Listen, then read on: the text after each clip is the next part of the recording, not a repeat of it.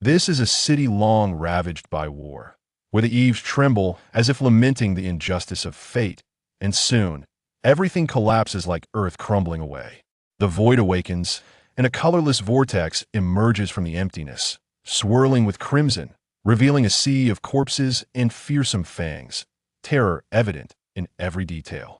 This is the gate of reincarnation located within the void realm.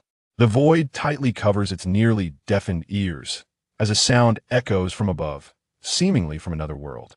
Silent God of extinction, I command you to descend to the mortal realm and face tribulations without the edicts of the divine realm. You shall never return. The solitary voice fades, and it slowly succumbs to slumber. Time passes, and it awakens from the dense forest. The void exclaims in anger, "Where did this damned injury come from?" A piercing pain surges from its limbs to its heart, and with great effort, it raises its body to behold its utterly unfamiliar form, spitting out a mouthful of bloody pus, fragmented memories piercing through its mind. The original host's memories are rebooting. Within a dilapidated chamber of the 100 Physicians sect on Mount Tai, an elderly man with graying hair pushes open the door and approaches a decaying wooden bed where lies a pallid youth. Master Uncle Shui Ji gently lifts the coarse linen of the youth's clothing, revealing a deep, bone-exposing scar that winds from the left shoulder to the lower abdomen, narrowly avoiding the heart. This blade has pierced into the heart cavity, severing all spiritual meridians along the way, and has deeply reached the bone. Fortunately, the blade missed the heart's pulse by a fraction, otherwise there would be no hope for survival. An ordinary forge blade would not inflict such grave harm on a practitioner. What manner of weapon could have caused this? Break the formation. That I have heard tales of such matters in the martial world. Breaking the formation requires the blood sacrifice of superior practitioners. Such a malevolent object should have vanished from the world long ago. I should not have mistaken it. Master Uncle, please thank Master on my behalf for saving my life. Shui Ji calmly administers needles. Your master is most obstinate yet soft-hearted. No one can endure his peculiar temperament. For these years, he has kept a position open for you among his disciples. In that case, please convey my gratitude to Master. Child, human medicine can only sustain you for a time. Your meridians are completely shattered. Should you recover, it may be difficult to practice martial arts again. You must prepare yourself. It matters not, Master Uncle. Do as you wish. My life is resilient. Heaven will not so easily claim me. Stranger pulse appears exhausted, yet there is an overwhelming force within your dantian, ceaselessly supplying your 8 meridians. I have never encountered such a bone structure. Master Uncle, have you heard of a technique that can alter one's root bones? Yet, it is unlikely any normal person would practice such a thing, self-destructing their foundation to reshape themselves, placing themselves in a position of life and death. The original host's memories reboot successfully. The void comprehends everything. It seems this is the memory of the original host. Having lived for tens of thousands of years, how could I not know of such ridiculous methods? You simply lack experience. The void chuckles. Oh, it appears you're not entirely dead yet. A nearly transparent strand of spiritual consciousness coils around the void's fingers, clearly agitated by the remark. This is the original host's spiritual consciousness. The void suddenly becomes intrigued. Do enlighten me. How am I lacking in experience? I'm afraid I cannot answer that. The void shakes his head. Very well. I shall not stoop to your level, little one. The void inspects the empty dantian, letting out a sigh. To have reduced oneself to this state, truly remarkable. Indeed, there is no remedy. The void inquires, since you have found a place to dwell, why venture out to seek death? Moreover, do you not even know who harmed you? It was that blade, but who wielded it? I truly do not know. The void grows weary of its chatter. Enough, enough. No need to speak further. Obtaining information proves so tedious. There is one thing I can tell you. My name is Zhuo Xiao. I'm the 7th child in my family. You may also call me Zhuo. Zhuo Xiao begins to recount his past. He recalls a time when he was 13, renowned for his exceptional grace. Though young, he could single-handedly challenge 6 sons of a city, claiming the title of martial champion among the 4 counties of Shuangxi City and entering the palace to meet the emperor with the king of Zhuo. The emperor remarked, "Indeed, a tiger father does not raise a dog son. Lord Zhuo, your son has gained fame. It seems the capital truly breeds talent." A mere position of teaching should not confine such potential. King Zhuqiu replied, Your Majesty's praise is misplaced. It is my son's fortune to receive your recognition. I implore your Majesty to reconsider the matter of feudal titles. The emperor changed the subject. What reward does your son seek? Zhuo Xiao stated, Your Majesty, I desire no rewards. I have heard of a treasure in the palace, which has existed for a century, originally crafted by the palace's bladesmith. Yiloa, it has been passed down through generations, and its wielder has never known defeat. Zhuo Xiao continued, I also heard that the last owner of this treasure gained fame through the Battle of Chongling Pass. Such a treasure, might I be fortunate enough to borrow it for a glance? Upon hearing this, the crowd changed countenance, and King Zhuqiu immediately stepped forward, bowing deeply, each word pleading for the emperor's forgiveness. King Zhuqiu sincerely said, Your Majesty, my son is young and speaks without caution. I shall ensure he is strictly disciplined. I hope your Majesty will not take offense.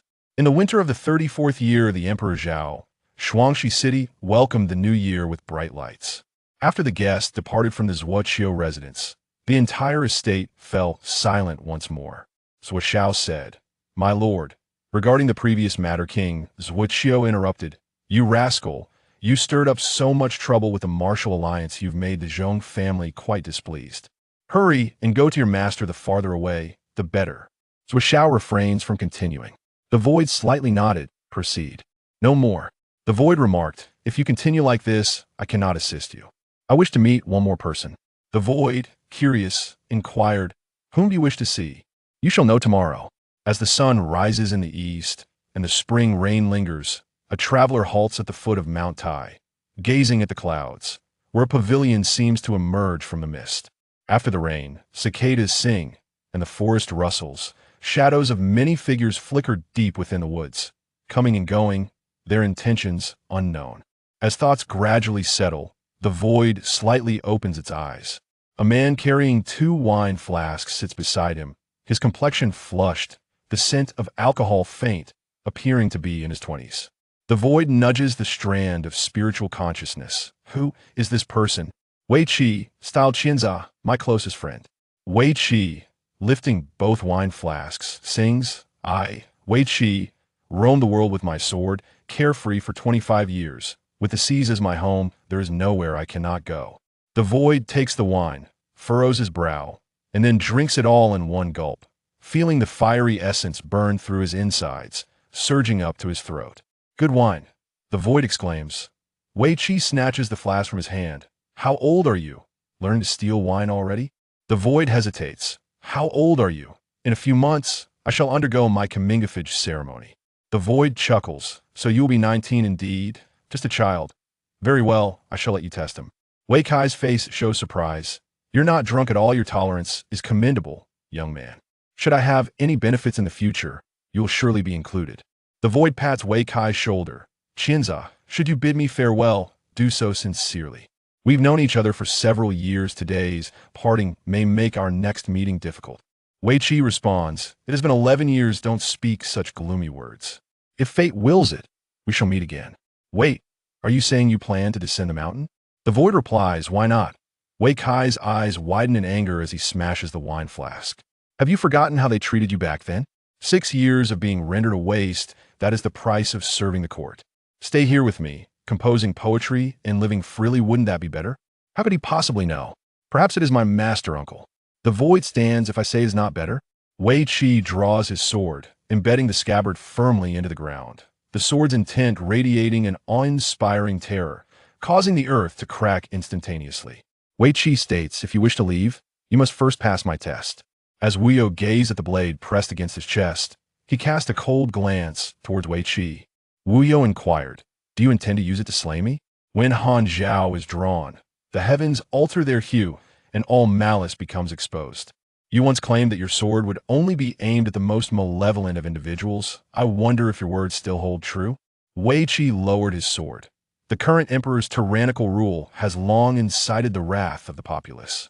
Yin Furan, that old scoundrel, has poisoned countless lives since the moment he ascended to power. Inquire freely. The massacre of villages and the extermination of families is culpable in each instance. Wuyo retorted, Do you possess any evidence to support your claims? Wei Qi replied, What? Am I mistaken? What commendable deeds can the court present today? In indignation, Wei Qi turned away. No, I almost forgot there is also a useless crown prince who, with his own hand, has surrendered our lands to the enemy's leader. Truly a talent for leadership. Wu Yo fixed his gaze upon Wei Kai's back. Do you not know that In Zhaiqiu is already dead? Wei Qi coldly responded, a traitor seeking glory. Let him die, should I burn incense for him? Wu Yo chuckled. Is this what you call a close friend? I do not know. Why his expression shifted. Wei Qi, is it? Why do you repeatedly obstruct my descent from the mountain? Is there guilt in your heart? Wu Yo approached Wei Qi from behind. I forgot to mention that my mother is named Mo Rao Huang, and my father is the traitor you speak of, the Prince In Zhaiqiu who brings calamity to the nation. Wei Qi gasped. You. It cannot be.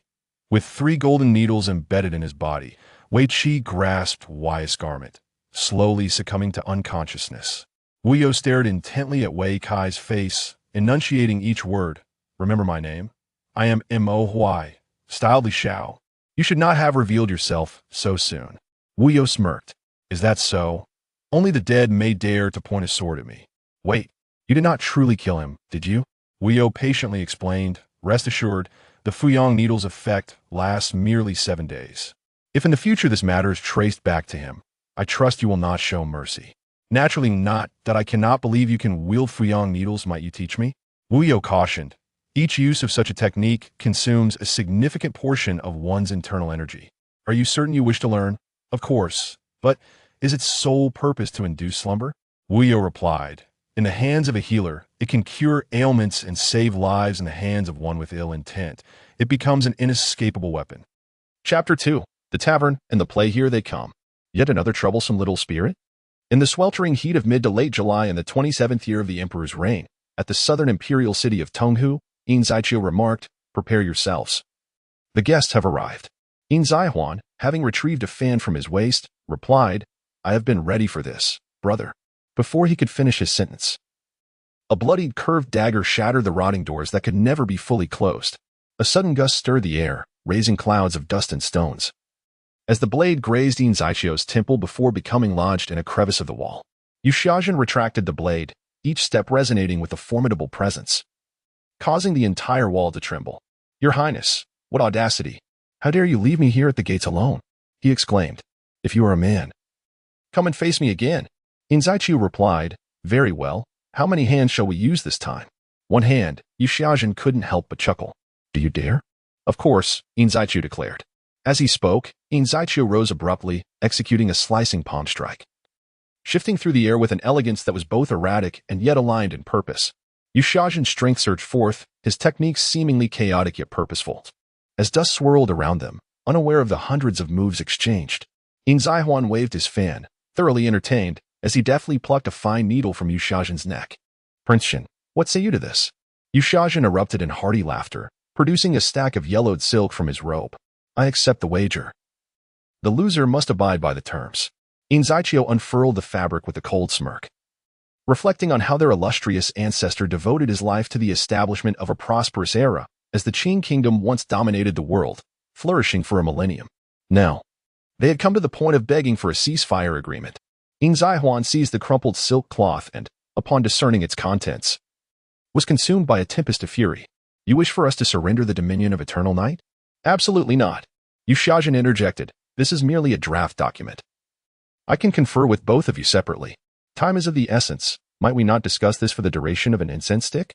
Suddenly, Qin Chong burst through the creaking door, clutching his blood-soaked abdomen and bellowing, Your Majesty has been attacked. In Zai stepped forward, gripping Yu Xiaojun's shoulders. The sound of cracking bones reverberating ominously in the ears of the four, instilling a sense of dread. Prince Shen, do you dare to toy with me? In Zai seethed. Yi Xiaojun resolutely shook his head, asserting, a man from the northern wilderness acts with integrity. I, in my conflict with the northern king, would never stoop to such treachery against a brother. In Zai sneered, Huaner, bind him. In Zai Huan replied with a smirk, I beg your pardon, Prince Shen. The midday sun blazed fiercely, illuminating the sight of tens of thousands of iron steeds advancing from the northwest, their hooves kicking up clouds of dust for miles. The outer walls of the southern Forbidden Palace stood eerily deserted. Under the harsh daylight, The acrid smoke of battle permeated the palace grounds, rising in dark, murky tendrils that coalesced into a blood-red haze, cloaking the walls in an ominous shroud. "Brother, I fear treachery," Yin Zaihuan said, slightly turning aside as he grasped the reins. Drawing forth his sword, he declared, "Wait for me a moment. You handle this formidable contingent." Upon receiving a nod of consent from Yin Zai, he pointed the Qin Yan's sword at Qin Chong, asking, "What has happened to your hand?" Qin Chong replied, "It is but a minor injury sustained while attempting to rescue His Majesty. Such trivial wounds should not trouble His Highness, the Prince of Duan." Qin Chong straightened his back, gently covering his food-laden finger adorned with dark brown patterns. "Take your people inside with this king," he commanded. Yin Zaihuan tossed out a remark before galloping away. "Yes," Qin Chong replied, leading over 100 men closely behind. At 1:15 the sun blazed ever more fiercely. "Your Highness," the military supervisor Li Diyu urged as he rode forward, "the appointed time has passed." Yin Zai frowned. "You shall withdraw your troops to the outskirts of the city, no more than 10 miles away, and seal off the northern entrance to the city. Notify the southern prohibitory offices to be on alert. They must not continue their watch. If by the hour of Shin there is still no order from the prince, retreat immediately without further discussion." Li Diyu replied, "Understood." Yin Zai rode swiftly into the palace, where he was met with a scene of bloodshed. On the city tower and beneath the Temple of Heaven, the bodies of the northern desert riders and the Qin Kingdom's imperial guards lay scattered. The mingled stench of blood and iron rose with the heat, creating a suffocating atmosphere. In the tavern, ignorant youths daringly enter the palace gates. The common folk continued to sing on, "My friends." Another chimed in, "Li Fuzi, it seems you boasted too much. Can you no longer sing?" At the Taisha Mountain Dragon Head Tavern, the patrons were engaged in lively conversation, while an elderly man, dressed as a scholar, delivered clever quips with ease. Li Shuyi clasped his hands in a bow, addressing the assembly. "The performance today is titled Ignorant Youths Daringly Enter the Palace Gates, and it concludes here. If the heroes here found joy in it, I kindly ask for your generosity in return." Laughter erupted from the crowd, but then a burly man, still half asleep, slammed his hand on the table and exclaimed, "Li Bapi, if you do not finish your performance today, I shall smash your stage with my weapon. Can we leave this place?" Mo Hui remarked, "A small lapse in patience can disrupt grand schemes. My father lived with integrity. Yet after his death, he is reduced to fodder for the gossip of these petty folk. I despise this," Mo Hui coldly retorted. Severely wounded and seeking death, he declared, "Even without Wei Qi, you would have ended your own life with a single stroke. A coward such as yourself, who fears death, has no right to speak of hatred. If one could live with dignity, who would wish for death? Even if my soul were to be extinguished, I would still." The audience suddenly erupted in applause, exclaiming, "Well said." Li Shuyi continued, "Ladies and gentlemen, do not rush. I shall recount the tale in detail." The tavern storyteller continues, "A sudden gust of wind arose, and Yin Zhaiqiu, with his sword unsheathed, skillfully defended against numerous attacks. In a swift motion, he seized the neck of one of the northern wilderness riders, demanding, "Where is the Duke? He is dead. Go meet him in the underworld." Yin Zhaiqiu felt his strength wane as the longling blade was drawn, its vivid blood instantly saturating his deep blue garments. Raising his gaze, he saw Yi Xiaqiong, bound by a spear and wielding a broad blade, his eyes bloodshot, sweat clinging to his hair, his visage fearsome. Yi Xiaqiong, filled with fury, bellowed, "Yin Zhaiqiu, what a prince of the Qin Kingdom! What have my northern wilderness soldiers done to deserve this? What of my brother? You shall pay with your life. Enough of this chatter." Yin Zhaiqiu declared as he traversed the sea of corpses, brandishing his long blade, advancing toward Yi Xiaqiong. "Surrender the Duke, or within 2 steps, I shall take your life." At the hour of the rat, the grand doors of the Taiqing Palace swung open, revealing the emperor, adorned in royal robes, striding forth. "Impudent son, a delegation from the northern wilderness arrives, yet you dare to unleash a massacre before me? Where are the imperial guards?" Suddenly, a blood-stained hand seized the hem of Yin Zhaiqiu's garment. "Your Highness, the plan has been exposed. We must flee." Yin Zhaiqiu kicked him away, asserting, "My military is well acquainted with every member. Who are you to dare slander me?" Yin Furian interjected directly, "You dare. Crown Prince, do you intend to rebel?" Yin Zhaiqiu hastily defended himself. "Father, this is a baseless accusation. I harbor no such intention." King Jingyin Kajio emerged from the Taiqing Hall, remarking, "Who among the world does not know of the Crown Prince's private army, adorned in the 5 serpents attire and wielding blades of mismatched lengths, undefeated in battle? I did not expect him to possess such connections, infiltrating our father's military." King Jing, tread carefully with your words, Yin Zhaiqiu cautioned, lowering his weapon. Beware of incurring regret for your reckless speech. He then bowed towards Yi Xiaochong, saying, Your Majesty of the Northern Desert, allow me to address my familial matters. I shall certainly provide an explanation to the Northern Wilderness today. Yi Xiaochong coldly replied, Proceed. Yin Zhaiqiu ascended the steps with his sword, exclaiming, Father, what are you doing?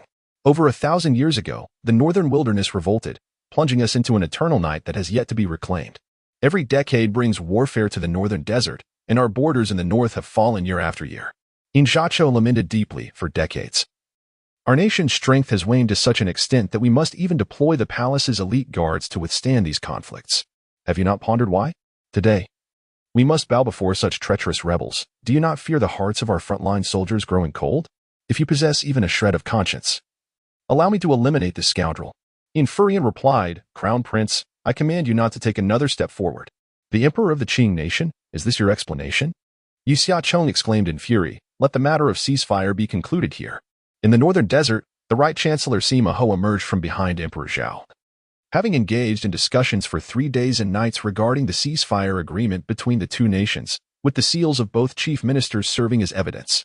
Given the pressing situation at the front lines, it is imperative to maintain the diplomatic relations between the two countries. The Deputy Center-in-Chief Zhang Keifu approached Yin Zhaiqiu and said, Your Highness, perhaps it would be prudent to concede. Yet, Yi Xiaochong scoffed, Discussions? As long as I do not sign or seal this document, it remains nothing more than a sheet of waste paper. Yin Zhaiqiu regarded Emperor Zhao with an expression of indifference, asking, Father, it was you who deceived me into returning. Was it not? Where is Huaner? Yin Furian's gaze faltered slightly as he replied, I know not what you speak of. Tears welled in the corners of Yin Zhaiqiu's eyes as he lamented, Surely the leverage for retreating troops is none other than your son. It is my inadequacy that leaves me unable to alleviate my father's burdens. Yet, have you ever pondered why the once unified Ling Kingdom ultimately fractured into chaos? Even to the point of abandoning cities? Might it be that you wish to emulate your ancestors and carve up the realm with foreign powers? No. I forgot. You seized the world from the Fan family through such means. Yin Furian drew the sword from his attendant and declared, Silence, you infilial descendant. Emperor Ren sacrificed himself for righteousness. He would rather die than see the Fan family's child harmed. I have endured hardships for 20 years solely for the sake of restoring our name, he proclaimed. I have spent 30 years ensuring that the world knows that the only one worthy to be emperor, capable of being emperor, is none other than I. Now, do you believe your blood is tainted? Your Highness, in a moment of indiscretion, the minister Liang Zhuang hastily stepped forward to offer counsel. Your Majesty, we are in a critical period for employing talent. Your Highness's reputation resounds throughout the realm, and as the Crown Prince, you command the support of the masses. It would be unwise to resort to violence. Yin Zhaiqiu, filled with sorrow, retorted, Old Liang, tend to your own affairs. Father, if you still cherish our blood ties, please take care of Huan for me. He grasped the Chongling knife, slowly retreating a few steps. Is this not the birthday gift you bestowed upon me? What a pity it has come to this. At the hour of Shin, as the sun dipped in the west, Crown Prince Yin Zhaiqiu took his own life. His blood staining the land of Qing. The world buzzed with discussion, future generations would praise and critique in equal measure. Yet the fall of such a proud figure could not be reversed. Momentarily, the tavern's storytelling draws to a close. Mo Huai applauded, exclaiming, It seems you have quite a few enemies. I must admit, this performance is truly remarkable. One wonders how much benefit this Li scholar has reaped. Words of an actor. How can they be taken seriously? My father is of impeccable virtue. How could he tarnish his name with self-harm? This is merely a ruse of the court, and I shall not be deceived. Whether it is truth or falsehood, I shall ascertain for myself. Where are we headed? Mo Huai pointed ahead, towards the western city of Shi. Did you agree to anything? I have not made any promises to you. Do not presume to speculate. Mo Huai listened to the thunderous noise from within and outside the tavern, while the performers on the platform continued their tale. He cast a glance at the burly man engrossed in the show, tossed a few coins, and strode away. Chapter 3. The Winds of Alliance and War in Early Spring. The lingering mist from the night had yet to dissipate. At a quarter past the hour of the tiger, the sky began to shimmer with waves of white, accompanied by a faint warmth in the air. Soon, the hour of the rabbit would arrive, and wisps of smoke spiraled upwards from the city of Shuangxi, converging into a singular essence. If one were to gaze out the window at this moment, the golden hues of dawn would tear through the white smoke trails. with glimmers of light escaping through the cracks of the bluish stone bricks. The morning market and bailing of the West County had commenced, with throngs of people bustling before the shops lining the narrow alleys. The sounds of hawkers echoed through the neighborhood streets. And by the time the hour of the dragon arrived, the laughter and playful cries of children might mingle with the commotion. Approaching Bailing County, countless pedestrians frequented a tea house, yet it remained surprisingly desolate. "What brings Miss Liu to seek me?" Mo Huai inquired as he settled into a seat by the window, dismissing the young attendant who came to serve tea. "Has your retinue all fled in fright?" "You jest, sir. If I were to bring those individuals every time I ventured out, I would surely draw attention," replied Gongsun Ronger, resting her chin on her hands. "Do you know why I am so enamored with this early spring scene?" "I sense there is something amiss," Gongsun Ronger remarked, her gaze turned towards the window. "This is life, the final struggle before twilight. Yet why do I dread the dusk of tomorrow? That represents death, the despair of departing with nothing." "You seem quite unusual today," Mo Huai observed, maintaining his composure. "Do you still recall our previous wager? Last time? Were you referring to the Martial Alliance?" Mo Huai responded. "At that time, I did not acquire anything. You truly have a tendency to forget." Mississippi Gongsun Ronger paused slightly. "Is that so? You do not strike me as one who easily concedes." Mo Huai silently mused. "Foolish child, you are indeed fortunate in your encounters." "Only a brief encounter." Gongsun Ronger gracefully gathered her loose hair into a jade hairpin as she emerged from behind the wooden table. "I am but a novice, and I humbly seek your guidance, my lord." Mo Huai rose to his feet, replying, "As it is your request, I shall respectfully oblige." As he retreated, her movements were as light and elegant as a dancing butterfly, her techniques intricate and varied. Even after exchanging dozens of moves, she remained fluid and composed. Mo Huai remarked, "Old Mo's dragon soaring palm is renowned for its fiery offensive. It possesses both defense and anticipation, emphasizing an unyielding retreat and an overwhelming defense, an approach that risks one's life." He smiled softly, adding, "Yet, your esteemed father's 5 aspects technique is entirely contrary.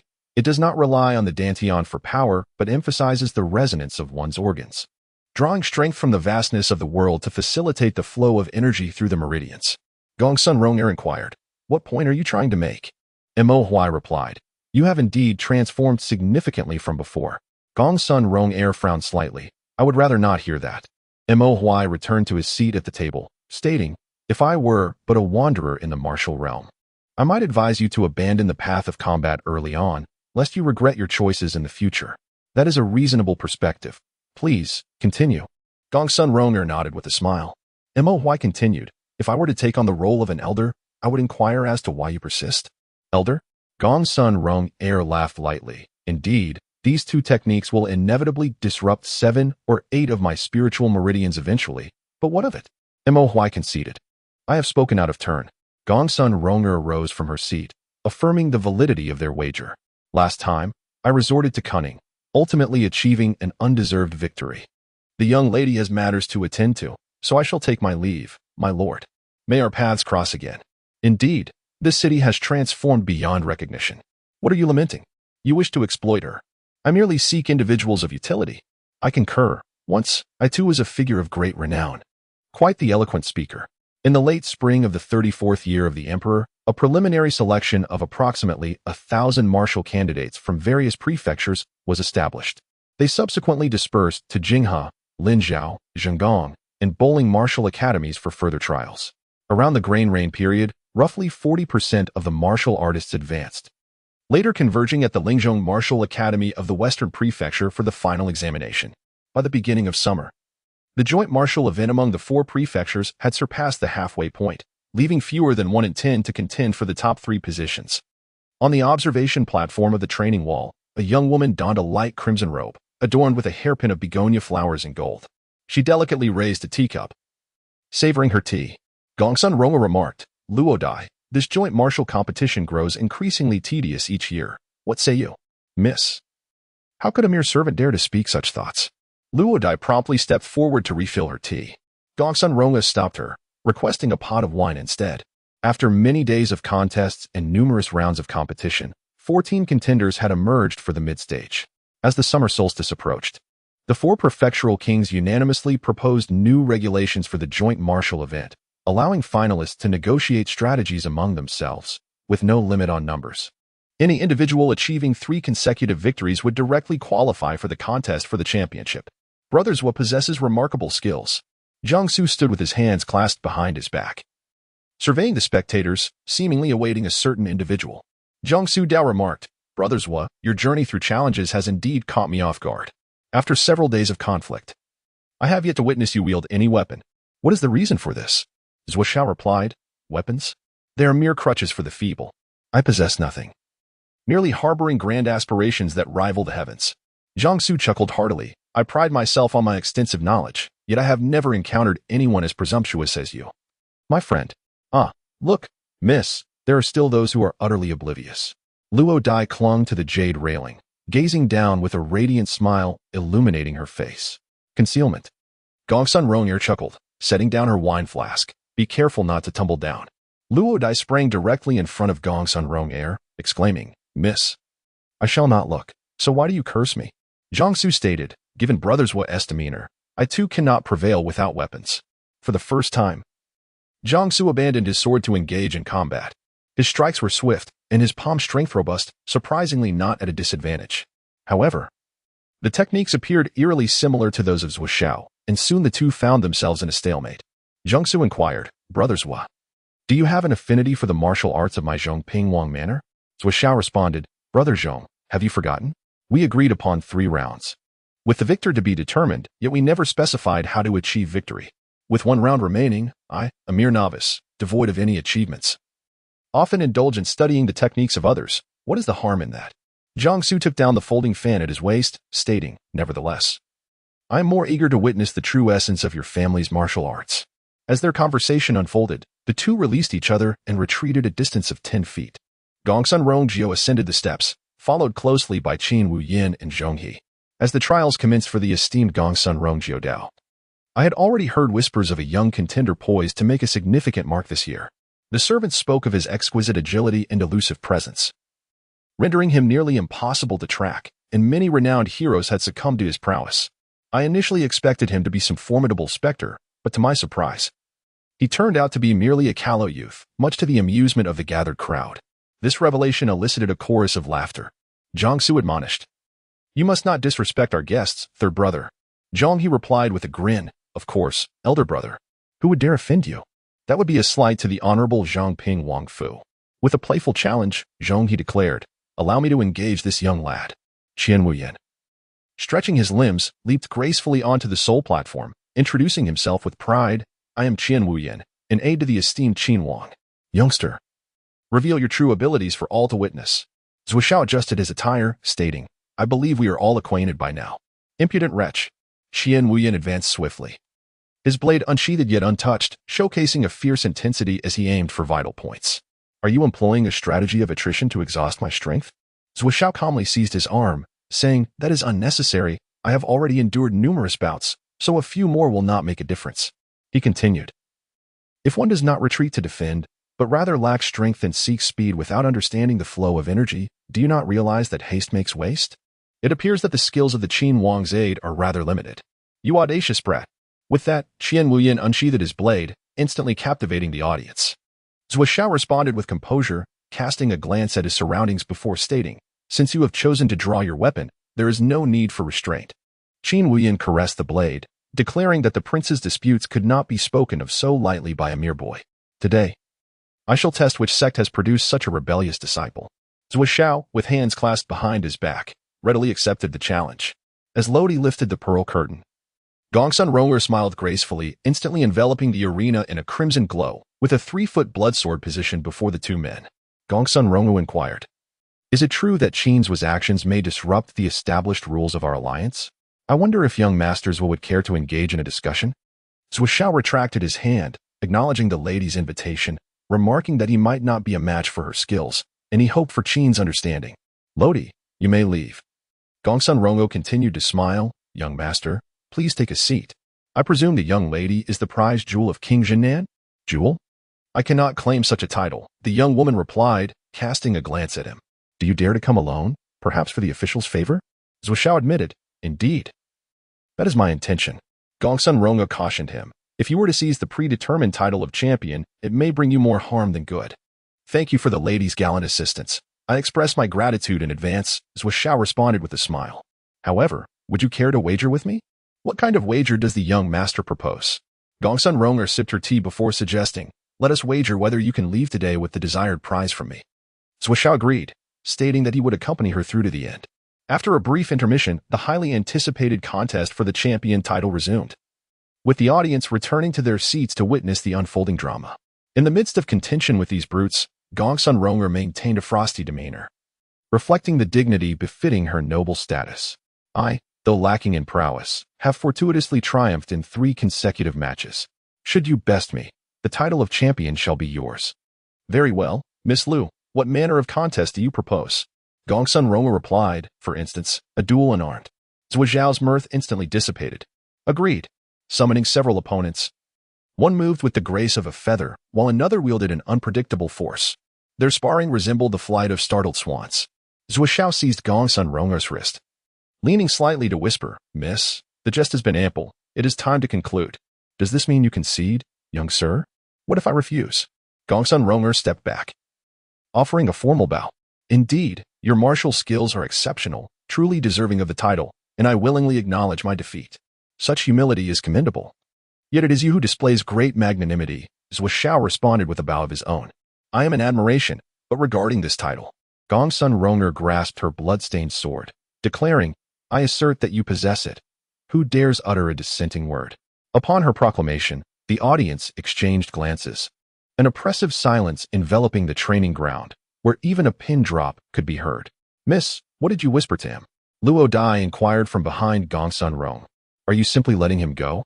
Gongsun Ronger gently tapped Luo Dai's head, her eyes twinkling with mirth. Eavesdropping again, are we? Allowing him to depart is one matter. What follows is beyond our concern. Ah, so that is the case, Luo Dai replied, her brow furrowed in skepticism. To claim this title, one must possess the means to secure it.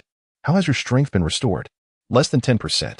You would do well to speak the truth early, lest I unearth your memories and compel you to beg for mercy. I have not concealed anything from you. Severely wounded by such malevolence for years. Had it not been for your martial prowess, would you still possess the right to exist until now? It is merely ordinary skills. Chapter 4. The Princess's Coming of Age. 2 days later, at midday in Linzhou of Nanjun, dignitaries from various realms gathered at the residence of Duke Shennan, where the hall resounded with congratulatory voices and laughter echoed throughout the chambers. Gongsun Rong, feeling a surge of anger as she observed the bustling crowd, rose and swept away in indignation. What brings you here? Hours earlier, within the water dungeon of the Duke's estate, a woman sat upon a bed caked with filth and grime, her arms wrapped around her knees, cold eyes fixed on the person before her. Rome, I have come to suggest that you act with decorum, lest you make it difficult for our father. Come now, prepare for our coming-of-age ceremony. What if I refuse? Gongsun Rong's laughter rang out. Ronger, how can you remain oblivious to the circumstances? Even if your talents are exceptional and your martial skills unparalleled, what does that matter? You were born of the Duke's house and shall die as one of its ghosts. Do you think a mere specter dares to negotiate with me? Gongsun Rong. Should you wish to avoid being rendered crippled by my hand, you would do well to leave. I have no desire for a war of words with you. Our father requires a compliant daughter. He can cast you aside at any moment, and I have heard this with my own ears. Do you not wish to verify this for yourself? What exactly do you intend? Gongsun Rong replied with a smile. I merely wish to prevent you from following in the footsteps of the late princess. Do not forget that we share the same visage. If you were to commit any indiscretions, do you truly believe our father would still keep you? A day prior, in the esteemed West County, before the dawn broke, Zhuo Jingqiu received an invitation from the Zhennan Wangfu. This invitation has reached me. It must be directed at you, young man. Why must your highness go to such lengths to flatter me? You wouldn't have taken a fancy to the lady, would you? Your highness, there is no one present. You needn't put on an act. Zhuo Qiuwang settled himself at the rosewood table. Huayer, is your intelligence truly reliable?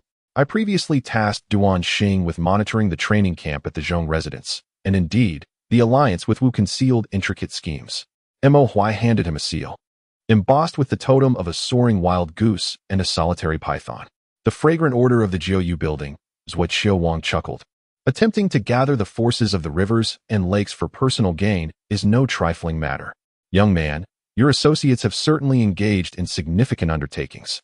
Whether they are trustworthy is of little concern to me. By any means necessary to achieve one's goals. Is that not what you taught me? Mo Huai set down his hand, As for this seal, I shall continue my investigation and will not wrongfully accuse anyone. Well done, young man. You've played your cards masterfully. Zuo Wang paced the hall with his hands clasped behind his back. Are you aware that the current court is in disarray, with various lords carving out territories, attempting to claim their share? The forces of the rivers and lakes have long taken root in the Qing nation, although they are widely dispersed. Their momentum is not to be underestimated, if utilized properly. Do you realize how many people would be implicated if a thorough investigation were to ensue? In that case, it must be investigated without fail. Mo Huai bowed respectfully. I have matters to attend to and must take my leave. Do you also believe that the Zhang residence and the Jiuyu building are connected? Did you catch a glimpse of the so-called prize back then? The alliance of the military is merely a pretext for those princes to consolidate their power. Indeed, I merely conducted a slight test, and this rabble revealed everything. You claim the seal is counterfeit. Not just that. Mo Huai caught sight of a rather tall young man. Who is that? Duan Xing, style Bugue, is also a dear friend of mine. It would be wise to cultivate fewer friendships, you foolish lad. Duan Xing stifled a laugh. Li Xiao, are you truly going to do this? This is unlike you. If one intends to invite a guest into a trap, how could there be no one to accompany them? At this moment, within the grand hall of the Jinnan Wang residence, beneath the expansive dome, over 100 guests were engaged in hushed conversations. The sounds of their whispers incessant, amidst the rich redwood and deep azure shadows. The Jinnan Wang donned a crimson floor-length robe, his expression grave. Beside him stood an elderly woman with her hair styled in a traditional chignon. Her gnarled hand still bore strength. The sixth miss has arrived.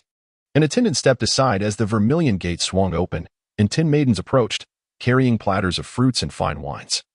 Followed closely by 4 handmaidens who lifted the beaded curtains. A striking handmaiden held the hand of Gongsun Ronger, bringing up the rear of the procession. Luo Dai. Please let go. Gongsun Ronger murmured softly. It cannot be done, miss. The matron has instructed that, although today is merely a formality. The handmaiden must hold your hand as you traverse this red bridge. A tattered cloth still clings to elegance. She surveyed the assembly. The hall was filled with the powerful and influential from 4 districts, alongside those who craned their necks to catch a glimpse. Everyone was adorned in finery, their faces obscured. If she were to look again, it seemed as though the crowd surged like a tide, a heavy sense of suffocation building within her heart, causing her to grip Luo Dai's hand tightly. Miss, what troubles you? Nothing, let us depart. Gongsun Rong Air exerted herself to muster a faint smile. Exhaling softly as she stepped over the threshold, her feet gracing the crimson carpet as she made her way to the intricately carved floor of the front hall. Luo Dai cautiously closed a small door behind her. Please have the 6th miss don her silken robe and remove the coarse garments. Kneel. A line of maidservants adjusted Gongsun Rong Air's attire, while Luo Dai supported her as she knelt upon the soft mat. Jinnan Wang, Gongsun Rong, he declared. In the year of Gui Si, amidst the bitter cold, I returned victorious from the battle of Wuhua, and I was blessed with a daughter, whom I named Heir. Now, 15 years have elapsed. My dear Heir has blossomed into adulthood, and I am filled with joy. Prostrate yourself. Murong Ji brushed aside the maidservant's hands and, with heavy steps, approached Gongsun Rong Air. Heir, today you have come of age. I shall speak candidly. Mother, I implore you to be cautious with your words. Gongsun Rong touched her finger ring, her expression notably grave. Your father cherishes you. He indulged your past whims, but today, I wish to inquire directly, are the outrageous rumors circulating outside true or false? Murongji struck the ground forcefully with her staff. Wang Wenyang hurried to support her. Mother, please do not be angry. Today is your granddaughter's momentous day. Although Heir's reputation in this city is less than favorable, she is still quite young, and her actions are somewhat excusable. However, but what? But she is an unmarried woman, frequently exposing herself in public and associating with questionable individuals. This is ultimately unacceptable. Wang madam, have you said enough? I have not finished, nor have I heard enough. Gongsun Rong Air pushed Luo Dai aside and stood up. Murongshi, incensed, retorted. Has no one taught you the manners of propriety? Kneel down. King Jinan, is this not the good daughter you have raised? Error, apologize to your grandmother. Apologize? Gongsun Rongo could not help but scoff. I am quite curious to ask His Highness, who shall apologize to me? Who shall apologize to my mother? To be accused unjustly. What have I done wrong? Error, what nonsense are you speaking? Wang Wenyang feigned a pained expression. You may cause a ruckus on ordinary days. But must you do so on this particular occasion? Do you wish to drive your grandmother to her grave? Enough, you woman, what tempest are you stirring here? Should you not hasten to withdraw? Gongsun Rong supported Murongxi. Mother, why must you make such a fuss with your own granddaughter? Speaking of which, I have a question for you. After hiding Jeaner for so many years, do you intend to keep her hidden forever? What are your true intentions? What a splendid performance! Gongsun Rongo could not contain her applause, suppressing the intense pain in her heart. Your Highness, you summoned me today merely to humiliate your daughter, did you not? Forget it. Soon it shall not be so. Error, you are a reasonable child. Bow your head and apologize, and you shall remain the king's beloved daughter. Apologize? What have I done wrong? Gongsun Rongo let out a cold laugh. King Jinnan, if you show mercy and recall the affections of the past, then grant me a decisive answer. Do you wish for me or for Gongsun Rongjin? Just then, a servant came to report, Master, old madam, sixth miss. There is a man claiming to bear your invitation, seeking an audience outside. Gongsun Ronger stepped back, her gaze towards Gongsun Rong imbued with an icy indifference. With a swift motion, she severed the fabric at her wide sleeves, proclaiming for all to hear, from this day forth, I am no longer Gongsun Ronger, and I shall have no ties with the Jinnan royal household. Within the grand hall, only the silhouette of her elegant departure remained. How could it be that in the illustrious lineage of the Jinnan royal family, a disloyal descendant emerged, tarnishing our family's honor? Morongji stood unsteadily, clutching her chest, her lips spewing forth curses. Gongsun Rongji emerged from the shadows, asking, Father, will you truly allow this girl to leave? She will return once she has had her fill of madness. There is no need for your concern, Gongsun replied, sipping his tea with a cryptic smile gracing his lips. Look, she has arrived. Outside the hall, Moy stood at the edge of a long corridor, gazing into the distance when Gongsun Ronger grasped his hand, exclaiming, Foolish boy. Do you not realize you have been deceived? Why do you still linger? Does this young lady intend to leave with me? Moy smiled lightly. As the setting sun cast a warm glow, and the afternoon breeze began to stir, he gently brushed aside the disheveled strands of her hair. Are you truly taking me with you? She scrutinized him for a moment before reclaiming his hand. Enough of the idle chatter, let us hasten our departure. Foolish child. Should you utter another word, I shall cast you into Duan Xing's furnace for refinement. Such audacity, even jesting, is a crime. Came a light cough from the shade of a tree, where Duan Xing could no longer suppress his amusement. He sauntered over to Moy, remarking, No wonder you are in such a hurry. When did you make her acquaintance? And who is this young gentleman? Almost forgot this matter. In the next chapter, Duan Xing, age 21, gazed at the young lady, who dismissed him, saying, Let us depart. After Duan Xing completed his formalities, he realized that the two had already wandered far away.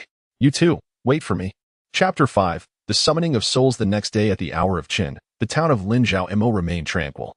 Beyond the mountain pass, pavilions stood tall, and the brilliant blossoms thrived under the sun. Lotus flowers emerged gracefully from the water, while a stone arch bridge spanned the shimmering pond, elegantly rising above it. As the hour of sea approached, a woman clad in a blue robe leaned against the weathered bridge, gazing into the distance. The bright towers adorned with crimson drapery and verdant foliage revealed a picturesque scene. The soft glow of lanterns illuminated the twilight, while the sound of a zither resonated. The water flowed melodiously, and the lotus petals shimmered like jade. The morning mist, still fresh with dew, washed away the remnants of rain, as the expanse of clouds hung low, weaving a tapestry of sorrow. I have noticed something. Why do people nowadays relish dissecting words? Is the young lady reminiscing about the past? I reckon this character Shang was bestowed by my mother. If one wishes to forget something, how long would it take? Moy replied earnestly, I only remember what is necessary. I am unaware which matter the young lady inquires about. She laughed, playfully tugging at Moy's hand. Can you drink? Come, accompany me for a drink. At noon, a refreshing pavilion was enveloped in the rich aroma of apricot blossom wine. Are you investigating the Zhang residence? Moy snatched the wine pot from her. Have you had enough to drink? If you continue like this, I shall have to drag you away. Sir, you underestimate me. She retorted boldly, drowning my sorrows in wine. Nonsense. I am not one to dwell on the past. Moy crossed his arms. And what else is there? Is that so? This little person dares to scheme against me, so I burned down his royal residence. Moy could not help but chuckle. My dear, everyone can boast. Are you mocking me? Indeed, I am as lowly as dust now, subject to humiliation and reduced to this state. She leaned her hands against the stone table, her face contorted in agony, her body swaying as if on the brink of collapse. What is wrong? I do not know. It feels as if something weighs heavily upon my chest. Please release me. I am struggling to breathe. Before she could finish, she staggered and fell to the ground, nearly devoid of life. You have rendered the young lady incapacitated.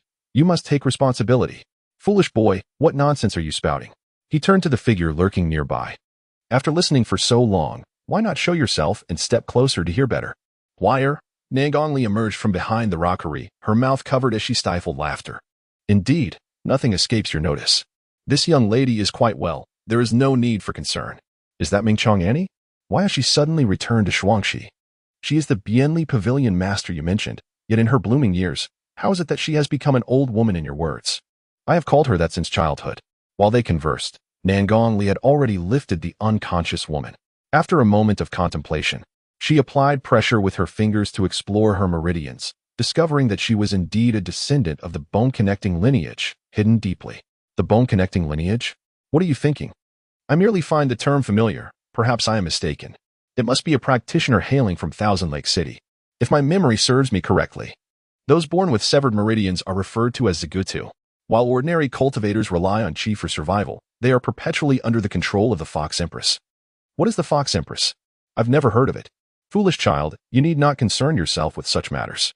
Nangongli sighed. This young woman possesses commendable talent. Regrettably, whether by design or accident, someone has forcibly reconnected her meridians, allowing her to practice martial arts. She is but a step away from entering the realm of martial sovereignty, a pity indeed. No wonder she is in her current state. Do you have a solution? It is impossible here. She requires a unique martial training space, where her current abilities must be rendered null. Otherwise, she will not be able to take even the first step. Understood. Do not look at me. I have no part in this. Deep within a shadowy underground palace, heavy black iron descends from the ceiling, and indistinct sounds echo within. However, as the murky air is stripped away layer by layer, only a chilling fear remains. Suddenly, a gust of wind stirs, and the crimson swamp surges with heat, faint moans emanating from a figure behind.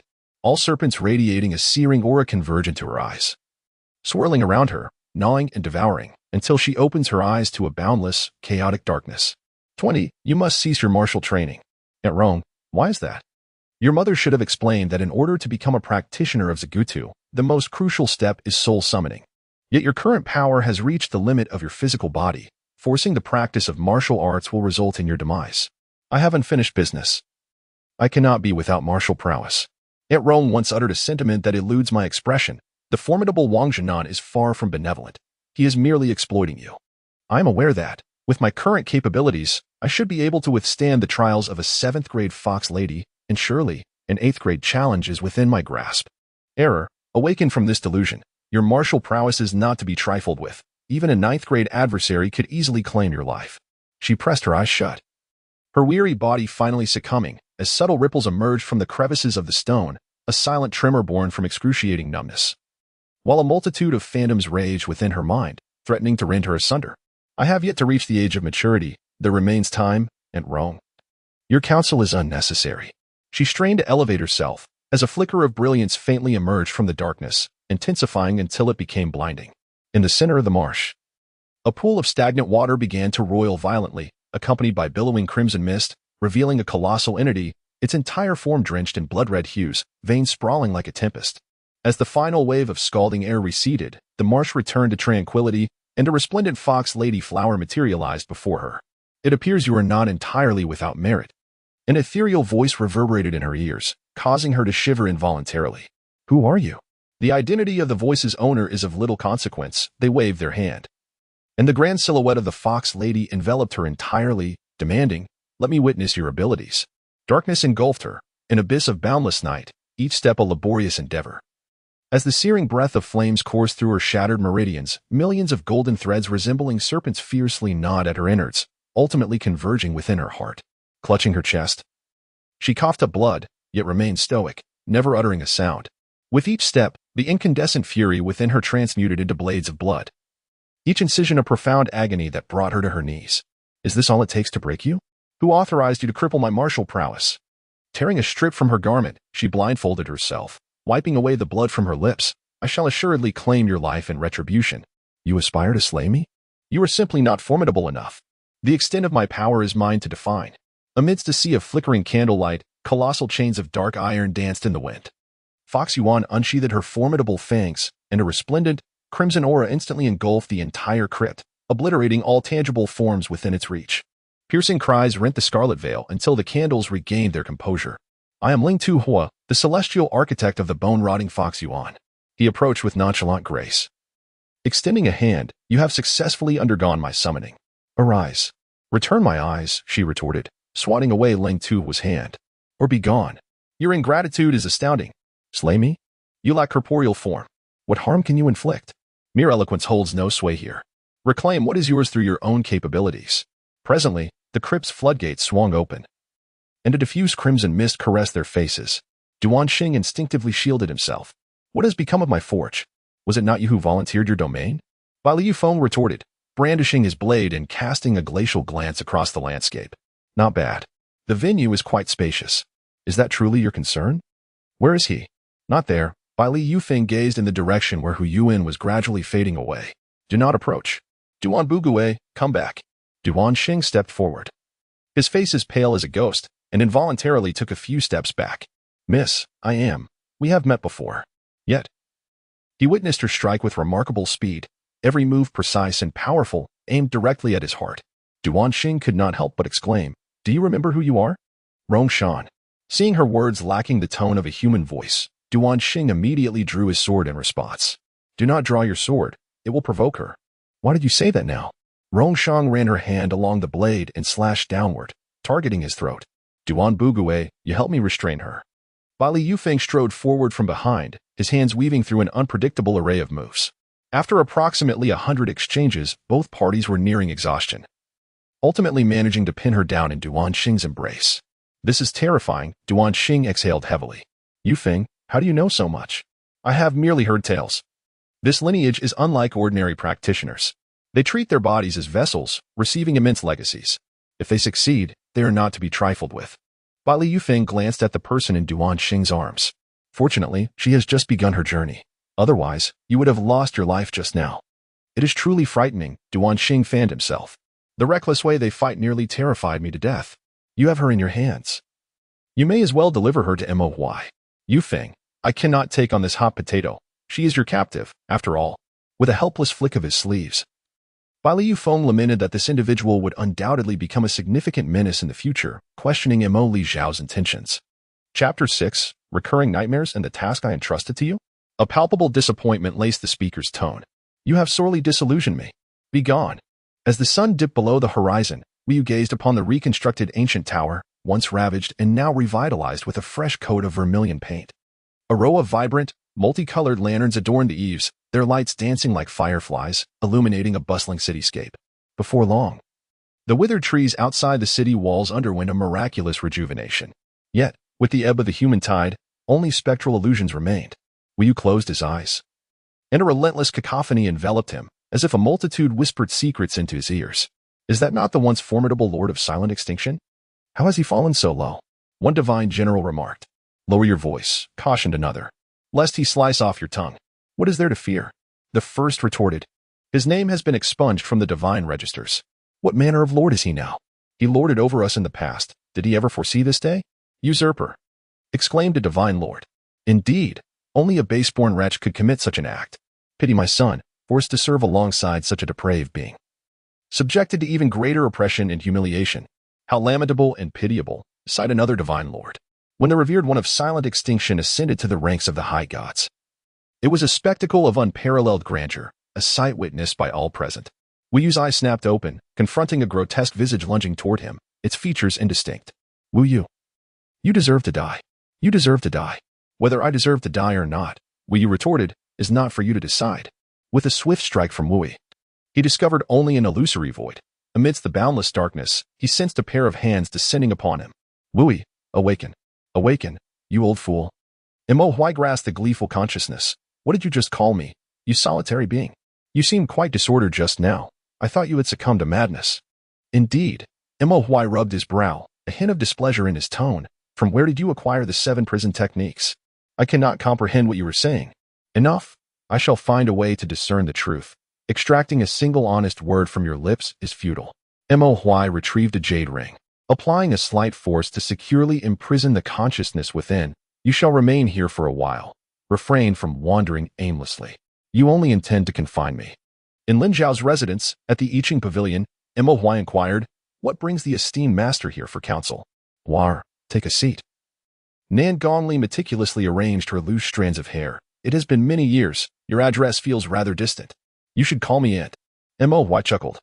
Master Nan Gong, your youth flourishes. You are in the prime of your beauty. Should I address you improperly, it would surely undermine your dignity. Perhaps I should call you Sister Ming Chong instead? You have not changed one bit. Your tongue remains as sharp as ever. Nan Gongli smiled lightly. Very well. Let it be so. You used to call me Aunt, and now I feel as if I am aging. Since that incident, she has been missing. And Nan Gongli's expression grew solemn. Wire, you must be prepared, Moy said. Sister Ming Chong, I have already considered the worst possible outcomes, so why would I fear these? Nan Gongli realized she had spoken too much, acknowledging that she was indeed being overly concerned. Wire was already quite grown up. I have long since matured. Mo Huai poured a cup of wine for Nan Gongli, a peach blossom brew crafted by the ancient brewery in Linzhou, the very place you often visited. After 10 years. The taste remains unchanged, Nan Gongli said with a smile as she set down her cup. I fear I must trouble you once more. I am here to seek an old acquaintance. Have you found them? Sort of. At least it is not without reward, Nan Gongli replied, rising to her feet. Why? Be cautious of those around you. I understand. The next day at the hour of the rabbit, tendrils of smoke rose from Linzhou, where the streets, buried beneath thick layers of soil, bustled with activity. Early risers prepared meals, propping open their windows. And one could see the hard-working villagers tending to the fields by the pond from afar. If one wandered deeper into the alleys, drifting willow fluff would lead to a tavern that appeared and vanished like a mirage. Innkeeper, a plate of fine wine, please. Certainly, your exquisite clear liquor is ready, Wang. The innkeeper emerged holding a jug of strong liquor. This guest seems somewhat unfamiliar. Please do not block the way. Wei Qi intercepted his path, tossing a few copper coins casually. Give me the wine. You may continue with your work. Wang, the innkeeper, retorted angrily with such paltry coins. You would send me off like a beggar. Demao, show this guest out. A figure draped in a black cloak turned his head, and without any visible movement, a silver ingot fell into the hands of the shopkeeper, Wang. The cloaked individual spoke. Shopkeeper, my subordinate lacks understanding. If he has offended you, I apologize on his behalf. Wei Qi slammed his cup onto the table before the man. Who is your subordinate? I've waited here for you for so long. And now you finally deign to show yourself. I am merely a reckless man. How could I trouble young Master Wei to come all this way to welcome me? Wei Qi retorted, can you speak normally? If you continue with this nonsense, I shall slay you on the spot. Very well, but not here, the cloaked figure replied. Wei Qi, undeterred, insisted, what if I insist on this very place? He scoffed, I see that Zhou Xiao is right. You are not merely reckless, but rather foolish, utterly devoid of wisdom. Wei Qi shouted, you are unworthy to utter his name. No sooner had the words left his mouth than a chilling breeze swept through the tavern, ruffling the silver strands of the cloaked man's hair. A wine jug appeared in his hand, firmly pressed against Wei Qi's palm, and in an instant, a stream of clear liquid gushed forth from the bottom of the jug. Come out, boy. The cloaked man commanded, retracting his hand with calmness and glancing around before swiftly departing. As dust swirled about, a young swordsman emerged from behind a haystack. He gazed at the man before him, shedding his cloak to reveal a mane of unkempt hair, interspersed with withered silver strands. Upon closer inspection, a long, deep scar marred the corner of his right eye, and beneath the sagging skin, prominent veins bulged, rendering his once handsome visage grotesque and terrifying. Wei Qi took a step back. You son, how have you become like this? Are you surprised? Yusin gently tucked away a few strands of hair that had yet to turn white, pondering his transformation, a truth you are acutely aware of. Yu Qiancheng, have you truly lost your mind? If I am mad, it pales in comparison to your insanity, Han Jiaozu. Yusin strode forward, grasping Wei Qi by the collar, willing to do anything to keep him by your side. Wei Qi retorted, following me is far preferable to your utterly hypocritical ways. And do not lay a finger on me. By the shores of Biluo Lake, where the banks were piled with river sand, the hour of Qin was approaching. The leaves of the locust trees had begun to sprout new branches, and beams of dazzling sunlight bathed the burgeoning locust growth. Neighbors rushed about, their voices echoing. Yet amidst the bustling crowd lurked a discordant clamor. Slow down, you are making me dizzy. Wei Qi, have you had enough of your antics? Did you summon me merely to witness your brawls? Mo Huai forcefully pried apart their hands, exclaiming, are you intent on demolishing someone's home? Wei Qi turned to him. You have finally arrived. Is it amusing to toy with me? Mo Huai shook off the dust from his robe and caught sight of a figure seated atop the roof. My good fellow, why not descend for a conversation?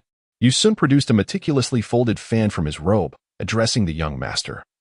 It has been some time since we last met. I trust all is well. Wei Qi, perplexed, inquired, have you two met before? Might I have the honor of inviting young Master Zhua? Yu Sun, caressing his fan, stepped forward. Shall we converse at my estate? Wei Qi firmly grasped Moy's hand, and the two made their way along the shores of Biluo Lake into the depths of the locust grove. Looking at the locust trees, he asked, can you earnestly answer me a question? Moy was puzzled, pondering the meaning behind those words. A decade ago, I swore brotherhood with those two in Qianhu City. By chance, we encountered a millennium-old locust tree and pledged to gather here each year to admire the blossoms, indulge in wine, and compose poetry. Life was quite pleasant back then.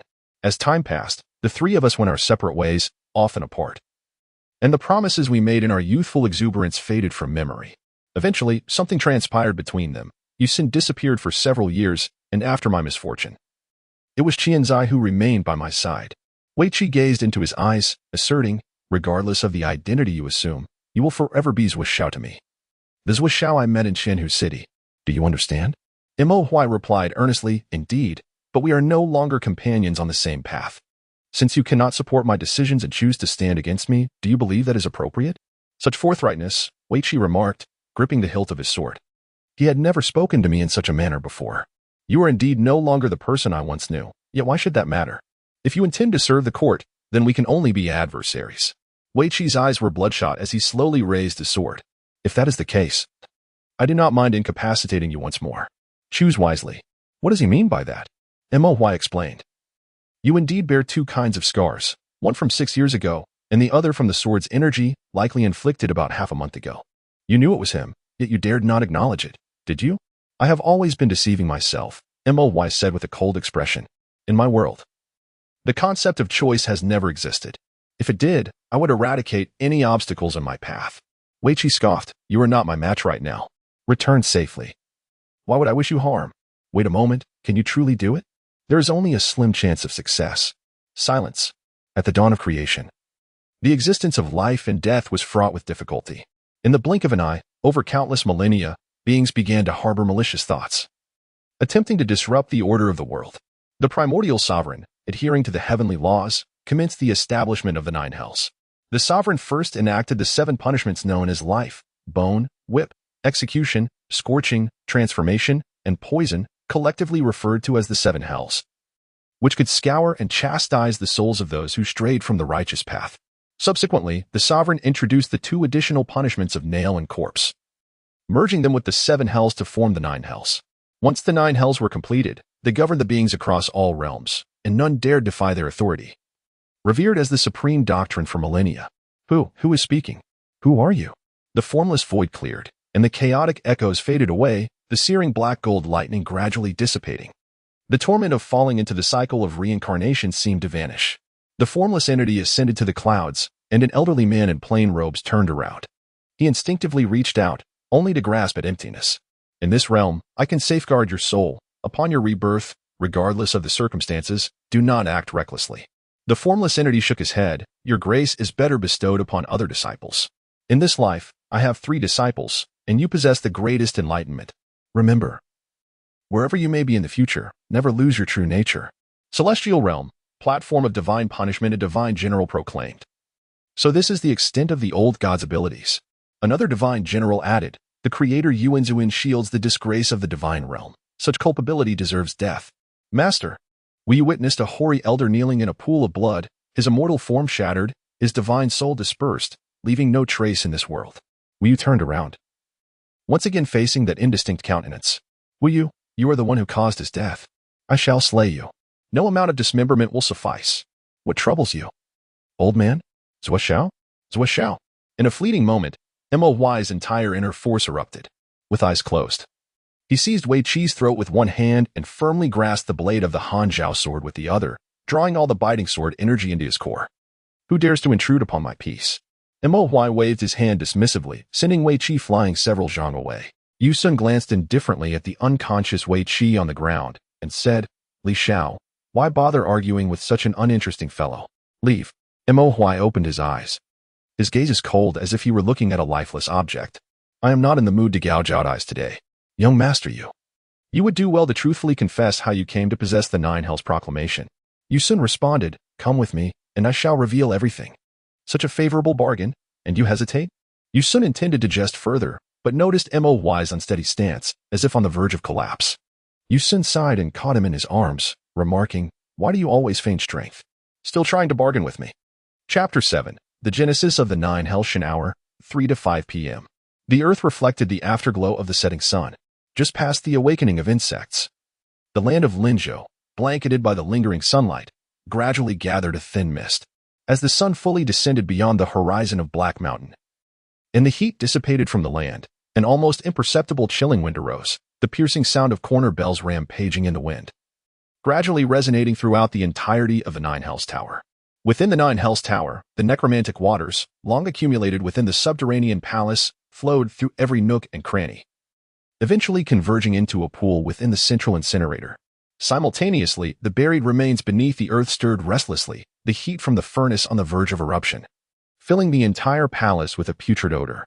A potent resentment of the undead, accompanied by the heavy stench of corpses, descended from above, enveloping the living like a suffocating blanket, inducing nausea. The waste iron trough, crisscrossed with bloodstains, had transformed into a charnel pool, the sound of blood dripping incessantly from the bottom. Shortly thereafter, another gust of wind arose, and the 10-foot black iron chains beneath the dome shifted slightly. The gates of the underground palace swung wide open, and Yu Sun entered. A lingering breeze stirred the hair of a man suspended upon the 10-foot black iron chains. Two long needles, replete with barbs, pierced through both shoulder blades, then impaled his spine. The man was unconscious, his long hair clinging to a cloth garment soaked in filthy blood. Hearing the surrounding sounds, he miraculously stirred. Yu Sun stated, "Awake, are we?" Moy spat out a mouthful of blood, the immediate pain from his wound spreading like wildfire, akin to the agony of 10,000 swords tearing at his heart. Moy clenched both fists, his inner strength surging forth like molten lava, desperately coursing through his internal organs. After several attempts, he managed to suppress the surging power. Yu Sun remarked, "Earlier, it seemed that Brother Zhuo was exhibiting signs of madness. Fearing that you might harm others, I was left with no choice but to suspend you. Is this assistance, or is it murder?"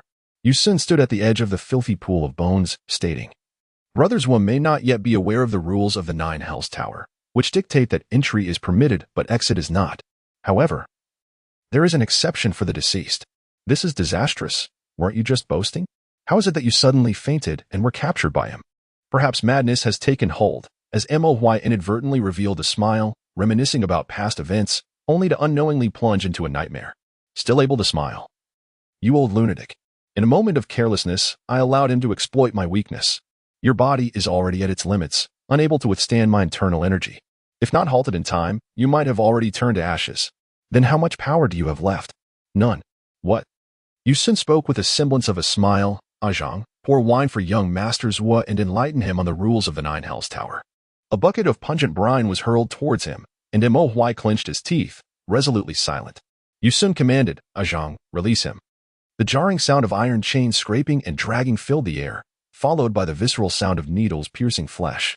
Moy collapsed to the ground, sweat cascading down like a waterfall.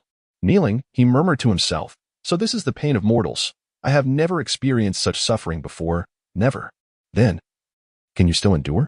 "I am fine. Now, may I have your answers?" The 7 prisons represent the martial arts of this realm's cloud tower, traditionally passed solely to the tower's master, with strict prohibitions against external dissemination. Yu Sun gently tugged at Moy's disheveled hair at the back of his head, remarking on the unpleasantness of being at the mercy of others. "To be candid, there was once someone like you who failed to recognize the gravity of the situation. In the end, they could not endure the consequences and met their demise." With a wave of his hand, a grim-faced individual approached with determined strides, causing splashes of water with each step. He firmly restrained Moy's hands and forced him to the ground. "Achong, let us depart," Yu Sun said as he led the way to a secluded spot. "Inform the Ling Zhao Soul platform to prepare diligently for the esteemed guest arriving tomorrow." Achong expressed his concerns. "What if we inadvertently kill him? How shall we account to the master?" Yu Sun commanded, "You are my subordinate, remember? There are questions that must not be asked and words that must not be spoken. Do you comprehend?" Achong nodded, acknowledging his understanding. At the third watch of the dog hour, the once boisterous 9 prisons tower fell into a serene stillness, traversing through a myriad of long corridors. They arrived at the central hall, where remnants of burnt wicks lay shattered across the floor. A sudden gust of chilling wind swept through, causing the large fabric to billow in the breeze, faint silhouettes of two figures becoming discernible amidst the candlelight. Yu Hong remarked, since the founding of the Fan Long dynasty, the Double West City has been tied to the four prefectures, leaving no room for transition or control. Although the Gongsun family quelled the uprising in the four prefectures, their vitality was severely diminished. This cycle of turmoil compels our 9 prisons to reach for the heavens, forever instilling fear in others. Yu Hong stood before the exquisite jade railing, his brow furrowed, with thread-like scars sprawling across his cheeks and his hair already tinged with gray. Yu Hong Dao. After your grandfather's passing, the 9 prisons tower nearly collapsed. Now that it is entrusted to my hands, it is imperative that no further mistakes occur. Yu Xuandao. May I inquire why you have summoned me? Yu Hong Dao. The current situation within the tower is far from what it once was. There are many harboring treacherous thoughts, a multitude disregarding discipline, and a few acting wantonly. What punishment do you think they deserve? Yu Sun feigned ignorance. You ask me? Are you not more aware than I? Yu Hongdao continued. Where are the individuals you brought back? Call him over. I have words for him. Yu Sun chuckled. Which one do you mean? If it is him, he has likely perished by now. How disappointing it is that he has succumbed so swiftly. In a fit of rage, Yu Hongdao retorted, you wretched son. You have killed him. Yu Sun replied, indeed, as you wished. Yu Hongdao, nearly breathless with fury, exclaimed, wretched child. When I instructed you to eradicate the roots, you allowed him to escape. Now he is the one specifically sought by King Zhongping. How dare you act unilaterally, ignoring commands and pursuing your whims? Yu Sun shot back. Who is King Zhongping? When did the 9 prisons tower conspire with a royal? Are you not fearful of ancestral retribution? Yu Hongdao sank back into the chaise, impatiently rubbing his temples. Leave at once. I have no desire to quarrel with you today. At the 3rd watch, with midnight approaching, the lights along both banks of the Langfang River in Linzhou, Nanjun, were extinguished. Looking up at the sky, the moon shone exceptionally bright. Suddenly, a shadow appeared atop the high wall, fluctuating up and down, before splitting into 2, one in front and one behind. In a short while, the shadows enlarged as 2 women leapt down from the eaves. Their strides gradually synchronized before they both veered into a cul-de-sac. Nangongli declared, this is the end. You ruling. Yu Ruling responded, Sister Nangong is so heartless, pursuing your younger sister relentlessly all the way from the tranquil waters of Qianhu. Perhaps you are weary? Allow me to ease your weary bones, sister. Nangongli retorted, cease your glibness. Yu Ruling playfully winked. Since sister does not object, it is settled then. Sister Nangong. Be warned. The 5 Zhang exquisite 9S steam whip unfurled its scarlet serpent's tongue, 9 resplendent rays of light cascading like a myriad of stars, subsequently tinting the entire night sky crimson.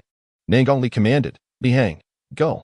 Li Hang's sword emerged, its blade unwavering, directly assailing the serpent's tongue. Nangongli cautiously evaded the blood-forged whip, adroitly seizing the whip's tip with a few deft maneuvers. Yu Ruling exclaimed, release it. Nangongli proclaimed, 9S steam yang, harvested from utmost purity, has always been bestowed upon virtuous scholars of the Great Path. What audacity do you possess to wield this 9S steam whip, truly a desecration of the Fu lineage? Yu Ruling retorted, what is impermissible about it? Brother Hui gifted it to me. Release it. Release it. Nangongli dismissed her as merely equivocating. How absurd. You actually believe you possess what you pilfered? This belongs to me. Return it forthwith. Yu Ruling furtively mustered power behind her. Dozens of ink needles, as thin as cicada wings and as translucent as jade, spiraled forth from beneath the 9S steam whip. The gilded and carved ink lotus base condensed into silver serpents, which danced wildly before infiltrating Nangong Li's left arm meridians. Yu Ruling gently retracted her hand, Li Shang's pursuit proving futile as expected, the smile in her eyes now unconcealed. Yu Ruling chuckled, Sister Nangong, you truly are rather careless. It seems the 9 Chone whip is destined to elude you. I have matters to attend to, so I shall take my leave. Nangong Li replied, what a pity. I fear I must disappoint you. With her left hand clenched into a fist, black blood oozed between her fingers, and Yu Ruling recognized it as the remnants of the silver serpent. Nangong Li opened her hand, revealing a slender black thread that had emerged from beneath her crimson sleeve, the very instrument that had slain the silver serpent. Feigning surprise, Nangong Li exclaimed, Sister, I did not intend for this to happen. How about this? I shall return to you one in kind. With a swift motion, she clapped her hands, poised on her toes, and deftly grasped Yu Ruling's neck with her right hand. Yu Ruling struggled to breathe, yet remained defiant, gasping, release me, Nangongli, let go. Nangongli taunted. Have you forgotten the saying among wanderers of the martial world? The crimson gown of 1,000 lakes brings death to those who stand in its way. How fitting that it seems to describe me. Yu Ruling's face turned pale as she finally grasped the gravity of the situation. What have you done to me? Nangongli yanked the 9-chong whip from her grasp, saying, Oh, it is merely a matter of returning the favor. How does the taste of the silver spiral bamboo serpent feel? I hear there is no antidote for such a thing. In desperation, Yu Ruling shouted, Nangongli, how dare you treat me so? My brother will not let this go unpunished. Chapter 8. The Great Catastrophe of the Nine Hells. The Lingzhou Soul Platform, commonly referred to as the Altar, is situated in the bustling heart of Nanjuan's Changfu County, at the center of a circular building. Unlike other soul platforms, this structure is adorned with a natural water curtain, creating an ethereal sanctuary that feels detached from the mundane world. The soul platform rises to a height of 10 feet. With a width of 50 feet, the surrounding trough stands 5 feet high and 2 feet wide. The surface of the soul platform is adorned with a depiction of the four-pointed Shangliu and the candle dragon, encircled by ethereal waters that leave no void. The soul returns. Calamity approaches. Ah, the abyss. Can you traverse this tribulation? From the eastern wing on the second floor, a soft murmur escapes, revealing an elderly man in his 70s reclined upon a bed covered with thick, luxurious fabric. He toys with a somewhat damaged teacup, his eyes slightly opened as if awaiting someone. Behind the soul platform, a young man appears. His legs are encrusted with layers of black scabs, and his tattered clothing barely conceals the wounds on his chest and abdomen.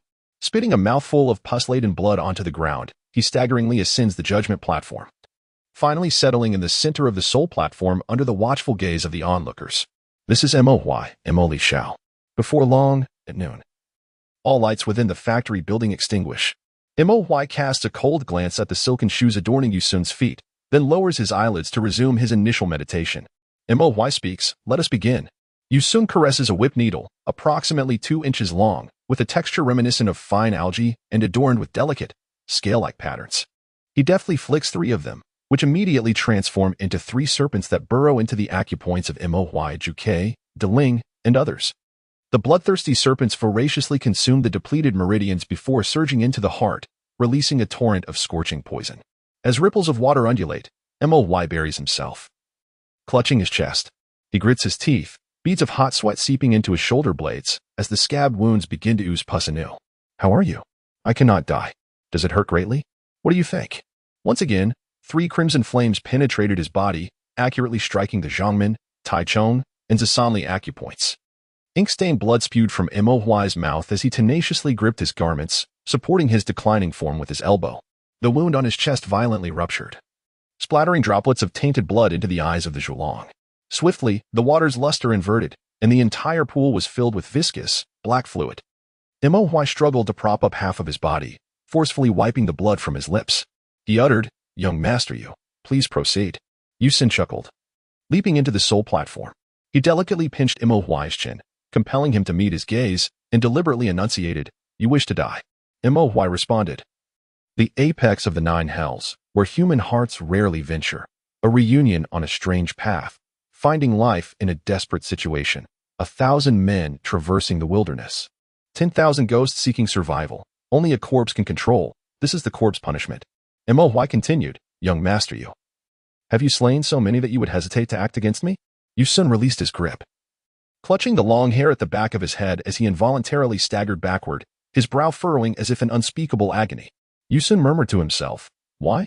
Why must you all force me? Have I truly slain so many?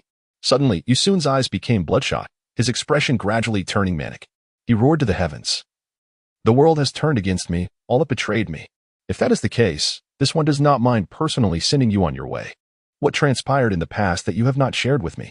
How do I know what happened to him? Yu Xuanping effortlessly lifted 6 whip needles. The slender-scaled serpent transformed into a vivid crimson, mirroring the blood-red hue of his eyes.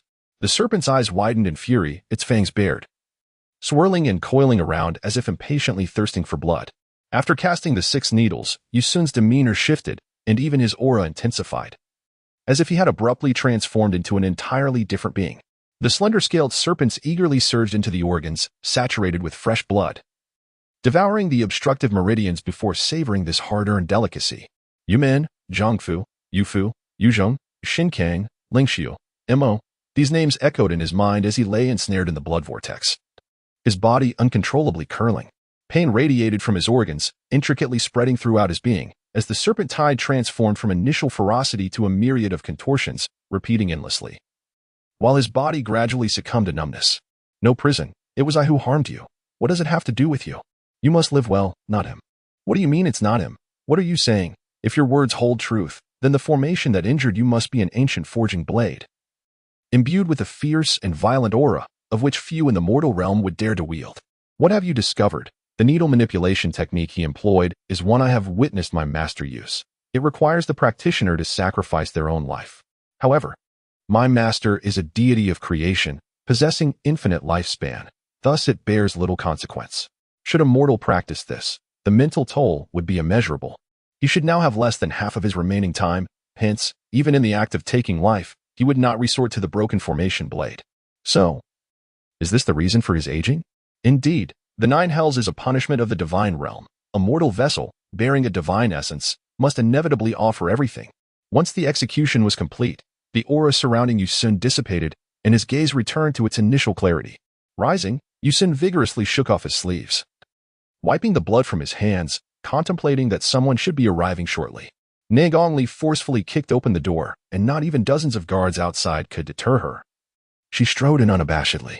Yusun remarked, "Ah, Master Ne Gong, what a pleasant surprise. Why do you forsake the scenic beauty of Qianhu to visit my humble abode?" Ne Gongli tightened her grip on the Jiuchong whip, tucking a few loose strands of hair back into her ornate hairpin. "Enough of your prattle. I have but one question. Will you hand over the person or not?" Yusun replied, "Why go through such trouble? Why not sit down and share a cup of tea with me?" As he spoke, a delicate celadone cup was presented to Ne Gongli, with a smile in his eyes. Yusun gestured invitingly. Ne Gongli emptied the cup, narrowing her eyes as she said, "The essence of tea lies in finding a kindred spirit, but alas, we are not. Let us dispense with pleasantries and hand over the person. Otherwise, I shall take it upon myself to seize them, and it would be inconvenient for us both." Yusun stepped directly in front of Ne Gongli, inquiring, "Pray tell, how do you intend to make my situation uncomfortable? Please elaborate." Ne Gongli retorted, "This is exactly how." In a flash, she positioned herself behind Yusun, raising her whip to grasp the individual on the sole platform, only to find she could not move it at all. It turned out Yusun had already seized the Jiuchong whip firmly, remarking, "It is ill-advised for a young lady to wield a whip. It can harm others as well as oneself. Perhaps it is best to put it away." Ne Gongli exploded with indignation, declaring, "I am not merely a girl." With a swift motion, she retracted her long whip, unleashing several crimson sword feathers with a single strike of her palm. As she executed a graceful maneuver, she found herself in the embrace of Yusun. Yusun remarked, "My lady, your temperament is rather hasty. What would you do if you were to fall? Fortunately, I managed to catch you just in time." Alas, the one in his arms seemed oblivious, continuing her agile dance with the whip, entangling herself once more within his grasp after a flurry of moves, followed by a peal of triumphant laughter.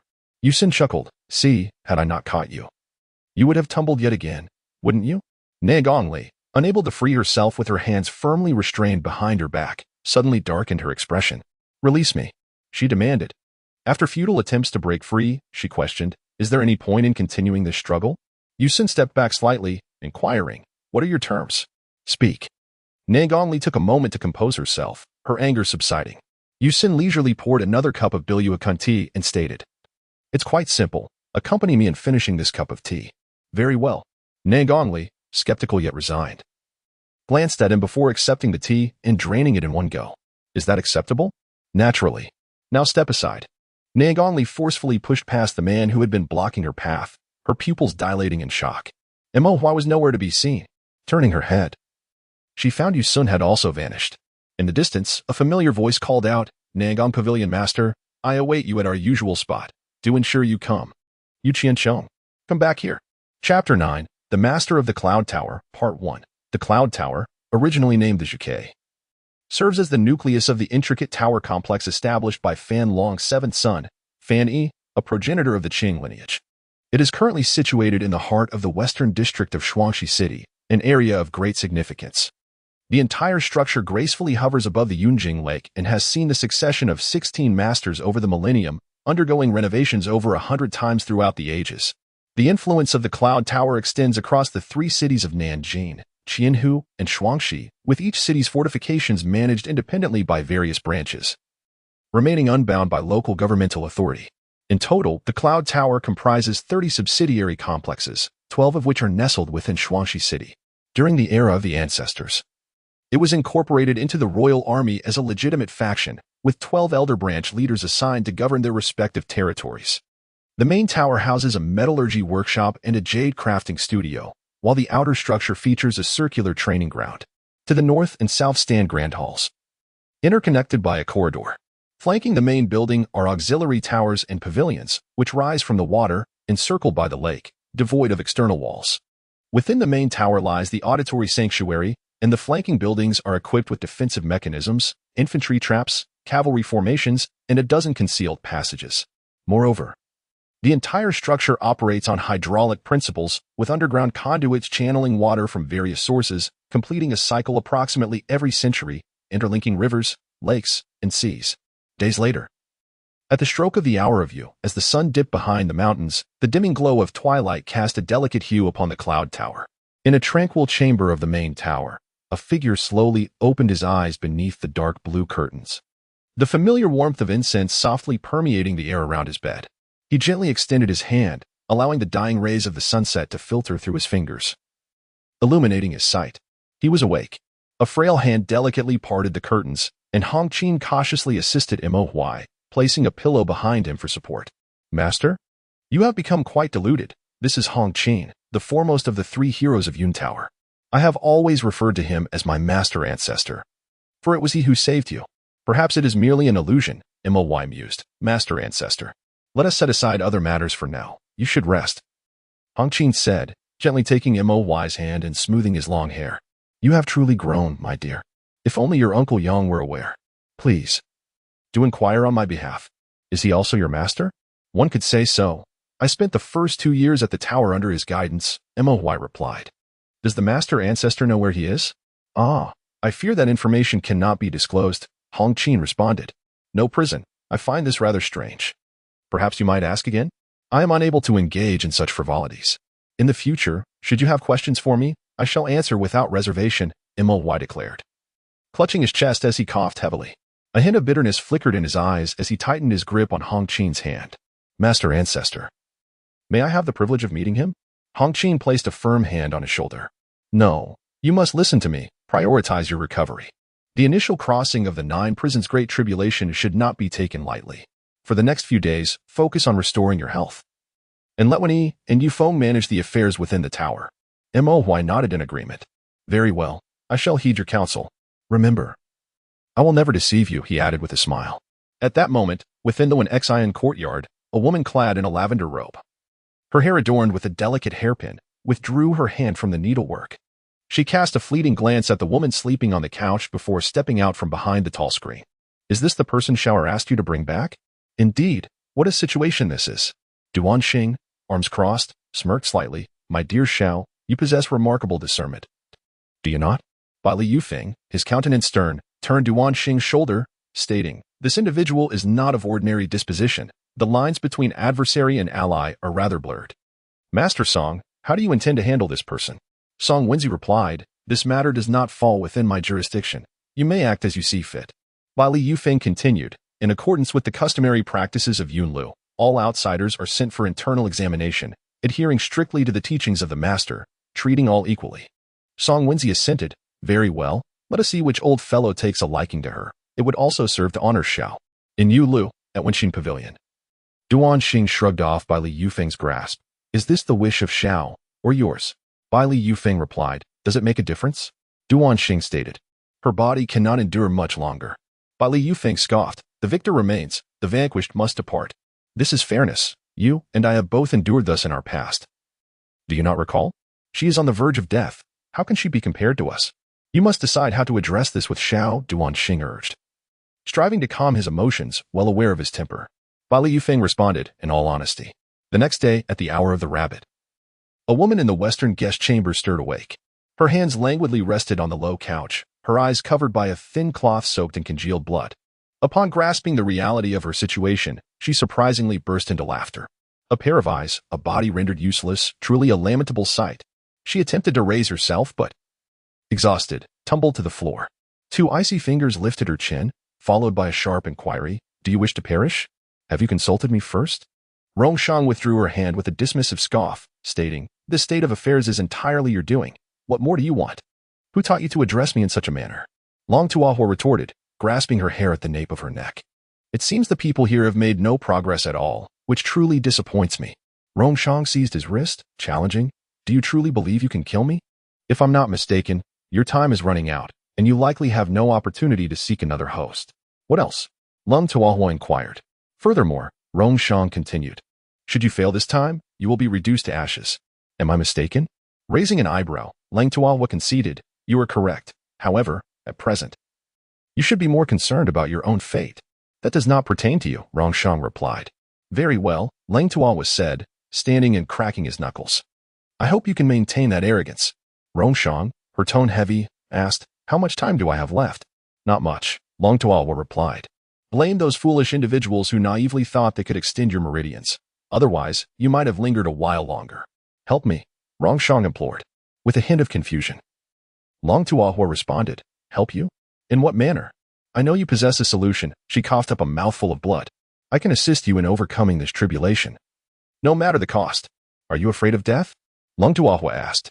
Yes, Rongshang admitted, curling her legs. But I fear even more leaving behind unfinished matters. Do you understand? 2 days hence, as dawn approached.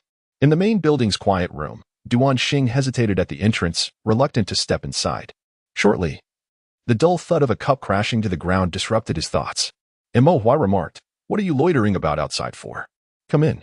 You are rather fierce. He added, tapping his jade ring, and you should keep quiet as well. Duan Xing abruptly flung open the door, and tea spilled across the plush carpet, pooling at his feet. The sight within was utterly shocking. Mo Hua leaned heavily against the mahogany table, his chest entirely bared, revealing a gruesome wound from which drops of blood occasionally rolled. Duan Xing's gaze was fixed on the bloody dagger in Mo Hua's hand. What? Do you think I wish to take my own life? Mo Hua inquired. Duan Xing wrapped a handkerchief around the wound, stating, You wouldn't dare. This is the second time. One more time, and it will be too much. Mo Hua reassured him, Do not worry, it will not come to that. Duan Xing paused, his expression serious. How much of your strength remains? 70%? 50? Or merely 30? Mo Hua shook his head with a smile. After a moment of scrutiny, Duan Xing suddenly rose, declaring, I shall seek out my master. Before he could finish his sentence, a flicker of vibrant ghostly flame slipped into his sword, lingering briefly before utterly corroding it, leaving not a trace behind. When Duan Xing regained his composure, he found Mo Hua already dressed and standing before him. Let's go. I'll replace your sword with a better one. You seem to have recovered, Duan Xing remarked. With your incomplete body, if you could regain 30% of your strength, it would be a blessing. I suspect you were possessed before, Mo Hua replied. Ah, Li Xiao, I have something to discuss with you. It seems that the old stubborn ones from the Nine Zen sect will likely not attend this return celebration. And as for the 100-garment sect, that fellow Duanjua is as unyielding as ever. Duan Xing was momentarily taken aback before he regained his composure. As the two of them advanced deeper into the subterranean palace, in the main building of the Jiyin subterranean palace, Mo Hua ignited the surrounding candles with a flick of his fingers. He remarked, Do not pay them any heed, after all these years. How many trustworthy individuals have I had by my side? You seem to be remarkably familiar with this place, Duan Xing observed. I am an acquaintance of the founder of Yunlu. Do you believe that? It can't be Fanny, can it? No. Then who on earth is it? Seeing Mo Hua's despondent demeanor stirred a pang of sympathy in Duan Xing Li Xiao. You might consider placing your trust in others. You are never truly alone. You still have me. A faint smile played on Mo Hua's lips as he gently parted the dancing flames of the furnace and retrieved a whip knife. You excel in close combat but neglect long-range defense. This multi-edged whip knife, a modification of a dagger and a whip blade, balances offense and defense. Its edge is sharp yet discreet, and its form is both fluid and gentle. You possess knowledge of blade forging as well? Just a smattering. Duan Xing seized the knife with determination. Since you have said so, I shall accept it. Are you sure you won't reconsider? Mo Hua lightly caressed the furnace at the center of the hall, revealing a fleeting smile. Duan Xing hastily interjected, Wait. I have grown fearful of you. I have risked my life for over a decade wielding this sword, only for it to be so easily surrendered into your hands. Surely, I deserve an explanation. Mo Hua replied, Very well, Come and take it by your own merit. With a sidelong glance at the blade pressed against his garment, Mo Huai meticulously traced the blade's edge with his right hand while his left glided along the fabric's texture, brushing against Duan Xing's arm. A sharp pain from a dislocated joint surged through Duan Xing. Before he could react, Mo Huai had seized him by the throat. Duan Xing hastily pleaded for mercy, ahem. I was mistaken. Do not allow anyone to become your Achilles heel, Mo Huai commanded as he released him, pressing the blade against his form, asserting control. Duan Xing remarked. You know well that I detest violence. I would not even provoke the most ordinary of cultivators to avoid igniting disaster upon myself. Mo Huai furrowed his brow. Your talents are commendable, and your dedication to cultivation is evident. Why then do you only rank as the leader of the 10 heroes? Is your diligence merely a fade? I cannot possibly compare myself to such martial prodigies as you. Duan Xing retreated a few steps, settling onto a nearby path. Being the leader of the 10 heroes of Yunlu is a satisfaction in itself. Why are we discussing my affairs? What brings you back with such urgency for recruitment? Is there a conspiracy of which I am unaware? Chapter 10, The Master of Yunlu, Part 2, As night descended, devoid of moonlight. A thick haze of gunpowder lingered in the air, accompanied by rumbling thunder. The smoke billowed forth, heavy and damp, while an ominous and ferocious atmosphere surged wildly. Beneath the darkened sky lay the vast bone purification pool, where a pungent scent of blood concealed an insidious stench of decay. Fine droplets of rain trickled over a bloodied hand, seeping slowly into the moss-covered walls of the pool. A hand devoid of color emerged, dragging a figure from the depths. He stared into the bottomless abyss of those eyes, rendered speechless. By Li Mu, you ought to express your gratitude to him. What should I thank him for? Had it not been for his assistance at the 7 Hells Pass, you would likely not be here today. Mo Huai sat quietly at the porch's edge, observing with a composed demeanor the figure approaching him with rapid strides. Bailey Yufeng leaned closer to his ear and teased, How's your recovery? It seems you won't perish just yet. As you sit in this position, do take care not to fall. Otherwise, I shall reclaim it sooner or later. Indeed. The position of the master of the building is yours, Mo Huai replied with a smile, pushing him aside. If you desire it, take it. You have returned. But not for the position of master, he remarked. That is your ambition, never mine. Some days ago, within the borders of Linzhou, all taverns had closed their doors, evading the clamor of the crowds, save for a secluded establishment where voices still lingered. Young master, we have a visitor today. What does he seek? He bears your seal and awaits you. Yusun slightly inclined his head, lifting his garment. What brings you to seek me today? Mo Huai scrutinized him for a moment. Young master, you. Thanks to your support, I have returned alive. Surely, you must be greatly disappointed. Brothers Hua, look at you, seeking assistance yet unwilling to humble yourself. It is only my indulgence that allows this. However, if you do not alter this disposition, who will dare to assist you in the future? Enough of this idle chatter. Will you assist me or not? Your injuries from the 7 Hells technique are indeed effective, Yusun said, handing him a cup of tea, but they are still insufficient. The 9 Hells, initially introduced as an offshoot of the Cloud Tower, has been misunderstood for over a century. The world knows only of their enmity. Yet who comprehends the deeper significance? What do you wish to convey? Yusun leaned against the tea table. Are you interested in collaborating? Do elaborate. If I intervene, I can ensure you retain half of your power. If you doubt this, feel free to test it. What must I do? In the days to come, 2 sunsets later. At the palace of the Eastern County town, under the clouds illuminating the marshal office, numerous officials concluded their 2-day and night assembly within the central hall. He rose last, pausing to speak. Do you still remember the original purpose of establishing the marshal office? To expand the Yun Tower faction and to recruit talents for the shogunate, yet alas, it has ultimately amounted to naught. This sentiment displeases me. You have been absent these years, and I have refrained from inquiring about your pursuits. However, the atmosphere within the office has been tainted by a few old fools. Nevertheless, you need not worry. As Mo Huai exited the assembly hall, he found Qin Sheng leaning against a towering cypress, lost in thought. Upon his approach, Qin Sheng leisurely called out, Senior brother. Mo Huai did not respond but gazed at the boy peeking from behind him. What brings you here, little one? How old are you? Tomorrow I shall turn 10, though I am actually 8. You must not tell anyone, brother. Mo Huai could not suppress a laugh. Why do you trust me? Intuition. Little A Xing, what do you think of this, brother? Seeing the exchange, Qin Sheng hurriedly joined them. He is exceptionally good. But why can't I sense his aura? Is he a practitioner? A Xing tilted his head, grasping Mo Huai's garment with innocent eyes. Qin Sheng leaned in. Of course, he is quite formidable. If only someone could guide you as he does. All right, you two, just say what you wish to do. This lad is entrusted to you. Qin Sheng sighed in relief. I can no longer manage him. Ah Xing, has that scoundrel been bullying you? Tell me, and I shall assist you in giving him his due punishment. Ah Xing leaned closer to his ear. Brother, let me tell you. This uncle is quite wicked and has even struck me. Can't you see how this little rascal is currying favor with you? At the tender age of 10. What a splendid time it is. Qin Sheng murmured. Though this boy may be a tad mischievous, his nature is not entirely malevolent. What say you? Still, I maintain my stance. I require individuals who can be of service to me. What, pray tell, is the true nature of this selection process within the residence? It seems there are those who are deliberately orchestrating events. Qin Sheng sighed heavily, lamenting the decline of societal morals. The once vibrant scene of competition among the young talents within the estate is now a rarity, I fear. You may still have an opportunity, but I may not. What do you mean? Qin Sheng grasped Mo Huai's arm. What troubles you? Do you wish to know? Must you cling to me so tightly? Mo Huai turned to glance at him. Come with me. At a quarter past the hour of the rooster, the training hall was filled to capacity. Ian had taken a seat further back. Feng Xing, where have you vanished to? Were you discovered? No, keep your voice down. Ah Xing replied as he settled beside him. What is the purpose of gathering everyone here? You foolish child. Ian gently flicked Ah Xing's forehead. You run about every day without understanding anything. This is the secondary selection. Has it begun then? Ah Xing strained to look around, but there is nothing happening. Look above. He followed He Yin's gaze. Beneath the closed dome was a circular hall with elegant seats, where 4 officials occupied their respective positions.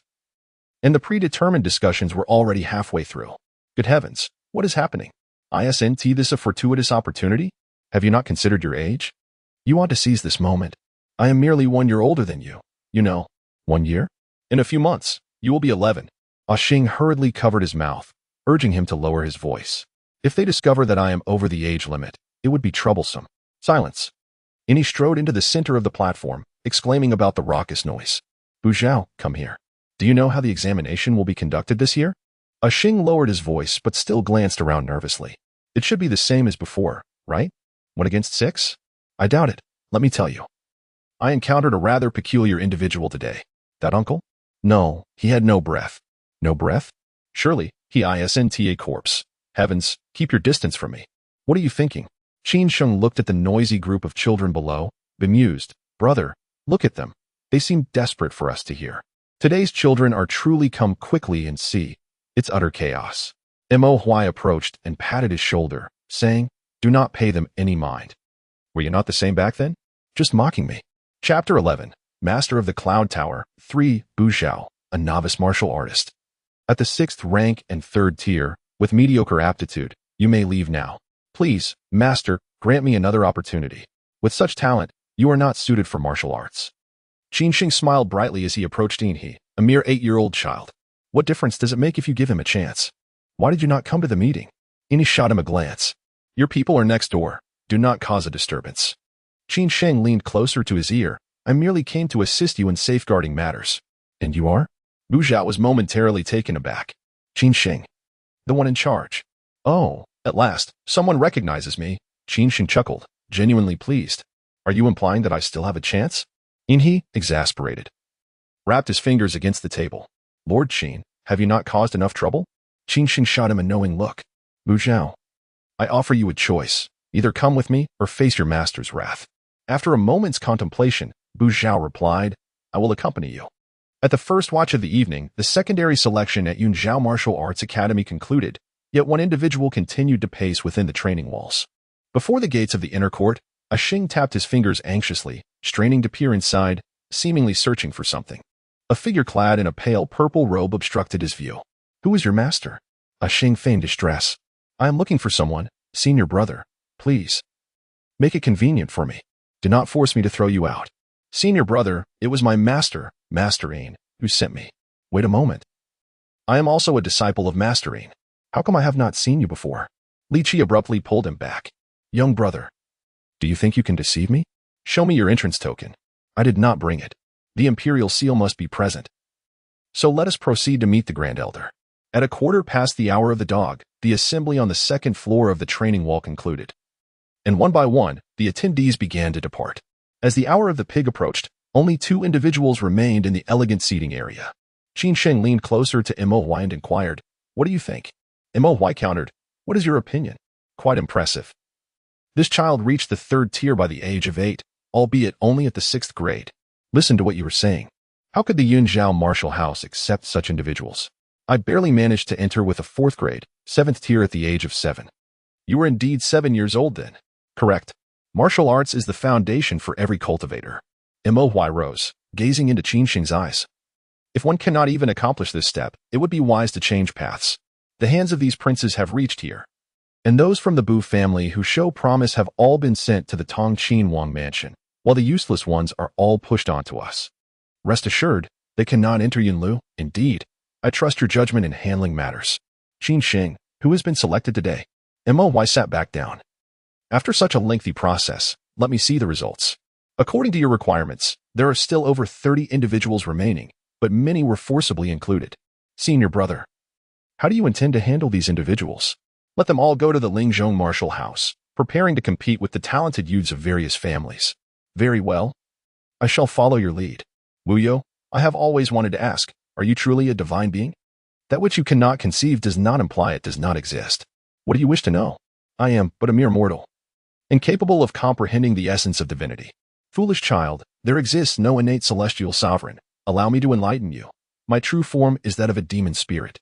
I can only express my admiration in silence. Are you not astonished? Why should I be surprised? To stand out among countless demons is a testament to your own prowess. Others can only regard you with envy. Envy?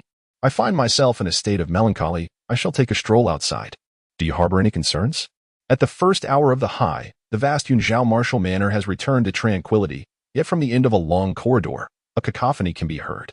Senior brother, I implore you to spare me. I truly wish to avoid this. Xing, clutching a pillar, appears on the verge of tears. Be honest. Who assisted you in sneaking in? Are you here to steal knowledge? Brother, save me. Xing, catching sight of a familiar figure, swiftly hides behind Moy. His tear-streaked face pointing accusingly at Li Qi. It is this person. He intends to strike me. Li Qi retorts angrily. You insolent brat. What nonsense are you spouting? When have I ever intended to hit you? Moy gestures for him to be silent. You must be the esteemed disciple of Yin He. I have seen you before. I am Li Qi, a junior of 12 years, having entered the manor at the age of 7, currently a mid-level martial artist. Now at the 9th stage of the 4th rank. Indeed, maintain your diligence. The path of martial arts is arduous, and one must never relent. Li Qi sighs. Due to various circumstances, I have regrettably missed out on the intersect selection twice. Should I fail to be chosen this time? I fear I will disappoint my master's expectations. Tell me, why do you pursue martial arts? Li Qi replies resolutely, I seek to grow stronger. In that case, there is no need to ponder such trivial matters. Moy patted him on the shoulder, suggesting that instead of worrying about others, one should focus on the path they wish to tread. The junior understood and expressed gratitude for the elder's guidance. Are you not feeling troubled? Why speak to him for so long? Observing the children, he found it amusing. What? Amusing? Do you have a fondness for children? Xing, you are about to ruin my clothes, Moy said, half squatting down. Even though the child had wandered off, he was still hiding. I'm sorry, brother. I deceived you. I am not a disciple here. Please do not cast me away. Since you are not from here, why do you dare to roam about? Who would have thought that today he would encounter someone? Previously, he would not have murmured anything. Moy gently flicked his forehead, inquiring about the situation. Xing, holding his head and wincing, replied, My family forbids me from practicing martial arts. My second uncle managed to persuade my mother, allowing me to attend the nearest primary school. But only for 3 years. So you slipped away here, hoping to gain entry into the tower, believing your family could no longer control you? Indeed. Xing, do you know the rules of Yun Tower? I do not. This lad harbors great ambition, yet lacks wisdom, Moy remarked. You only know that those who emerge from Yun Tower are exceptional individuals, yet you are unaware that they have dedicated their entire lives to it. Entering the tower is a lifelong commitment. You must ponder this carefully. Xing has made a resolute decision. I am determined to become a person akin to my elder brother. Oh, did you hear that? This lad aspires to be like you, perhaps in another life. Very well, yet I must remind you to discuss this matter thoroughly with your family. If you consent, I shall pretend to be oblivious to today's embarrassing incident. Xing beamed with joy. Thank you, brother. I shall not let you down. You're letting it go so easily. That's unlike you. I previously tested him, and this child possesses a certain foundation in martial arts, if nurtured properly. He is destined for greatness. It is unfortunate that he has not encountered a worthy mentor until now, leading to his current state of neglect. I find him rather ordinary. What do you see? Chapter 12. The Master of Cloud Tower, Part 4. Calm yourself. It has only been a few days. Silence. Rongshan clasped her hands. Beads of cold sweat trickling through her hair. Several hours later, the petals of the fox flower gradually settled within her heart. The crimson glow dissipating as a thin mist enveloped the surface of Yunjing Lake. Indeed, in a few days, practice will no longer be necessary. Ling Tu stepped lightly upon the water, causing subtle ripples to form on the lake's surface as he raised a hand to shield his eyes from the sun. Rongshan retrieved a pristine white cloth to cover her eyes and deftly tied it into a floral knot at the back of her head. Where are you going? We have merely reached a temporary agreement. Rongshan leaned against the wall, rising to her feet. What does it matter to you where I go? I have secured my belongings, and I shall retrieve them in due time. Such a young girl. As Rongshan approached the entrance of a long corridor, he could no longer suppress a cough that expelled a mouthful of purulent blood. His frail body could scarcely withstand the pressure from the 8th-rank Fox Lord. It seemed he was being driven towards his demise. As noon approached, the sunlight gradually enveloped the expanse of Yunjing Lake. The group that had come for the meeting arrived belatedly. Duan Xing calculated the time and raised the banner of the valiant army to pave the way for the others. The waves rising as the flag plunged a foot into the water. Please, do not miss this auspicious moment. Duan Xing caught sight of a figure that was persistently evading him. With arms crossed, he could not help but smirk inwardly. What are you hiding from, monsieur? You dare to come, yet lack the courage to reveal yourself. You ruling shot him a glare. Duan Xing, why must you stir up trouble? Duan Xing shook his head helplessly. Monsieur, do hurry, lest the water drowns you. Before long, at noon, the 3 branch elders convened at the Yunsong Hall for their meeting, which neared its conclusion by 1:15 noon. I trust you have all clearly understood my requests. Are there any further inquiries? Why has our monthly stipend been halved? One voice queried. If memory serves. Each branch has its own profitable enterprises. Even the smallest gains are deemed unworthy, and the expenses for the manor should be more than sufficient. You, in the northern county of Jinghe, known for its sword trade, recently cultivating close ties with the Qin Wangfu. Master Mo. When do you intend to allow the several elders you once expelled from the tower to return? In the southern county of Linzhou, a former gathering place for sects. Now a force to be reckoned with. Branch leader Duan, may I inquire which elder you are referring to? Mo Huai approached him, resting both hands on the tea table. Which esteemed elder belongs to your Bai sect? Please enlighten me, and I assure you, I shall provide a satisfactory resolution. The host replied graciously, though I may be young and inexperienced, with a little guidance in the future, I shall undoubtedly achieve greatness. However, if you provoke us old fellows too much, any ensuing chaos may be beyond your control. Mo Huai coldly retorted, I shall accompany you to the end. Duanjua. Duan Xing burst through the beaded curtain into the hall. Instead of staying at home, you truly have the audacity to show your face here. What mischief is this brat up to? How dare you speak to your father like that, you insolent wretch? Duan sect leader.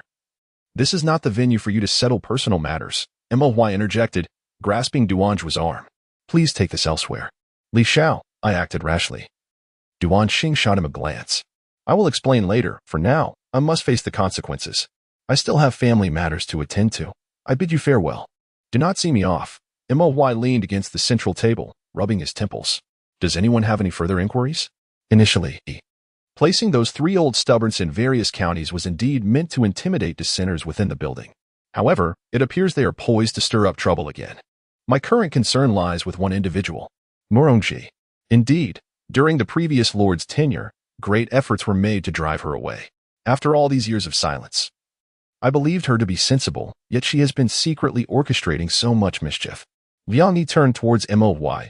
Lord Mo. While we hold no authority to question matters of the Bai sect, my words from the Wanqing sect should still carry some weight, correct? In Dongjun Town, the loyal servant of the Wang family, Gong Wanqing, inquires further. Liang Yi stepped forward and bowed. Madame Murong, what do you believe should be decided? The previous master has secluded himself, entrusting Yunlu to your care, and we are left with a multitude of unsavory affairs to resolve with your guidance. If she feels uncomfortable staying in the Wang residence and wishes to return, she may come to discuss it with me personally. Mo Li Xiao, do not overstep your bounds. You are merely an inexperienced youth. Liang Wen advanced boldly to Mo Huai. What right do you have to interfere in my father's decisions as the master of this establishment? My daughter is a bit naive. If I have offended the master, I can only offer my apologies. Who is this person speaking so sharply? No Wu. She is attempting to provoke you. You must remain calm and not fall into her trap. Do I appear to wear my emotions so openly? Surely not. Mo Huai lowered his gaze, adjusting his clothing. Do you believe I am unworthy of being the master of Yunlu? Indeed, that is the truth, Liang Wen replied. Hands on her hips, had it not been for your cunning, my second brother would have been the master. Young lady, while I am in good spirits, I advise you to keep your distance. Mo Huai sidestepped her. I am not one to show mercy. Such a sarcastic little brat. Two curved blades whistled from behind his ears, strands of hair cascading in the wind, then swiftly turning to target his eyes. Mo Huai deftly caught the blade's edge with his fingertips. Upon inspection, he found that the blades he had touched were entirely severed, leaving only fragments behind. Why don't you utilize your newfound fame? This thing is hardly worthy of such attention. Winner, come back. Liang Yi hurriedly pulled the still-dazed Liang Wen behind him. Mo Huai let the remnants of his previous actions fall one by one, warning, if you wish to cause trouble, do not do so on my territory, Master Liang. Isn't that simply courting misfortune? The host acknowledges that today, the Huaqing sect has acted inappropriately. I am here to express my apologies. Mo Huai shrugged off the obstructive robes, lit a censer, and stated, enough.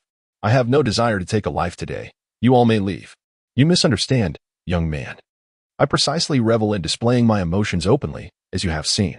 Had I possessed even a fraction of your ruthlessness and decisiveness back then, I would not have found myself in such a predicament. Aren't you concerned they might unite against you? You don't even deign to feign compliance. One does not ascend to the divine realm by mere pretense. Tell me about your past. I have never heard you speak of it. At the hour of the monkey, disciples were still training at the Yunlu teaching grounds. Duan Xing strode impatiently upon the stones, turning to see Duan Zhuo relentlessly pursuing him. Xinger, return with me. What punishment do you expect? You still acknowledge me as your father? It is too late. We have long severed our father-son ties. Do not attempt to draw closer. That was your unilateral decision. I never agreed. Your mother is gravely ill. Duan Zhuo paused, adjusting his disheveled garments. Are you certain you will not return with me? What have you done? Duan Xing halted, then rushed forward to grasp Duan Zhuo's collar. What have you truly done? You beast, do you not even spare my mother? Return with father. Whatever the matter, he shall comply with your wishes. You have been willful for long enough. Do not forget your identity. In the west wing of the teaching hall, Yu Ruling stared blankly at a withered locust tree. The afternoon breeze brushed against her face, mingling with fleeting warmth. She tucked the disheveled strands of hair behind her ear, her mind swirling with countless thoughts. Is someone there? A soft voice interrupted her tumultuous reflections. A woman, blindfolded in white cloth, approached while leaning against the wall. Though her features were obscured, her demeanor and simple attire suggested she was a disciple of the building. To which master's residence are you headed? Yu Ruling inquired, gently reaching out her hand towards Rongshang. There is no need for you to check. I truly cannot see. I apologize. Where are you going? Allow me to escort you. Rongshang initially intended to decline, but suddenly recalled a request from someone. She made an effort to wear a smile. Thank you, but I am not a disciple here. I merely reside in the last guest room.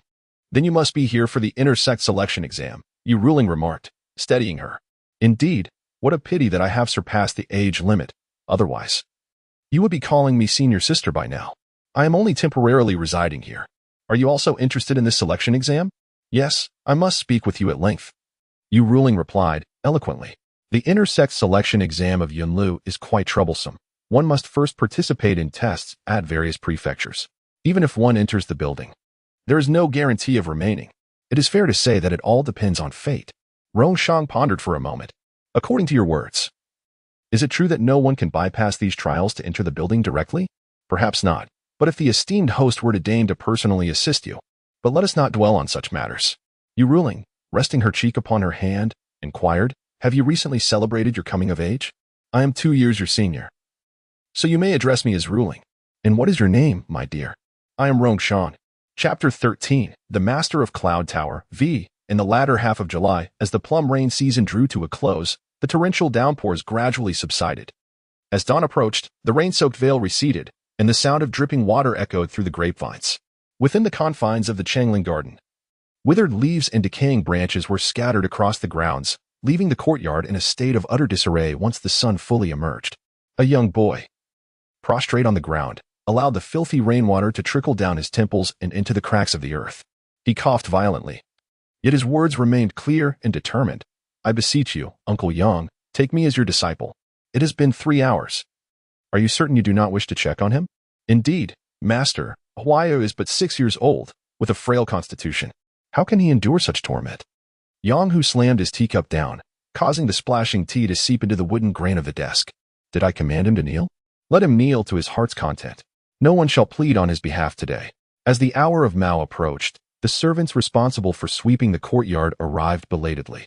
Soon after, a gentle breeze stirred in the wake of the rain, accompanied by a chorus of alarm cries. Someone has fainted. Yang Hu hesitated for a moment before ultimately deciding to sit beside the boy. He grasped the boy's emaciated hands and sighed, "Have you had enough foolishness? Rise and read." "Uncle Yang, will you accept me as your disciple? I implore you. I seek vengeance." "Absurd. Your father went to great lengths to have you admitted into the tower. Not to seek revenge. My father is dead, murdered by someone." Yang Hu embraced the child, saying, "Good boy, rise and engage in your studies. Do not speak of vengeance any longer." The child replied, "I do not wish to study. I yearn to cultivate martial skills and avenge my father's death." Upon hearing this, Yang Hu furrowed his brow, exclaiming, "At such a tender age, you speak of killing? I shall tell you today, you are not suited for martial pursuits. Quickly, get up and study."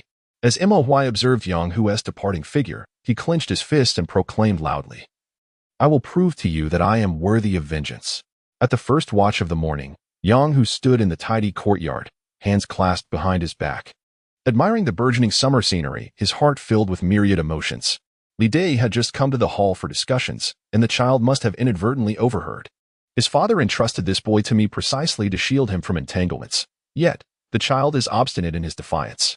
Master, I believe it would be prudent to acquiesce to his wishes. What if he possesses exceptional martial talent? Would it not be a loss to abandon such potential?" "Silence. Do not speak of this matter again."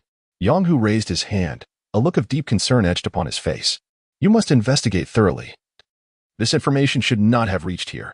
We cannot allow the faction of Prince Jing to become aware of Huai's existence." "Understood, master." Meanwhile, within the Yunsong Hall, Huai lit a stick of sandalwood incense, carefully tending to the ash.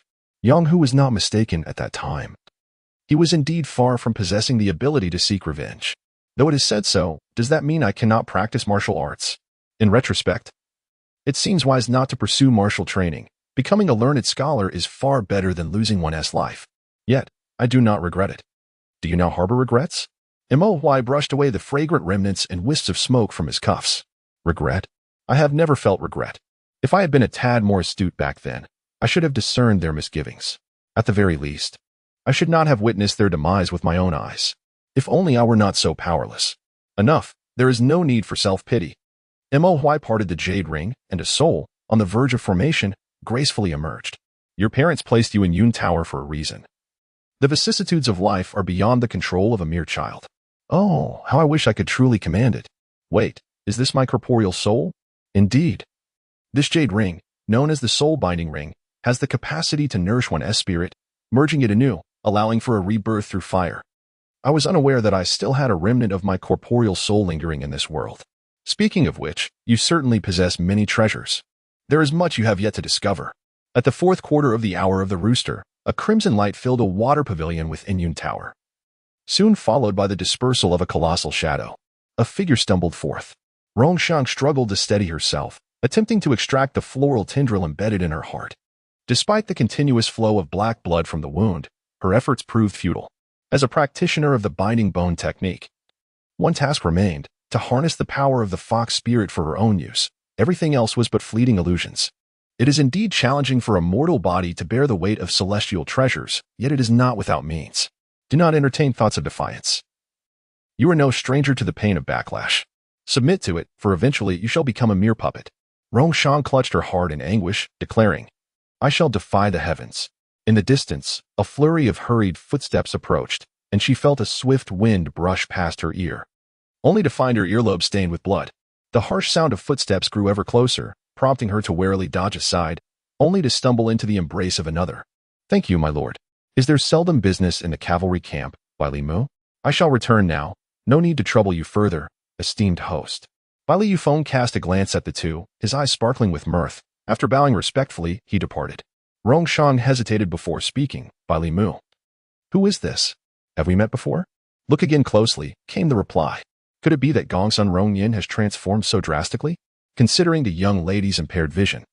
How could she venture to the water's edge? Mo supported her to a nearby pavilion. If I were to claim that another led me here, would you believe it? Fate brings us together. Whether you believe or not matters little. Rongshang sat upright. I find a kindred spirit in you. My lord, our conversation flows easily. Alas, my poor lady has been ensnared by others. Having traversed many paths to seek vengeance here, might you lend me your aid? It seems you speak of yourself. Do you harbor an unquenchable resentment towards this person? Rongshang smiled. Resentment is only natural. He abandoned me, leaving me isolated and ensnared. Hatred? He dragged me into a trap, forcing me into a dire situation. Tell me, should I not carve this man into 1,000 pieces to quell the hatred in my heart? Ah, my lady has recognized you. Such fierce killing intent. She is not of unsound mind. How could she fail to recognize me? What offense have you committed against her? Mo raised a hand to check her pulse. The young lady's condition is quite frail. Should you wish for vengeance, wait until you are stronger, and I shall certainly accompany you. When Duan Xing first spoke to me, I found his words somewhat peculiar. I presume you are not the kind of person who would take advantage of another's misfortune. Very well. I shall not hold you accountable for the matter of the selection examination. What? The internal selection examination? Could it be the imperial wind? That should not be the case. But he does have a penchant for acting on his own accord, which is hardly surprising. It seems your subordinates possess quite a bit of initiative, to the extent that even you, the one in charge, remain in the dark. A few days ago, in the guest room of the Western Chamber, Rongshang was seated on the bed in meditation when someone pushed open the door and walked directly towards her, a gentle breeze brushing against their garments. What brings you here? You do not recognize me, do you? No matter. I come merely to remind you that this place is not suitable for you. It would be wise for you to leave sooner rather than later. Do you think I can still leave? You need not concern yourself with the selection examination. Even if you were determined, the several masters within this establishment would not accept you, considering your father, my father? What do you mean? Nothing of consequence. I shall take my leave. You should depart as well. With that, Duan Xing left hastily. Rongshang murmured, Duan Xing? I shall remember you. Moy, with a dark expression, was taken aback by this revelation. I shall investigate this matter and provide you with an explanation. Rongshang shook her head. I do not require an explanation. I need you to promise me something. Please, do tell. I have yet to decide. I will inform you when the time comes. Rongshang propped her chin on her hand. You must be trustworthy, young Master Zhua, or rather, the master of the tower. Moy's lips curled into a slight smile. That is only natural. Chapter 14. The eve of the examination in the eastern town of Zhuanggong, situated in the revered Twin Cities, has long been celebrated as a land of fortune, graced with exquisite mountains and rivers that nurture its children. Yet, it is also a place where the genuine and the spurious intermingle, shrouded in obscurity. When it comes to prosperity and wealth, it cannot be compared to other prefectures. For the tides of fortune are ever-changing, and such circumstances are now but a remnant of the past. Since the ascension of the emperor, the authority over taxation has reverted to the central government, the landlord system has been abolished, and the farmers have regained their rights to self-management. The local populace has seized this opportunity, and over the decades, Zhuanggong has flourished, its money houses thriving, becoming renowned across the counties for their connections. During the rejuvenation of the new emperor's reign, the commerce in Zhuanggong was at its zenith, with the Song and Li families standing as titans within the industry. This period of affluence, however, was tragically short-lived, and subsequent generations find it hard to imagine the grandeur of that time. 13 years ago, a sudden upheaval swept through the four counties, ensnaring countless common folk in its chaos. In the wake of this turmoil, the imperial authority has waned, leaving a multitude of tasks awaiting revival, and naturally, the Song and Li families were no exception. At a marketplace in Zhuanggong, Song Ji, dressed in simple cloth attire, with a bamboo basket slung over each arm and tattered shoes adorning his feet, approached a vegetable vendor. A sudden loud shout startled him, causing him to retract his hands. The flower-bringing scholar is here for the bride. All idle onlookers, step aside. The sound of drums and gongs filled the air, as over 100 maidens adorned in red silk and floral embellishments led the procession. An exuberant groom rode forth on horseback, followed closely by a soft palanquin draped in golden threads, with pearl curtains and jade ornaments, while a contingent of well-groomed guards brought up the rear. The market bustled with the clamor of voices, the joyous screams and laughter of numerous children intermingling with the din. A burly man, his expression fierce, attempted to disperse the curious children, while whispers began to circulate among the crowd. It must be the engagement of the Li family's young master, one murmured. That patriarch Having failed in business, now finds his son a successful scholar. It must bring him some honor. Yet, alas, he is but a prodigal. Oh, I have heard tales of this young lady. She is formidable, and her family fears her. You surely cannot mean. Oh, my tongue. Such words should not be spoken carelessly. As the wedding procession gradually moved away, Songji found himself trapped among the throng of onlookers, his 2 bamboo baskets trampled and in disarray. At that moment, someone grasped him and pulled him from the crowd. Timidly, Songji lifted his gaze, only to encounter a young gentleman adorned in splendid silks, prompting him to quickly lower his head once more. If the young master has no business with me, then you have mistaken me for another. Songji exclaimed in astonishment, clutching his tattered garment and retreating. I must take my leave. Not so fast. Song Iluan is your grandfather, was he not? He once served as the magistrate of Xianzhou. There is no need for fear. I harbor no ill intentions. I come at your grandfather's behest to discuss matters of the past. I have no interest in discussing anything with you, Songji retorted, casting aside the words and turning to depart. 13 years ago, your grandfather attended a council at Tongwen Pavilion, held in the western district of Lingzhong, lasting 3 days. If my memory serves me correctly, there were 20 participants in total, and shortly thereafter, the disturbances within the city were quelled as if they had never occurred. Zhongsu, with a beaming smile, remarked upon the curious coincidence that the initiator of this assembly was none other than his grandfather, the Inspector General Zhang Keifu. Zhang Keifu. Songji articulated each word deliberately. What brings you to seek me? In the tumult of rebellion that plagued the city, calamities befell all those who participated in the assembly, leaving Zhongsu heartbroken. His grandfather, feeling profound sorrow, instructed him to ensure proper compensation for the descendants of those lost. Compensation? Those individuals have long since departed. What purpose does this discussion serve now? Songji clenched his fists. Zhongsu, placing a reassuring hand on his shoulder, remarked, Are you aware of the Jiden Hall? It is likely the aspiration of students from humble backgrounds such as yours. In the future, as you enter the political arena, positions of power and nobility will be well within your grasp.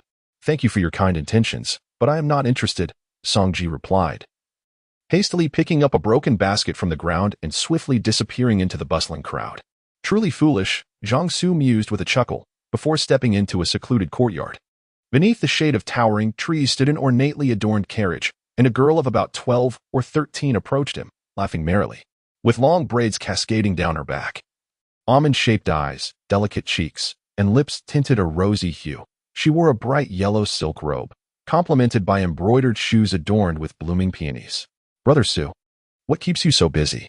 Come play with me. Since Sister Xin married that little rascal, I have no one to entertain me. At her words, Zhongsu could not help but chuckle. He crouched down to ruffle her hair. Brother has a few matters to attend to, but would you kindly return home for now? There is far more amusement to be found within our estate than out here.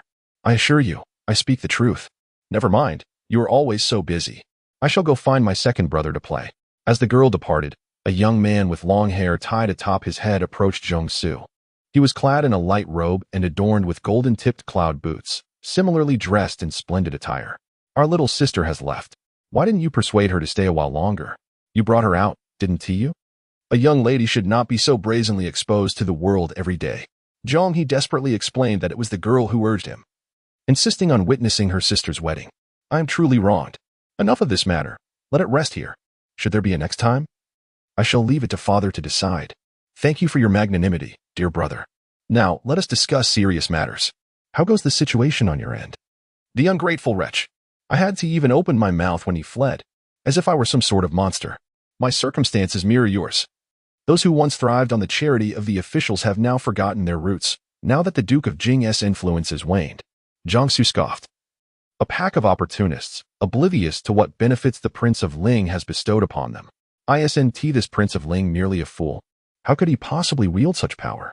The Emperor must have sensed the Duke of Jing's rising threat, with his sons encountering troubles one after another. Zhongsu couldn't help but smirk. If it were you, would you remain indifferent? How can I fathom the Emperor's thoughts?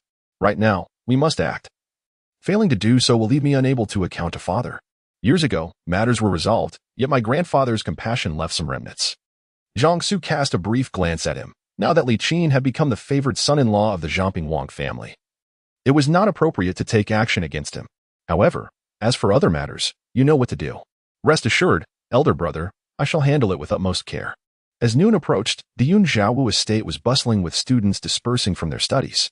Axin caught sight of a sinister gaze and instinctively drew back, seeking refuge behind Ying, only to be unceremoniously yanked out by a large hand.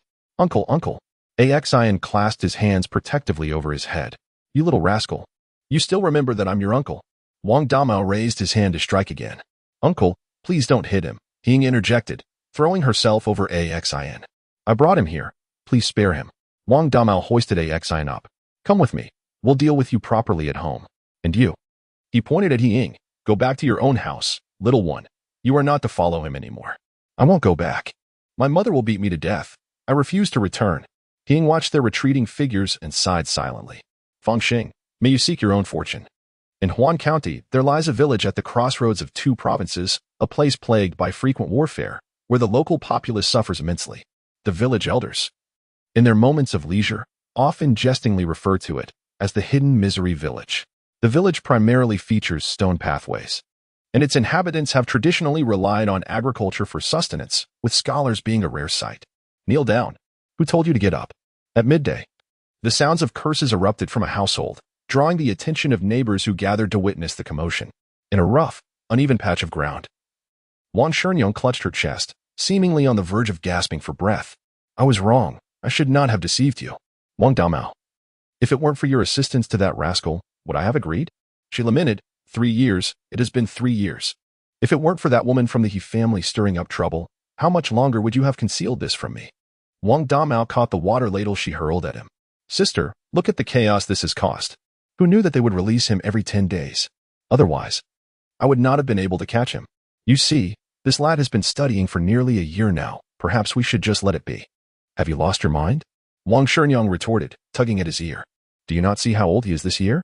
Does he not require food, clothing, and other necessities? Can you afford to let him go? I will not spend the family's money, Xing interjected, rising defiantly. Mother, I am grown. I can earn for myself.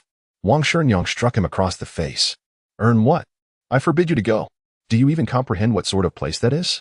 I want to learn martial arts. I want to. Xing cried, wiping his tears as he dashed out. Look at this. Are you trying to drive me to my grave? Wang Shenyang collapsed onto the ground, weakly covering her chest, her entire being seemingly aged in an instant. Chapter 15, The Internal Examination, Part 1. In the southern part of the city, the flourishing tree stood tall, stretching from the wharf of Linzhou to the banks of Lingzhong River. The evergreen camphor and cypress trees extended endlessly, as the scenery of late spring meandered toward the heart of the western county, leaving onlookers in awe. The dual West City is renowned for its beauty, with the Western District's water conservancy standing as a remarkable achievement. Since the reign of Emperor Ren, various states and counties have successively constructed 72 channels along the Zhang River, interconnected by bridges, linking the north to Tongguan and the south to the seas, thus establishing a water system celebrated throughout the realm. At a quarter past the hour of the rabbit, the warships of the Cloud Tower set sail, navigating the swelling waters of the river, while vessels made way for their passage, and hundreds of laborers in the hold shouted in unison to operate the ship. As the hour of the dragon approached, passenger boats arrived at the Lingzhongji water dock, where envoys from the Cloud Tower awaited on the shore. At precisely the hour of the dragon, the Lingzhong Military Academy was abuzz with brilliance, as over 100 young cultivators from various martial academies gathered, a blend of exceptional talents and those of lesser merit, all journeying from afar to partake in today's grand feast. He found his designated seat, and, after surveying his surroundings to no avail, was suddenly drawn to a familiar figure. Rushing forward, he exclaimed, Uncle, have you seen Fangxing? Qinxing, exasperated, thought to himself how this nickname had spread. And just as he was about to retort, He tugged at him again. Uncle, Fangxing has been missing since school ended yesterday. Firstly, I am not your uncle. Secondly, while you may know me, I do not know you, so refrain from speaking to me. He stood dumbfounded for a moment, pondering if Fangxing would ever return if he did not show up today. Those under the age of 13 for males and under 16 for females were eligible to participate in the Cloud Tower examination. Qinxing began to count the attendees, dismissing the notion of absence. So what if he doesn't come? He can always return in 2 years. Mind your own affairs. After careful consideration, he ultimately decided to return to his seat, his parents' admonitions echoing in his mind as he departed. You have earnestly entered the fold of your master and must not be outdone by those who tread the crooked path. Have you comprehended this? It is said that this year only the top 15 shall be admitted, and I desire your selection, overlooking any past transgressions you may have committed in aiding others deceitfully. Initially, he was the frontrunner during the selection process, and I felt a sense of inadequacy. However, thereafter, there was no further communication. Could it be that Father has rescinded his eligibility? If so, so be it. Should anyone obstruct your path, Father shall remove them without hesitation. It is no wonder that Director Ian had long recognized his potential yet withheld the admission seal, and he was absent from the prestigious list. Were it not for Father's intervention, you would have nearly fallen to the bottom of the rankings. Ener, you must not yield to that young scion of the Fong family. His mother is no virtuous woman. Even in her waning years, she still seeks to vie for supremacy. Henin sighed deeply. Fong Xing, I cannot disregard my parents' wishes. Please do not hold it against me. At that moment, in the bustling marketplace of Jingong Street, an old horse was galloping wildly, revealing two figures, one old and one young, upon its back. Uncle, could you hasten a bit? Oh, my little ancestor. This horse is a rare borrow. Though aged, it is still quite swift. If we do not arrive before noon, I shall be disqualified outright. A Xing clutched the mane tightly, striving to maintain her balance. But noon, is that not still far off? Are you not counting the time spent on the boat? A Xing was nearly rendered speechless by the wind. Indeed, how could I forget? An hour prior, in the Wang family's firewood room, a Xing was anxiously pacing, grasping the door and shouting outside, Mother, please let me out. I am going to miss my chance. I truly cannot keep up. A Xing helplessly pounded on the door when suddenly a crack appeared before him. He ceased his lamentations as the door swung open effortlessly. It had not been locked. He hurriedly dashed outside, only to unexpectedly collide with Wang Damao. Uncle, I merely stepped out for a stroll. Do you believe me? A Xing scratched at the weeds in the crevice with his toes. Enough. I know your character all too well. Let us go. Go? Where to? You little rascal. Taking advantage yet playing coy. Where else could you go? Your mother will return shortly. Are you coming or not? I shall go. Thank you, Uncle, for your life-saving grace. The hour of the snake was approaching, and the Jingzhong Wufu's Jiaying Hall was filled to capacity, the sounds of laughter and cries resonating throughout. The martial arts competition had reached its midpoint. On the observation platform of the second floor, Qin Sheng stealthily approached Mo, discreetly producing two registries. Fong Xing, a native of Jingong, entered the estate at the age of 9. This registry bears the Grand Elder's seal, yet his name is absent from the entrance roster. As far as I know, the affairs of disciple admissions are managed by Fong Xing. Why does that name sound so familiar? Ah, it's that infuriating little brat. Are you getting close to him to investigate this? No, senior brother, doesn't this clarify that there indeed exist some underhanded dealings within the estate? Where are the witnesses? Isn't this evidence sufficient? Furthermore, adding those who were smuggled in, wouldn't that constitute proof? How old are you? 18, just a year younger than you. Why do you ask? Shook his head, remarking on the lack of intellect despite the passage of years. Enough of these trivialities. Observe your disciple and the state of her defeat. For all these years, I have yet to witness any growth in her wit. I have repeatedly advised against taking on a disciple, for I am truly inept at teaching. Qin Sheng cast a glance at the ongoing battle on the Soul platform, exasperated. You simply refuse to heed my warnings. That girl is really something. Just let her be. With a resigned shake of his head, turned his attention to the center of the Soul platform, where Zhonghui wielded two 7-inch sword feathers, relentlessly pressuring Buing, who appeared to be out of sorts and utterly defenseless. Submit. Encountering me is your misfortune. Before she could finish her taunt, Buing descended from the Soul platform without a moment's hesitation. Why does this feel so peculiar?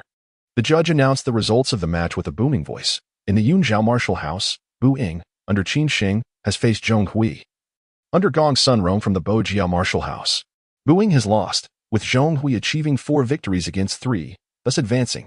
On the spectator platform, Qin Sheng covered his face in embarrassment. A loss is a loss. There's no need to mention my name in this context. Truly. My face feels as if it is losing its dignity. And now you feel ashamed? Among the 109 participants, only 50 remain, of which merely 13 belong to the Yunzhao martial house, and now another has been eliminated. Such a performance would have been unimaginable in past years, yet it is hardly surprising now. The strength of the 4 martial houses has become formidable, and Yunzhao is inevitably at a disadvantage. The several princes who have prepared are likely growing increasingly impatient. Why not directly select individuals instead of resorting to the examination process? Isn't it redundant? Foolish child. When performing a play, one must adhere to the complete set.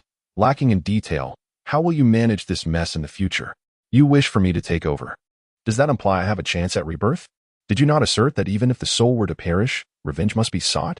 I offer you this opportunity. What do you mean? If one were to inhabit a typical mortal body, restoring one's power to 30% should pose no challenge. However, at present, even with the support of the 9 hells, there is little hope for recovery. So, what exactly have you done? To bind the soul, in simple terms, is to intertwine my spirit with the 7 souls of another. Do you comprehend? You are nurturing my consciousness with your own spirit. Have you left yourself an escape route? I will not permit this. Do you hear me? A strand of profoundly dense consciousness entwined around his fingers, and Mohuai sighed, seemingly able to sense an infinite sorrow. Chapter 16. Intersect Examination, Part 2. During the season of early summer, the cicadas buzzed noisily, and rainfall in the spirit-heavy realm became increasingly rare. The flora withered under the scorching heat. As noon approached, the surface of the Lujing River shimmered. The blazing sun reached its zenith, casting radiant beams that enveloped the land in heat, rendering the ground searing. Xing stealthily approached a lower dark wall, seizing the opportunity when no one was around. He grasped the railing with both hands, preparing to climb over when suddenly a muffled crash echoed, toppling the barrier within the courtyard, causing the patrolling guards outside the martial arts hall to halt. A middle-aged man, his upper garment tucked into his waistband, stumbled over, shouting, "Child, get down here." As the prestigious examination at Jiaying Hall nears its conclusion, 7 out of 10 cultivators have already departed. Among those remaining at the Yunzhao Martial Manor are 6 individuals, while Ling Chong, Jin Gong, and Bojia Martial Manors each retain 7, and Shaoqing Martial Manor holds on to 3. In the Bojia Martial Manor, Zhang Qing, a disciple under Gongsun Rongjio, faces off against the Yunzhao Martial Manor's Heyin. A disciple of Hifu Long Zhongcheng suffers defeat. I refuse to accept this. Let us battle again. The judge strikes the gong to signal a warning, stating that Zhang Cheng has faced 5 defeats and 3 victories, thus requesting his departure. Zhang Cheng gazes towards Gongsun Rongjio, observing an impassive demeanor that seems to imply consent. Calmly, he draws his sword. In an instant, the blade gleams with a chilling light, blinding to the eyes. Heyin, caught off guard, suffers a cut upon his cheek, a crimson line appearing abruptly. Upon further inspection, the sword has penetrated deeply into the soul platform. Witnessing the stalemate on the soul platform, Qin Shing approaches Moy, who is still engrossed in examining calligraphy. Are you not concerned? How can you still focus on this? What is so captivating about this wretched painting? It is indeed captivating, Moy replies.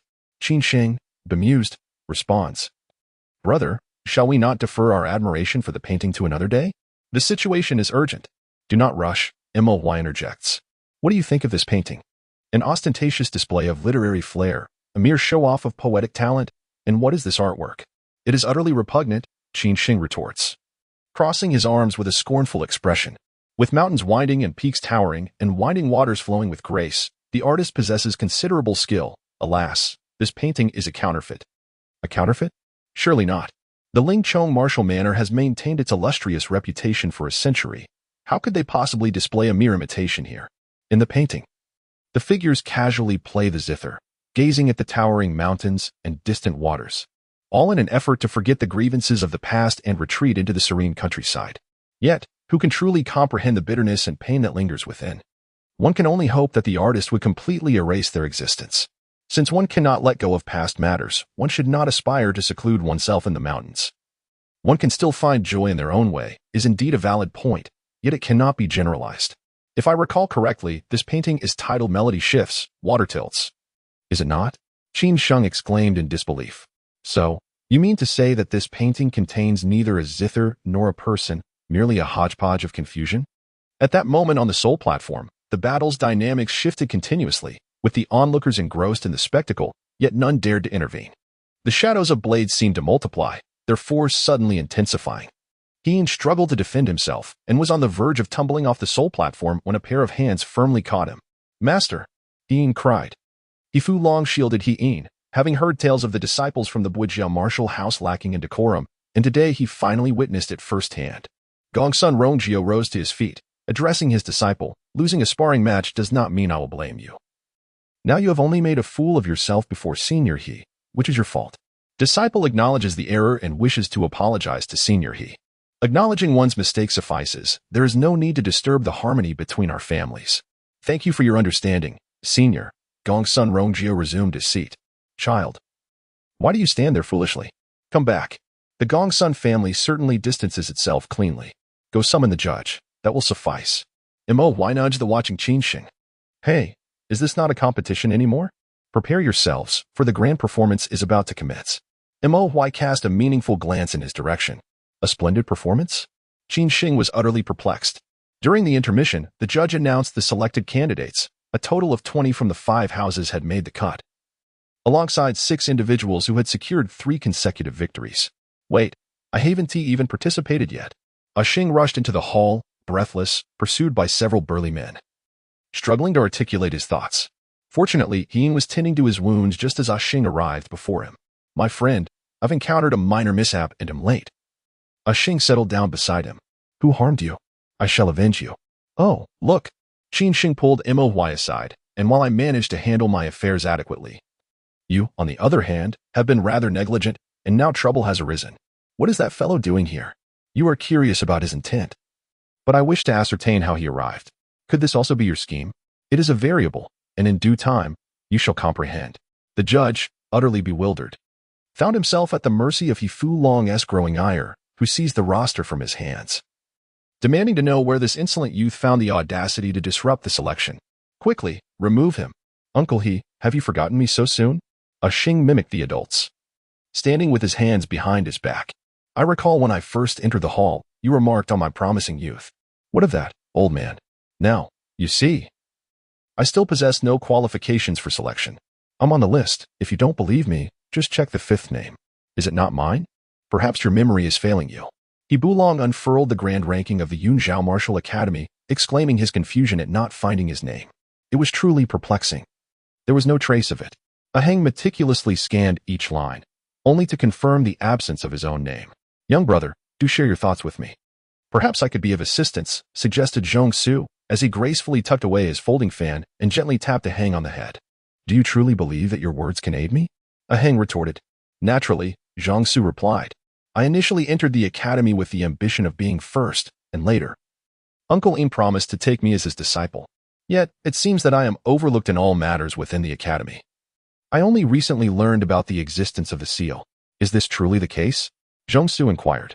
Indeed, just a few days ago, Uncle Im summoned me, tested my skills, and the following day, I found myself ranked 5th. Now, however, Zhong Su turned his gaze to He Bulong, contemplating the gravity of the situation. If this is indeed true, it implicates you in the affairs of the Yunzhao Martial Academy. No, it is your responsibility, Vice Consul He. One man's word cannot serve as the basis for such a conclusion, Master Zhong. Are you suggesting that I bear the burden for all that others claim?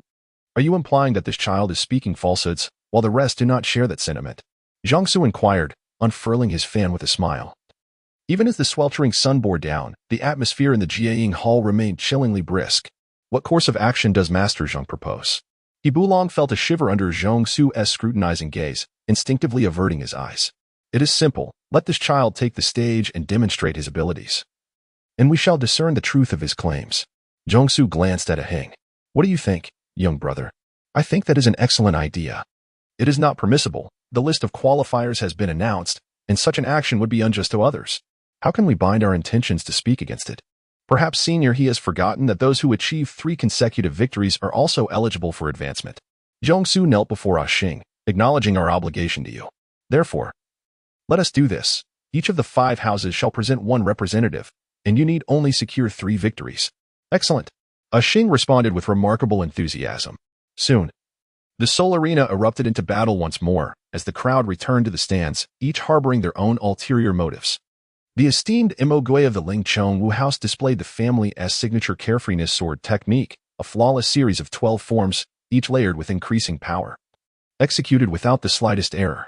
In contrast, Xing employed the cloud-pushing fist, a defensive style that adeptly balanced offense and defense, characterized by a graceful form that seemed to part the clouds and reveal the sun, banishing all shadows, an exquisite skill passed down from the Yin River.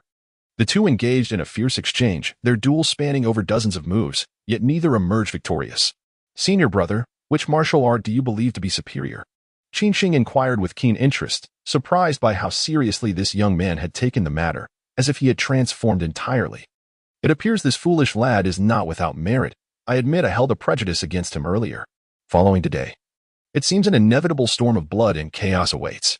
At this moment, on the Soul Arena, Mo Gui's sword barely grazed a few strands of Ah Xing's hair. In mere moments after retracting his sword, Ah Xing's hand had brushed against Mo Gui's neck, and a piece of patterned fabric was swiftly torn away. I did not intend that. Here, take it back.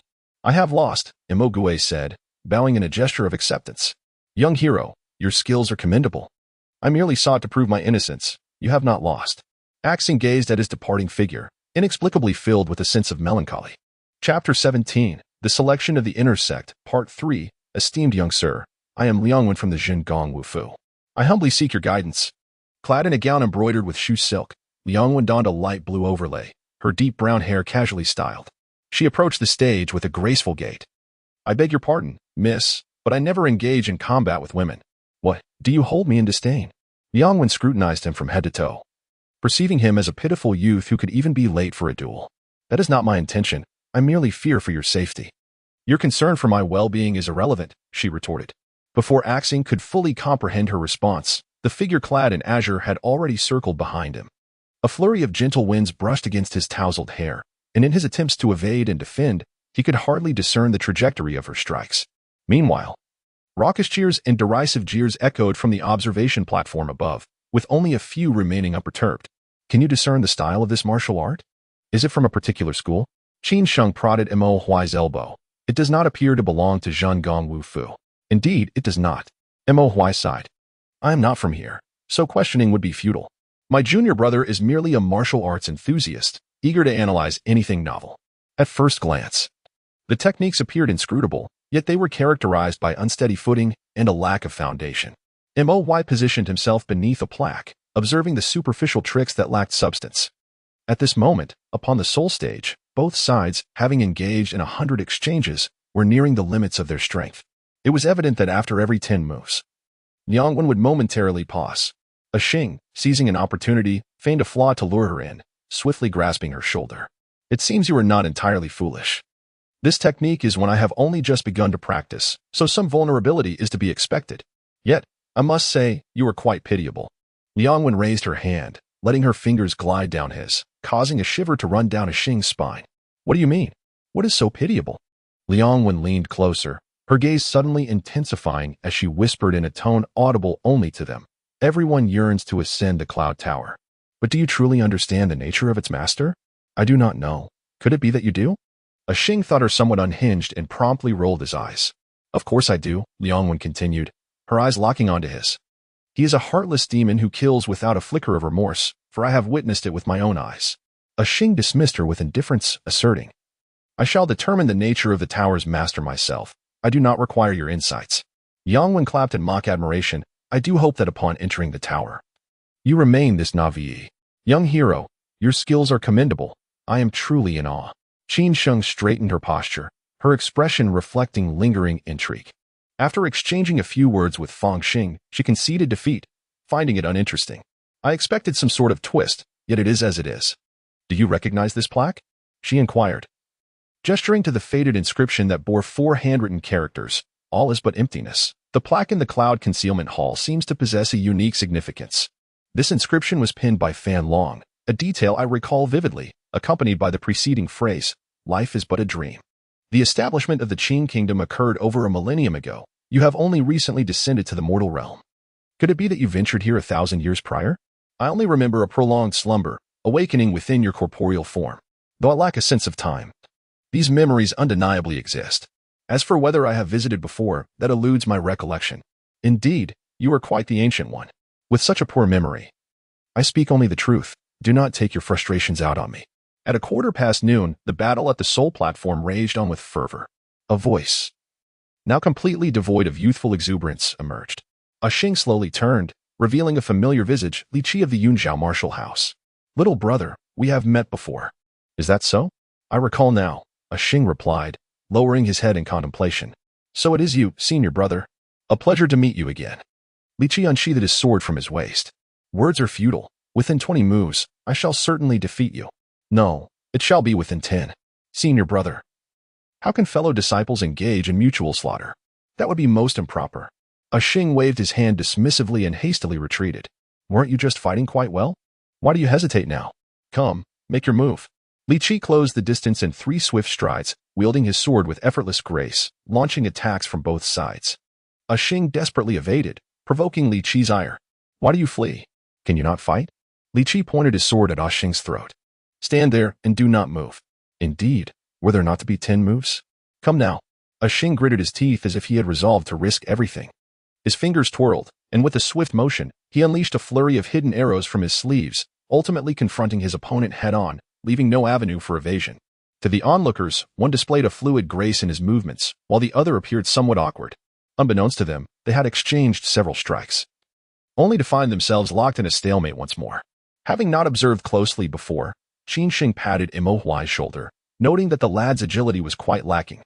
He wondered whether he would be exasperated upon witnessing this, though he acknowledged that the foundation was decent.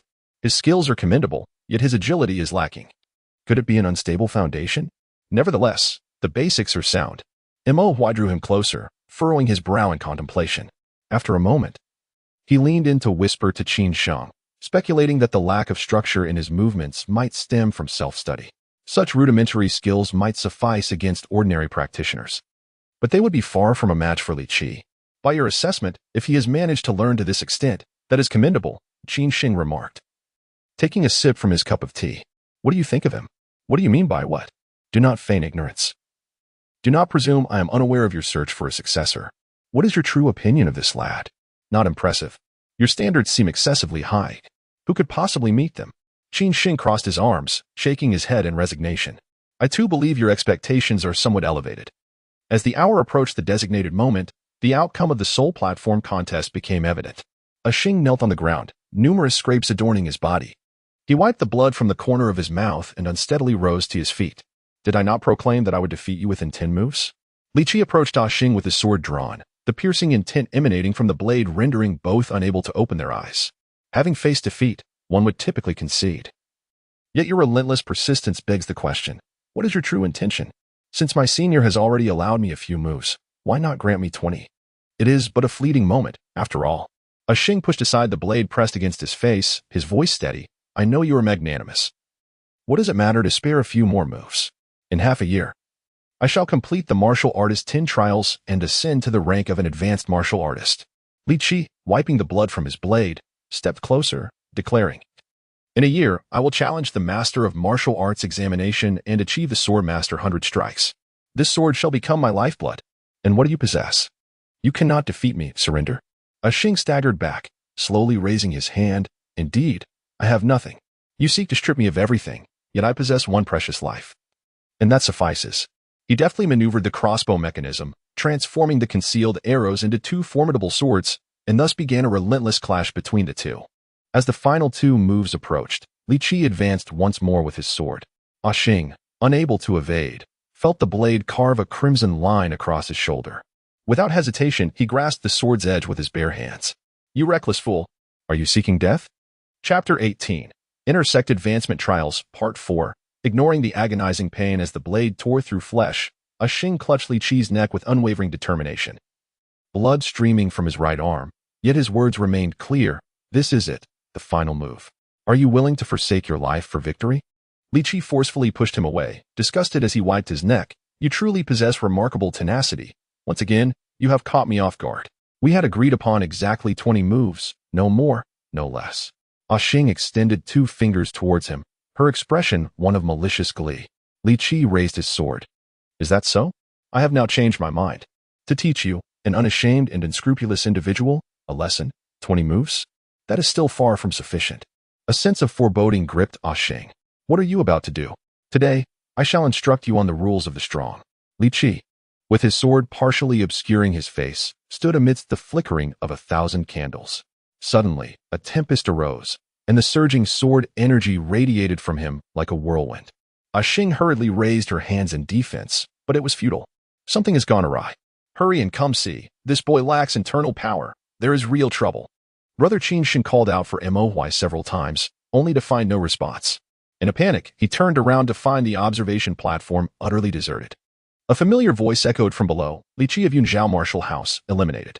Mo Huai stood at one side of the soul platform, gently flipping his palm. In an instant, The boundless tempest subsided, the sword energy retracted, and the candle flames rekindled. Upon looking again, the long sword was now calmly cradled in his hand. Eliminated? Why was I eliminated? Anxiety surged within Li Qi as he rushed forward, momentarily forgetting the customary etiquette. Forgive me, esteemed host. I did not intend to offend you, please. Grant me this one mercy. Regaining his composure, Li Qi quickly bowed in respect. The competition has concluded, yet you have provocatively instigated a dispute.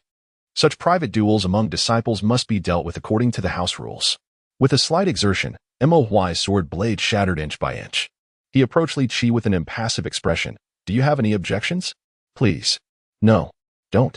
Li Qi knelt down directly, clutching Moy's sleeve tightly. I have no objections. I implore you not to destroy it. Moy cast a glance at him. Is that so? Then enlighten me. What are the rules of the strong? The rules of warriors, or the rules of swordsmen, or perhaps the rules of your Li family? I have been ignorant. The disciple acknowledges his error. Li Qi resignedly closed his eyes. I submit to the house rules. I shall withdraw from the inner door's assessment. Moy tossed the broken sword before him. Focus on honing your martial arts. This sword is not suited for you. Master, master, a Xing exclaimed in disbelief. Clutching his bleeding arm, staring vacantly as Moy approached. It is Feng Xing, right? You may still call me brother. How can you have the audacity to let others call you brother? Is it that the longer one lives, the less shame one feels? I dare not, master. Brother. A Xing scratched his head, using laughter to mask his embarrassment, hastily covering his mouth upon realizing his words. If you wish to call me that, you may. Moy said, grasping his hand and probing his meridians. You have sustained some internal injuries. They are not severe. With careful rest for a few days, you shall recover. Thank you, master brother, for your concern. A Xing turned to retrieve his sleeve arrows. Feng Xing, what are you off to do? To continue the duel. Is there something wrong, brother? A Xing still appeared dazed. From now on, you are not to call me foolish anymore. This lad is truly both silly and naive. Foolish boy, you have won 3 consecutive matches. You can advance. Seeing a Xing still in a daze, Moy gently tapped his forehead. Is it true, really? A Xing exclaimed, covering her mouth in excitement. Moy nodded, stating, what I say is never false. Prepare for the selection in 3 days. Brother, you are so kind to me. Others do not recognize your goodness and only speak ill of you behind your back. A Xing grasped Moy's hand, her pure smile illuminating her face. Rest assured. I would never believe them. Are you implying that someone has spoken ill of me? How intriguing. What mischief are you plotting? Your expression suggests you are concealing something nefarious. As the hour approached, after several intense bouts, the judge finally announced the names of 20 individuals who had successfully qualified for the upcoming selection. These finalists would compete 3 days hence. At the 4th quarter of the hour, within the Grandly residence in Zhengongxianshou, the shattering of precious objects resonated like thunder throughout the estate. Unfilial son, what on earth are you doing? Li Diyu, clad in a deep crimson robe, with hair as white as snow, having surpassed the age of 60, should have been enjoying a peaceful life. Yet, he paced back and forth nervously, wringing his hands. Listening to the escalating quarrel within, he sighed and resolved to remain uninvolved. Li Wenchang surveyed the room filled with exquisite items, ultimately restraining himself. You tell me, who permitted you to act in such a manner? Who allowed you to be so reckless? Father, it was my folly that led me into another's trap. Please, calm your anger. Fool. You can conjure such nonsense, and I must say, you truly have opened my eyes. Li Qiting stood tall, disregarding the blood trickling down from his brow. He drew the dagger from his waist and plunged it into his palm, declaring that if his son spoke even a single falsehood, he would welcome divine retribution, and the bloodshed would be no less than 3 feet. Li Wenchang hesitated for a moment before stepping forward to lift him up. It is easy to make oaths, yet if one fails to fulfill them, such promises are mere nonsense, utterly worthless. A child would never deceive his father, nor would he tarnish the family's reputation. Li Qiting clenched his fist in determination. Enough. You need not pursue martial arts any longer. Rather, bring forth those books and study them, Li Wenchang urged as he assisted him into a sandalwood chair. He lifted a cup of hot tea, preparing for the imperial examination of the coming year. Did you not promise me, father, that as long as I achieve proficiency in martial arts, you would no longer interfere? I have no desire to study the 4 books and 5 classics. Li Qiting struggled to contain his simmering anger. Am I merely speaking in vain? Li Wenchang, in a fit of rage, hurled the teacup to the ground, pointing an accusatory finger at Li Qiting's forehead, berating him. Look at your elder brother, merely a few years your senior. who has now achieved the rank of Jinshi and has recently married the daughter of the Zhamping Wang family. And what of you? What do you possess? You have trained in martial arts since the age of 6, and now, nearing 13, what progress have you made? You remain merely an intermediate martial artist, stagnant in your growth. Do you realize the expenses borne by this family? Your martial skills have only led to enmity with so many. Do you truly believe you are living up to my expectations? Before he could finish, Li Qiting turned and left. The heavy sound of the door slamming resonating through the empty room. You ungrateful son, you lack the aptitude for martial arts. It would be wise to abandon it forthwith. Li Wenchang clutched his aching chest, yet did not cease his relentless tirade of curses and shouts, his heavy breaths echoing throughout the room until he ultimately collapsed into his chair. Chapter 19. The entrant at dawn the following day. Li Yufeng routinely patrolled the training ground, only to notice a figure staggering behind the camphor tree to the west. Before long, a woman emerged gracefully, her crimson attire fluttering in the gentle breeze. She raised a hand to tuck her disheveled hair behind her ear and approached with the aid of a cane. As she drew near, Li Yufeng's expression darkened instantly upon beholding her irksome visage. He stepped forward and grasped her shoulder, saying, "I apologize, Miss Rong, but entry is prohibited here." Rongshang pried his hand away, retorting, "I am not a miss." Li Yufeng scoffed, "Miss Rong, since you have entered this establishment, you must abide by its rules." Enter this establishment? I recall quite distinctly that it was a certain someone who personally escorted me here. What is your intention now?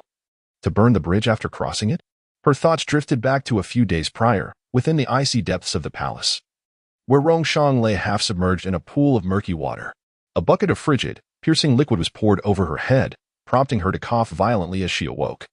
"Who are you?" "What a pity, a blind one," Li Yufeng replied, pulling her up. "Have you ever heard of the master of the Kun building? Zhao Ke." "Why do you ask this?" "The name Zhao Ke offends the dignity of His Majesty, the benevolent emperor. It should now be referred to as Yun Lu. I pity you. Dear girl, in this wretched state of a lost dog, without protection, anyone could easily take your life, couldn't they?" As the flames of unbridled anger ignited within Rongshang's heart, she boldly advanced and seized his neck, splashing torrents of water in her wake. "You claim that anyone can take my life? Let the souls of this place bear witness. Will I be the one to sever your head first? Or shall you claim my life? With a life so trifling, would killing me not tarnish your hands? There is ample ground available for you to exert your power. Why squander time on me?" "You, sir, have quite the talent for changing your demeanor," Rongshang remarked, unable to suppress her applause. "Who is your master? Reveal their name. Words can be deceptive, yet seeing is believing. Why not accompany me back for clarity?" Li Yufeng calmly suggested, strolling leisurely to her side, a mysterious smile playing at the corners of his mouth. "I wonder how long you can maintain this arrogance." As her thoughts coalesced, at the third watch of the day, resplendent golden light enveloped the entire cloud tower. On the training ground, a man and a woman had been locked in a standoff for quite some time. Rongshang stifled a laugh, realizing it was you who orchestrated my examination in the inner court. Soon, the various factions within the city will converge, and you gamble on my mastery of the family's techniques. Since you are already aware, I need not conceal the truth, Li Yufeng replied, grasping her hand and gently resting it on her waist. Whether to stay or go is entirely your decision. No one can impede you. Convey to King Jinnan that this charade will not work, Rongshang said, lowering her voice as she forcefully twisted his hand. Release me, Bali Mu. What are you doing? Mo Huai interjected, angrily pulling him away, his eyes ablaze with fury. Are you so idle? I'm merely just with Miss Rong. There is no need for you to be incensed. Li Yufeng observed the two with great interest, showing no inclination to depart. Mo Huai cast a glance at Rongshang before uttering a remark and turning to leave. Master Hong seeks your presence. Please follow me. As the hour approached, the air within the northern Cloud Song Hall was suffused with an icy chill, the summer heat having considerably abated. Hong Qin was engrossed in admiring the paintings and calligraphy in her hands, only lifting her gaze to glance at Rongshang, stating, You are the daughter of Rongge. Indeed, Rongshang replied, carefully leaning on her cane to bow. May I inquire why you have summoned me, esteemed elder? Hong Qin remained silent, instead unfurling the scroll to scrutinize it closely. The young lady was unaware of the connection between the elder and her mother, if there had been any offense. She hoped the elder would show forgiveness. Rongshang swayed slightly, as if on the verge of losing her balance. There is no significant connection, Hong Qin finally said. The original intent of establishing Yunlu was to ensure that the capable prevail. Thus, it is not a place that welcomes everyone indiscriminately. Additionally, Those who seek to curry favor with the powerful will find no refuge here. Has the elders just perhaps gone too far? I had no desire to linger here. Rongshang tightened her grip, her nails digging into her flesh. Seeking to curry favor with the powerful? Perhaps you should clarify your words. Sweet words may not reach your ears, yet you compel me to speak plainly. You are indeed an amusing young lady, Hong Qin replied, leaning back in her chair with a slight frown. Huayer, you have been standing there for quite some time. Why not speak up? In the beginning, everyone advised you against bringing her back. Now you have incurred the displeasure of the Grandmaster, who has always detested those who disrupt the moral order, such as her. Go back to your slumber. Why create such chaos? Oh, so you treat me as if I were heir, do you? Very well. Act as you wish.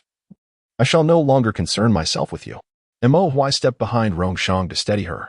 Grandmaster, Miss Rong speaks in this manner as is her custom. Though at times she may be a tad spoiled, her nature is not inherently bad. Spoiled? No one dares to call me spoiled. Do you dare repeat that? Rongshang fiercely twisted his arm.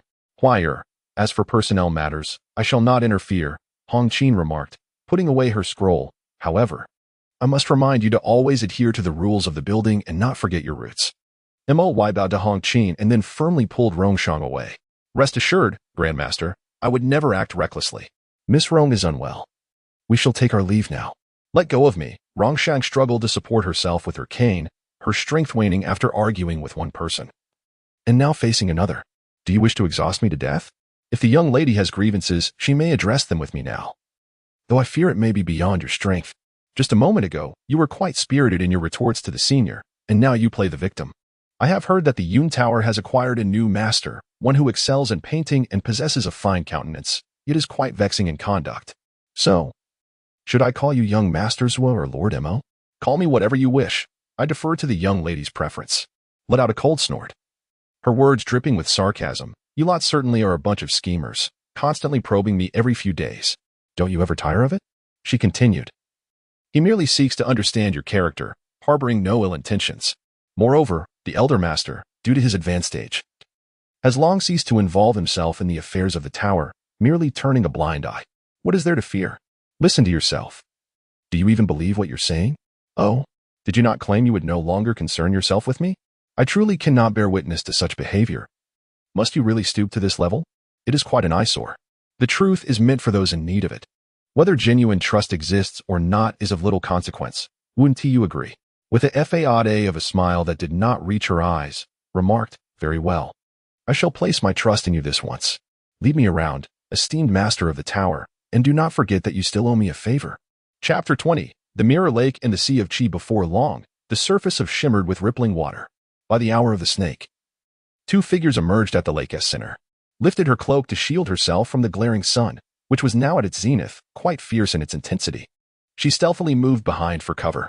In a hushed tone, murmured, Master of the tower, is this truly where you brought me? It is rather dull. Replied. Do you find it uninteresting, my lady? Completely swathed in her cloak, retorted. What is there to admire on the water's surface? The intrigue lies beneath. Then let it be as you say, to avoid inciting complaints from someone regarding my disregard for her feelings. Turned to observe her, bundled like a dumpling, and could not help but chuckle. What's so funny? Questioned. Laughed. Of course it is genuine. Rongshang, leaning on her cane, hurriedly advanced but soon paused to inquire about the way. You provided her with a general direction. Follow me. As Mo Huai noticed her incessant pacing in place, he stepped forward to assist her. Under the blazing sun, the tranquil Mirror Lake lay still. Once the two completely submerged themselves in the water, ripples surged forth, and the lake began to swell. Beneath several zhang, darkness enveloped them, with only a few drifting organisms nearby. Mo Huai gently supported Rongshang's arm as they descended slowly. Holding their breath, they maintained their composure for a moment longer. Before long, they reached the lake bed, where Rongshang felt several cracked stones beneath her feet.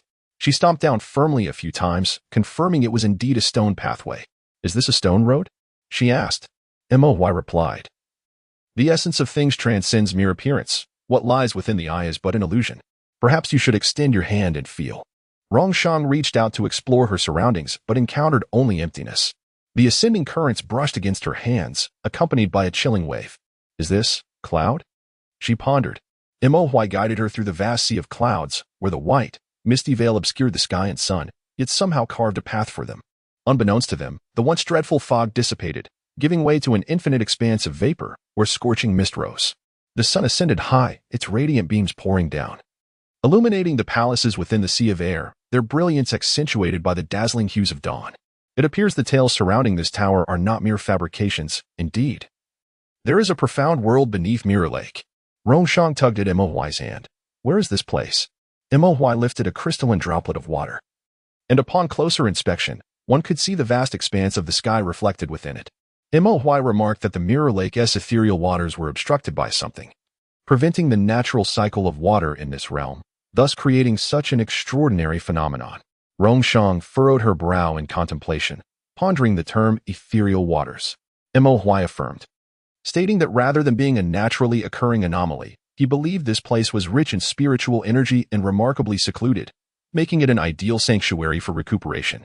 Indeed, it is also a splendid location for cultivation, Mohuai continued. This realm appears to defy the natural laws, suggesting that there lies an absorption mechanism at the lake's bottom.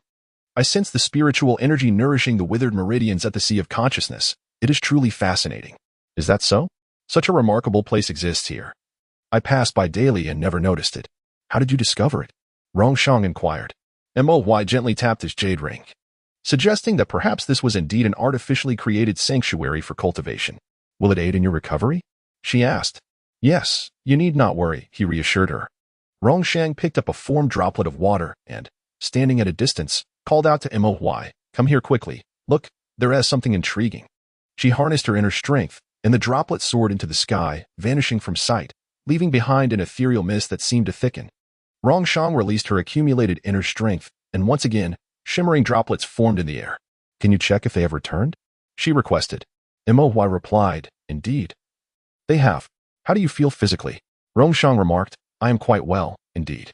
This place is truly abundant in spiritual energy, capable of unblocking my stagnant inner strength. Mohuai, I am grateful to you for bringing me here, yet it is unfortunate that I cannot see. Before long, the sun began to set, and suddenly, swirling mist surged forth, an influx of spiritual energy flooding the area, with countless droplets rushing towards Rongshang. The fox spirit sensed the overwhelming aura and began to roar incessantly as crimson mist enveloped the sky. Rongshang clasped his hands together and exerted all his strength to suppress it. The scarlet haze gradually transformed into a deep blood red, enveloping the entire expanse of energy. Time passed unmeasured, and from the blood-colored veil emerged a slender figure, a fox spirit flower bud resting in the palm of Rongshang's hand. He stated, I cannot remain here any longer. This entity seeks to drain the spiritual energy of this place. Take me upwards. This is what you describe as a celestial artifact? I had thought it to be some malevolent entity, yet it possesses a semblance of human consciousness. Mohuai chuckled. It seems you have begun to master this spiritual tool, harnessing the power of the great beings. Spiritual tool? It appears to lean more towards being a malevolent object. Rongshang tightened his grip, the blood-red mist dissipating. If I were to wield it in a contest, I fear that before I even strike, others would brand me a monster and seize me. Mohuai inquired.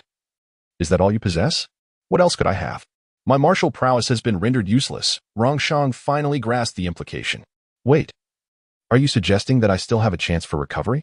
Speaking of which, why do you choose to assist me? Mohuai explained, in business, there are no ventures without profit.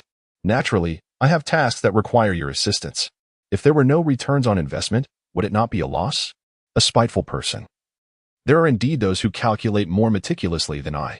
Rongshang, having uttered a remark, ceased to pay him any further heed.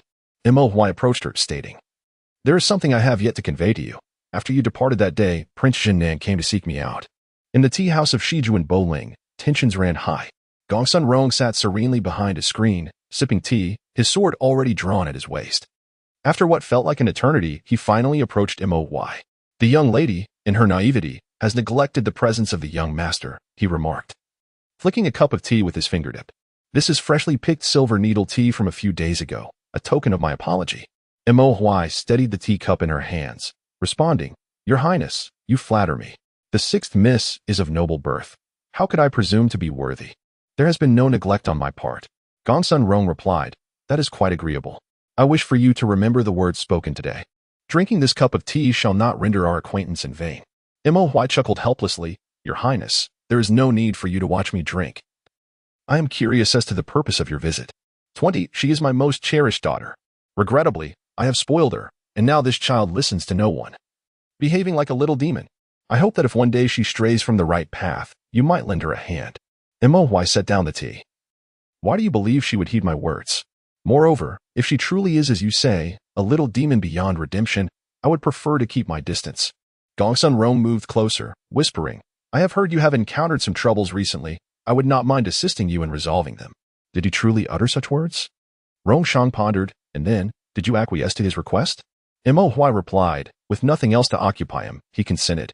Well, now that you are well acquainted with my secrets, I too have inadvertently uncovered your identity. Rong Shang extended his hand towards him, signaling a reconciliation between them.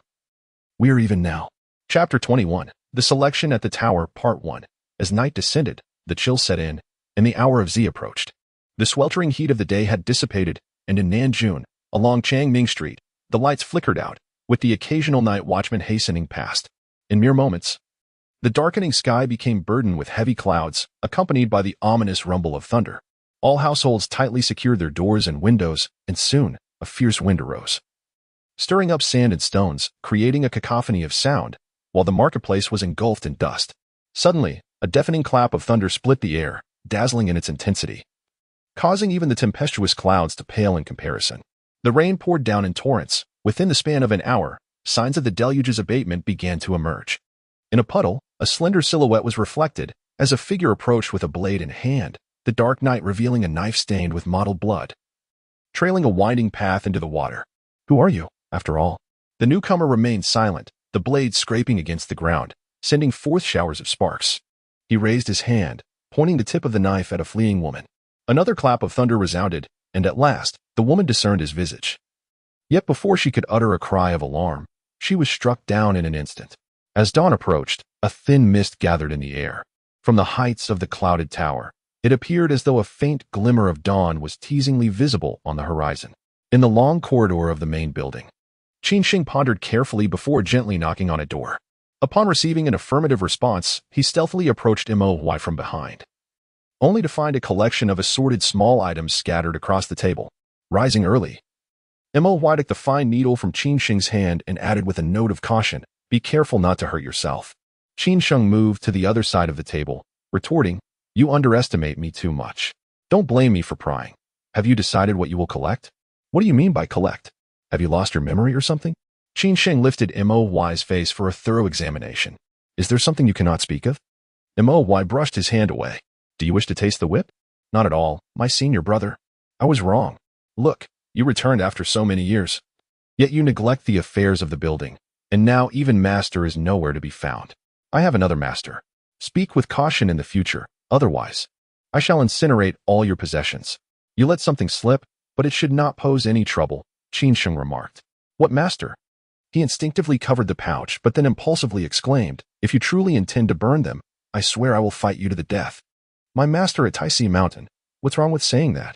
Senior brother, you have changed. You were never this fierce with me before. I have a feeling we will be exposed. It is only a matter of time. I shall merely assist you in your revival. Thereafter, whether you seek revenge or pursue other endeavors, it shall have no bearing on me. Are you serious? Where exactly are you planning to go? Huai remarked, delicately picking up 3 golden needles. Once the selection concludes, you may choose a disciple from the Boge Martial House. What? They constantly oppose me. How can you expect me to do that? Absolutely not. Very well then, you may take Fang Xing with you. After all, you are quite familiar with him. That sounds reasonable, brother. If no one else selects him, I shall reluctantly accept him, Qin Sheng replied, bowing in gratitude. Thank you for your understanding, brother. At a quarter past the hour of Qin, before a guest room in the Lingzhou Martial House, he instinctively clutched his clothes as disciples passed by. Indulging in carefree laughter, he avoided several curious glances and gently knocked on the door. Fang Xing, which master do you wish to take as your mentor? He inquired, observing the scarred Fang Xing as he settled beside the bed. This is not a decision I can make, Fang Xing responded, patting Hein's shoulder before inspecting his concealed arrows. Rest assured, brother, anyone might falter, but you shall certainly not. I heard that it was the Lord of the Tower who saved you, Hein remarked. Indeed, what of it? Fang Xing replied, momentarily taken aback yet continuing his task. It was indeed the Lord who rescued me. Hein bit his finger. Have you ever encountered him before? Never. Why do you ask? Fang Xing finally lifted his gaze to meet He Yin's, noting the peculiar expression upon his face. You seem rather odd today. Is something amiss? Nothing at all. I merely wanted to inform you that there are 20 masters within this tower, though each may only accept 2 disciples at most. In recent years, they have predominantly taken only 1. From where did you hear all this? Xing scrutinized him thoroughly. What else do you know? Hurry up and tell me everything. If you offer something of value, He Yin slowly rose to his feet. Perhaps I might divulge all to you. You may speak or remain silent. As if I would care, he retorted. Let me be candid with you. Given our current capabilities, we can only hope to encounter the most insignificant of the 10 heroes within the building. Noting the seriousness in his expression, Xing ceased speaking and gestured for him to continue. I have met one of the 10 heroes, still in his youth. Though he is nominally a 5th-tier master, the disciples he has trained are utterly inept. You know precisely whom I refer to. Are you trying to persuade me to abandon this selection? He Yin leaned closer, his voice growing increasingly somber. Rather than align with a useless master within the building and squander a lifetime, it would be wiser to seek a reliable martial academy. Wouldn't you agree? If you wish me to give up, what about you? I ask you, why did you begin training in martial arts? Why inquire about that? Allow me to answer for you. Because your parents needed a son who could wield martial skills. Before long, noon approached. The vast expanse of Yunjing Lake merged seamlessly with the boundless sky, creating an ethereal union of water and heavens. A group of young men and women arrived at the lake's edge, where they beheld a woman clad in flowing azure robes. Who are you? Where is the boat that was to take us? The foremost figure, Zhong Hui, scrutinized her with keen interest, his hands instinctively reaching behind to draw his sword. A boat? As a practitioner of the Great Path, what need have you for such external trappings? Song Wenyu steadily lifted 2 7-inch swords, effortlessly stowing them away without a glance. How dare you steal my belongings? Return them to me at once. Zhong Hui, consumed with rage, felt his face turn pale, only to see the thief casually strolling towards the center of the lake. Moments later, a soft voice floated through the air. Come to me within 3 ticks. Do not make me wait long. We are martial artists. After all, we cannot fly. How are we supposed to get across? This is clearly a deliberate attempt to complicate matters. I refuse to comply. It's merely an old building. Xing approached the lakeside, scrutinizing it closely. He picked up a few pebbles and tossed them into the water, intently observing their rise and fall. Have you discovered something? Mo Goe, irritated by their incessant bickering, approached Xing with his sword on his back. This lake is peculiar. The objects thrown into it can be retrieved, Xing remarked, examining the unscathed stones in his hand. There must be something beneath. Indeed, Mo Goe replied, crouching down to scoop a handful of water. This lake is disconnected from other rivers, yet it is not stagnant. It merely appears tranquil, concealing its secrets.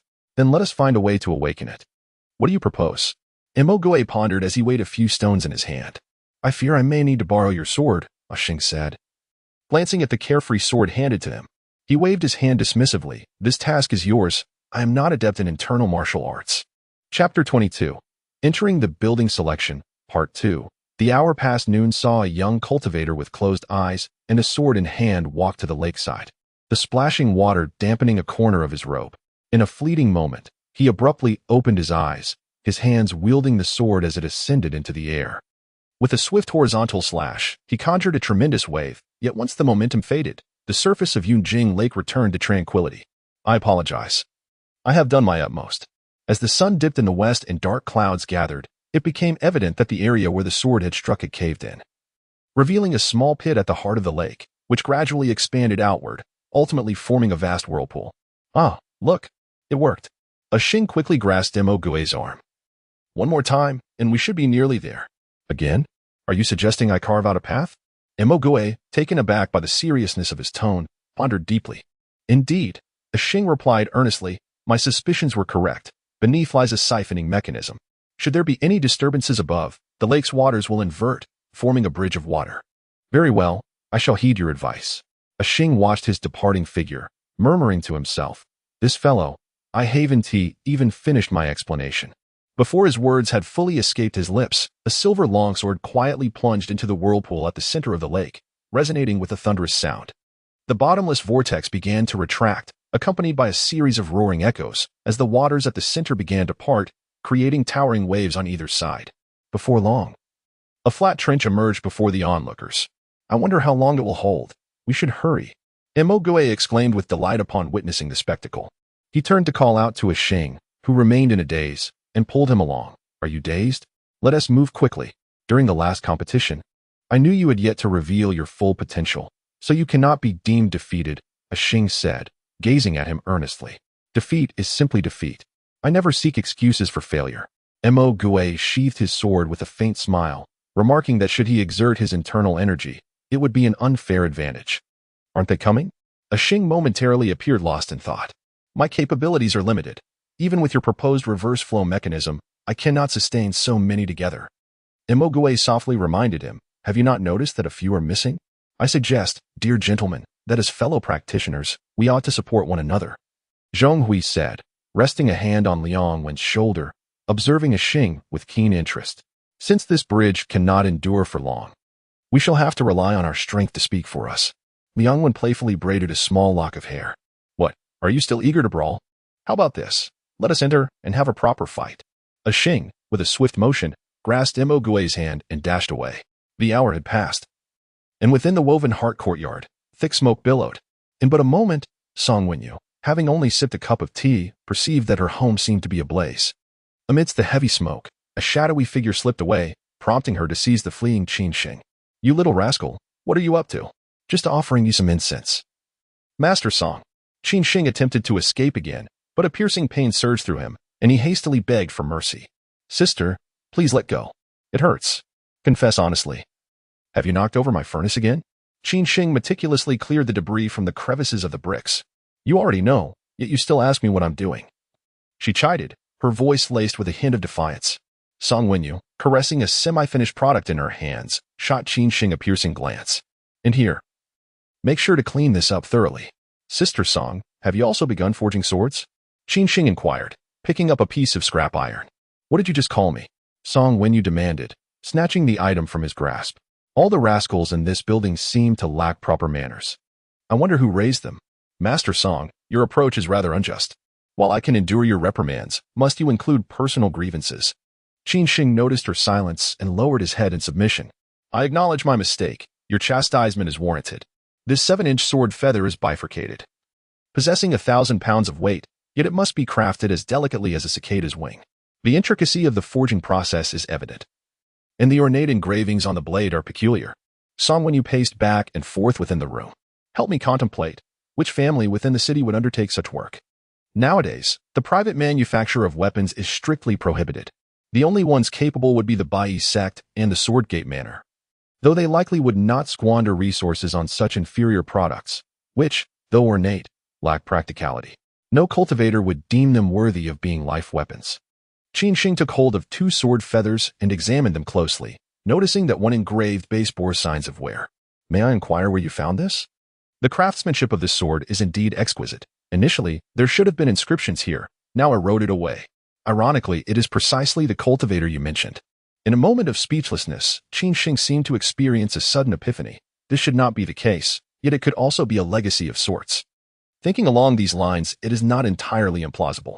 Have you ever heard of Duan Qinyang? Song Wenyuan, lost in thought, couldn't help but self-deprecate, remarking that given your youth, it is unlikely you would know of her. She could indeed be considered a remarkable woman, though she later faded into obscurity. If you were to encounter her, you would have to respectfully address her as senior. I must inquire further about this distinguished woman you speak of. Qin Xing furrowed his brow in contemplation for a moment, only to suddenly realize that he should be attending to a group of disrespectful individuals. If they had any sense, they would depart on their own. Song Wenyuan let out a cold laugh, as if it were fate. I shall go and meet this cultivator, while you finish your business and attend to your own affairs. As the hour approached, a distant commotion erupted across the surface of Yunjing Lake, where dark clouds scattered, momentarily revealing the tide retreating. From behind a massive reef emerged 2 hands, followed by a pair of bright, dark eyes. This individual dragged himself onto the shallows, and after catching his breath, he became acutely aware of his dire predicament. His limbs felt stiff, his body seemingly paralyzed. He resolved to let out a cry for help. Help! Help! Rongshang approached and covered his mouth. Quiet, kid. Don't make a sound. Who are you? A Xing struggled to squeeze out a few words between clenched teeth. Let me go? Rongshang released him and raised a finger to his lips. Do you know? There are man-eating monsters here, and they particularly relish the cries of loud children. Don't attempt to intimidate me, a Xing exclaimed, beads of perspiration forming on his brow for in all my days. I have known no fear. Very well, I shall take my leave then, Rongshang declared, slowly rising to her feet. As for you, remain here and revel in the splendor of the vista. Ah, elder sister, a Xing pleaded, grasping the hem of her garment, assuming a pitiable countenance. Would you be so kind as to assist me in ascending? I beseech you. Beseech me, do you? She responded. Very well, what is the purpose of your presence here? And why have you strayed from the beaten path? I have come for this election, a Xing replied, patting his shoulder in an attempt to ease his muscles, only to have his hand seized by her. It pains me, elder sister. You came alone? She inquired. Were you not dispatched by some fellow? Rongshang, observing his lack of response, proceeded to employ her skills in acupressure and bone setting. After a series of massage techniques, she hauled him to his feet, meticulously examining his meridians and vital points. Though your martial prowess is lacking, she remarked, your innate potential is quite remarkable. A Xing regarded her intently for a moment before venturing, Are you perhaps the master of this establishment? I am not, Rongshang retorted, blocking his path and adopting a menacing demeanor. You would do well to find a more congenial place to loiter and refrain from shadowing me. A Xing promptly seized her hand, his voice laced with desperation. Elder sister, I swear I was involuntarily swept into this place. I implore you to champion my cause. For I am truly innocent. Oh, so the theatrics have begun, have they? I was pushed from above. Axing yelled behind her. While Mo Gue and I were having a pleasant conversation, we suddenly heard them arguing. Mo Gue went to confront them, and Zhong Hui pushed me from behind. She interrupted him, her expression instantly darkening. Wait a moment, could you repeat that, Zhong Hui? Chapter 23, The Selection for Entry, Part 3, in the Lingzhong Martial House. Mo Gue ranked third in the second division. Qinsheng gently cleared his throat. Come and collect your entry token. The junior is here. Mo Gue stepped forward to receive the token, but just as he was looking around, a piercing glare shot toward him. Bai Li Yufeng passed by, pausing momentarily to utter 3 words. It's you. What? Senior. Mo Gue was startled, instinctively glancing at the equally bewildered Qinsheng, who was squinting and making gestures at him. Then he gave up the struggle, revealing a trace of regret in his eyes. If you don't come over, don't blame me for tossing you out of the building. Before Mo Gue could grasp the underlying meaning, a thunderous growl reached his ears, sending chills down his spine. He hurriedly followed. Yes, senior. Qinsheng smoothed down his unruly hair, muttering to himself about the unpredictable nature of this fellow. In the palace of the martial house, Liang Wen, who ranked 7th in the second division, approached with a charming smile. She leaned closer to the still-dazed Qinsheng and said, Master Qin, I have long admired your esteemed name. Please allow me to become your disciple. This truly puts me in a difficult position, young lady. I am but a nameless cultivator and do not accept disciples, Qinsheng stammered, hastily seeking an excuse to extricate himself from the situation. Liang Wen directly grasped his arm, saying, just a few days ago, I encountered your disciple. Her skills are truly commendable.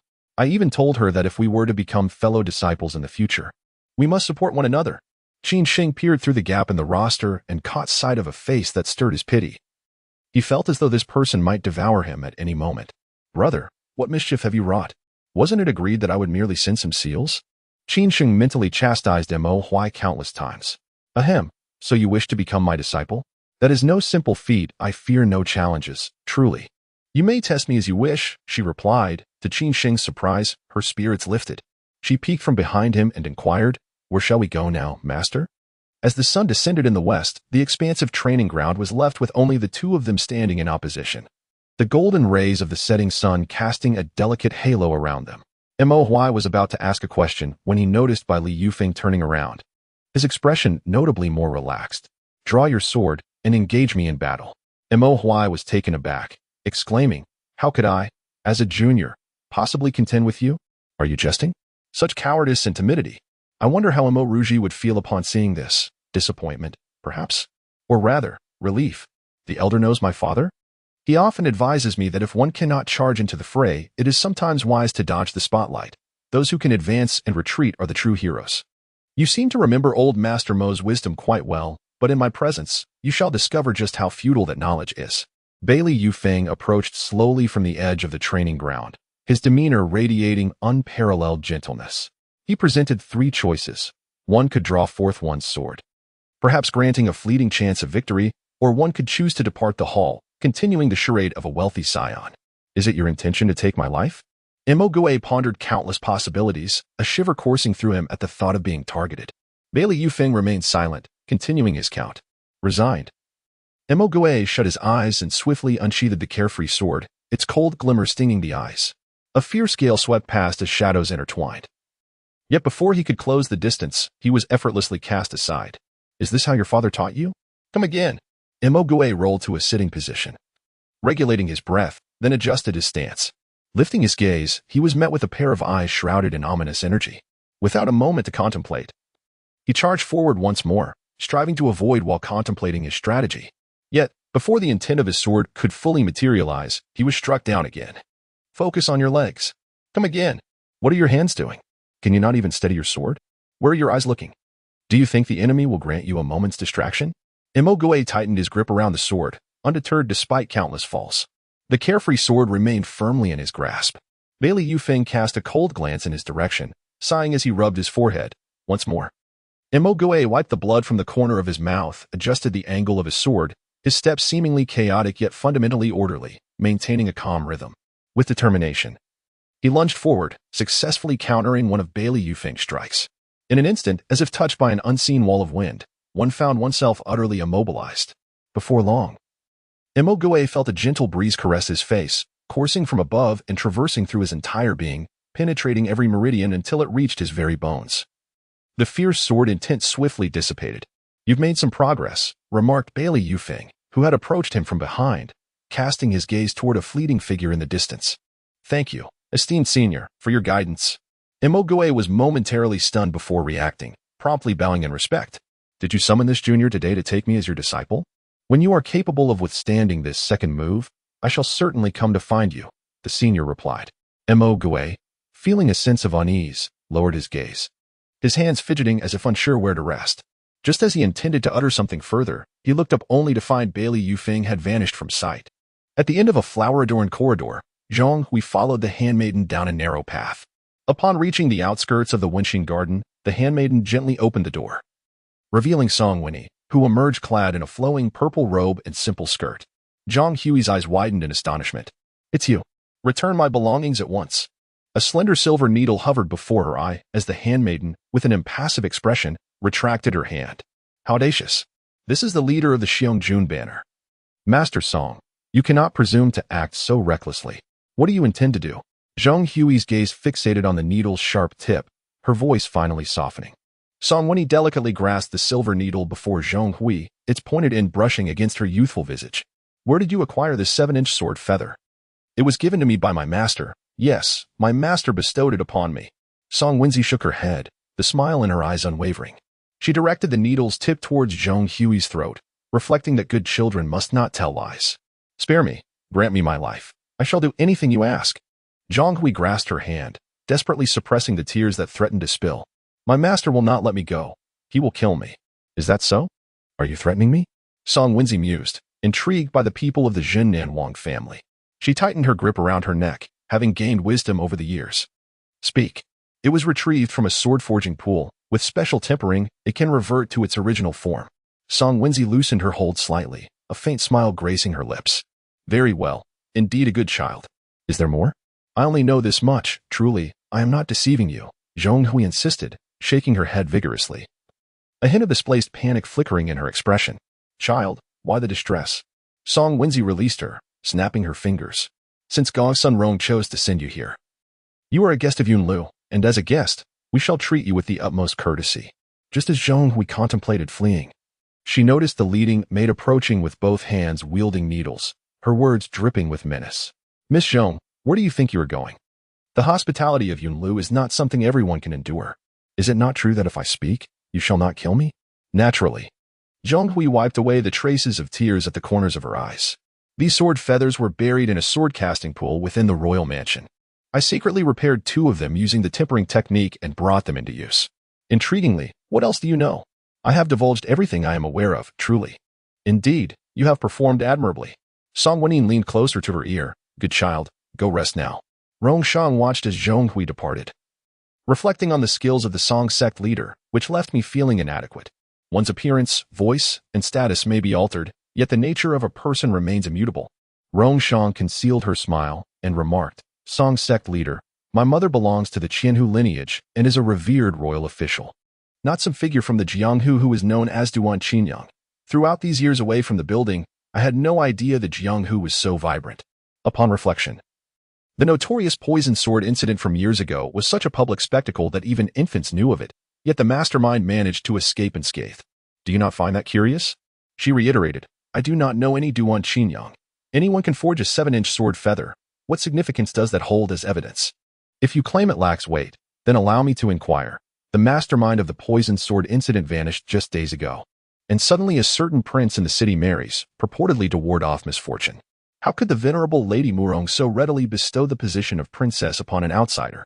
What exactly are you trying to convey? Song Wenin seemed to imply something further, stating, Let me enlighten you. Those of the Zigixing lineage and humans cannot produce healthy offspring.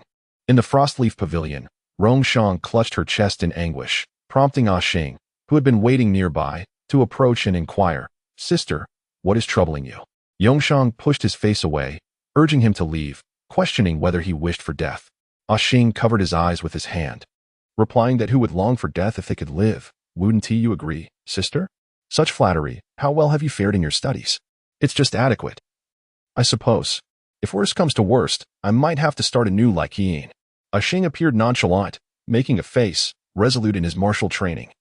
Aspiring to become a master in martial arts one day, perhaps even taking on a few disciples for amusement. Oh, so your ambition is to become a master? Yongshang couldn't help but chuckle, finding his aspirations amusing. I believe that is sufficient if I truly ascend to the upper echelons. I wouldn't know how to explain it to mother. Ah Xing scratched his head anxiously, only to find that Yongshang had already distanced herself. Sister, where are you going? Yongshang turned back, casting him a gentle glance, yet her tone remained firm, saying, You are not to follow me. Sister, just take me along. I can sing tunes and even engage in cricket fighting. What exactly do you wish to achieve? Ah Xing lowered his head, fiddling with his fingers, expressing that it was to repay his sister's life-saving grace. You may follow if you wish. Yongshang reconsidered, extending her hand. Why are you standing there foolishly? Come help me. Sister, are you going to find Zhonghui? Ah Xing clasped her arm with both hands, his eyes brimming with anticipation. Do you know where she is? Naturally, Ah Xing grasped Yongshang's hand tightly, urging her, Hurry, come with me. On the eastern side of the teaching grounds, a lady descended from a boat. Her hand clasped with that of her maid. Adorned with a cerulean veil hat, and dressed in a gown of emerald hue, her skirt was embellished with embroidered begonia petals. As a gentle breeze swept by, the watercolored drapery fluttered gracefully. Gongsun Rongjin approached a disciple and requested to relay a message, one of my maidservants. In her playful folly, has inadvertently mingled with the selection team for the esteemed tower. Her name is Rong Nian. The disciple perused the registry, noting that all participants in the selection were duly recorded, yet the individual she mentioned was absent. Gongsun Rongjio emerged from behind her, addressing his brother. To call a young lady to stand in the wind. How could you? Before he could finish, Gongsun Rongjin swiftly grasped the neck of the man, snapping it with ease, leaving only a pile of sand in its wake. What is there to discuss with a mere puppet? One who knows only a few characters and truly believes themselves to be human? Gongsun Rongji remarked, You are still too hasty. Your handling of trivial matters lacks finesse. He extended his hand, and the sand transformed into mere dust. There is much you still need to learn. Do not rush your progress. Gongsun Rongjin, behind him, shouted, I was never cut out for martial arts. Why do you all insist on forcing me? If she were in her position, she would humbly accept the counsel of others, striving for perfection. Gongsun Rongjio cast a worried glance her way. And you? You can only shout loudly, akin to a shrew. Meanwhile, Qin Shing finally evaded Liang Wen's pursuit, only to collide with a familiar face. Startled, he recoiled against a wall. Gongsun, must you always appear so mysteriously? You could frighten someone to death. Have you perhaps committed some misdeed? Qin? Why are you so fearful? Have you encountered a ghost? Qin Sheng gasped for breath, lamenting that he would rather encounter a ghost than endure such relentless misfortune. Which malevolent star was tormenting him?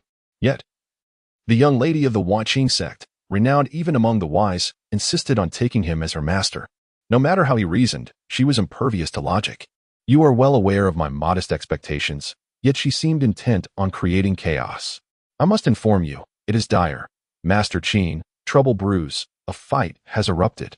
A young attendant, clad in humble attire, came rushing with the news, and the three of them shared a profound concern. At this moment, within the territory of Yunlu, Rongshang stood at the center of the training ground, surrounded by several wooden stakes firmly embedded in the earth. She cast aside her bloodied outer robe. Standing resolutely in the wind, her laughter laced with scorn. So, they dare to strike from the shadows, but not reveal themselves? On the training ground. Gongsun Rongjin fixed her gaze upon Rongshang's face, imploring, "Sister, cease this folly and return with me. Despite your poor eyesight, your skills are commendable. What benefit is there in such strife? The royal residence is your rightful place." The sixth miss spoke with unerring candor. "I wonder if you have grown accustomed to this identity?" Rongshang dispatched her assailant and pinned him to the wooden stake. Just as she prepared to rise, she heard the ominous sound of a long sword slicing through the air behind her. "Miss, I am merely carrying out orders. Forgive my offense." Unbeknownst to her, the already loosened stakes were drenched in blood, the scalding ichor oozing from the gaps of the peachwood, trickling down towards the ground. Rongshang appeared to be nearing her limit, yet a glint of cold light flashed as the sword's edge hurtled towards her face. Having no recourse but to confront the inevitable, she resolved to meet her adversary head-on. Yet, unexpectedly, the longsword veered, piercing her heart, causing a gush of blood to erupt. "Forgive me, my lady." The anticipated agony did not materialize. Instead, Rongshang felt herself drawn into an embrace, instinctively recoiling. Raised his hand, and the majestic flames of hell surged along the sword, engulfing the assailant until reduced to ashes. He then seized who was attempting to flee midair. "Where do you intend to abscond? The selection concludes today. You are all dismissed. Should any dare to intrude uninvited henceforth, they shall face my wrath." Chapter 25. The shifting allegiance of the post-rain serenity resembles the emptiness after a mountain journey, further intoxicating the senses. Her brow, like a touch of vermilion, dispels all sorrow, as a tranquil peace settles within. Under the radiant July sun, streaks of blood dance in the air. The short sword, wielded for the sake of a fair maiden, erases sorrow. In moments past, only bright eyes held sorrow. Following a night of rain, the day dawned with crystalline clarity. For 7 days, the Changming Street area, from the factory to the county government in Linzhou, Nan Prefecture, remained sealed. Doors and windows of every household were tightly shut, draped in black veils for 7 days, not to be removed. At the third quarter of an hour, a funeral procession slowly approached. A fierce wind arose, causing over 100 soul-summoning banners to flutter wildly. For miles around, paper money filled the sky. The resounding, forceful sounds of the Suona echoed through the heavens, conveying a sense of sorrow and desolation. Amidst the incessant sobbing and lamentation, a gong sounded every 10 steps, and grief pervaded every 100. Uncertain of how much time had passed, the sounds of the Suona and gongs gradually faded away. A figure clad in a coarse mourning garment, with a white cloth wrapped around his head trailing to the ground, held a spirit tablet as he walked at the forefront of the procession. His reddened eyes shone with an unusual brightness, and deep tear stains marred his cheeks, making him appear aged beyond his years. Upon reaching the foot of Wushan Mountain in Majia Town, a group of individuals adorned with white cloth knelt in unison on the ground. "Get out of my way," Duan Xing said dismissively. Unwilling to spare them a glance as he bypassed them, "Do not let me see you again upon my return." The leading burly man blocked his path, declaring, "Young master, we have come to escort the madam. I do not wish to repeat myself. Move aside." Duan Xing's expression darkened, his bloodshot eyes and bulging veins at his neck betraying his fury. In the midst of the turmoil within the Bai clan, it was this very group that had supported the Duan family to ascend to power. Now that they had risen, were they to turn their backs on those who had aided them? "Calm yourself, my lord," one of his guards implored, gripping Duan Xing's arm tightly, sensing his impending outburst.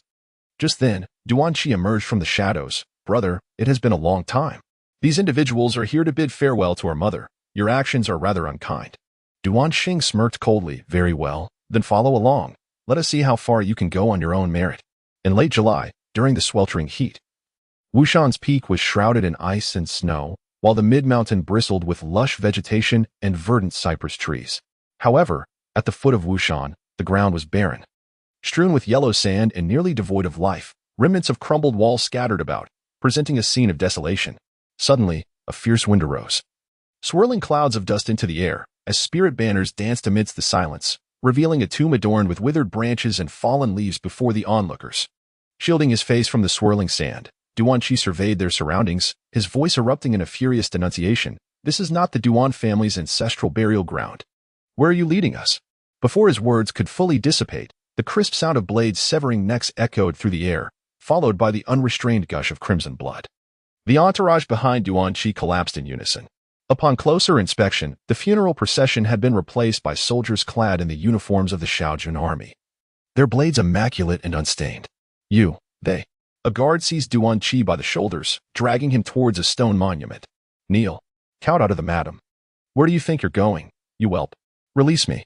Duan Qi, realizing his struggles were futile, resorted to incessant cursing. You contemptible lackeys, let me go. Duan Xing gestured for the interment of the coffin. I'll grant you 1 incense stick's worth of time. Make him produce the infantry battalion's token. Duan Qi, pinned firmly to the ochre earth, strained to lift himself. Ah, Duan Xing, if you covet the Mo family's army, seize it openly. What is the meaning of this? Despicable and shameless. Openly? Duan Xing, kneeling before the stone tablet, ignited 3 incense sticks. As I recall, wasn't it you who employed subterfuge to usurp my mother's battalion? After a few years of ignominious power, you truly fancy yourself the master. Duan Xing, when it comes to stratagems, I am no match for you. To exploit even the deceased, who can surpass your malevolent schemes? Aki, what have I taught you? Duan Xing's knuckles whitened as he clenched his fist. If you cannot pry open the lips of the living, are you incapable of contending with the dead? A flash of frigid light streaked through the air, accompanied by cries of agony. Duan Qi's leg was riddled with punctures. Aki seized his collar, demanding, Speak. Where have you secreted the lady's insignia? A menial serf dares to interrogate me. Duan Qi spat vehemently, but in an instant, a fragment of foliage surreptitiously dislodged the dagger from Aki's grasp. Before either could react, a figure clad in maroon strode forth. Duan Xing seized the still-dazed Aki, meeting the newcomer with a palm strike. Duan Xing recoiled, gnashing his teeth. Sectmaster Duan. It seems you are quite protective of this abomination. Master, be cautious. Aki exclaimed, noticing Duan Xing's unsteady gait, and hastily supported him. Shall I summon the brethren? Everyone. Assemble here. Duan Xing slowly raised his hand. Open your eyes wide and witness how Sectmaster Duan will treat his own progeny. Duan Zhuo offered a nonchalant smile, dusting off his garment. You misunderstand. I have come to escort you back. You have indulged your temper long enough.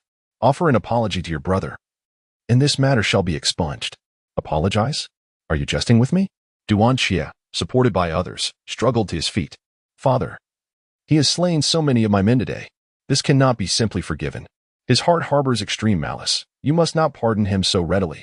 Duan Zhuo interjected, his voice rising in indignation. Silence.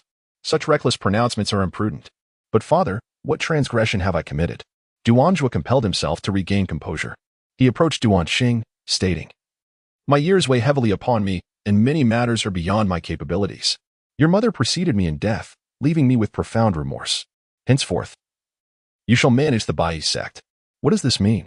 Duan Xing evaded his hand, declaring, I have no need for your charity. I hold no desire for the position of sect leader. All I seek is to reclaim what belongs to my mother. Are you truly indifferent? Duan Zhao chuckled lightly. The valiant troops at your back are affiliated with the Duan family stationed in the Southern Command. They integrated into the Yunlu structure 8 years ago, serving as a side faction of the Royal Army. Yet, you have proven your mettle. Within 3 years, you have ascended to the ranks of the regular army. Father, what do you mean by this? Duan Qi pushed away the assistance of others, leaning on his crutch as he made his way over. Have you always intended to hand over the entire Duan family to him? And what about me? What am I to be? Duan Xing forced a semblance of a smile. I had always believed that I was establishing the military camp through my own capabilities, but it seems I was merely deceiving myself. Sect leader, what shall we do now? Asher observed Duan Xing's unsteady steps, worry creeping in. What if the young master were to lose hope? Shouldn't you all hurry and follow? If anything were to happen to my son, would you be able to bear the consequences? Once the large contingent had completely vanished from sight, Duan Zhao turned around, fixing his gaze on the bewildered Duan Qi. Escort the young master back to the estate. Cheer, wait for me in the study. There are matters of importance I wish to discuss with you. Chapter 26, A Provocation at the Door During the Reign of the Benevolent Emperor Ren of the Qing Dynasty. The turmoil in the court spilled over into Shuangxi City, prompting numerous wandering heroes to settle in Linzhou Mo family town.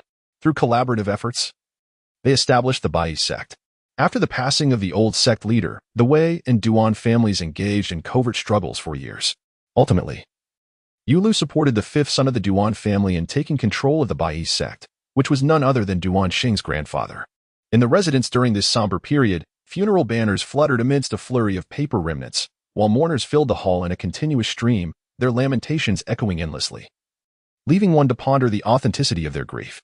Within the Eastern study, Duan Qi leaned heavily on a cane as he stood before a writing desk. Casting a glance at the extinguished candle, beads of cold sweat forming on his brow. The air was thick with smoke from the incense burner, and he could not help but stagger back and forth in agitation. This incense, it bears a troubling essence. In a sudden act of desperation, Duan Qi overturned the incense burner, and just before losing consciousness, he caught a fleeting glimpse of a hazy figure. He immediately demanded, "Who are you? If you wish to preserve your life, speak less nonsense." Before he could discern the features of the individual before him, he was struck unconscious and abducted. As the mourners in the hall gradually departed, the once silent space was abruptly pierced by a commanding shout, freezing everyone in place with shock. After a prolonged moment, they recalled the need to conceal themselves, only to find that this uninvited guest had already burst through the door. "Where is Duan Xing? Summon him forth. That cowardly turtle. Tell him to emerge at once." The intruder appeared to be in his late 20s, unkempt with stubble, the corners of his eyes etched with wrinkles. His silk robe bore unsightly stains at the collar, and he was bound with 2 lengths of hemp rope, a collection of knives hanging haphazardly at his waist, accompanied by several brutish attendants who mirrored his intimidating demeanor. An elderly man with a dismal expression attempted to intervene, stooping slightly as he approached. "You must be the young master of the Wei family. If you are here to pay your respects to the lady, please step forward and light this incense for the departed. However, I fear this gesture of gratitude may never be repaid."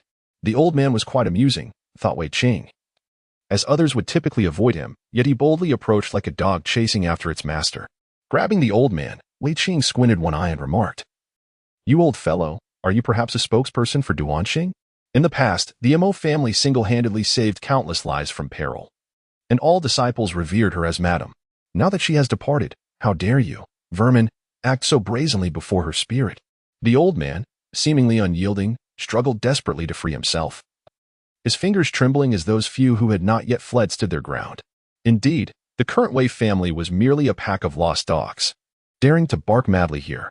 Do you not claim to be the young master of a wealthy family? Yet you emerge with nothing but scraps and still dare to confront our young master. How laughable. In a flash, Wei Qing drew his swift blade, his eyes filled with fury, completely disregarding the fallen servants behind him. He roared, had it not been for that wretched building interfering, the position of the 100-garment gates leader would not have fallen to Duan Zhua. He seized an individual without hesitation, declaring, under normal circumstances, "You would have met your demise 1,000 times over. Quickly summon Duan Xing. Perhaps I may spare your life. I have heard that young Master Wei has been searching for me. I am most honored to be of interest," he replied. Duan Xing gently brushed his fingers over the whip knife, while Wei Qing's arm was firmly pinned to the doorpost, causing the weapon in his grasp to clatter to the ground. "Are you not leaving because you wish to witness Master Wei's humiliation unto death?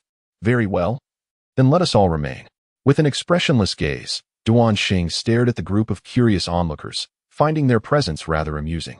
"As this is a family matter, I shall refrain from joining the commotion. Young master of the Duan family, I shall pay my respects another day." Upon uttering these words, the elder displayed a strained smile. Observing the peculiar behavior of a few individuals, approached Duan Xing from behind and lowered his voice. "These people have likely arrived uninvited. What shall we do?" "There is no rush. We still have a troublesome matter here." "Duan Xing, I have come today to deliver a warning," Wei Qing snarled, gritting his teeth as he forcefully extracted the whip knife. "You have embroiled yourself in a grave situation by daring to kill the woman of that plague-ridden Wei family. Your demise is imminent." Duan Xing tossed the blood-stained knife to Wei, feeling utterly uncomfortable at the sight of his soiled sleeves. "Clean the blood off, and ensure you do not tarnish my territory." Before Wei Qing could react, he was swiftly bound by several guards, his mouth unleashing a torrent of furious curses. "How dare you bind me? Do you know who I am? You shall pay for this. What are you shouting about? A worthless fool dares to come here with news. Thinking my Duan family is without power? Utterly laughable." A promptly stuffed a piece of burlap into Wei Qing's mouth. "Take him away." A day prior, at the third watch of the night, the gates of the Mirror Lake Water Prison swung wide open, and a faint glimmer emerged from the dark, silent waters. Gongsun Rongjin slightly opened her eyes, only to see a servant approaching to unlock the chains binding her ankles. Alas, what a perplexing situation. Gongsun Rongjin extended her hand towards him, only to be abruptly yanked away, a most inconvenient circumstance. "Cease your tricks and stay close. The master wishes to see you." "Good sir, do take your time. You are causing me pain," she remarked, revealing her wrist. which bore the marks of restraint. Her cheeks tinged with a delicate blush. Do observe. What is it that you truly desire? The attendant unsheathed his blade, pressing it against her neck. Allow me to remind you, Your Highness, should your brother dare to conspire against our master, his days are surely numbered. Has he not already departed? Gong's son Rongjin paused momentarily, then erupted into laughter. Such an arrogant individual would never submit to another's whims. You jest. He has indeed left. But why waste words with a woman like you? Move. Meanwhile, within the southern hall of Yunxiao, Gong's son Rongjin lifted her skirts and stepped through the entrance. Beyond the gauzy curtains adorned with azure phoenixes, a chaise draped in a feather-light blanket slowly turned to reveal a visage strikingly similar to her own, causing her heart to skip a beat. Why are you here? Gong's son Rongjin, while maintaining a calm demeanor, could not help but feel a twinge of surprise. I underestimated you. You truly possess an extraordinary resilience. That inquiry should be directed at me. Was that child sent by you? Rongshan shook her head, utterly bemused. To lure me out, what an extravagant effort. What child? Sister, what are you saying? I do not comprehend. Gong's son Rongjin parted the curtains and approached her. I must express my gratitude. This is your first instance of willingly coming to meet me. The princess truly possesses a remarkable acumen, adeptly presenting herself as the considerate offspring of a noble household while simultaneously devising schemes to admonish those who act foolishly, leaving me in a predicament. Rongshan lightly tapped the armrest twice, a faint smile gracing her lips. What do you think? If that is the case, I shall not beat around the bush any longer. Today, it is the prince who desires your return. As for the allure of riches, fame, and fortune. Gong's son Rongjin leaned closer and whispered in her ear, old matters are still negotiable for you. The person who accompanied you has fled. Why do you linger here so obstinately? Please, elaborate, for time is of the essence. Upon hearing this, Gong's son Rongjin retreated a few steps, tightening her grip on the chain in her hand and raising a finger to her lips, then declared, I regret to inform you, I have nothing to divulge. Nothing to divulge? I summoned you here not to hear such drivel. I advise you to ponder your words carefully before speaking. Upon arriving in this new place, Gong's son Rongjin surveyed her surroundings, her temperament unchanged. In the past, I was always inferior to you, yet now, dear host, there is someone bullying me. Will you intervene? Rongshang reclined on the chaise, propping her feet up, while a figure clad in a deep gray robe stealthily approached her from behind. Imo Huai ambled about the hall with his hands clasped behind his back, inquiring, Oh, who has angered you this time? Such lack of discernment. This woman tarnishes your authority. I find it infuriating. How does your esteemed establishment handle those who disrupt the peace? Rongshang took the tray from his hands and began to crack seeds. What do you intend to do? Imo Huai could not help but chuckle. After all, this was a matter concerning the young lady's family. If I intervened, it might not be well received by others. Very well, then, let it be done, so I need not witness it. Rongshang, in a fit of anger, caressed the white cloth before him, utterly distressed. How can you allow her to act so recklessly? It is not yet the time to confront the Wang family of Zhennan. Could this be your intention? Remain quiet and observe the unfolding events. Chapter 27. The two sons of the Duan family from top to bottom. The energy flow in the acupoints of Shaohai, Shimin, and Shaofu is obstructed, with multiple points such as Qingjiang, Danzhong, and Zhuek experiencing significant blockages and toxic gas accumulation. This is one aspect. From bottom to top, the Chongmai associated with Zhangzhou, Shangqiu, and Yumen appears to be severed by an external force, causing an inexplicable depletion of vital energy and blood. Upon analysis, it seems this is due to the upward surge of toxic gas, resulting from internal clashes of energy within the four Cs. This constitutes the second aspect. Moreover, the Dumai, encompassing Lingtai, Zhongzhou, Xianshu, and the Mingmen in the spine has several fractures, disrupting the exchange of energy from above and hindering the supply of vital energy and blood from below, leading to the paralysis of half the body. This is the third aspect. In the central chamber of the Bai Gate, a crystal coffin floated upon the water, adorned at its corners with pearls. The visage of the occupant remained unchanged, as if in a deep slumber. Duan Xing furrowed his brow in contemplation. Based on your words, it is undoubtedly a case of poisoning. This poison initially invades the internal organs, gradually obstructing multiple major vessels and impeding the flow of vital energy and blood. The stronger the internal power, the more ferocious the spread of the toxin, until it completely severed the body's meridians, with lethal poison assailing the heart, leaving no hope for recovery. Bailey Yufeng stepped forward to remind him, but your mother has not yet reached that point. She has already forfeited her martial prowess. What do you mean by that? The deceased bore no external injuries. and you have ruled out the possibility of suicide, which leaves only one conclusion.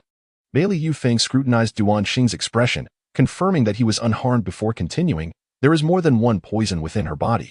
Speak. I can accept anything. Had it not been for my quarrel with her, I would have known she was gravely ill. Duan Xing clutched the edge of the coffin tightly, lamenting. This is all my fault. What are you doing? If you wish to die, do so far away. Bailey Yufeng hastily grasped his hand, exclaiming, How can you do this to your mother? Such cowardice. I was wrong, truly wrong, mother. Duan Xing suddenly knelt in the filthy pool of water. Overcome with grief and unable to voice his sorrow, Bailey Yufeng gently patted his shoulder and sighed softly. I have done my best. Do you not know what poison this is? How long can this coffin sustain her? Yufeng, what should I do? Bailey Yufeng waved his hand in resignation. It seems we must seek that person. No, do not trouble him. Duan Xing leaned against the coffin and sat down. Will you not talk with me? I never saw you so concerned before. If there is a misunderstanding, Bailey Yufeng approached and tried to pull him up, but could not budge him an inch. Why not clarify it when you return? Do you intend to remain here indefinitely? Either accompany me in conversation or leave. With a heart full of goodwill. I prepared a grand gift for you, yet you remain ungrateful, which deeply saddens me. Bailey Yufeng cast a furtive glance at him. Indeed. The world has changed beyond recognition. In a thatched cottage on the outskirts of Mo town, Duan Qi rolled out from a pile of straw. His hands and feet bound tightly with hemp rope, struggling in vain to free himself, realizing that the lingering effects of the drug had rendered him powerless. He squinted desperately, only to see a vague silhouette before him. Who are you? What is this wretched place? Is it your prowess to render me unconscious?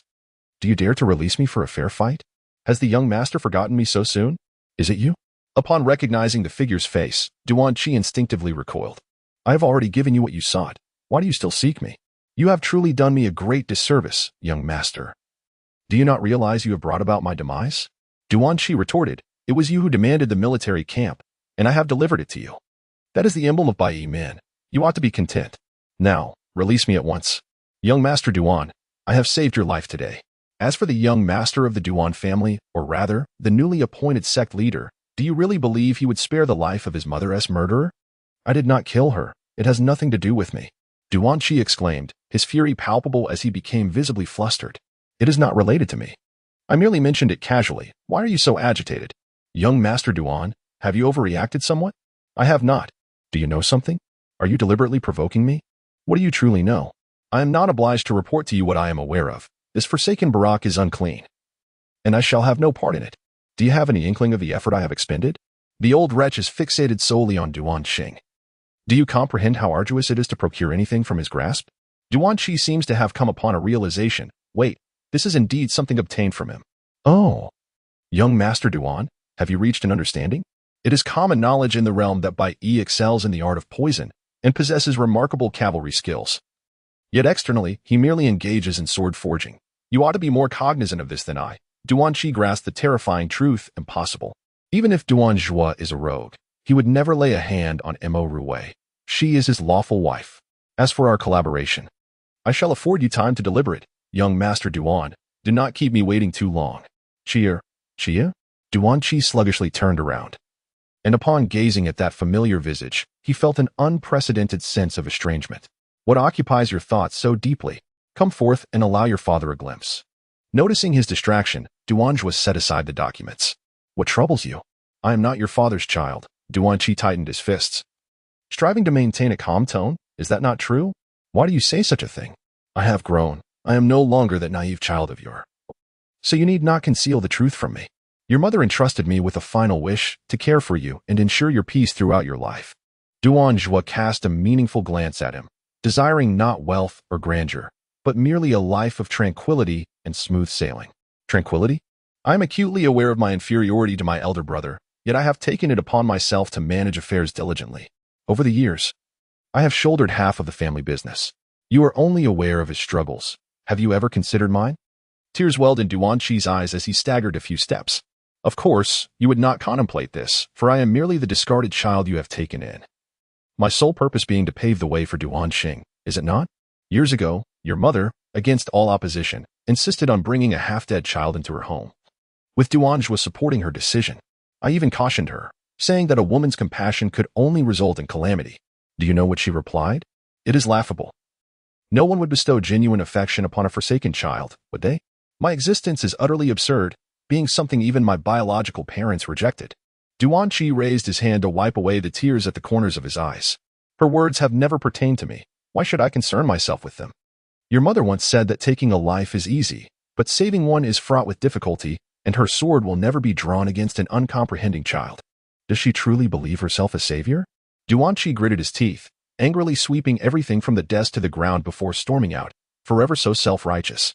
This child is still too impetuous. Duanjua bent down to gather the scattered items, merely sighing at the words spoken. He is not yet fit for great responsibility. Chapter 28, The Twin Sisters. It seems you have gained his trust faster than I anticipated. Within the Cloud Hawk Hall, the smoke from the furnace spiraled upward without a breeze, as the cold fire of Lingtuhuo emerged from behind the immense screen adorned with mountains and waters. He brushed aside a lock of hair from his forehead and silently approached Rongshang. Trust? Even among kin, one can scheme against the other, let alone with a complete stranger. Rongshang furrowed his brow, diverting the conversation. Since the moment of summoning the soul, the process of bone awakening must be completed within 30 days, allowing the power of the fox spirit to be fully embedded within, transforming energy for personal use. I have now achieved this. Ling Tuo smiled knowingly. Not quite. That sword pierced your heart. Although your life is preserved, the newly planted bud remains uncertain. Understood. All of it was in vain. Do you think I care? Though more than half of the 30 days have passed, time still remains. My dear, do you truly believe this is all mere coincidence? In this world, there are no walls that do not let the wind through. Ling Tuhuo leaned closer to her ear. Have you never doubted anyone? I cannot speak for others, but had you not taken my eyes, none could have harmed me. Rongshang aimed to slap him, but her hand met only air. Stand still. Why are you dodging? I'm one tea bite. Given your talent, only a blind fool like me would take notice of you. Ling Tuhuo remarked, as if accustomed to her unreasonable antics. If you do not temper that foul temper of yours, once we reach Qianhu City, you shan't survive a moment. Why would I go there? I refuse. With a flick of his fingertip, Ling Tuhuo tore through the void. As you wish. I do not expect you to comprehend my struggles. Control that temper of yours. Who do you take after? Despite her age, she spewed forth a torrent of nonsensical chatter. I, too, wished to inquire whom she had taken after. Before she could finish her thought, a somewhat clumsy figure suddenly lunged towards her, startling Rongshang. Yet, all she heard was a youthful voice exclaiming, Sister. I am Xing. This little imp insisted on seeking her out, so I brought him along. Mo Hui stood to the side, stifling a laugh. Sister. I have finally found you. Someone knocked me out, and when I regained consciousness, my brother said someone disguised themselves as me and deceived you. What do you mean? Are you speaking the truth? As Xing saw her raise her hand, he instinctively shielded his head, pleading, Sister, don't hit me. I'm afraid of pain. I'm merely speaking the truth. Rongshang urged him to cease, saying, Enough. It is my own folly for pursuing someone and inadvertently falling into another's trap. This was my own choice. I cannot hold others accountable. That impersonator went too far. If I catch them, Xing declared, gesticulating animatedly while reciting fervently. I shall first deliver a sound thrashing, then make them endure every conceivable punishment in the world. Mo Hui pulled him aside, remarking at such a tender age. You're already contemplating such matters? Is this what your master has taught you? Brother, calm down. My master has yet to acknowledge me. Xing whispered conspiratorially into Mo Hui's ear, an expression of malicious glee upon his face. Perhaps you could intercede on my behalf, and I shall never speak out of turn again. As for the one in the water prison, the attendant escorting Gongsun Rongjin has come to deliver a message. He cleared his throat lightly and reported, They have turned to ashes. What shall we do with the remains? Mo Hui furrowed his brow, then waved his hand, signaling him to leave and to mind his own business. Rongshang, propped against the armrest of the lounge chair, rose to her feet. Ah, Gongsun Rongjin, I underestimated you. To dare present a puppet before me, attempting to flaunt your skills, is truly a sign of recklessness. Are you planning to return? Mo Hui gently flicked Xing's forehead. The lady has made her decision. Such despicable antics are merely to force my appearance. They should not involve others. I have endured enough. It is time to return and take a good look at this murky royal residence. I have more pressing matters to attend to, and there is no need to be delayed by others. Rongshang said nothing further, but compared to her usual self, she exhibited a newfound calmness. Now, this is the Rong lady I know. Mo Hui turned to Xing, who wore a serious expression. Wouldn't you agree? Of course. My sister is far braver than I. Xing nodded emphatically, But what about my mother? What shall we do? What schemes are you two concocting? Have you conspired in advance? Only she would believe such nonsense. The secrets of the heavens must not be revealed. You are being cryptic. I see that lad is soon to be led astray by you. What do you understand? I am aiding her, often. The power to reverse fate lies in a single choice. Fine, you are the most formidable. The Jin Nan Wangfu, a paragon of the southern county, would be considered a rising star in the Shuangxi city. The great-grandfather, Gongsun Long, served as the border commander during the reign of the late emperor, and the grandfather, Gongsun Qing, achieved remarkable military feats, being bestowed the title of Marquis for his resounding victory against the northern forces, ultimately settling in the capital. Over 20 years ago, Gongsun Rong accompanied her father to quell the chaos of the Wuhua conflict, earning the title of King of Jinan and being granted the territory of Linzhou. In the ensuing years, she managed the Buijia martial house, where numerous practitioners distinguished themselves, with many ascending to official positions in the court. Entering through the main gate, one is greeted by a sprawling garden that envelopes the grand courtyard in a harmonious arrangement, with flower-lined corridors weaving through the landscape, intertwining with the cobblestone paths. Upon reaching the end of the path, however, the once flourishing peony garden lay in disarray. Ronger, this time you have succumbed to me. In the adjacent Wushu pavilion, a figure clad in red appeared indistinctly, a weary woman standing against the breeze. The temperature had dropped slightly after the rain, and a cool wind chased away the remnants of summer heat, prompting her to shiver involuntarily. Gongsun Rongjin turned around, whether from excessive fatigue or some other reason. Her sunken eyes and pallid complexion were striking, with prominent cheekbones making her look even more gaunt. Jiner, what are you doing? Wang Wenyang's expression was grave, calculating the time. An Ayer will be back soon. You must think of a solution. What? Why is she returning? Did she not repeatedly assert her severance from the Wang residence? Father has acknowledged this, has he not? If it weren't for your provocations, things would not have escalated to this point. Wang Wenyang's face was filled with exasperation. She struggled to compose herself, saying, You know the temperament of the prince all too well. The entire Wang residence will eventually belong to her. You foolish girl. When will you awaken to the reality? Gongsun Rongjin could hardly believe it. We share the same mother. How can we be treated so differently? It is impossible. Father would never act this way towards me. It cannot be. As the eldest daughter of the Minister of War, I have consistently found myself overshadowed by Ronga since my arrival at the court. She has been absent for so long that everyone assumes she has perished. Yet, throughout these years, the prince has never cast a glance in my direction. Who truly cares for my feelings? My words may have been ill-considered, but Gina shall no longer act impulsively, ensuring you are not burdened by my folly. What do you propose we do in this situation? We must observe developments with patience and avoid any rash actions. Wang Wei raised her hand, asserting that this matter is not insurmountable, even if the prince dotes upon her. He must ultimately heed the matriarch's wishes. Gina comprehended this.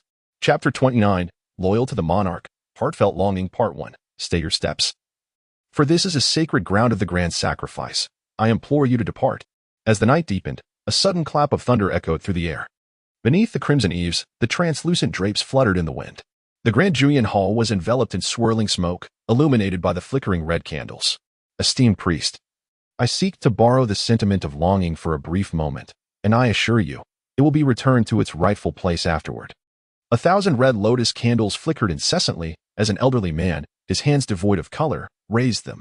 His countenance was gaunt, revealing the sharp contours of his bones, while his long, white hair cascaded to his waist. Displeasure was evident upon his face, and the four priests fell silent. Who approaches? An old acquaintance. What purpose does this borrowing serve? It serves no purpose. I merely wish to observe. The visitor shed his black cloak, narrowing his eyes slightly. He pressed his lips together, weariness evident in his gaze. However, when he looked up once more, the old man had vanished, and the four priests returned to their respective positions, ready to heed the commands and take their stances, poised for action. How audacious! Who dares to trespass upon the sacred grounds of the grand sacrifice? Tonight, you shall find no way back. We shall stand united, for I do not believe this fellow can escape the net we have woven. It appears that I shall not be leaving today. Nonetheless, esteemed lords, do take heed. As the last word left my lips, I witnessed a figure within the formation prop himself up with one hand. His eyes narrowed as he intently observed the movements of several individuals. With a graceful leap, he executed a backflip, deftly adapting to all directions.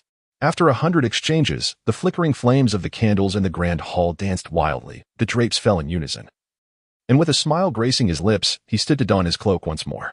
Esteemed guests, my presence has been a disturbance until we meet again. The four priests returned to their positions, clasping hands and sitting upon the ground. After a brief moment of closed eyes and stillness, the stranger had vanished without a trace. They exchanged glances, and within moments, one stumbled in, breathless. A disciple of the Spirit Master sect brings alarming news. The sword pavilion has been robbed. What has been stolen? It is the parting sorrow. I am acutely aware of my grave transgressions and shall now take my own life in penance. This individual, bloodied and battered, for a visage rendered unrecognizable by injury. With great effort, he propped himself up and retrieved a dagger soaked in dark blood from his bosom, closing his eyes with the intent to pierce his heart. Hold on.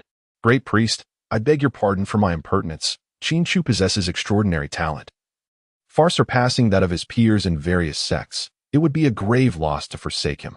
The venerable elder remained resolute at the center of the candle altar, his expression betraying no overt change, yet his gaze emanated an icy chill. As you say, how shall this individual be dealt with? I dare not presume, I implore you, great priest, to render your judgment. The Spirit Master sect never errs. Chin-Chu, you must be aware of your fate.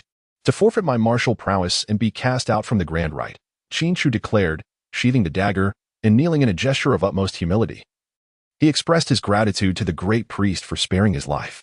In the late July twilight, beneath an inky black sky, a cacophony erupted only to swiftly dissipate into silence. The thick scent of blood surged over the entire Taisi mountain like a tidal wave, while in the distance, an unknown observer furrowed their brow, taking in the scene. Nestled in the mist-shrouded foothills of Taisi mountain stood a colossal sculpture carved from green rock. As the evening dew began to rise, layers of dampness permeated the air. Soon, a fierce wind swept through, like a blade cutting through the fog, unveiling the intricately carved octagonal corridor. Upon reaching the end of the mist, flickering candlelight illuminated the corridor, hinting at a fleeting shadow. The wide entrance gaped open, and a subtle fragrance of peonies gradually filled every corner. What ails you that you have fallen silent? As noon approached, the atmosphere in the bustling Shijun Lingchong, within the Zhuangxiang restaurant, was lively with wealthy merchants hosting grand banquets, their joyous congratulations creating a harmonious clamor, while the staff busily scurried about. What did you say? Yu Sun snapped back to attention, realizing that the drink in his hand had long since gone cold. Apologies, I was lost in thought, reminiscing about some old matters. I was unaware. As Moy listened to the surrounding din, he could not help but rub his temples, burdened by Yu Sun's concerns. In response, Yu Sun merely chuckled at himself, remarking that in this life, after several autumns, is there ever a day that one does not have to worry? If such a day existed, it certainly would not belong to him. As they spoke, Moy rubbed his brow, recalling 6 years prior when you ventured to Taisi seeking a blade, and someone lay in wait along the descent, solely to render you unconscious. Am I correct? Naturally. Why would I deceive you about such matters? Yu Sun cast a meaningful glance his way, then raised his cup and drank it down in one gulp. Or would you prefer to hear about the beautiful dreams I've had? That, my friend, is an entirely different tale. From dawn till dusk, he indulged solely in the pleasures of drink.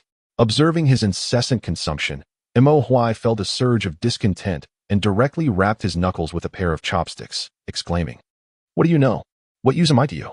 Yet, Yu Sun merely raised an eyebrow, heavily setting down a stack of empty bowls, countering, "Such words cannot be uttered. Had it not been for this matter, would I have endured years of pursuit from that group of miscreants, like a dog being chased? Reap what you sow. Why should I feel sympathy for you?" Yu Sun continued, reminiscing, "In your youth, you trailed behind me, calling me brother daily. It truly brings sorrow now." As their conversation unfolded, a servant hastily approached, carrying a wooden basin brimming with boiling water. He stumbled precariously past Moy, and the scalding liquid seemed poised to spill. With a deft flick of his fingertip, Yu Sun sent a small cup ricocheting against the servant's ankle, ensuring that not a single drop was wasted. Noticing Yu Sun's subtle antics, Moy could not suppress a kick under the table, questioning, "What are you doing?" "Ming Chong says my little Huai is still a child," Yu Sun replied, cradling his chin in his hands, "and I should protect you, yet you seem ungrateful." Moy shot him a stern glance, his expression growing increasingly grave. Lowering his voice, he asserted, "This place is rife with all manner of characters. It is unwise to converse here. Let us find another location." Too late, Yu Sun leaned back in his chair, stroking his stubble, gesturing for Moy to look behind him. "See? They have already arrived." The place was bustling with people, however. Mo Huai could not help but laugh at the sight of him making exaggerated facial expressions. It seemed his time was short. No sooner had the words left his lips than merchants and nobles, as well as common folk, ceased their activities, and hundreds of gazes converged from all directions. In an instant, the cacophony of the tavern fell silent as a young man, his face obscured by a black veil, stepped forward. "Young master, you. The sect leader requests your presence." "Ah, they've all come chasing after me," Yusun remarked as he pulled out a plain white handkerchief to wipe his fingers, unexpectedly discovering that his visage held considerable worth. "Let us sit down for a drink. It's quite exhausting to have traveled such a distance. Wouldn't you agree? Young master, you. Do not keep the sect leader waiting." "Brother Mo, it appears someone is intent on undermining your authority today," Yusun responded with a nonchalant smile, folding the handkerchief neatly before tucking it back into his pocket. "Rest assured, it is not I who seeks to embarrass you. I understand, lacking abilities yet stirring up troubles. In the end, it falls upon me to resolve them." Yusun rested his chin on intertwined fingers, elbows propped on the immaculate tabletop, casting an innocent glance towards the person behind him. "I have assisted you once, so it is your turn now, is it not? Very well, as they say. One good turn deserves another. If we truly calculate this, you owe me quite a bit," Mo Huai replied, playfully pinching a few fingers together. "Oh dear. Wouldn't that mean you be at a disadvantage?" "Not at all. Repaying slowly is all that is needed." Before he could finish, a sharp sword was pressed against Mo Huai's neck. "Do you two regard me as heir? Yusun, if you do not leave. Do not blame me for using this man as a bargaining chip." Yusun laughed heartily, remarking that it was quite normal for the young man to lack decorum. "However, Mo Xiong, with the target now glaring at you, why do you not chastise him? A mere lad. Yusun, why do you not seek a more reliable shield?" Upon hearing this, Mo Huai let out a cold chuckle. With a deft movement, he twisted the hilt of his sword and seized the intruder's wrist. The scent of fresh blood ignited the inferno within him, and in an instant, the young man's arm became engulfed in searing flames, the veins visibly pulsating with the fiery intensity that spread to his chest.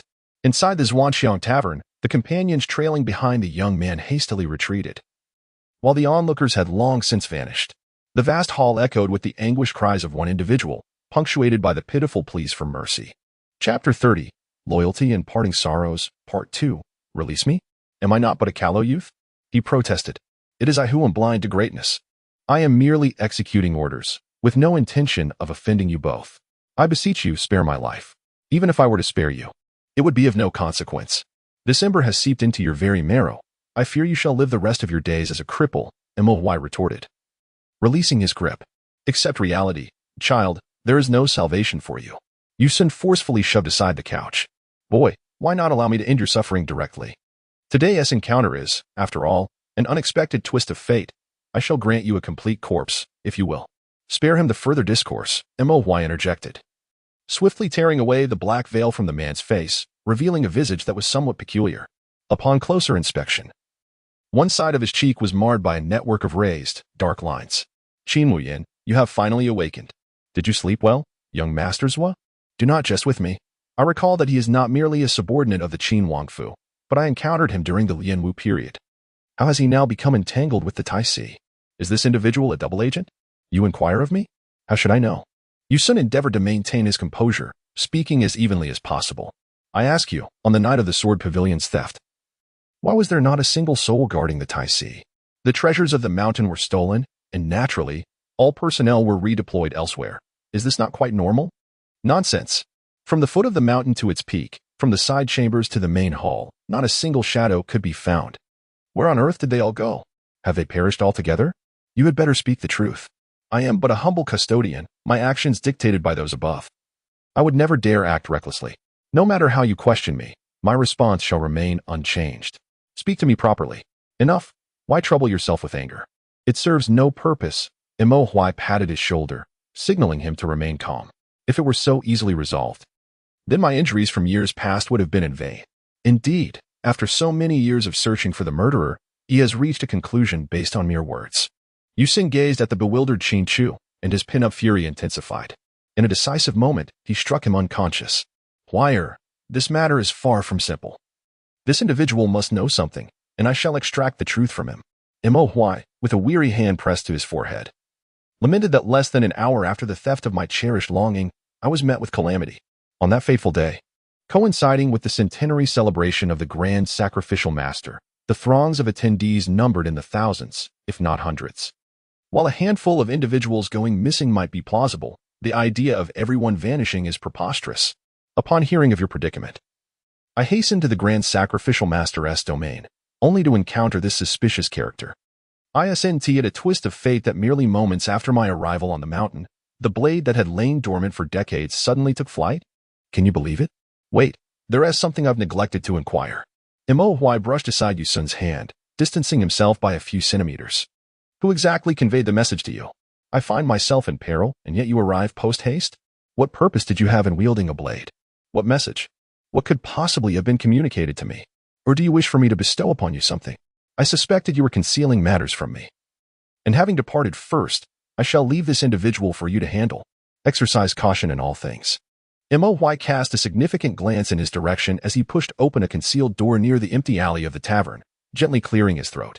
The usually reticent jade ring shimmered with a hint of disturbance. What you imply is that the one who harmed me is not the breaking array blade, but rather the stolen longing, yet this cannot be true. Based on temporal calculations, there is a 70% likelihood. And what of the remaining 30%? It is impossible. Are you certain this is not mere drivel? Furthermore, the longing is the personal blade of the founding Emperor's royal guard. Its sole purpose being an unwavering loyalty to the sovereign, it could never be a malevolent object, nor could it be wielded to cause harm. I ask you, upon what basis do you assert that it is indeed the breaking array? Moy glanced around, noting the absence of others.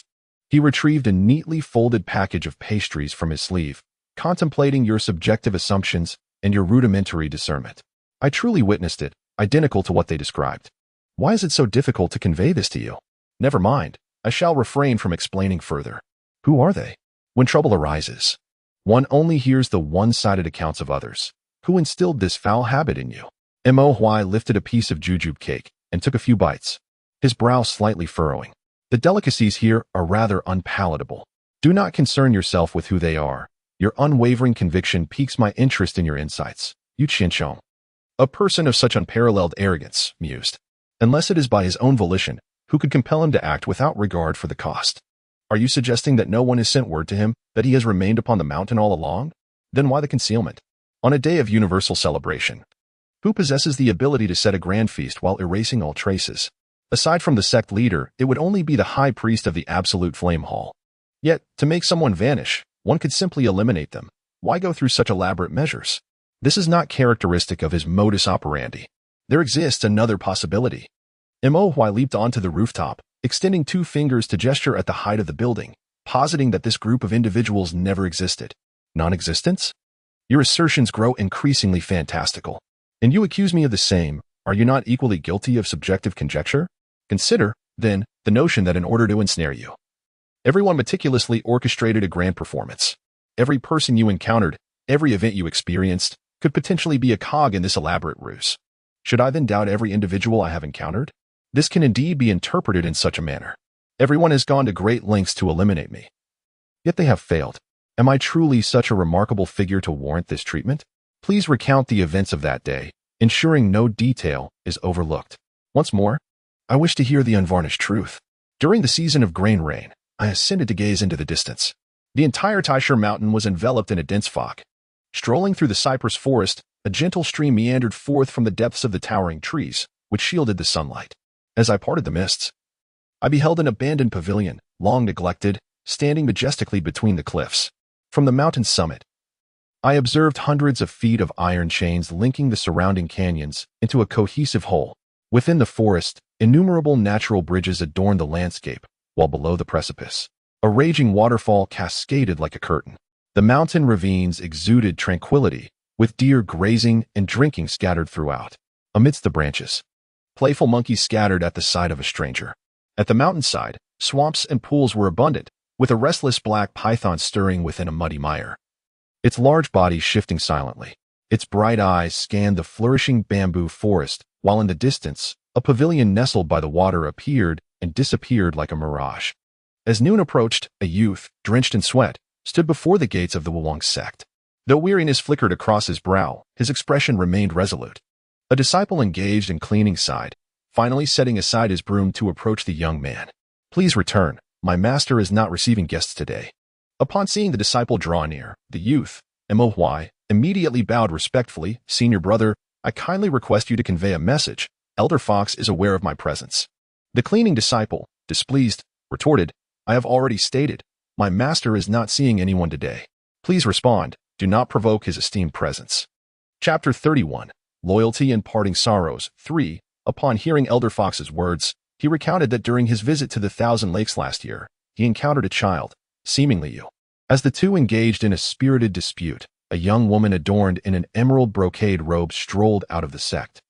She wore a simple silk ribbon at her waist, holding 2 fragrant sachets in one hand, her expression a curious blend of joy and anger. This young lady. I believe I have never seen you before. The youth, Moy, gazed at her oddly familiar visage, unable to restrain himself from taking a few steps back. Do you recognize me? I am Muron Wan. Your elder Fox once served under the esteemed 100 Physicians sect before establishing the unfathomable sect. Thus you ought to address me as senior sister. What brings you to seek me, senior sister? Muron Wan gently patted the disciple's shoulder, signaling him to depart. Turning back with a smile as radiant as a flower. Your master has summoned you. He wishes to see his little apprentice. The two entered the sect, passing a secluded courtyard where wisps of smoke curled upward. Upon entering the main hall, they were met with a sheer curtain draped across a tall screen. Young Moy tilted his head to glance, only to hear a resonant voice command. Sit. Why do you not reveal yourself? Why have you taken me as your disciple? I wish to learn martial arts from you. Speaking from the heart, he became increasingly fervent, expressing a desire for robust health. To uphold the weak against the strong, and to punish the wicked. You lie. I assure you, I am earnest. Wait a moment. My esteemed master did not say such things initially. Allow me to remind you, this child can hold his ground amidst various assaults, even countering with finesse. Although his abilities may appear immature, he remains a promising talent. He has not pursued other studies, yet he has acquired quite a knack for eloquence. I have never uttered such words. Do not tarnish my reputation. Alas, master, had you acknowledged me as your disciple a few days earlier, perhaps there would have been a chance for redemption. Now, within the Grand Temple, there are 1,718 individuals, all aware of your inconsistency. What shall we do? How can we preserve your noble intentions while safeguarding your reputation? A method? Would it not be delightful to rid myself of this troublesome lad? Reputation? It is merely a facade, of little consequence to me. Master, please, that is not the solution. I should not jest about such matters. The sole reason I remain in the Grand Temple is to seek your mentorship. Nothing more. I implore your benevolence. What does the term unwarranted signify? I am uncertain. Is it that you are unaware or simply reluctant to answer? I advise you, should you fail to relinquish past grievances, allowing distracting thoughts to flourish. All ambitions and accolades will prove illusory. I have no need for such a disciple. Indeed, I struggle to let go of certain matters. I sigh, not wishing to conceal from you that I once would have gone to any length to uncover the truth. Even now, I am unwavering in my resolve. Would you still face death without hesitation? A scholar would die for one who understands him. A minister would perish for a noble cause, if others can do so. Why not I? Have you made your decision? The younger generation has long contemplated this matter. The young Moy sits upright, hands clasped before his chest, respectfully requesting guidance from his esteemed predecessor. This evening, at the hour of the dog, you shall know where to await my arrival. My gratitude, esteemed elder. Know my gratitude. Master. As the evening chill rises, the sound of bamboo leaves rustles softly in the wind. A few ripples dance across the cold pond, and though summer has arrived, the mist rising from the Tasi mountain range carries a more pronounced coolness. As the hour approaches, the miasma buried deep in the muddy depths begins to seep forth. In but a moment, the dense fog envelopes the entire bamboo growth. Master, are you present? From deep within the thicket, a young man hastily approaches, hand clasped over his mouth and nose. The pungent miasma invades his lungs through the gaps between his fingers, causing him to cough violently. Cough, cough, master. Where are you? At the stroke of the hour, a voice seems to respond from the previously tranquil stream, and the serpents lying dormant in the muddy depths begin to stir restlessly. They flick their vivid red tongues, twisting and writhing as they emerge. Before long, a vast whirlpool of serpents fills the field of vision. Who is there? What skill is it to release snakes to harm others? Hiding and evading, are you afraid to show yourself? The young man kicks aside several bamboo snakes attempting to escape the mire, squinting his eyes and extending an arm to shield himself from the encroaching miasma. Come out. Very well, you have come to deliver yourself to death. This saves me much effort. Who are you? Within the thick miasma, a tall figure can be vaguely discerned. As the fierce wind howls past, sweeping a carpet of fallen leaves into the sky. In an instant, a multitude of serpents coalesced into a pool. While the youthful figure at the vortex endeavored to steady his breath, the scene before him appeared as a phantasmagoria, a kaleidoscope of overlapping visions, rendering the distinction between reality and illusion indistinguishable. What trickery is this? Do you dare to confront me in battle? The young man, Imohwai, rubbed his eyes vigorously. And a specter, akin to a wraith, approached him. To challenge me in combat, you are unworthy.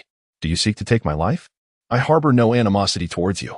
He opened his bloodshot eyes, and a visage as dark as ink came into view. Before he could finish speaking, a splendid blade cleaved through the entire bamboo grove, enveloping the surroundings in an instant of blinding illumination. The serpents hastily retreated, vanishing without a trace. I can only recall the blade. By the time I sensed the pain, I had already collapsed, felled by the swiftness of the strike, so rapid that there was no time to react.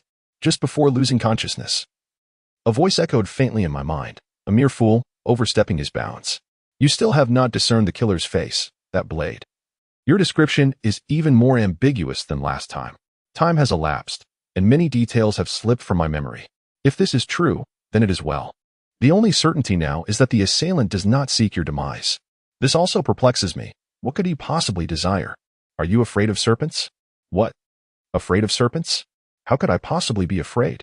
At the age of 7, Qin Xing mistakenly exchanged a birthday gift for a juvenile serpent, causing you to stumble on the stone steps of Wangxin courtyard, where you struck your head.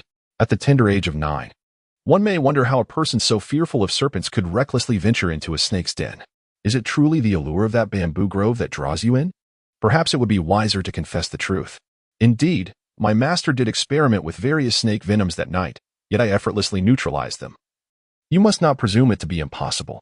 Do not be so quick to dismiss my words. Allow me to enlighten you. The poison of the golden whipsnake king is said to be incurable. By what means did you survive? Very well, you have unraveled my secret. In truth, there were no snakes at all, and he never pledged to take me as his disciple. Moreover, it was my master's uncle who rescued me. Throughout my life, I have achieved nothing. All aspirations of martial prowess and vengeance remain mere fantasies. Placing blind trust in others exacts a grievous toll. This world is rife with heartless and ungrateful souls. You are no bodhisattva. You need not save the multitude, but should focus on your own salvation. Chapter 32. The dispute at the Wang Manor. In the 6th year of the Zhaowang era, the court initiated a new policy for martial examinations, with the Right Chancellor Sima Ho collaborating with various regional princes for deliberation. After weighing the interests of multiple factions, Shuangshi City was designated as the new capital for martial examinations. This endeavor would adopt a local decision-making process, balanced by central oversight, with the regional princes determining the specifics of the martial assessments. Every 3 years, a joint martial event of the 4 prefectures would be held to supply the court with exceptional talent. Yet in the 37th year of Zhaowang, the new capital was suddenly beset by flooding, causing the 12th joint martial event to be temporarily suspended. In the spring of the following year, the joint martial event was once again placed on the agenda. At the first hour of the day, the Borja martial house commenced its morning lessons. Gongsun Rongjin inquired, "Why offer your assistance? On the path of 100 miles, I desire not to encounter any disarrayed individuals here, that is all." At the training wall of the Martial Arts Academy, Bai Li Yufeng wielded a ruler, pacing in circles around the arena, beads of perspiration glistening on his forehead. On the training ground, a disciple, whose movements appeared somewhat rigid, felt a sharp sting in his elbow as Bai Li Yufeng approached, leaving him no time to react. Gongsun Rongjin rested her hands upon the armrests of her chair, observing the perspiring figure below, secretly delighting in the scene, thinking to herself, Bai Li, I cannot help but feel there is more to it than this. I am unaware of what the young lady means, Bai Li Yufeng remarked, tapping the disciple's wrist with the ruler. Is it merely that you have lost a few matches, and now you can hardly wield your sword? You shall practice an additional hour. The disciple immediately lamented, Master, this sword is considerably heavier than the one I am accustomed to. I truly cannot lift it. Perhaps I could rest for just a moment? Young sir, you might as well step forward and speak. I cannot hear your words, Gongsun Rongjin called out, moving to the railing and casting a glance at Bai Li Yufeng. What do you think? Bai Li Yufeng replied, It seems I am not well acquainted with the young lady. Gongsun Rongjin said, I have suddenly recalled something. The dogs raised by the old lady should have been a gift from you, and recently they have taken to biting. Just imagine how fearsome such untamed creatures can be. What more does Morongji require of me? Bai Li Yufeng's gaze grew cold as he lifted his eyes. Speak plainly, if I assist once more. My father's debt to her shall be settled. As the winds of 100 miles sweep forth, Miss Jean, instead of idling here with idle chatter, it would be prudent for you to return quickly. I fear your esteemed residence may have been turned upside down. As the hour of Qin approaches, the gates of the Zhen Nan Wang Fu stand wide open. At the end of the road, a woman clad in a water-red brocade robe, her eyes veiled by white silk, stands at the center of the crowd. A throng of maidservants stands resolutely before the ancestral hall, their words carrying no hint of concession. Miss, please cease your tormenting of the servants. You truly cannot enter here. Rongshang scoffed. What is this? After just a few days apart, you cannot conceal your true nature any longer. Fear not. I shall merely take a look inside. It won't infringe upon your new mistress. Miss. Luo Dai pushed her way through the crowd, hurrying to Rongshang's side. You must leave at once. If Miss Jean sees you, you won't be able to escape. Please. Go. Are you also here to hinder me? Rongshang retorted, breaking free from her grip and shoving Luo Dai aside. Listen well, everyone. I have long departed from the Wang Fu and am now but a stranger. Should anyone wish to harm me, they shall not find you to be of any assistance. Today, I simply wish to reclaim what is rightfully mine, nothing more. With meticulous care, Rongshang rolled up her sleeves, yet the sound of disordered footsteps reached her ears. If you insist on obstructing me, do not blame me for my lack of courtesy. You there, standing aside, where do you think you're going? Did I permit you to leave? Lu Ying, taken aback by her words, feigned calmness. Miss, the item you seek is not here. If you wish to avoid a fruitless return, then please follow me. In a study within the Wang residence, several maidservants busily tidied up the fragrant remnants. After their departure, an unusual silence enveloped the room, though this tranquility was fleeting. Prince Shannan, it has been quite some time. It appears that in my absence, you have been enjoying your days quite comfortably, Rongshang remarked as he casually reclined on a couch. How have you been lately? Are you faring well in the absence of my father? Gongsun Rong lifted a cracked scroll to shield most of her face, casting a fleeting glance at Rongshang. If you fancy that chair, I shall gift it to you. Rongshang retorted. Oh, please. It has always been I who bestows gifts upon you. When have you ever truly given me anything? Your words are mere fabrications, a habit you've indulged in far too often. If error does not believe me, then let her consider it merely my musings, Prince Jinnan replied, casually grasping a handful of scrolls. This time, he scrutinized Rongshang intently. Aren't you curious about your mother? Why the silence? Will you enlighten me? Rongshang queried lazily, propping his hands behind his head. You, who meticulously calculates every action, would so readily divulge your secrets to others? It is laughable to think your adversaries would believe you. You are not just anyone. You never have been. Gongsun Rong said, her displeasure evident as she furrowed her brow. Wait a moment. When did I ever imply you were an outsider? Which servant in the household uttered such nonsense? I shall have them pack their belongings and leave at once. The conversation had strayed, and Prince Shannan, stretching languidly, sat upright. By your logic, does this mean you are prepared to answer any questions I pose? Gongsun Rong smiled. What benefit would there be in divulging such information to you? Rongshang scoffed. Indeed, the king of Jinan remained unchanged. Anything within my capability that you desire, you may take. With a dismissive gesture, Rongshang brushed the dust from the couch and reclined once more, adding with a smirk, if you dare to take, I shall dare to give. Truly, she is the daughter of this king. Last night, she scaled the wall, yet today she departs through the front door. Did you fail to locate your mother's tablet? Gongsun Rong casually pinched a vermilion brush and began to mark the errors in the scroll. If you have no other business, come over and grind some ink. Rongshang retorted angrily. I wondered why you never allowed me near the ancestral hall. It appears there is something amiss. Gongsun Rong replied, your mother is alive and well. Refrain from your futile inquiries. Come and assist your father in grinding ink. Be a good girl and hurry over. Am I blind, or are you? Rongshang raised her voice, feeling provoked. Do you still wish to know? Where is she? Rongshang yawned, reluctantly vacating her comfortable couch, lifting the inkstone to grind vigorously. After all these years of questioning, there has never been a resolution. You have never thought to tell me. I do not know her exact whereabouts. She should be investigating the poison sword case, which has lingered for quite some time. I doubt anything will come of it. Gongsun Rong murmured cautiously. Be careful not to wear out my precious Taoing stone. It is quite valuable. Do you know the renowned Duan Qinyang? Rongshang inquired, handing him the freshly ground inkstone, a slight smile grazing her lips. At Guantian of Jiamen. She is known for forging 7-inch sword feathers, and her blades are said to be the swiftest in all of Shi. earning her the moniker among the martial world as Duan Qinyang. Gongsun Rong inquired, "Why mention this individual? If you wish to learn the art of sword forging, I will spare no effort to find you a master. If you are to learn, let it be done with fervor." Rong Shang replied, "Your answer is impeccably crafted. As if you fear I might uncover something. This is rather dull, wouldn't you agree?" Chapter 33. The Case of the Poisoned Sword During the Plum Rain Season. The outskirts of the Jinghe River in Beijun are graced with a gentle drizzle, bestowing a shrouded hue upon the long silent gray mountains. From the Swordgate Manor, within a 4-kilometer radius, one can observe industrious laborers at every turn.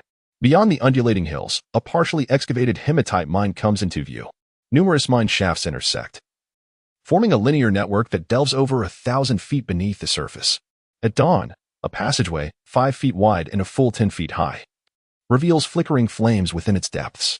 The uneven rock walls glisten with murky droplets, while in the narrow, crowded mine tunnels, 2 individuals lead the way with lanterns, followed closely by another, supported by a servant. The bright candlelight dances ceaselessly, and after an indeterminate period, the quartet arrives before a massive gate. With a thunderous roar, the rusted doors of the Jinghe Gate swing wide, unleashing a pungent wave of iron rust odor. Giant smelting pools line up in a row, several suspended furnaces belching sparks, with waves of heat crashing over them, making it difficult to keep one's eyes open. The entire underground chamber is marred with charred traces of fire, leaving little room to tread. A young woman clad in plain attire brushes aside her servant's hand, casually rolling up her sleeves as she strides towards the boiling crucible at the heart of the chamber. A skilled artisan poured molten iron of a fiery hue into the sword-casting mold, while several burly men wielded heavy hammers to shape the blade, the anvil rising and falling amidst a shower of sparks. Nearby, the blacksmiths, drenched in sweat, paused their labor upon her arrival. "Continue your work, do not mind me," she urged. Su Qian observed the forged ironware with keen eyes, carefully donning protective finger gloves. Suddenly, slender fingers obscured her view, and a soft whisper graced her ear. "Miss, your health has yet to fully recover. Do not approach these filthy objects." Su Qian replied, "Jiu'er, release me, I am quite well." The recent rains have caused the underground mines to become exceedingly damp. She lifted a cracked, semi-finished piece, her brow furrowed as she examined it from various angles, ultimately deciding to discard it. These are utterly unusable. Not even the most inferior cultivator, let alone an ordinary person, could withstand their fragility. Shuaijiu took the item from her hands, scrutinizing it. Could it be the result of the climate? This batch of wares is severely worn, without exception. Su Qian instructed Shuaijiu, "Please dispose of these items, along with the defective ones, into the pool." Upon returning to the smelting pool, a pungent cloud of smoke assaulted her senses, prompting her to cover her mouth and cough several times. A flustered individual rushed to her side. "Miss, the master is calling for you." Su Qian inquired, "What does he want?" "Where is Su Qianlu?" "The eldest master is out on business and has yet to return to the residence." "What urgent matter does the old master have?" Su Qian scooped up the remnants of iron smelting, scrutinizing them closely. "Find someone else. I am preoccupied. The master has a message, should you persist in your obstinacy. You will surely regret it in days to come. Having lived for over 20 years, I have always been the one to bring others to regret." Upon hearing this, Shang Guanqin merely scoffed, stating, "I still have some matters to attend to. Jiu'er, do present your sword for my use." Shuaijiu replied, "Miss, of course." Shang Guanqin gracefully accepted the Fei Hong, skillfully drew the long sword, and casually twirled it, asking, "You wouldn't mind if I soil your treasured sword, would you?" Shuaijiu chuckled. "Naturally, I wouldn't." Within the expansive underground palace of the Jinghe River, a woman sat with her eyes closed, deep in concentration, with a mere flick of her wrist. The water from the refining pool began to converge and rise from all directions. A wandering droplet stealthily infiltrated the rapidly spinning Fei Hong, prompting Shang Guanqin to suddenly open her eyes and grasp it firmly in her hand. As expected, she remarked, "I have indeed neglected this matter during my absence." Shuaijiu immediately grasped the implication, hastening to her side with urgency. "Miss, what is amiss?" Shang Guanqin replied, "Do you recall the last time when you were poisoned during the martial arts competition? That toxin was insidious, concealed within your sword for months without detection. Think carefully, is that not so?" Shuaijiu pondered. Could it be a mere coincidence? No, Shang Guanqin asserted, "It seems we must return to the estate at the hour of the rabbit." The dim dawn tore through the horizon, casting a grayish hue over the skies of the northern Jinghe. Meanwhile, the grand hall of Jianmin Manor was teeming with onlookers. A middle-aged man with graying hair stood behind a screen, making grandiose claims, while a group nearby whispered amongst themselves. The crowd murmured in curiosity, "What is happening here?" In the bustling gathering, one onlooker remarked, "I have heard that the Shangguan family has sold a batch of inferior goods to the Wanqing sect, and now they are demanding an explanation at their doorstep."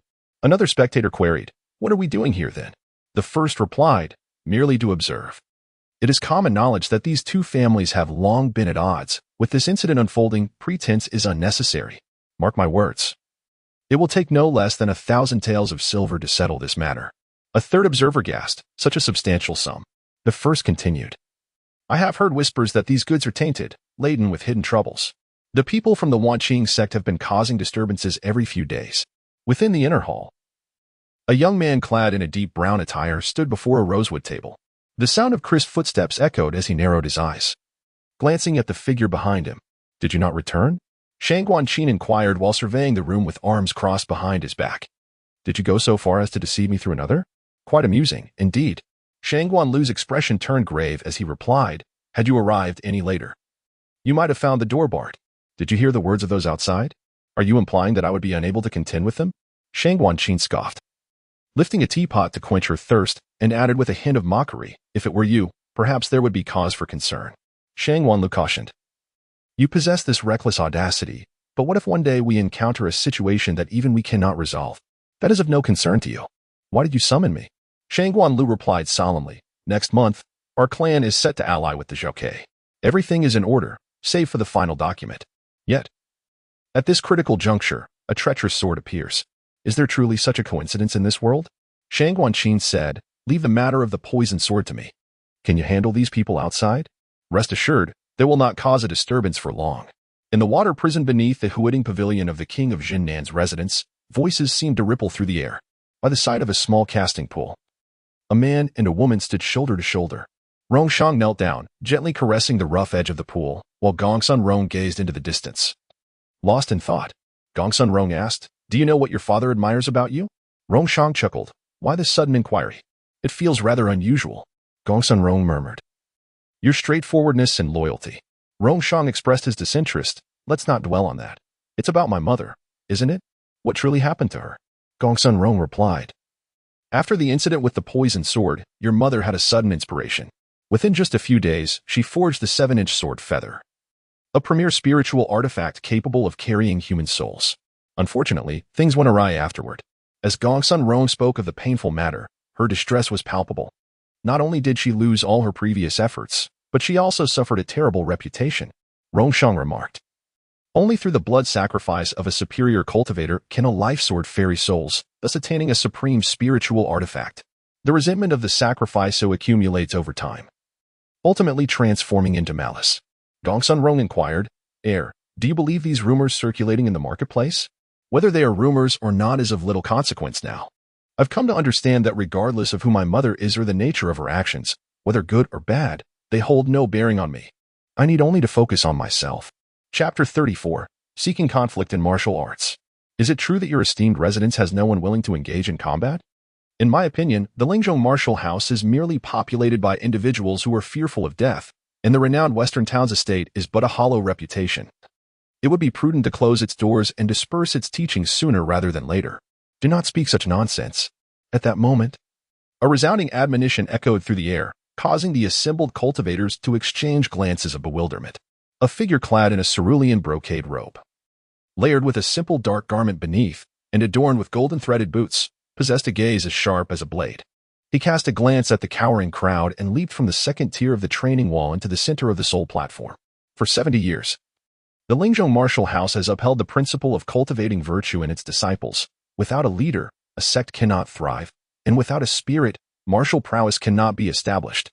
Your intrusion into our sacred hall, injuring the disciples of our estate, is truly an act of grave provocation. Why should we engage in conflict with such petty individuals? Indeed, your incessant bickering upon entering has already breached the cardinal tenets of martial arts. Begone at once. Elder Left speaks the truth. Swiftly vacate our martial house."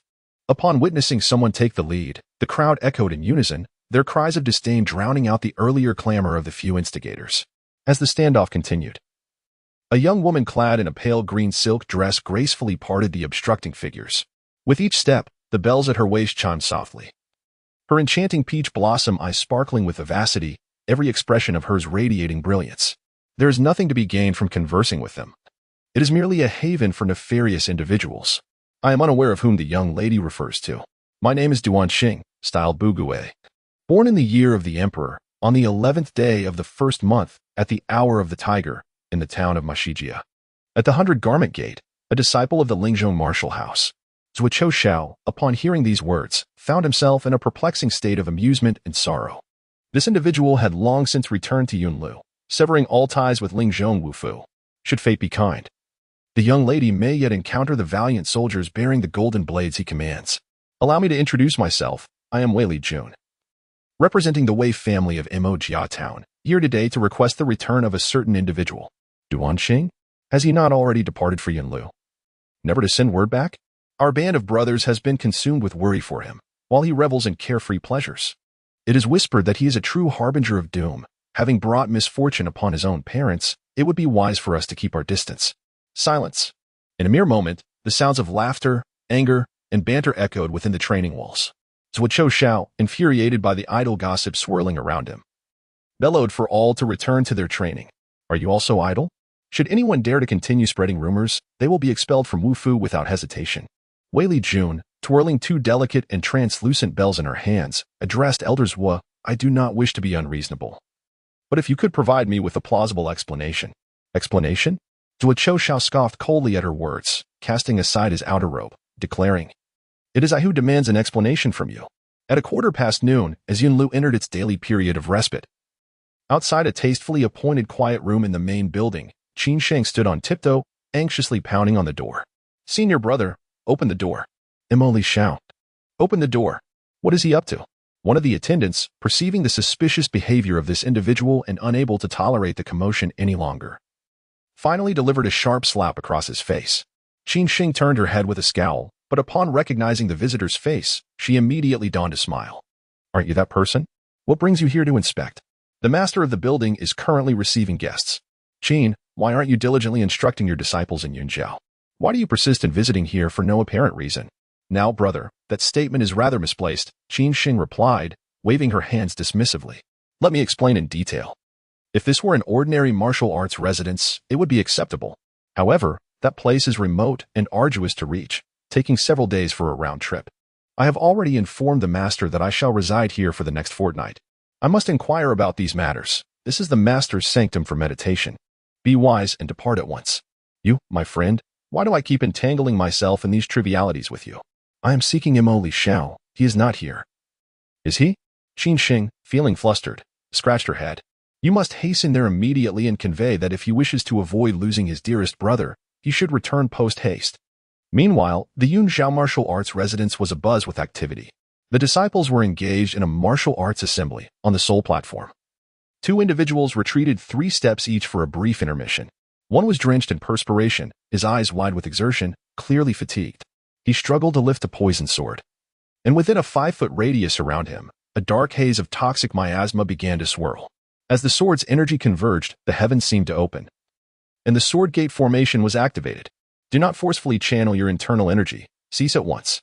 Before Heian could intervene, the nascent Jian sword swiftly flowed back into the man's meridians. As the haze dissipated, a deafening sound echoed, and the individual on the sole platform perished. Bleeding from all orifices, Heian descended from the platform, after instructing several disciples on official matters. And he noticed Heian still standing dazed at the center of the platform. He turned towards He Fulong and directly taunted. What? Do you intend to take responsibility for him? Can you bear such culpability? Master, this master is a title I cannot presume to bear. Young master, he is born into wealth and privilege. How can he associate with impoverished wretches? Wouldn't you agree? Seeing him about to leave, Heian hastily feigned composure and explained, he was the first to employ the art of Jian venom. I merely managed to break through the formation by chance. In his vexation, he forcibly circulated his energy, resulting in a fatal backlash from the venomous fire. It has nothing to do with me. Everyone present knew that the art of Jian venom was an exclusive technique of the Wanqing sect, traditionally passed down only to direct disciples. Others were not privy to its secrets.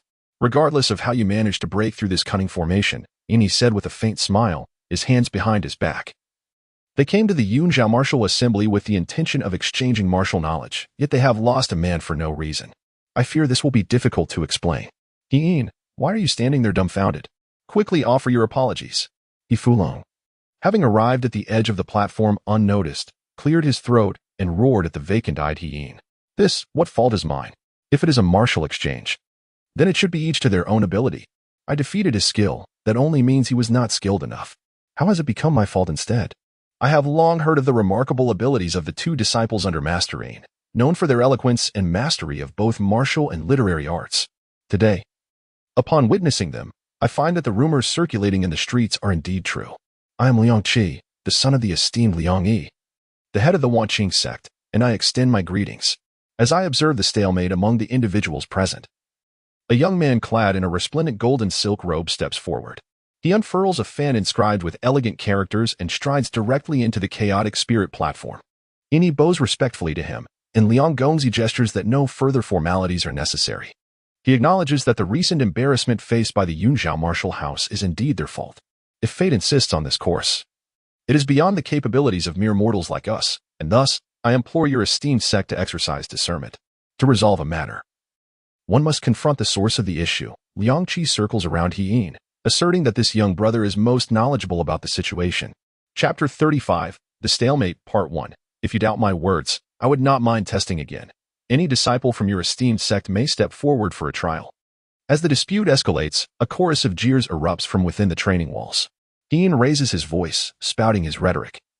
While on the opposite side of the spirit platform, He Fulong offers apologies with a forced smile, seemingly on the verge of pulling someone onto the stage in response to He Yin's provocations.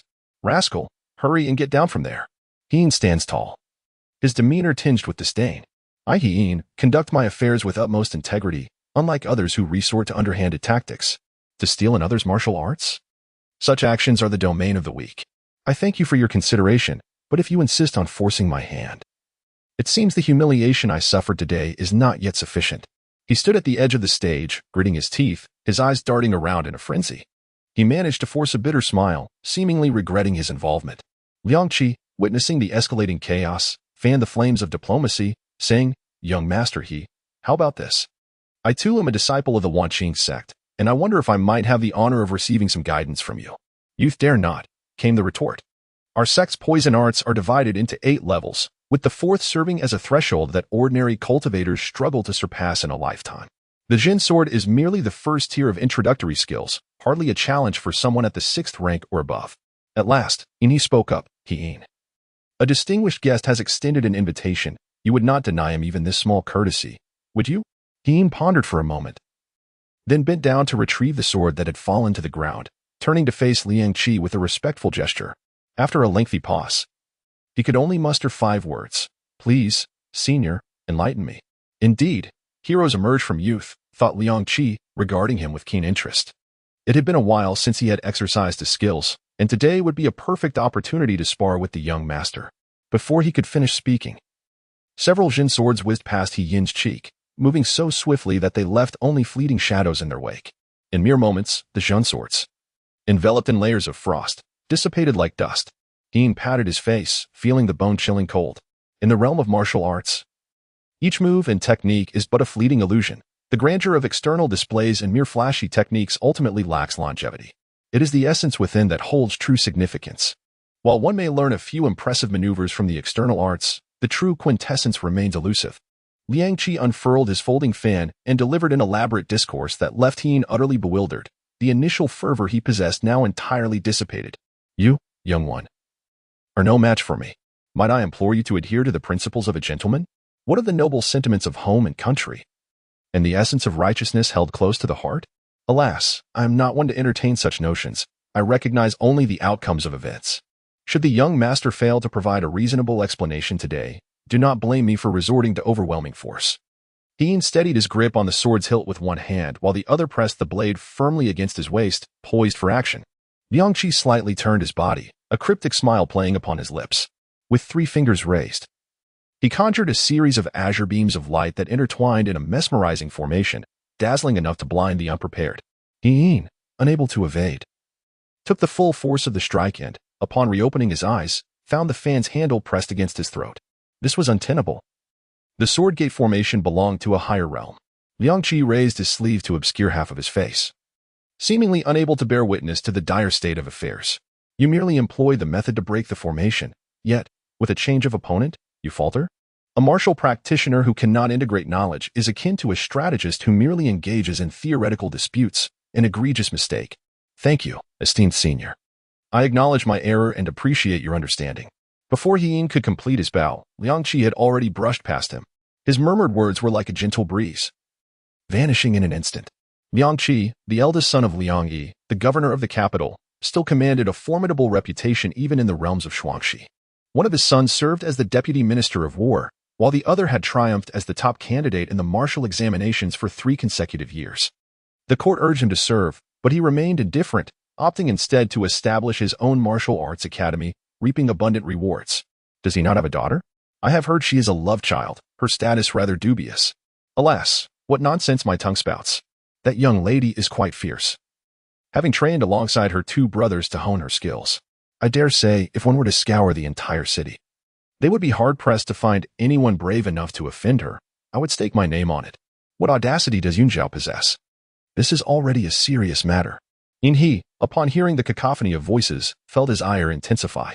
With a thunderous roar, he commanded silence, causing the azure bell in the dome above to resonate with a booming echo. Silence. Keep Yunjiao and those from the Wanqing sect, but everyone else, withdraw at once. Do not compel me to personally escort you out. Liang Qi maintained her smile, yet her enunciation was notably precise. Yin, the matters have been largely settled, and it is time for me to take my leave. Until we meet again. He Fu Long, noticing the audience dispersing, hurriedly approached the stage. Is this how it concludes?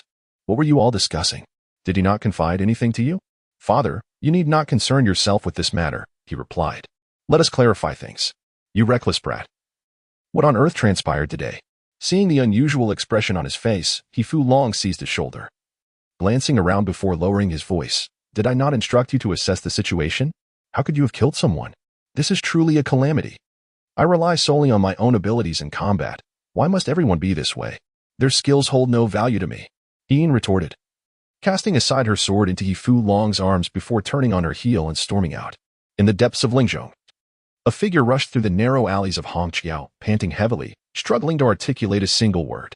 Mo circled the rooftops a few times, revealing a face drenched in sweat. Qin Sheng, what brings you here? Is there a reason? Can I not come to seek you out if there's nothing pressing? Qin Sheng pounded his chest in frustration, his expression particularly grim. He had suspected this unreliable fellow would require his personal intervention, and it had utterly exhausted him. What is it? Qin Sheng gasped. Who knows what trouble Duan Xing has stirred up this time? Every occasion necessitates my cleaning up after him. The Wei family has stirred up trouble in Lingzhong, and with several managers absent, only Zhuo Chouxiao remains. Do you truly believe he can handle it? Must you always come to me for such matters? Is it impossible to conduct affairs without my involvement? Qin Sheng exclaimed incredulously. It's not that you don't care. You know well enough about the Wei family. Originally, the Mo family town was their territory, and the Duan family merely rose to prominence later. If Duan Xing were not one of us, it would be a different story, but he is. If you are willing to assist in resolving others' dilemmas, you might as well extend a hand to those seeking to break through the deadlock. Qin Sheng shook his head. I refuse to do so. Are you truly not going? Duan Xing is currently nowhere to be found. It's utterly hopeless. One can never rely on him to undertake any serious matters. How can you be so certain he is unreliable?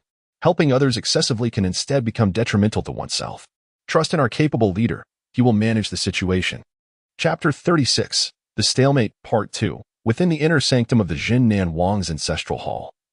A fragrant incense table adorned with cloud patterns was flanked by 2 waiting maidens. Morongji knelt upon 2 plush, fur-lined cushions, her fingers delicately caressing a string of lustrous Buddhist beads. Before the incense could fully burn away, a slender figure emerged from behind the crimson drapery. Her eyes filled with emotion and her countenance reminiscent of peach blossoms, yet her words dripped with palpable gloom. My lady, you called for me? Come closer. Allow me a glimpse. Morongji tucked away the beads, rising with the support of her 2 attendants. She extended her calloused hands towards the woman, who was visibly weary. After several days apart, you appear even more haggard. Have you been deprived of sustenance within this estate? What do you mean, my lady? Morongji gestured for her attendants to withdraw, leaning heavily on a rusted cane. I have refrained from engaging in the affairs of the household, remaining sequestered in prayer. Yet, You possess quite the initiative. If you refer to Jeaner, that child is impulsive and reckless, though she has merely been sheltered and unaccustomed to the harshness of life. There is no need for my lady to take offense. Morongji silenced the woman with emotion, one hand resting behind her back while the other wielded the cane, striking towards the shadow beyond the floor-to-ceiling window. Who is there? Step forth. Before her words could fully echo, a figure stumbled out, clutching their forehead, swollen bruises adorning their brow, eyes brimming with tears. The previously silent woman approached, grasping Murongxi's hand, her frail fingers trembling like sifted chaff. My lady, allow me to speak with her. Do not overstrain yourself. Let me assist you to rest. As Gongsun Rongjin observed Murongxi finally departing, she let out a long sigh of relief. Aunt Rong, I am truly wronged. Even my grandmother chides me as I walk along the road. Cease your complaints. Should you continue to display such lack of decorum, even grandmother will be unable to assist you. Gongsun Rongjin pouted in displeasure, tugging at a small tuft of her braid with fervor, her gaze fixed on the tightly shut wooden door of the inner room as she murmured incessantly. I have not provoked her. It is always like this. Moreover, do not blame Aunt Rong for not warning you. Though the lady is advanced in years, her hearing is sharper than anyone's. Should she catch wind of any misstep, next time it will not merely be a tap on your forehead. I have taken note. Aunt Rong, I nearly forgot the matter at hand. Do you recall the inquiry I posed to you last time? You certainly have a knack for selecting auspicious days. Follow me. Gongsun Rongjin took small steps towards the corner, while Aunt Rong raised her hand to rotate the four-sided incense burner. The cloud-patterned incense table was pushed aside, and a dark door behind the yellowed wall slowly creaked open, revealing an inky blackness within, accompanied by the heavy thud of solid wood.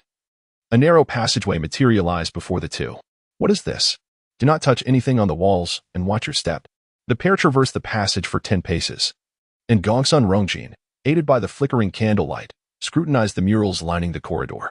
The surface was remarkably smooth, yet the designs depicted were exceedingly bizarre, devoid of any discernible order.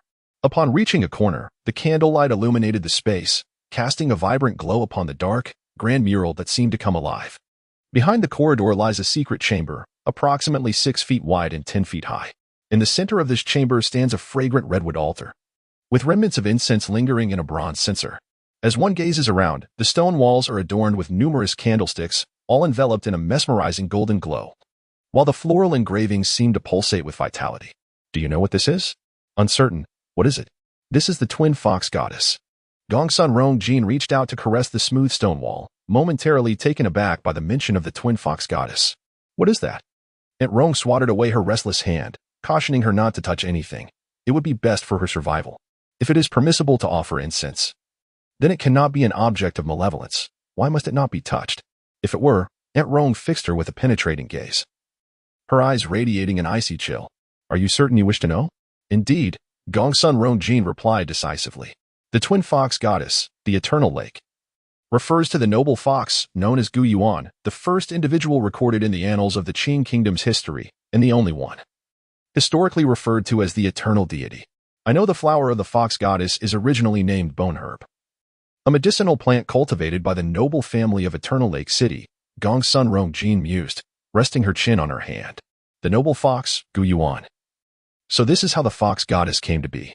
Aunt Rong corrected her, clarifying it is not a family but the royal lineage, and furthermore, this is not merely a medicinal herb. What, then, is the essence of the twin fox goddess?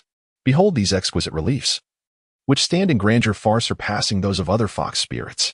She possesses 2 hearts. One embodies pure benevolence, while the other is steeped in the most profound malevolence. And the two shall never converge. Born as a child of destiny, she is fated to reside at the pinnacle, revered by countless souls. I find myself perplexed. Jeaner, listen closely. Regardless of what you may have known before, Aunt Rong earnestly grasped Gongsun Rongjin's shoulder and declared, from this moment forth, remember this. Even if you are destined to lead a life of mediocrity, it is far preferable to pursue unattainable aspirations, lest you meet a gruesome end. Why do you share this with me? Gongsun Rongjin inquired, her expression one of bewilderment, yet she nodded in acquiescence. You are a good child, but you possess an insatiable curiosity about the reasons behind everything. Do you understand why Qianhu has remained sealed for a millennium? I only know that the armistice agreement with the northern wilderness included the blockade of Qianhu as a bargaining chip, given that Qianhu contributed significantly during the war that led to the founding of our nation. Indeed, you are partially correct. From the moment Shangong Fox obtained the twin-born fox spirit, the present circumstances were irrevocably set in motion. At first glance, it appeared no different from ordinary matters. Yet gradually it encroached upon the very essence of life, infiltrating the organs and neural pathways, until it ultimately seized complete control of the body, wreaking havoc. In merely a decade, it has become a calamity of epic proportions. Gongsun Rongjin stammered, "Are you suggesting that this entity has taken control of her body? That cannot be. Was it not said that it would only parasitize for a time? How can this be so? The twin-born, such a rare and mystical entity. All who have sought to dominate her have met dire fates. You have witnessed Shangong Fox's demise. Thus, it can be said that this entity is indeed malevolent. She has always chosen twins, to be precise, two vessels of the same origin. We are reluctant to accept this, yet your mother truly belongs to the twin lineage. And the likelihood of you, an heir, or inheriting this legacy is exponentially greater than that of other twins." Gongsun Rongjin repeatedly shook her head, asserting, "I do not possess such understanding. Are you not aware? I am utterly clueless about such matters. Furthermore, I must inform you that several clan leaders are currently deliberating your and heir's fates, with a decision expected within 3 days at the latest. So soon. Are we truly faced with the possibility that only one of us can remain? There is no choice. Ever since that incident, the Qing Kingdom's court has tightened its defenses, making it perilous for all twins. Your mother's sister barely escaped a similar fate." Rongjin comprehended the gravity of the situation.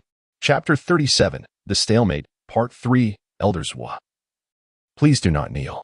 In the center of the sole platform of the Lingzhong martial manor, Wei Lijun cast aside 2 bloodied bells. Zhuo Qiushao knelt on one knee, propping himself up with one hand while using the other to wipe the blood from his mouth and nose. Though he had been defeated, his spirit remained formidable. "Were it not for my old wounds still unhealed, would I allow your insolence? A vanquished foe, a third-rank martial sovereign, is hardly remarkable. It appears the young lady harbors numerous grievances against me. Let us indulge in a thorough contest then. Victory or defeat remains uncertain." With a ring of the bell, each step marked by death, "It is regrettable that you fell after just 2 steps, thus wasting 2 of my precious Chichio Palace bells. Do you comprehend their worth? If they are indeed valuable, miss, please take care of them. Should they suffer any damage, do not hold me accountable. Now, unleash your attack." Wei Lijun expressed her displeasure, saying, "Duan Xing is merely an outsider. Why do you protect him so fervently? To be frank, my visit today is merely the first step." Zhuo Qiushao stepped forward and grasped her shoulder firmly, stating, "Miss Wei, focus your attention. No one is engaging you in conversation. Who permitted you to interrupt my speech? You seek death." Wei Lijun seethed with rage, her hand instinctively clasping Zhuo Qiushao's arm, yet her gaze lost its initial clarity. What kind of technique is this? Upon the sole platform, Zhuo Qiushao struggled desperately, unable to free himself, as tendrils of white mist emanated from his arms, the flesh beneath his wrist painfully scorching. He suddenly found himself at a loss for words, sensing his internal energy dissipating rapidly. A gentle breeze lifted the hems of their garments, and Wei Lijun looked up to see a whip knife sweeping towards her from the right front, striking heavily against her shoulder. "I arrived late, senior brother." Duan Xing supported Zhuo Qiushao with one hand while sheathed the whip knife with the other. On the opposite side of the sole platform, Wei Lijun clutched her shoulder, nearly collapsing to the ground. "Why are you here? Who summoned you?" Zhuo Qiushao pushed Duan Xing aside, exclaiming, "Dune Star, step back." "I shall not retreat," Duan Xing replied, turning to see several disciples whispering among themselves in the front row, hastily approaching to assist their elder in resting. Upon hearing their call, the disciples promptly helped Zhuo Qiushao off the stage. Once they had distanced themselves, Duan Xing leisurely turned around, directly meeting Wei Lijun's flushed visage. "Duan Xing, Miss Wei, I have arrived." "Duan Xing, it is Wei Ping who harbors grievances against you. My cousin is innocent. Why would you wish to harm her? What do you mean? Am I to be blamed for anyone's demise? The 8-section blade, dare you claim it is not a possession of the Duan family? Some time ago, several miles west of Mo family town, shadows flitted above the dense camphor woods. In front of a secluded thatched cottage, a man moved stealthily, startled by some distant noise. He fled without a backward glance. "Master, shall we pursue him?" "No need." A step away from the thatched cottage, Air stood atop a camphor branch, gazing into the distance, clearly spotting the figure that had fled in haste. "Master, that was Duan Qi. And the other?" Air leapt beside Duan Xing. "He ran too swiftly for me to discern. But he should be one of the Wei family. Let me ask you, over the years, what is sustained by Yi in the martial world?" Without hesitation, Air replied, "It is the Mo family army. In the past, old Master Duan led his troops to battle against Wuhua. Despite being outnumbered, They returned victorious. That battle established the reputation of Bai Yiman, did it not? You are only partially correct. With an army of 30,000 and a total of 100,000 soldiers recruited from 3 cities, how could it be deemed outnumbered? This is the court's deliberate suppression of the martial world. 2 battles where we were outnumbered were intended to diminish Bai Yi's vitality. No wonder the conflicts with the Wei family have lessened in recent years, though they still persist. Duan Xing lightly tapped Air on the head. What are you pondering? Air rubbed the back of his head. I was contemplating that the Mo family army is divided into 5 camps, with Madame's Golden Banner Battalion being the most formidable. Yet now, 4 of the camps belong to the Wei family. What shall we do? A jest. If a mere handful of tokens can incite such treachery, then there is no need to spare these individuals. You are well aware of how the 100 Garments sect treats traitors. Air covered her eyes, unable to bear the sight of him. Master, I understand. At the stroke of the 3rd quarter of the afternoon, within a corridor at the end of the Jin Nan Wang's residence, Rongshan glanced around before finally fixing her gaze upon a mural. 2 guards, having sheathed their swords, trailed behind her. Noticing her stillness, Gongsun Rongjin stepped forth, brushing past the guards. Where do you intend to go? 20. With your stature, do you dare to obstruct me? Who said I'm the only one? Gongsun Rongjin waved her hand, and the 2 guards advanced 3 steps. Since you have chosen to return, do not think of leaving. Surely you do not expect these 2 buffoons to assist you? How amusingly ambitious you have become. I tire of this banter. Where is Zhong Hui? Zhong Hui? She is not here. If you have matters to discuss, speak with me. The inquiries I wish to make are beyond your capability to resolve. As she turned to depart, Gongsun Rongjin finally relented. Wait, I can escort you. No one dares to venture there without a guide. I am merely considering your safety. It is the martial training grounds. Is it not? You know. Gongsun Rongjin was taken aback. I wonder who sent you here? Rongshan began to count on her fingers. Jin Nan Wang? Wan Yinyang? Or perhaps Morungshi? Your reaction confirms it. Indeed, it is her. Do not speculate idly. Do you not wish to meet her? Follow me. Gongsun Rongjin signaled the guards to withdraw, taking the lead and pulling Rongshan along, her pace swift as if to prevent any change of heart. As the hour of Shen approaches, the gates of Jinghe Pass in the northern county have closed. This place lies near the border of 2 cities. If one stands atop the city walls and gazes into the distance, one sees a range of gray mountains. Retracting one's gaze, a circular tower stands surrounded by lush greenery, teeming with life. On the staircase leading up the mountain, a figure has lingered for quite some time. This is the Jiozhen sect. It has been a while since my last visit. Can you guess our purpose?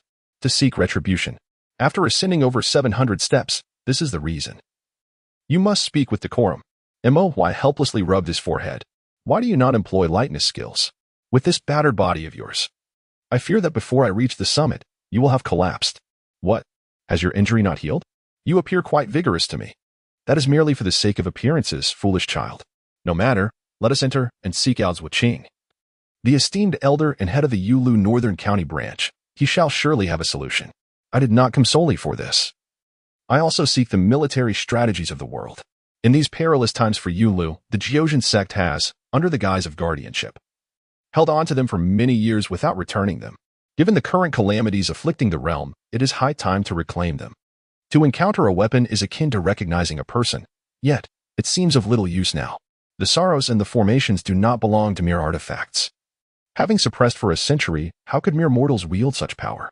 You finally grasp this now. I have only encountered this in ancient texts. You know I have had a penchant for forging blades since childhood, and I delight in delving into the intricacies of all manner of peculiar weaponry. Chapter 38, The Stalemate, Part 4. The circular tower is divided into 1,000 steps. Upon reaching the summit, one is met with a desolate well, from which dark green vines stretch forth, encroaching upon the adjoining chamber, leaving no place to tread within 100 paces. Suddenly, the sound of a bell resonates, and 2 young children with braided hair emerge from the corridor. One of them tiptoes and gently knocks on the door. Master, there is a guest seeking an audience. From whence does this guest hail? From the West County. Do not admit them. But I have already arrived. Are you quite certain you wish to deny me entry? The door creaks open a fraction, allowing a faint beam of light to seep through. A figure swiftly slips inside, leaving the 2 children exchanging puzzled glances at the threshold. The interior of the room is sparsely furnished, with only a few dust-laden tables and 2 windows tightly shrouded in fabric. In the corner sits a man, approximately 30 years of age, his hair in disarray, coiled haphazardly, and gripping a polished rattan stick in his hand. Not Zhuo Qing, the man speaks, old friend. I trust you have been well. Do you recognize this person? I do not, but I sense an oddity about him. The man gestures, securing the door. Since you are here, why not remain and keep me company? A brilliant golden seal descends from above, illuminating the entire room. Tens of thousands of golden threads coalesce into a protective dome, and soon, intricate serpentine patterns emerge upon the surface of the barrier. Alas, I have been ambushed. Mo raised his hand to caress the undulating serpent patterns, the soul-capturing array, drawing upon the blood of the golden mustache snake. However, the practitioner was not present. What, is this a snake? No matter, it will dissipate in a few days. A slender beam of light drifted before him, causing the myriad serpent patterns to tremble violently, shaking the room as the surroundings gradually sank into darkness. Where is this place? My memories. The endless darkness slowly receded, traversing layers of ominous clouds and mist, revealing a scene of auspiciousness in the nine heavens. Within a celestial palace, two celestial attendants helped Wu shed his splendid garments. As he gestured towards a set of inkwash-painted court attire, continuing to meditate. Has the master arrived? The primordial creator is attending a banquet in the heavenly palace and will arrive later. Wu adjusted his sleeves. Has the war concluded? The two celestial attendants exchanged glances. Then one remarked, very well, I shall personally pay a visit. The Wuxiang divine calendar spans 75,000 years. The supreme creator captured the first demon emperor alive and dispatched an army of 10,000 to reclaim the void realm. In the same year, the heavenly palace hosted a 7-day banquet, with everlasting lights ablaze day and night, fireworks illuminating 100 miles of land, welcoming all beings from various realms. Lord of Annihilation, please take your seat. There is no need to sit. Where is the heavenly emperor? Wu surveyed the surroundings, the clamor rising and falling, and he sighed, feeling utterly disinterested. His Majesty the heavenly emperor is in the pantheon. Please wait a moment, I will inform him. No matter, you may attend to your duties. Suddenly, the guardian soldiers burst into the palace. Divine Lord, an incident has occurred. The pedestal of the gate of reincarnation has vanished without a trace, and an unfathomable vortex has emerged in the void, crackling with lightning and resonating with thunderous roars that echo through the heavens. Several divine weapons exchanged glances, none daring to take a step closer. My lord, what is your perspective on this? It is merely a collapse. What of the demon emperor? He has been quite docile within the demon locking tower as of late. Wu sighed, summoning the celestial emperor, who ought to attend to pressing matters. I shall go and investigate. A dense, ominous cloud shrouded the tower, and half of its structure was enveloped in poisonous miasma, typically filled with the wails of restless souls. Today it was eerily silent. Wu stood precariously at the tower's pinnacle, a fragment of his spirit poised to slip away unnoticed. He leaped down from the tower's apex, bracing himself against the gilded railing, causing the miasma to disperse. A deafening roar echoed in his ears as black mist suffused the interior of the demon-locking tower, within which a colossal serpent seemed to writhe, a fierce wind howling past, followed by an enormous maw rushing toward him. The demon emperor transformed into human form, the scales of his serpentine visage not yet fully faded. He regarded Wu with keen interest, remarking, You possess a bloodline akin to mine. No wonder you can breach the barrier. Prisoner at the foot of the stairs, I am distinctly different from you. We are both demons. What distinguishes us? Why must you destroy the gate of reincarnation? If it displeases me, I shall simply push it aside. Very well, as long as it pleases you. The demon emperor's arm emanated an increasing amount of dark energy, obstructing Wu's path. The divine race is truly treacherous, taking advantage of my unguarded moments to ensnare me. Slaughtering my kin and venting their wrath upon the innocent, how utterly despicable. What do you wish to convey? Ping Lan, do you recognize him? I advise you to exercise caution regarding this individual. What do I mean by this? It seems we have much to discuss, do we not, Lord of Annihilation? He has been by my side since childhood, affectionately calling me brother both in public and in private. I have watched him grow from a mere child, enduring tribulations and celestial trials, until he ultimately matured into an immortal being. To this day, I vividly recall his final words to me. Can you guess what he said? He expressed gratitude for my nurturing, which is truly laughable. It is indeed a rarity to hear you speak so extensively. He must hold significant importance in your life. Merely a gluttonous wolf who cannot be satiated. There is little more to say. The absurdity lies in the fact that I have been deluding myself all along. As the sun descends, a shadow flits through the hall of the god of slaughter. Wu, with hands clasped behind his back and an expression of displeasure, commands. Come out. Ping Lan, with his head bowed, emerges timidly from behind the screen. Upon seeing Wu approach, he instinctively crouches down, pleading, Brother, please don't hit me. I have heard it said that you have taken to indulging in flower wine. Wu Yu crouches to pat his face and inquires, "Are the maidens of the mortal realm beautiful?" "Beautiful?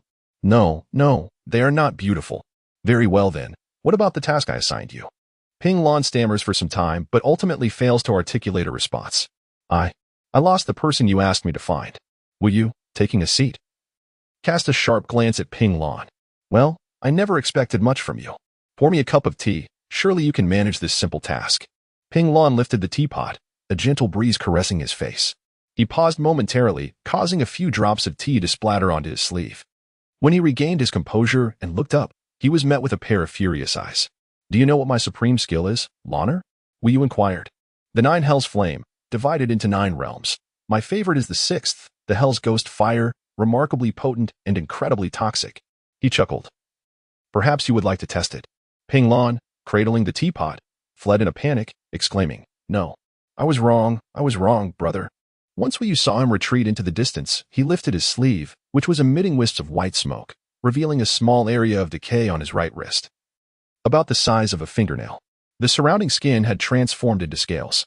So, he was deliberately probing. He pondered how Ping Lan had come to know that the bone-eating flower could unveil his true form. Something he had nurtured with his own hands had developed a rebellious intent. Such a wicked spawn could not be allowed to remain. You began to harbor doubts about him from this moment? No, it had been from the very beginning. Chapter 39, The Deadlock Struggle, v. At the third watch of the night, the first rays of light pierced through the darkness. Dark clouds swirled, candle flames flickered. And in the training grounds of the Jinnan Wang residence, Rongshang sat cross-legged on the ground. After a while, the cool evening breeze gradually warmed. The earth exuding dampness, and the gardenia bushes beside the path glistened with dew. In the center of the training ground, within a pit, Rongshang clenched her fists. The blindfolded white cloth continuously soaked with blood. The cold tea fire circled behind her, but she could no longer suppress a cough, only to find that it elicited no response. What is happening? Could she have succumbed to madness? Cold Tuwa reached out to feel her pulse, and was immediately struck with alarm. Her overall pulse was chaotic and her breath weak, indicating a state of exhaustion. "Wake up, you foolish girl." Rongshang abruptly opened her eyes, greeted by a scene drenched in crimson. The water beneath her feet lay still, and she instinctively shielded her eyes. Before her, a hazy figure emerged, swaying uncertainly yet drawing ever closer. Rongshang rubbed her eyes vigorously. "Can I see? Who are you?" A familiar female voice resonated from afar. "Child, it is indeed a challenge to reach this place.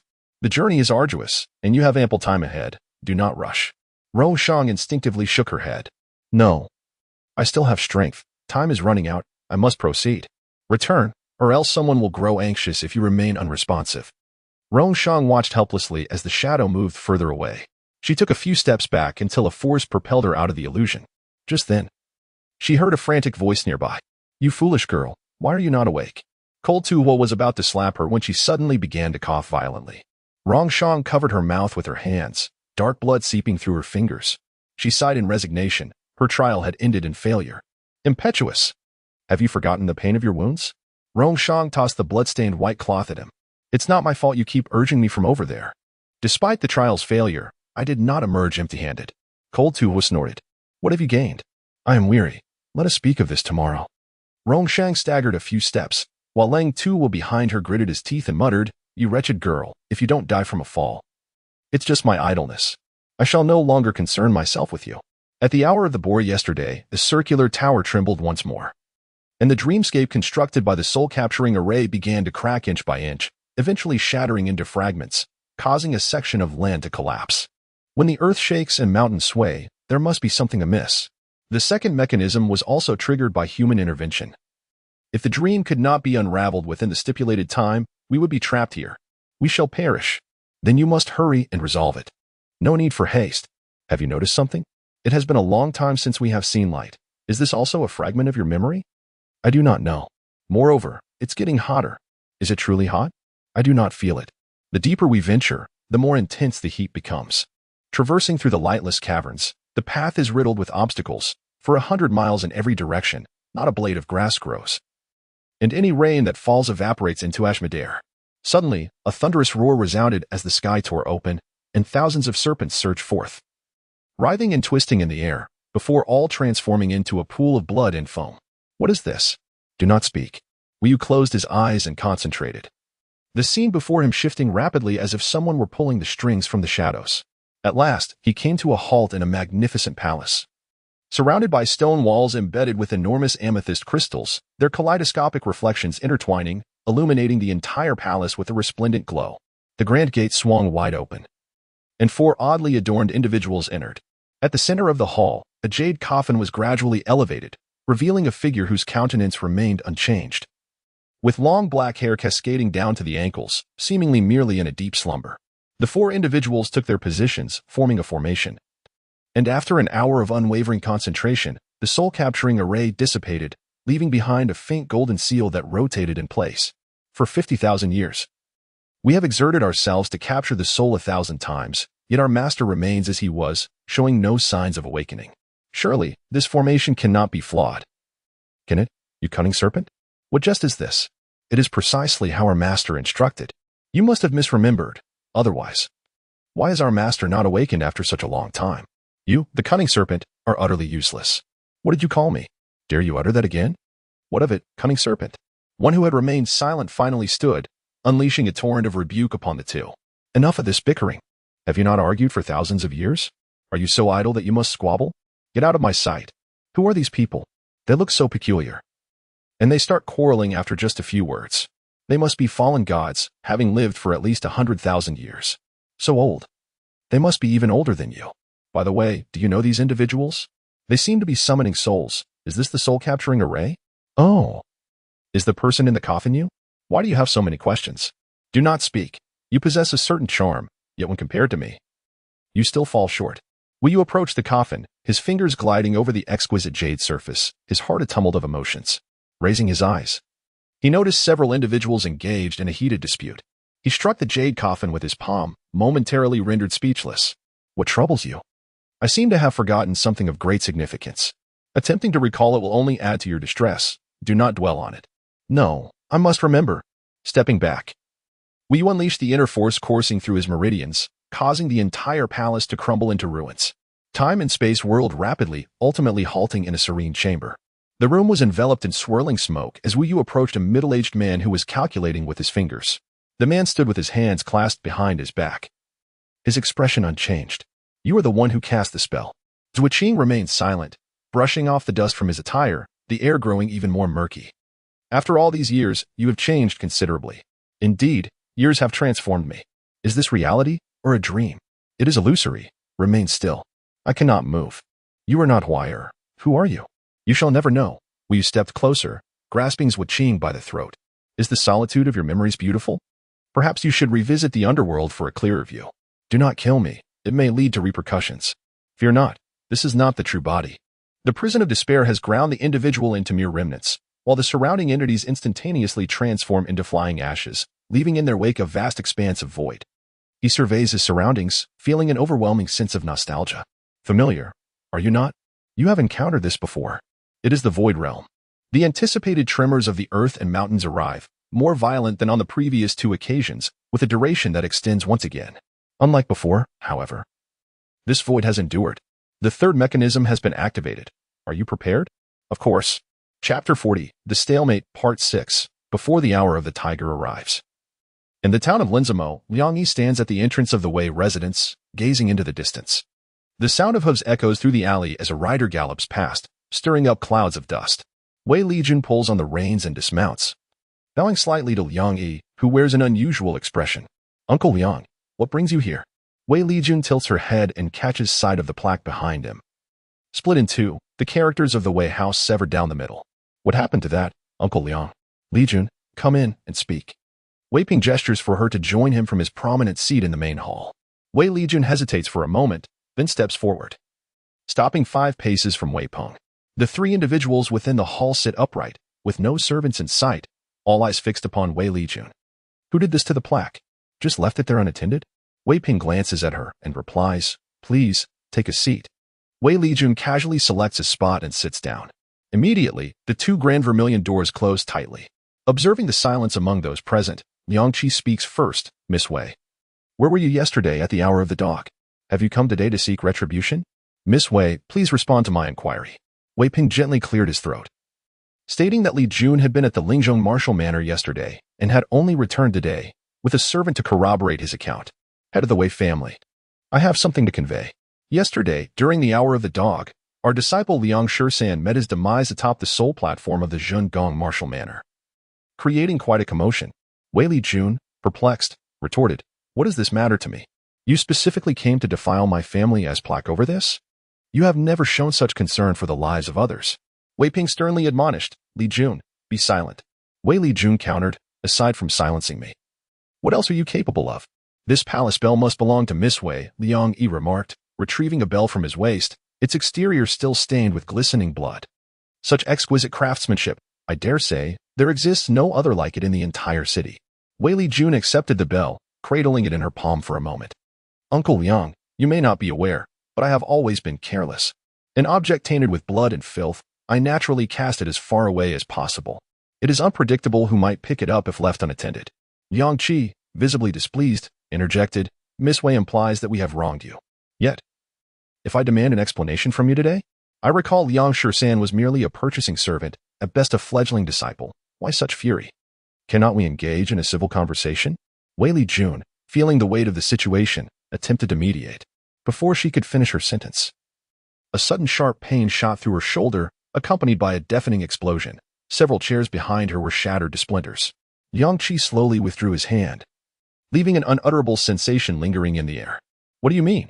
My disciples are as insignificant as blades of grass, yet your cousin's life is more precious?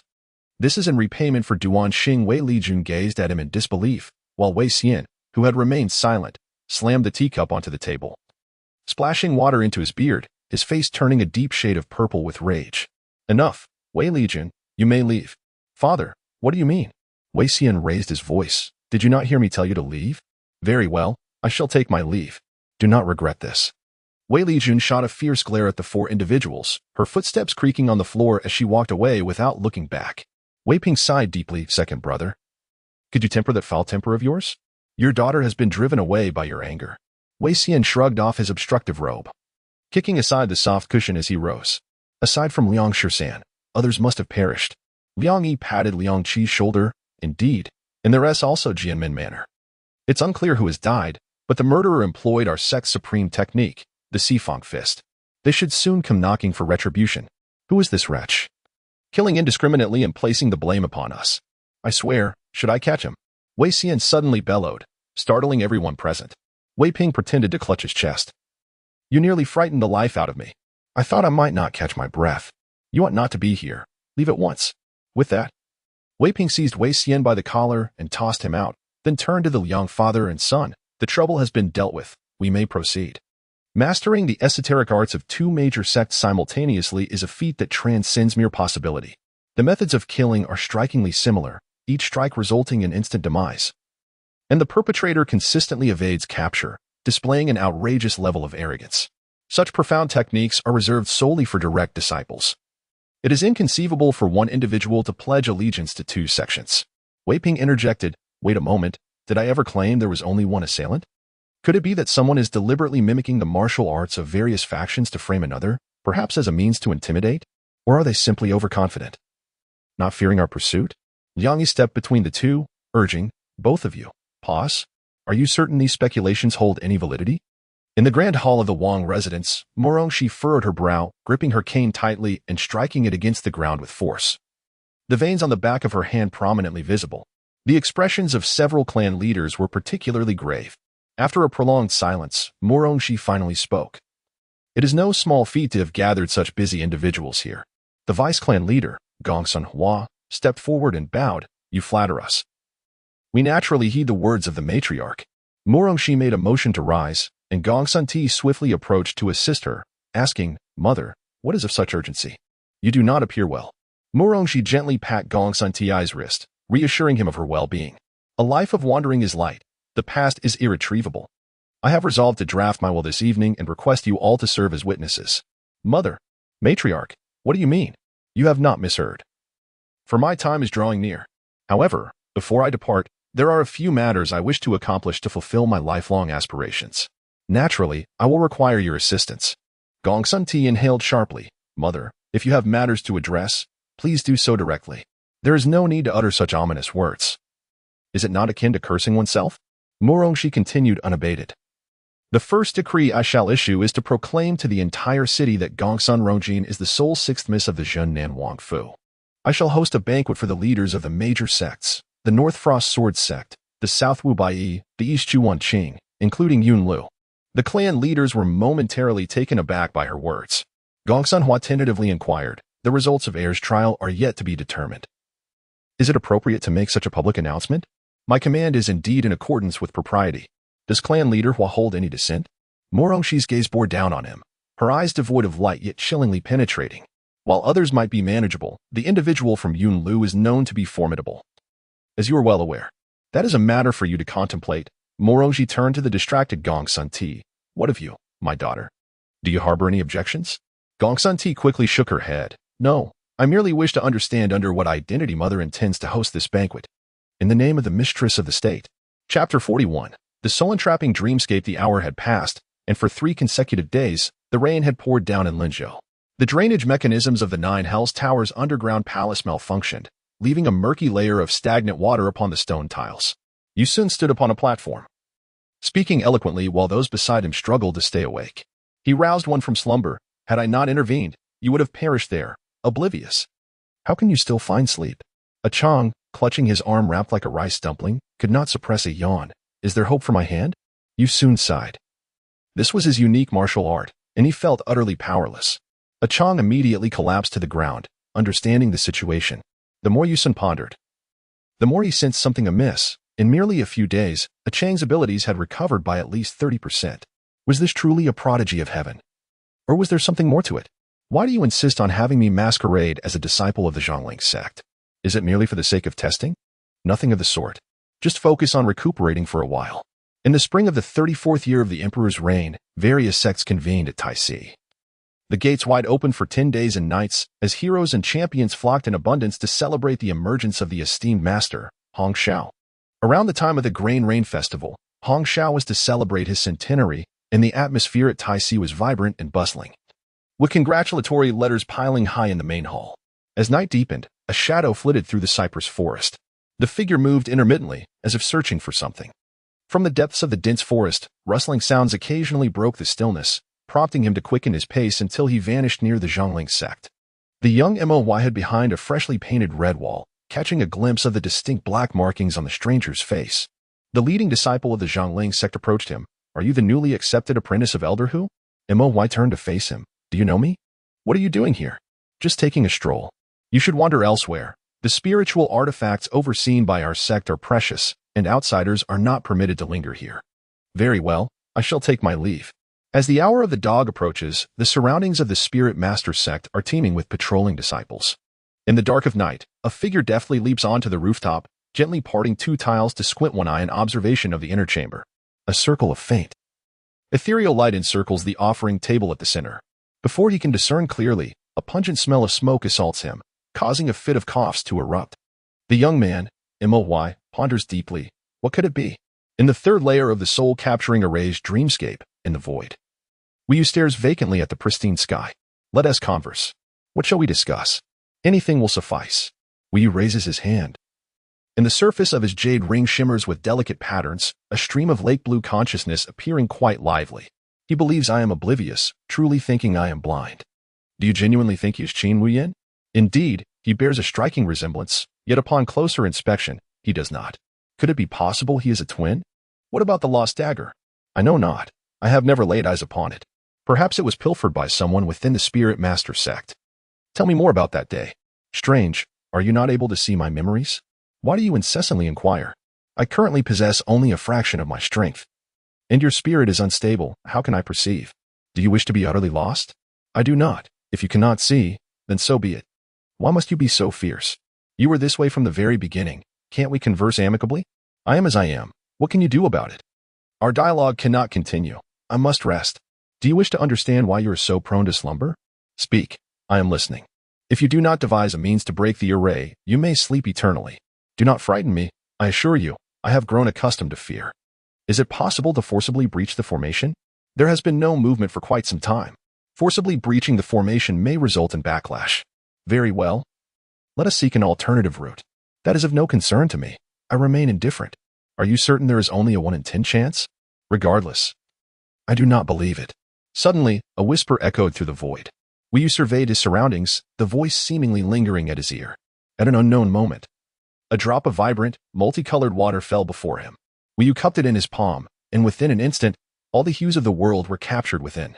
The Wuxiang Divine Chronicle spans 76,000 years. The Red Qilin giant python clan has nearly been annihilated, their remains interred in the depths of the Hell Realm.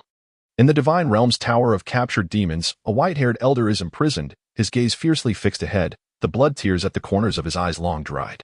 A millennium has passed, yet he stands amidst the stagnant waters filled with bones, refusing to close his eyes. Wu Yu clenched his fists, unaware that blood had begun to seep from his palm. Father? Father? Who has harmed you?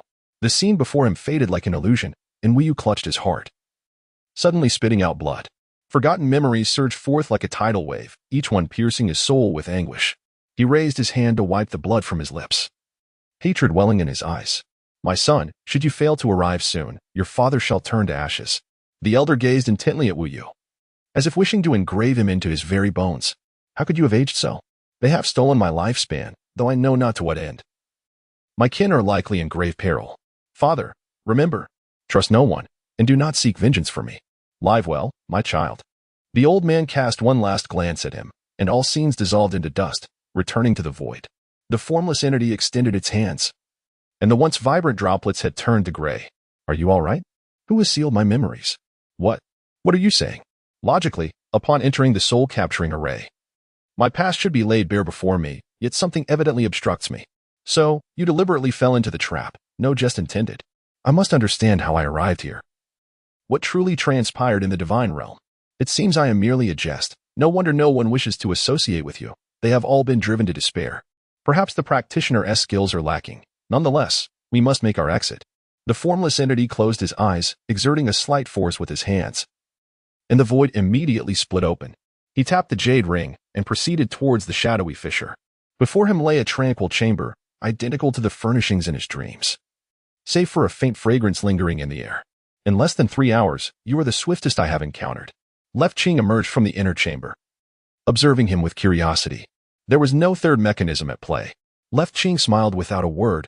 All appearances arise from fixation, and if you claim they do not exist, it is indeed void. I have been enlightened. I seem to grasp your meaning.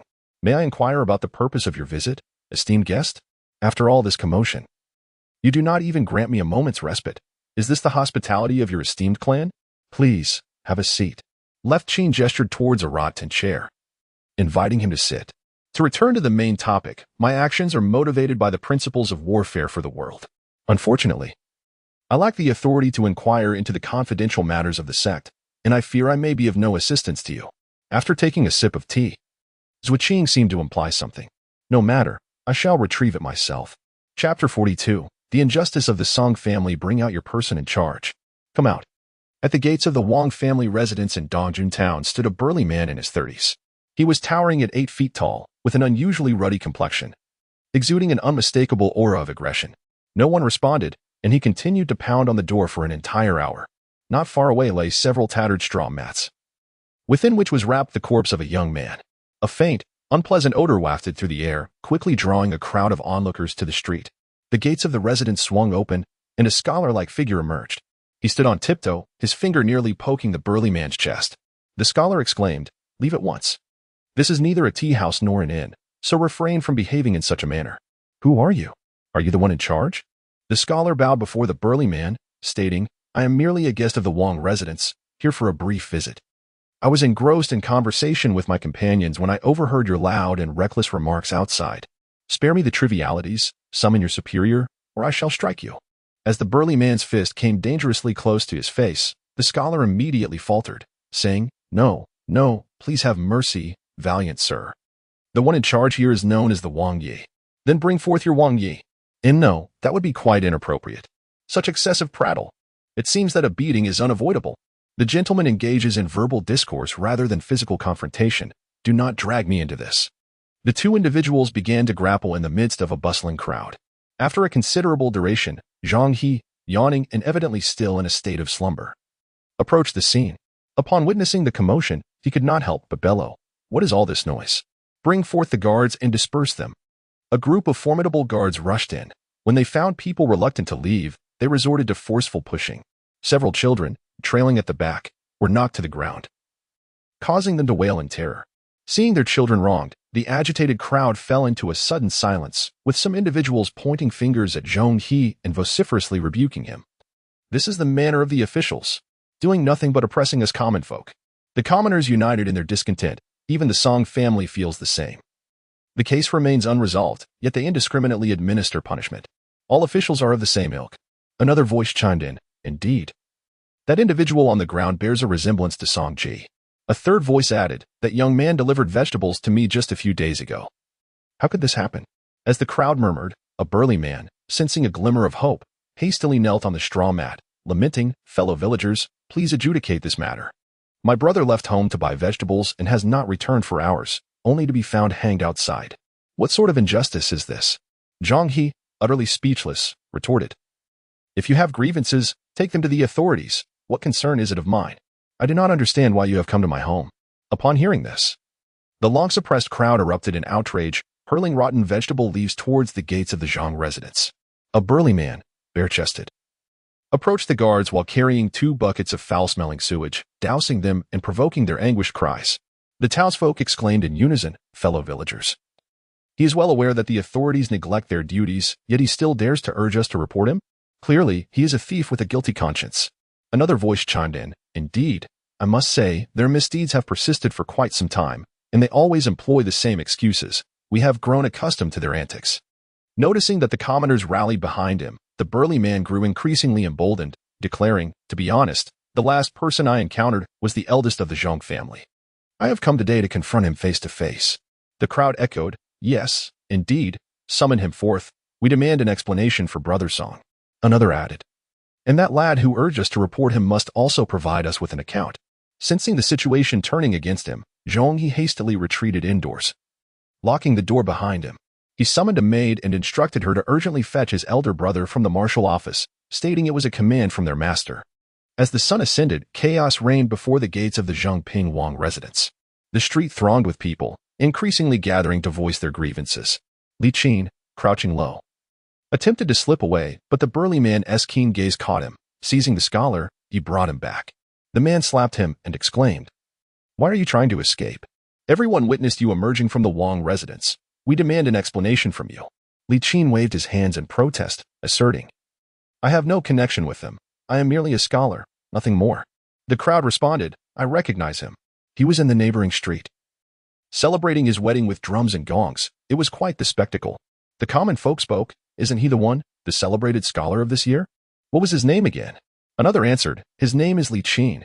He has married the 4th young lady of the Zhang family. Quite a splendid affair." Upon hearing this, a burly man broke into a broad smile. "Ah, so you are the son-in-law of that esteemed family. This matter shall be easily resolved. Everyone, let us summon the groom to adjudicate this dispute." Li Qin, intimidated by the man's fierce gaze, swallowed his words, contemplating whether he should suggest another visit to the magistrate. The burly man laughed heartily. "Look, our groom is already unable to bear it. Since there is nothing pressing today, I shall go fetch that corrupt official to enliven the gathering." A voice from the crowd chimed in, "Count me in. I have long wished to teach him a lesson." Another echoed, "Count me in as well." Li Qin felt tears welling up. "That is not what I meant." As dawn broke, a soft yellow figure emerged from behind the wooden railing of the training grounds at the Zhennan Wang residence. Hearing footsteps, Rongshang finally exhaled in relief. "You have finally arrived. I was nearly suffocated here." Aunt Rong inquired, "How was your practice today?" Rongshang shook her head, as dismal as ever. Aunt Rong embraced her gently, whispering, "In truth, I wish for you to leave this place." "What do you mean?" Rongshang peered out from her embrace. Aunt Rong replied, "If I told you that your mother is at Qianhu, are you serious?" Rongshang broke free from her embrace, her body trembling uncontrollably. "What is happening with the sword-forging pool in that residence?" There is also the famed figure known as the Broken Seven Maiden, who is the subject of much whispered gossip. Aunt Rong gazes at her, observing that she still has not let go. "If it were someone else, I would have long since moved on," she remarks. "It must be difficult for you out here. You have endured both wounds and tribulations. Is there anyone to support you?" Rongshang replies with displeasure, urging her not to change the subject. Aunt Rong gently reminds her that if she wishes to uncover the truth, remaining here is futile, and besides, do you not desire to heal these eyes of yours? Rongshang tentatively suggests, perhaps you could assist me in passing the trial first, and then I shall consider my options. If I could assist you, why would I still be standing here? Rongshang returns to the pit to meditate, stating that in that case, it would be best for you to leave early and not disturb my cultivation. And Rong chuckles lightly, saying, what concern do I have with matters that the clan leader cannot handle? Is it not simply that you fear you may not withstand it? Rongshang retorts, you underestimate me far too much. If you are prepared, I shall begin now. Yet Rong's smile fades as she delivers a palm strike to Rongshang's back, seemingly powerful yet employing only a third of her strength. Rongshang focuses her energy, and countless crimson threads rise from the ground, ultimately converging into her body. The fox orchid flower emits a scarlet glow, hinting at the possibility of blooming. Aunt Rong praises her, declaring that this girl is indeed a promising talent. Is that not the corrupted bone fox orchid? At the 8th grade, 9th tier, it is quite commendable, with hopes of advancing to the 7th grade. Rongshang weighs the fox orchid flower, sensing it is 3 taels heavier. Aunt Rong proclaims, the day the flower blooms will be the day of your success. Chapter 43, The Art of War on the Summer Solstice of the 34th year of the Emperor Zhao, within the study of the Prince of Zhongping. A figure stood with hands clasped behind his back. On the pearwood round table lay a portrait of a youth, whose gaze pierced like a torch, brimming with unspoken words. Zhang Pingyu was clad in a black, button-long robe with narrow sleeves, adorned with a golden-threaded vermilion phoenix, a jade pendant featuring flying dragons at his waist. And he wore pointed black boots. Who was this child? Zhang Su bowed respectfully, revealing that he was the adopted son of Lord Zhuqiu, bearing the single name of Xiao. Born in the year of Gung Yin, he was 13 years old and ranked 7th in the household. Self-styled as the 7th young master of Zhua Jingqiu? I was unaware that he had an adopted son. Zhang Su pondered, if he is indeed an adopted son. There is no need for such public acknowledgement. Did not the Qinhuang also take in numerous advisors, privately referring to them as sons? Zhang Pingyu picked up the portrait, questioning why this child, who had always remained hidden, chose to reveal himself on the final day. And why did he deliberately oppose you? Father, if you are to speak in such a manner, it is this individual who instigated the conflict first. Zhang Pingyu refuted his argument, recalling how a certain debauched youth insisted on troubling others, only to receive praise from several princes thereafter. It seems I have been excessively lenient with you. It would be best for you to remain in the training camp for a while. Zhang Su, in disbelief, replied, no, you are well aware of the conditions there. How many lives have been lost within those walls? For the sake of an arrogant adopted son, you would cast me away? It is not that I am forbidding your return. There is no need for haste. Zhang Pingyu gestured for him to remain calm.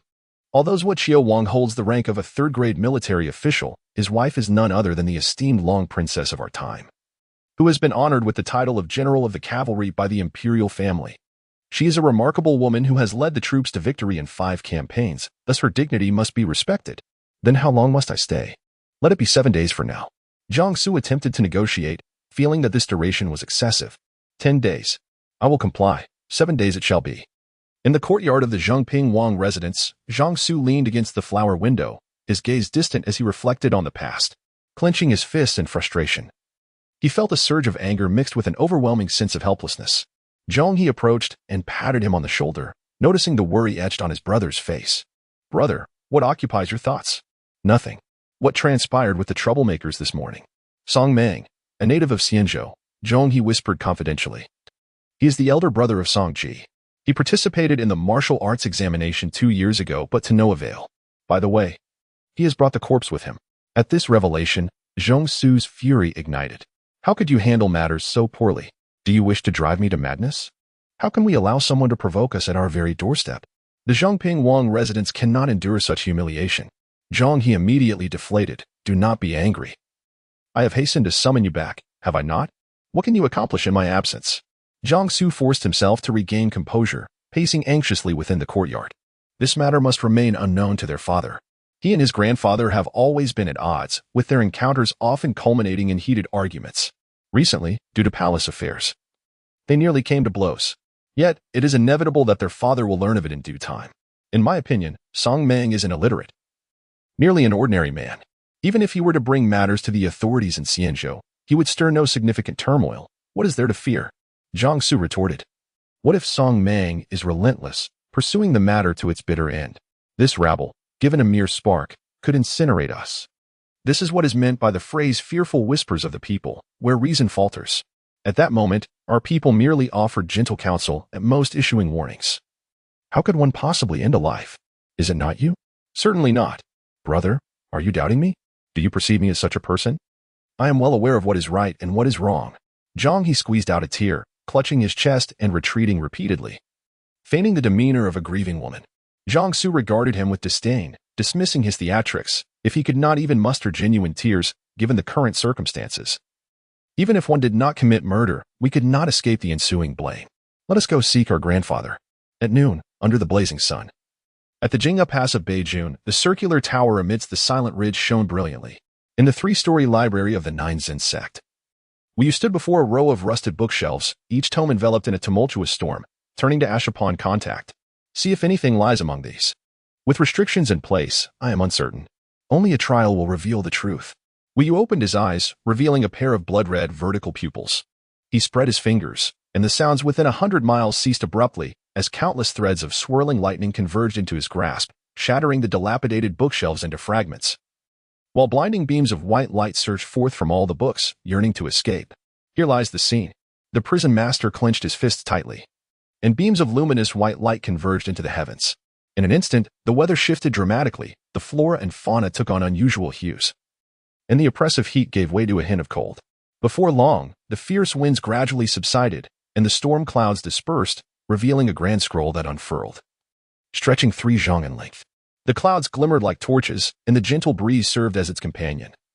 A manifestation of the restrictions imposed by the original master of the tower, Fan Yin. He was the sole mortal to have brushed against the threshold of the 9 prisons, albeit limited to that solitary achievement. For humanity, the 9 prisons represented defiance of reason, and I find his accomplishment quite remarkable. Only you perceive it this way. The first volume of the Military Strategy Illustrated Compendium, the pinnacle of celestial arts, embodies the essence of the skeletal form and the primordial force that ignited the Azure 20, resonating across 1,000 lakes. This is classified as a third-tier celestial secret technique, its founder shrouded in mystery, having been passed down for over a millennium. Historical records indicate that during the era of the ancestors, an individual utilized this technique to attain divine form, eventually inscribed in the divine record, though the year of their demise remains unknown. To put it bluntly, this individual resorted to improper means to achieve divinity, commonly referred to as an underworld deity. The fate of such individuals is encapsulated within the divine record, for they fundamentally remain human. It appears that this technique does not confer true divinity, it is merely superficial. Should one pursue the righteous path to attain a celestial body, enduring 49 heavenly tribulations or 100-fold trials, the potential for achieving divinity exists. However, this secret technique presents a double-edged sword. When employed judiciously, it yields substantial results, yet if misused, it leads to irrevocable demise. Becoming a deity. Is it not the mastery of all things? Wu Yu smiled nonchalantly. Foolish child, do you believe that merely being inscribed in the divine registry grants you absolute power? You have only just crossed the threshold of the divine lineage. Above the ordinary gods reside the venerables, followed by the divine weapons and generals, their numbers amounting to millions. It is unimaginable, could there be higher divine lineages? Above the divine generals are the divine lords and deities, who too must undergo tribulations to ascend, if memory serves. Aside from myself, there are 11 divine lords, possessing the might to shake the heavens and the earth. They are the backbone of the divine realm. What about your master? Will you remain silent for a long while? Did you not already know? He is the primordial creator, belonging to the faction of the ancient gods. The only true mentor who treated me sincerely, and he has fallen. Seeing is not always believing, especially with hazy memories. Is it possible he still lives? I shall take your words as a blessing. I wish to know what lies beyond the divine lords. Aside from the 2 primordial gods, I have not encountered any existence surpassing the divine lords. However, rankings are merely human classifications. It is entirely possible that there exist beings of greater power above the divine lords. Chapter 44. The Art of War in the Realm, Part 2. The Illustrated Compendium of War Strategies, Volume 2. The Pinnacle of Celestial Swordsmanship. The 81 forms of the soul of the Sword of Passion, uniquely created by Hong Qin, the foremost among the 3 heroes of the Cloud Tower. When practiced to perfection, one can embody the sword, traversing freely between heaven and earth, achieving a state of carefree existence, known to the world as the Infinite Sword Immortal. The highest accolade bestowed upon practitioners in contemporary times is indeed a testament to the prowess of the ancestral master, who is also known within the halls as the Hong Emperor. Wu Yu furrowed his brow, a mere mortal capable of grasping the essence of the sword spirit. A facet of the celestial path could only be attributed to either extraordinary innate talent or the guidance of a remarkable mentor. What crosses your mind? Upon our first meeting, I experienced an inexplicable sense of familiarity. Although our subsequent interactions have been devoid of issues, I now harbor reasonable doubts regarding the true identity of this sword immortal. Are you overthinking this? Such matters can be revisited later. Let us proceed to the next. Aside from the first two, the remainder comprises ordinary techniques ranging from the 5th to the 9th tier, primarily sourced from various royal families and renowned sects of the martial world, with a substantial number originating from Yoon Tower. Will you forcefully open the underlying mechanism, recognizing that these were not what we sought? Could you assist me in locating the next volume? The military roster? With so many tomes, how shall we find it? I had already exerted too much energy, and my strength was waning. Will you settled into a meditative posture, raised his hand to tap the jade ring twice, and instructed, release yourself and conduct a thorough search. Inform me in 2 hours. Amidst the mundane world and the ethereal might of the heavens, as the deities descended upon the realm, they endeavored to eradicate worldly suffering, oblivious to the fact that they defied the fundamental laws governing existence. Acknowledging their oversight, I, with my limited power, cannot alleviate the suffering of all beings. I merely seek to restore balance to the cosmos. In the Wuyo Palace of the Divine Realm, the primordial creator has been in deep meditation for 300 days. His form nearly translucent. The divine beast by Zay nestled beside him, and at an indeterminate moment, a faint chant floated through the air above Wuyo Palace. Master? No. It lacks a corporeal form. Is it a soul? In the realm devoid of imprisonment, the surroundings appeared exactly as they were etched in memory. Were it not for the dreamlike perfection of the construct, he might have believed it to be the realm of reality. Meanwhile, Baizé seemed to detect a familiar scent. Opening its deep blue-black eyes and nuzzling against Wuyu's pant leg. Are you calling me? Wuyu bent down to stroke Baizé's fur. It has been eons. Little one, yet you remain by the master's side. This is well. With the 3 of us departed, your presence ensures he shall not be lonely. The long-forgotten roar of the wild dragon reverberated throughout the divine realm, carrying with it an intangible summons. Baizé howled towards the heavens, its form expanding to an extraordinary size, reaching heights of 100 feet and stretching 30 zhang in length. Its eyes became entirely black, while the ethereal image of the primordial creator dissipated with the wind. You follow me? Baizé guided him to an expansive domain, the terminus of the divine realm. Before a colossal curtain of water, a murky blood droplet lingered. Countless strands of divine consciousness surged forth, scattering across the world, painting the sky with a kaleidoscope of hues. Is this the reincarnation pearl? Baizé nodded. I require a drop of your blood. The dream cannot unveil my past. Do not waste your efforts. No. The soul-capturing array of mortals is exceedingly limited. It may glimpse but a fragment of your memory, perhaps even a blurred snippet. But it will never allow you to behold me. Wuyu was perplexed. What do you mean by that? As Baizé tore apart the curtain of water, a vast abyss loomed behind him. A slender thread of crimson emerged from the forehead of Wuyu, struggling momentarily in midair before darting straight toward the increasingly dark blood pearl. In an instant, the water curtain rippled, unleashing tumultuous waves, while a streak of moonlit consciousness flitted about chaotically like a headless fly. Baizé, with keen eyes, pounced and captured it deftly. Wuyu raised his hand to touch the coiled consciousness, pondering its nature. What could this be? The Annihilation God Pillar, a lost spirit. Baizé prostrated himself, revealing that this was a fragment of your master lost in the divine realm.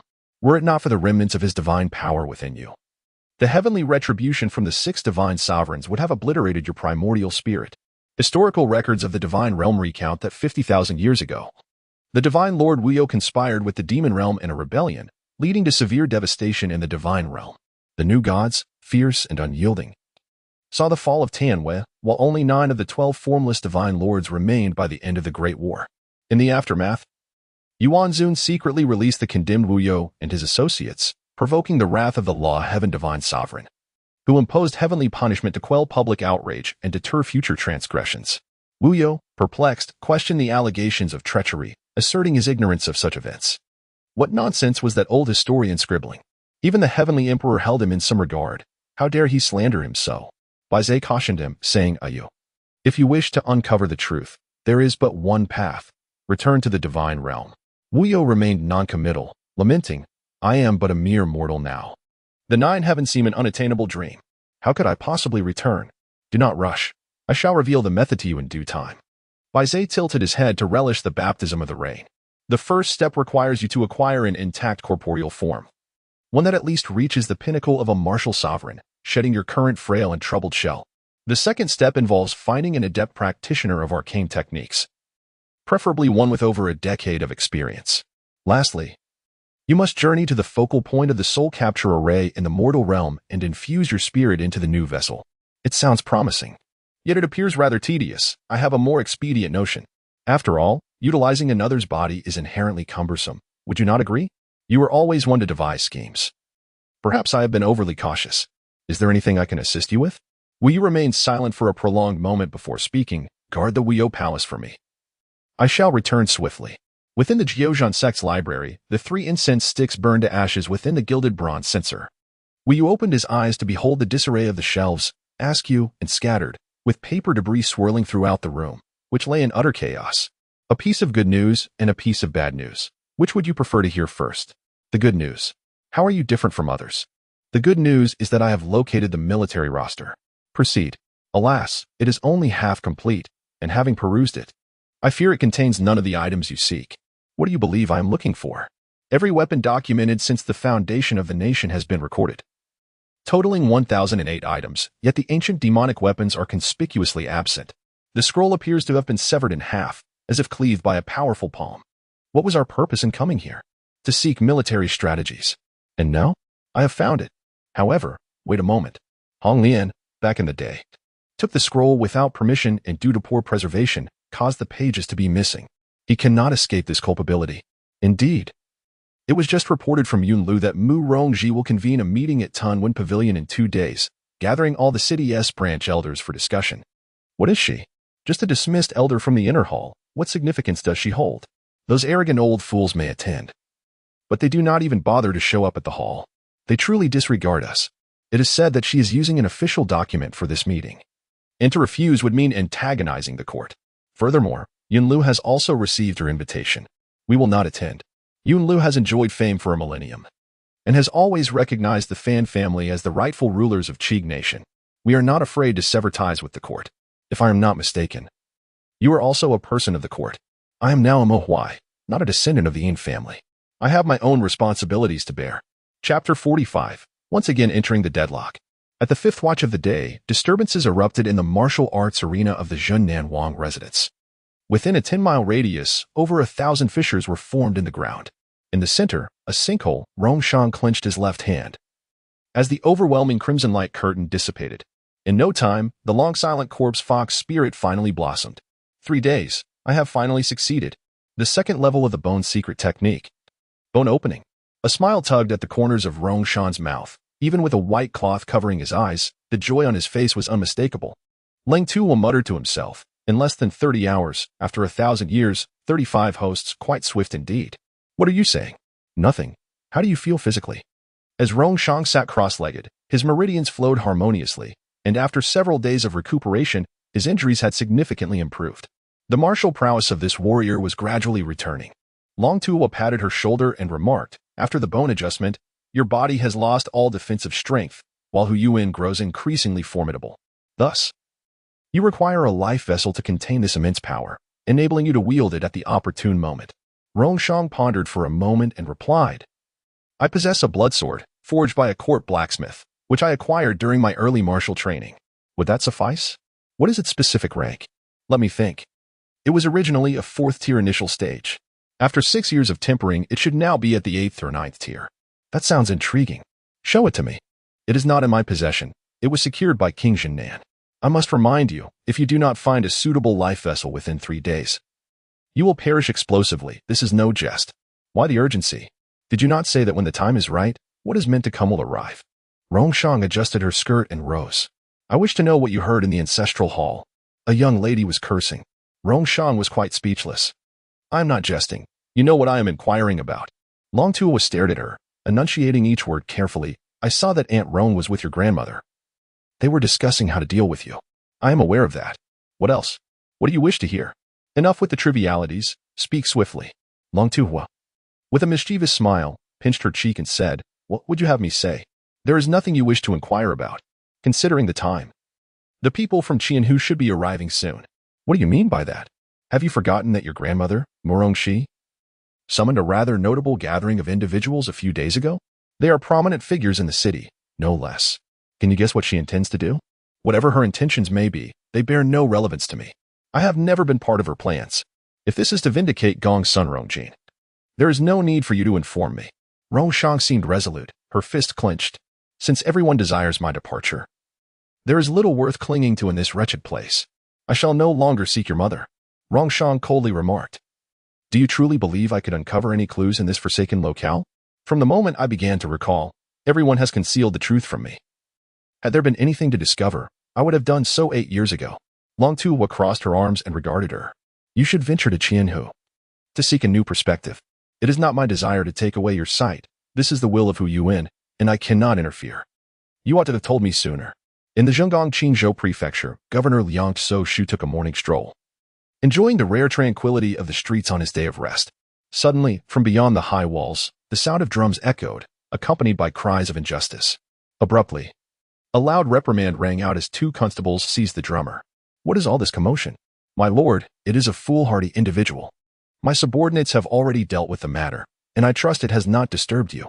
Liang Shu pointed at the one who had cried out for justice. Who are you? The man Song Meng, hailing from Xianzhou, laments the unjust death of his younger brother. Were it not for a kind-hearted individual, he would remain oblivious to the grievous plight his brother endured at the tender age of 16. Liang Shu, intrigued, inquires about the reason for Song's presence in Qizhou to report his grievances. The journey of several dozen miles must have been arduous, he muses. Song Meng kneels fervently, his head bowing in supplication. I am not weary. The officials of Xianzhou have turned a blind eye to my plight.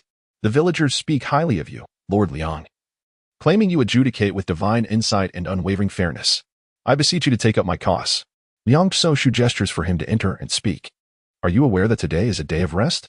Just a few days prior, I concluded several years' worth of cases. I was about to enjoy a brief respite.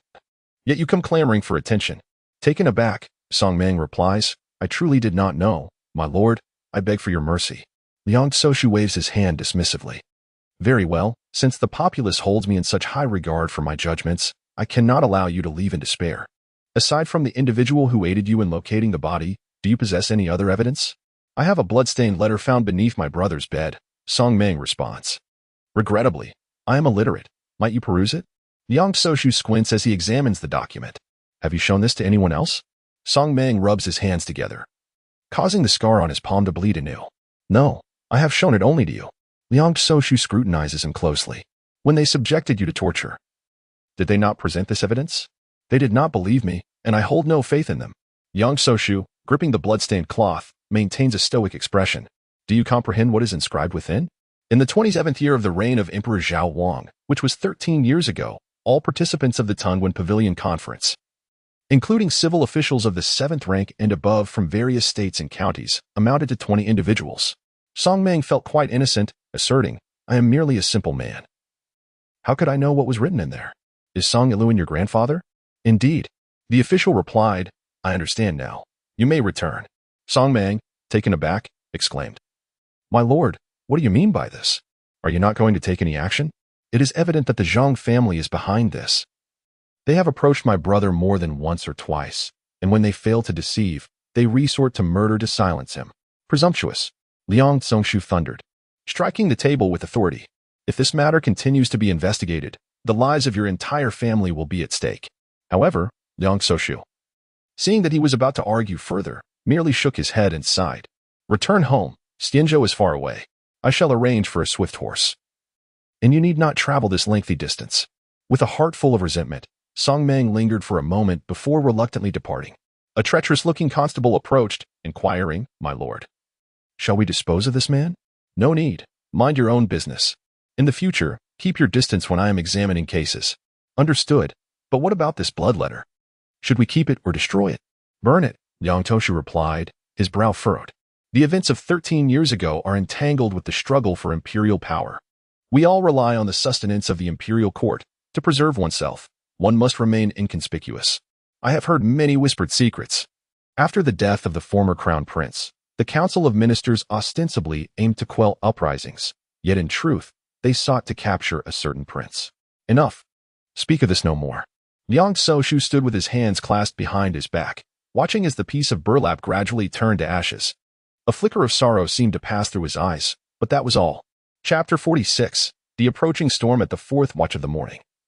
The carriage of Wu Yo arrived at Yulu. By the banks of Yunjing Lake, Qin Shing reclined beneath a magnolia tree, his hands resting behind his head. A blade of foxtail grass held in his mouth, appearing quite content. Upon hearing footsteps, he opened one eye. Brother, can you guess who has returned? Duan Xing. How dull. He has been waiting for you for quite some time. Go inside. Wu Yo gave him a light kick. You haven't been slacking off lately, have you? Don't mention it. I can't handle that young lady. Hurry and call them over to fetch her. Fortunately, this child is still manageable. He has a solid foundation and learns swiftly under the guidance of the master, making significant progress in his internal skills. I was inquiring about you. Me? Qin Shing replied nonchalantly. Oh, I'm the same as ever. Get up and return. Qin Shing stopped him. There is one more thing. A few days ago, Fang Xing's family somehow found their way here. Wu Yo halted. Did they come to cause trouble? No, you guessed wrong. They came to celebrate. What? Master Hong's 70th birthday. I forgot you weren't here. Just let him know when you get the chance. Qin Shing squinted, speaking to himself. I only just learned that Fang Xing's father was once one of us at Yunlu. He became half-disabled after a battle.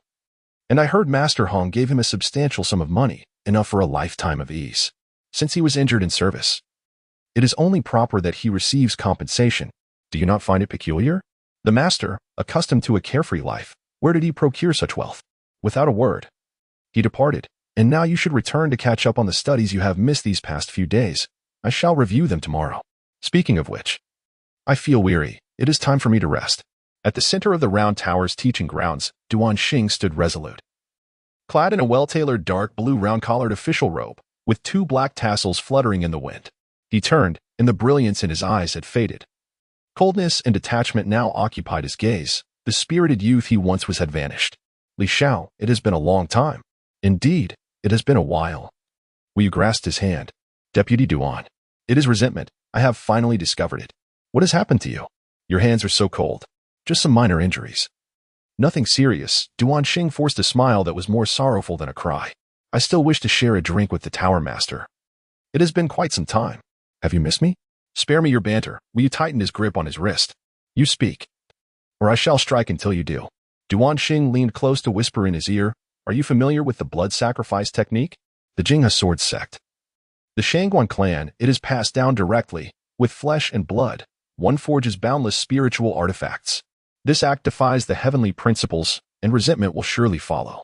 Those who employ this technique will suffer a backlash, meeting an untimely demise. Will you release him? Do not entertain such wild thoughts. These are not matters for you to ponder at this moment. What if I were to say that it is too late? What have you done? With a casual gesture. Will you feign surprise, inquiring, pray tell, have you committed murder and arson? Or perhaps obliterated a corpse? Could it be that you have razed an entire city?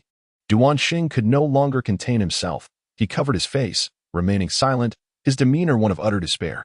All the emotions I meticulously cultivated have been utterly disrupted by you. How can one be so inconsiderate? This pretense had dissipated. Deputy Officer Duan. Will you signal for him to step aside? May I take my leave? At an indeterminate moment, a low murmur wafted from outside the teaching hall of the ring tower. By Li Yufeng, adorned in a light crimson high-collared official robe, with a golden cloud-patterned sleeve insignia on his left arm, approached with his long chestnut hair secured in a white jade crown. An inexplicable excitement glimmered in his eyes as he drew near. Li Xiao, I have heard your injuries have healed. The scenery today is splendid and the weather delightful. Shall we engage in a contest? Will you cast him a sidelong glance? I must decline. While Li Yufeng stood frozen, his expression contorted in dismay, as though doused with a bucket of cold water. What grievances do you harbor against me? Pray, speak plainly. Nothing of consequence. Today is inauspicious for bloodshed. In the west wing of the Yunsong Hall, a weary-looking woman sat upon a solid wood chair. Though in her early 30s, she bore the weight of age upon her features. She frequently glanced around, her brow furrowed in deep concern. Her long, yellowing hair was enveloped in a gray-green scarf, and her patched clothing, though worn, was remarkably clean and tidy. Madame Fang, I apologize for the wait. Approaching her, Wu Yu offered a respectful greeting, prompting Wang Shenyang to rise hastily. She offered a diffident smile. You must be the host. I've come to. You need not be apprehensive. Wu Yu interjected, discerning her hesitation. I am, like yourself, but a common person. Speak freely. I've come, Wang Shenyang began, steeling her resolve to take Fang Xing home. Wu Yu nodded in assent. Wang Shenyang, Incredulous, repeated, "You said, can? Is that permissible?" I must have misheard. You heard correctly. That is my intent. The path of cultivation is fraught with difficulty. Even the slightest misstep can lead to utter ruin. If you harbor reservations, it would be best to bring Feng Xing home. A rare smile graced Wang Shenyang's face. In truth, I merely wish to ascertain your sentiments. They say the host is unapproachable, cold-hearted, portraying you as some sort of tyrant. I could no longer bear to hear it. You could have been forthright about the conscription. Wang Shenyang paused, taken aback. Indeed, how could I forget? With age, I grow increasingly muddled. Rest assured, I shall not permit the child to go to war, never. Your words bring me solace. Wang Shenyang exhaled in relief, clasping Wu Yu's hand. Your parents must be overjoyed to have such an understanding child, unlike my own, who is a constant source of worry. After expressing her gratitude, Wang Shenyang departed. Wu Yu watched her retreating figure, a pang of sorrow tugging at his heart, his vision blurring as tears welled in his eyes. My parents? Why can I not recall them? Alas, I sense a formidable force, overwhelming and disorienting me from all directions. No, I feel as though I might be sick. Someone is beckoning my soul. What did you say? I cannot hear, as myriad voices echo in my mind. Indeed, as expected. Wu Yu wipes away the tears from the corners of his eyes, within the city of Shuangxi. It is much better now. Are you referring to that soul-capturing formation? The realm of Qing is malevolent, and Shuangxi is weak. Now, it only possesses the advantage of terrain. The trustworthiness of this spellcaster remains to be evaluated. Yet he must possess the information I seek. Can you ascertain the precise location? Wu Yu gazes ahead. It is near. More intense than when I was at the Jing River, and you too have sensed it. He is coming for me. I believe this individual harbors no ill intentions. Perhaps we can approach. Wu Yu did not respond, and soon after, a chilling wind arose, the drapery billowing. Under the scorching sun, the cold was palpable. In an instant, the sky darkened, as if heralding impending rain. Chapter 47. The Prophecy of a Fallen Nation at the Stroke of Midnight. The skies over Shuangxi City were shrouded in thick clouds. Shortly thereafter, torrential rain poured down, transforming the heavens and earth, continuing until dawn, the downpour intensifying. And a glimpse of mountains and rivers in turmoil could be discerned. 13 years ago on this very day, it was also a rainy night. In the 27th year of the reign of Emperor Zhao, on the 11th day of the 6th lunar month, outside Shuangxi City, at the hillside tavern, the hour had passed. At the end of Half Mountain Alley, a long-lasting lamp flickered, with steam rising above the tavern, and the clamorous shouts could be heard from 5 miles away. Akin to a mountain collapsing, the door stood ajar, and a heavy, acrid scent of alcohol assailed the senses, mingled with various foul odors, rendering the entire room unbearably foul. At the 5th watch of the night, the rain began to diminish, with trickles of blood seeping through the crevices of the stone bricks. As the wind ceased and the rain abated, an unexpected visitor appeared at the Half Mountain Tavern, cloaked in a dark, flowing mantle and veiled by a thin gauze. The figure revealed herself to be a woman. From the moment she entered, she scanned the surroundings restlessly, as if searching for something elusive. In a corner of the tavern, 2 beggar-like individuals sat on the ground, surrounded by a litter of empty wine jars strewn about the stone table. They engaged in raucous laughter, oblivious to others. Having consumed enough wine to render them inebriated, one beggar, sprawled on the floor, lamented loudly, "In just a few days, we shall truly have no wine left. Let us cherish this feast while we can. Don't you still have some coins?" Another replied, "A few copper coins are hardly of any use. My job guarding the city is gone, and what can this meager sum buy? It's not enough for a single jar of wine. Indeed, you've devoted most of your life to them, and now that the city is lost, you've gained little in return. It's laughable. What a disgrace. Our sovereign, you see, sends gifts whenever he loses a battle. Today, he relinquishes a city. Tomorrow, will he offer up the nation as well? Hush. You're drunk. Such words should not be uttered." With that, the beggar slammed his fist onto the stone table, leaving a deep indentation upon the smooth surface. "I am not drunk. I am sober. It is this world that treats us unjustly. Are you not afraid of the official's retribution for such words?" The maiden, enveloped in her cloak, turned her head, her movements appearing somewhat rigid for reasons unknown, as she had been keenly aware of the commotion for quite some time. 2 beggars exchanged glances and simultaneously rose to their feet. "My lady, you seem unfamiliar. This is your first visit to our humble tavern on the mountainside, is it not? Your strength is extraordinary, far beyond that of an ordinary cultivator. Pray tell, what is the reason for your disguise as a beggar? My brother and I's attire bears no relation to you. Furthermore, what did you mean by the official punishment you mentioned?" "It is merely a common greeting," she replied. The patrons of the tavern gradually turned their heads, most feigning drunkenness. After a brief silence, one finally spoke. No one would inquire so. Who exactly are you? I am but an ordinary person.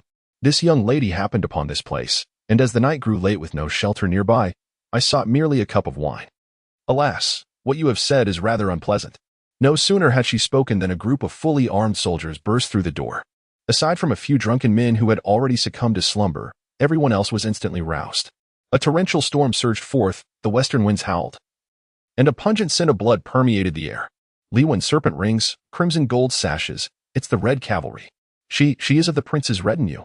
At the 7th watch of the hour, the entire city of Shuangxi was enveloped in a deathly silence. With a retraction of vision, the tavern was now a river of blood. As dawn broke, a sudden thunderclap resonated, tearing the sky asunder. Ancient chants echoed in the hearts of all present, believed by future generations to be the divine's curse. 13 years prior, this land had been struck by a malevolent spell. The nation's power is waning. The royal family lacks compassion, the court is in disarray, and these transgressions contradict the heavenly order. I foresee that within 16 years, the Qing nation shall inevitably bring about its own demise. Before the half-mountain tavern, Inkajio patiently held the reins of a sleek black steed, his palm gripping a somewhat worn jade flute, while a girl cloaked in black stood beside him. Have you heard any sounds? I have not, Your Highness. What troubles you? It is of no consequence. Have all matters been arranged? The insurrectionists have been quelled. I have executed your orders, sparing no one among those who would dare to speak against the court or conspire treasonously. Well done. This time, you may return to my side with rightful claim. Why do you still wear that veil? Inkajiu lifted her veil, revealing a stunning visage reflected in his gaze, as strands of chestnut hair brushed against his fingers, causing the girl in the cloak to retreat in fright. It is my honor to receive your highness's favor. Inkajio withdrew his hand, his expression darkening. Have you found him? After the upheaval in the southern Forbidden Palace, the supporters of Prince Duan fled north, and the tracks of some troops vanished near Shuangxi City. My investigations have revealed no suspicious individuals at various passes, indicating that Prince Duan must still be within the city. Inkajio remained noncommittal. 7 days have passed. Yet In Zaihuan remains elusive. What if he is not even in Shuangxi City? Do you wish for everyone to accompany you in the search? Your Highness, please do not be angered. Prince Duan sustained grave injuries during his escape and cannot have traveled far. Grant me 5 days. No, 3 days. Just 3 days. And I shall provide you with a satisfactory answer. Yet, you have not truly searched diligently, have you? Behold, our esteemed Lord Shang seems at a loss for words. Shang Wanhong, 3 days have passed, and I await your news in the southern capital. In Ke, after a long interval, mounted his steed, gripping the reins tightly as the ebony horse neighed towards the heavens, dust swirling in its wake as he vanished into the distance. At the 5th watch of the day, chaos erupted in Shuangxi City, and within the span of an hour, a great conflagration ignited outside the camphor woods, with flames reaching hundreds of feet high, soaring into the clouds. In the depths of the dense forest, corpses lay strewn about, wails echoing through the air. Such a scene was utterly terrifying and appeared unnatural. Rumors circulated that Shuangxi City had been reduced to ruins, a consequence of this civil unrest. In the 40th year of the Zhao Wang era, mid-June at the Longdu Tavern on Taosi Mountain, the old man did not share this belief. Masterly, why do you say so? Li Shui, clutching a chipped wine pot, pretended to calculate with great seriousness, reclining on a tattered mat, his garments unchanged for several days, a pungent odor emanating from him upon approach. 4 or 5 innocent children gathered around, the eldest no more than 6 or 7 years old, their wide eyes reflecting curiosity. The old man opined. The city's destruction by fire is to quell the wrath of heaven. It resembles the divine retribution described in ancient texts. Master, what is divine retribution? Inexplicable, elusive, and inescapable. This is divine retribution. A group of children covered their ears, too fearful to continue listening. Li Shui gazed at the ceiling, murmuring to himself, apprehensive that this was merely the beginning, a prophecy of 16 years, drawing near. At the entrance of the Longdu Tavern, 2 travelers scoffed, deriding Li Shui, who had previously been beaten for his outlandish fabrications yet seemed impervious to the lesson, perhaps having sustained an injury to his mind. His words could only deceive that group of children. Chapter 48, The Double West of Arms and Warfare at the Onset of the Reign of Emperor Zhao. Conflicts erupted across the land, and the plight of the common folk became unbearable. Shuangxi City was the first to rise from the ashes of war, its entire order overturned. Heeding the counsel of Liangzhuang, the governor of Dongjun, Emperor Zhao established multiple deliberation points and land and water relay stations in Dongjuan's Jin Palace, Shijuan's Lingzhong, Nanjuan's Linzhou, in Beiju and Jinghe, aimed at restoring communication among the 12 provinces and rebuilding post-war order. Liang Zhuang introduced a 5-year plan, intending to harness the strength of both officials and citizens to restore the economic power of Shuangxi to its pre-war state within 5 years. This objective was exceeded. 3 years later, the 4 prefectures operated autonomously and prosperously, with various factions functioning in an orderly manner, and the populace's lives stabilized. Over time, most deliberation points evolved into public offices for local officials, where a fixed token could summon all civil and military officials throughout the city, collectively referred to by the court as Tunwen Pavilion. After Yin Zai's demise, the court severely restricted information under the pretext of fortifying city defenses, though the true motive remained ambiguous. The former allies of the Shuangxi prince awaited news in vain, and according to the original plan, 70% of the military retreated 10 miles outside the city, while the remaining 30% stayed within, observing the situation. At dawn, the former retinue of the crown prince encountered an ambush by the Red Cavalry in the camphor woods outside the city. The disparity in strength between the two forces was overwhelming. The prince's followers were decimated, leaving only a few remnants of cavalry. The dense forest was alive with the desperate struggle of soldiers fighting valiantly, even in the face of defeat, until the very last moment. At the 5th watch, the leader of the Red Cavalry reported, "Your Highness, all the loyalists of the Crown Prince have been eliminated. According to our intelligence, the Southern Forbidden Army has dispatched 7,000 cavalrymen." Yet, Inkajio tightened the reins and declared loudly, "Into the city. Your Highness, exercise caution. There may be ambushes within." Given the Crown Prince's character, he is bound to have a backup plan. "Are you questioning my authority?" "I would not dare," replied Inkajio with a cold smile. "From this day forth, there shall be no Crown Prince in the Blue Kingdom, only traitors. Inzaichio, once we seize this city, the first tower of the realm shall be firmly in my grasp. All troops, heed my command. Advance into the city." In the Lingjung Tunwen Pavilion of the Western Commandery, 20 officials gathered, each bearing a distinct expression, their demeanor akin to sitting on pins and needles. The doors of various states trembled with uncertainty, while flocks of crows circled ominously above the city walls, refusing to disperse. The sky, which should have been bright, was shrouded in a deep gray veil, an ominous portent. The officials within the pavilion appeared restless. County Magistrate Song Iluan spoke first. "What do you suppose is the purpose of Master Zhang's summons?" Governor Li Siming of Binzhou furrowed his brow in contemplation. "If it were a personal matter, there would be no need to gather us all. If it concerns state affairs, the envoy from the northern wilderness has come to negotiate peace. I wonder how long this tranquility will last. And what of His Highness?" "Your Highness, with both literary and martial prowess, embarked on military campaigns at the tender age of 17, achieving numerous victories alongside the Grand Marshal. Are you truly uneasy about dealing with a few uncouth foreigners? It has been 7 days since any news has emerged from the southern Forbidden City. Do you not find this peculiar?" "Oldly, where is you?" Li Siming promptly rose in agitation, admitting, "I have been preoccupied lately and have not returned home. Indeed, it has been several days since I have seen that lad. Could something have befallen him?" In Qian, the county magistrate of Hezhou, paced anxiously within the confines of the room, expressing, for some reason, an unsettling feeling lingers within me. Something does not seem right, and I cannot shake the sense that an incident is imminent. What do you think? Wei Shoujing, the governor of Linzhou, who had remained silent, stood up and declared, "I am unwell and shall take my leave." Song Iluan appeared particularly grave as he responded, "Lord Wei, I fear we may not be able to leave today." Song Lao, what brings forth such a dire prediction? With a heavy sigh, Song Iluan replied, "The situation at the Double West City has drastically changed." In Qian approached the tightly shut door, observing thick smoke seeping through the cracks, accompanied by the occasional spark. The group surveyed their surroundings. All windows had been sealed with specially crafted wooden planks from the outside, and the door was securely bolted shut. This place had unmistakably transformed into an airtight chamber. "Zhang Keifu intends to incinerate us." "No, the fire is originating from outside. Something has occurred at Tunwen Pavilion. There must be a secret passage. We ought to investigate. It cannot be opened. It has been sealed. What shall we do?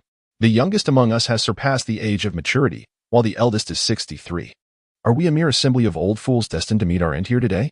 Wei Shoujing returned to his seat, proclaiming, "Having lived long enough and evaded for a lifetime, it is time to face my reckoning." "Lord Wei, what are you saying?" "I am now unburdened. You need not fret. My days are numbered, and should my soul depart this world, it would be of little consequence.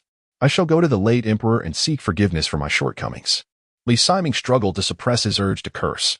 Lord Wei, even so, one should pass away peacefully in their own home. Dying here is unacceptable. We old fellows came together, and we shall leave together, not a soul left behind. As the conversation unfolded, the flames surged into the room, engulfing the red lacquered door in a fierce blaze. Li Siming seized a chair and hurled it at the window. Seeing this, several rushed to assist. Yet the blackened window remained impervious. Truly, there is no escape. Had I known this would be the outcome, I would never have chosen the path of a civil servant. Powerless as a man unable to even grasp a chicken, we might as well await our demise. Do not speak such despairing words, my friends. Who dares to wager with me on breaking through the front door? Old Li, are you mad? As the hour approached, the flames of Tunwen Pavilion reached for the heavens. An eerie blaze, red tinged with black. The towering structure, 2 or 3 stories high, was ominously silent. Zhang Keifu stood nearby, hands clasped behind him. Having observed the scene for quite some time, a conspicuous shadow approached him from behind. Sir, the prince's faction has been apprehended, and the Grand Tutor's fire techniques are beyond the reach of mere water. Their demise is inevitable. Do not be so hasty in your conclusions. Dispatch orders. We must see the living and the dead. Understood, sir. Zhang Keifu gazed once more at the ashes of Tunwen Pavilion. Has His Highness the King of Respect arrived? His Highness has departed for Zhaoke. What? Summon him back at once. My lord, it may already be too late. At the third watch, the sky remained ominously dark, with tens of thousands of troops surrounding Yunjing Lake. Beneath the gray heavens, a hint of the sinister emanated from Zhaoke. Where is the master of Zhaoke? Why does he not come forth to greet us? Before the words were fully uttered, a sharp blade of chi sliced through the wind, gently rippling the waters of Yunjing Lake. The leading soldier suddenly fell silent, and in the blink of an eye, over 1,000 soldiers were cleaved in two, most of whom had not even sensed the pain before succumbing to death. Inkajia was taken aback at this sight.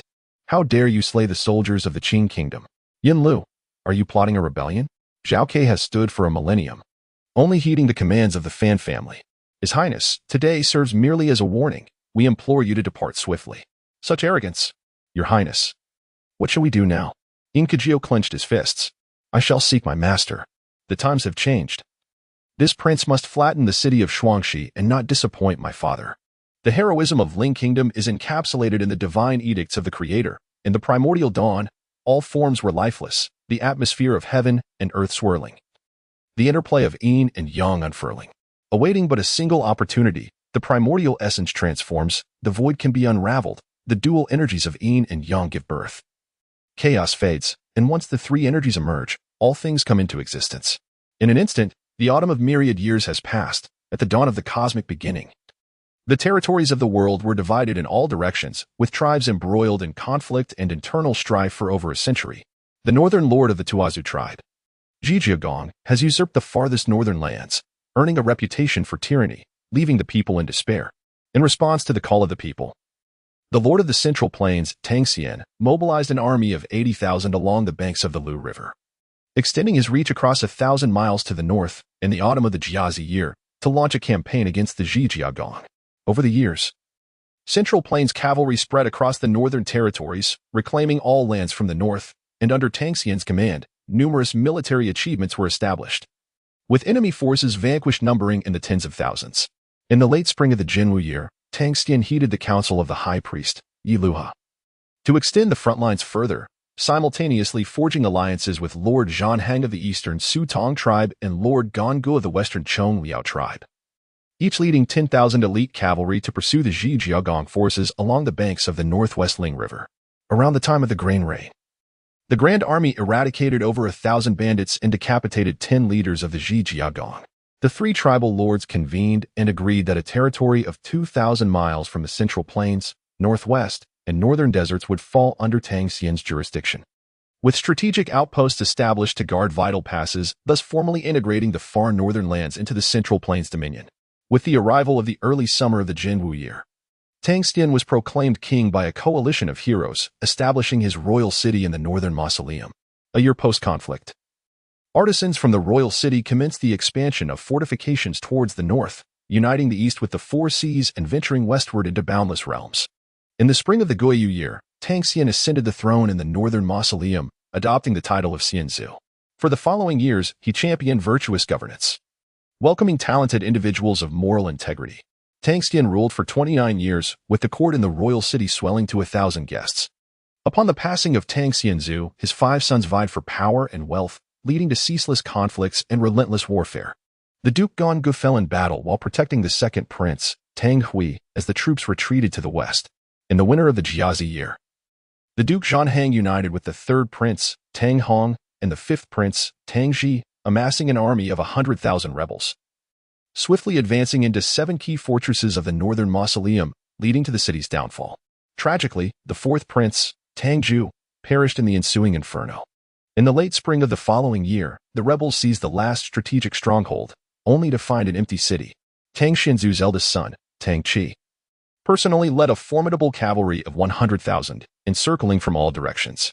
General Fu Wangyelu Jin commanded a cavalry of 50,000 to cut off the enemy's reserves, while his chief general, Wei Qiqiang, engaged in a fierce battle with the rebel commander for 2 nights. General Zhang Du, leading 60,000 troops, severed their reinforcements, forcing Wei Qiqiang into the treacherous ravines of Lingjiang, resulting in the loss of 30,000 cavalrymen. After a night of bloody combat, 5,000 infantrymen fought alongside Wei Qiqiang, carving a path through the enemy's ambushes. They successfully decapitated the enemy's leaders and reunited with Yalu Jin's main forces. By the following day, the 3 armies convened.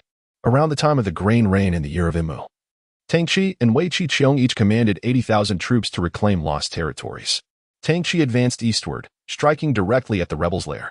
In less than 10 days, the 2 marshals collectively beheaded 30 enemy leaders and reclaimed 4 provinces, with the banner of the Northern Tomb Army fluttering over the eastern citadel.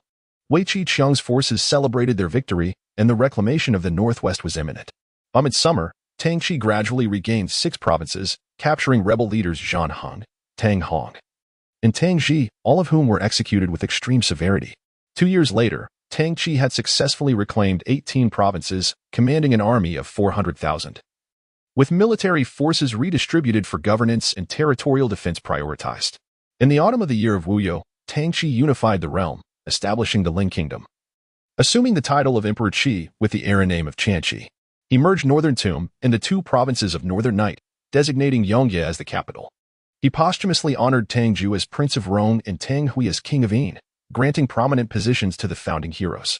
In the same year, Emperor Qi issued an edict abolishing local ownership of resources, centralizing power, and allowing regions to operate under their own jurisdictions. In the 9th year of the Tianqi era, the various tribes of Nanhui rose in rebellion. Zhao Kuo, the deputy commander of the Imperial Guard, was summoned to quell the insurrection. Within a year, Tang Qi re-established control over Nanhui as a governed prefecture, integrating those who surrendered into his ranks. He conferred the title of Prince of the Prefecture upon his trusted confidant Fan Jin. In the ensuing years, the territory of Ling Kingdom gradually expanded southward. By the 40th year of Tianqi, Emperor Tang Qi passed away in the main hall. 3 years later, his 4th son, Tang Zizhong, ascended to the throne. Adopting the title of Emperor Zhang and honoring his father as the Holy Celestial and Martial Emperor, changing the era name to Tianqing, he appointed Fan Qi, the son of Fan Jin, as the Grand Tutor to the Crown Prince. In the 10th year of Tianqing, Emperor Zhang issued an edict to construct a defensive capital in Nanhui, strategically linking the prefectures and centering around Tianguan's 5 eyes, initiating a hydraulic mechanism. By the 25th year of Tianqing, he decreed that the defensive city of Nanhui be named the capital, bestowing the title of Nanjing. With Yongyi designated as the imperial capital, and Fan Qi was granted the title of King of Nanjing. In the 32nd year of Tianqing, the emperor's illegitimate son, Tang Zongchu, assumed the throne at a young age, taking the title of Emperor Chu. His mother, Wei Qijing, was honored as Empress Dowager, and her brother, Wei Qigu, was appointed as the left chancellor, with the era name changed to Tianchu. In the 6th year of Tianchu, the Empress Dowager governed behind a curtain, while the Wei Qi faction monopolized power and exploited resources, contending against the elder statesmen led by Gan Wei. In the 14th year, the powerful minister Wei Qigu fabricated allegations of foreign turmoil, framing the esteemed court official Zhao Heda, leading to his demise and the ousting of the noble lords led by Fan Qi.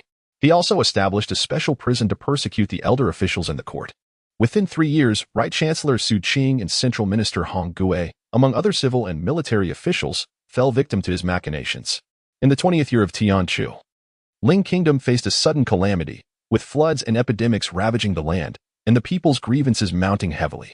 The palace was overwhelmed, compounded by foreign invasions.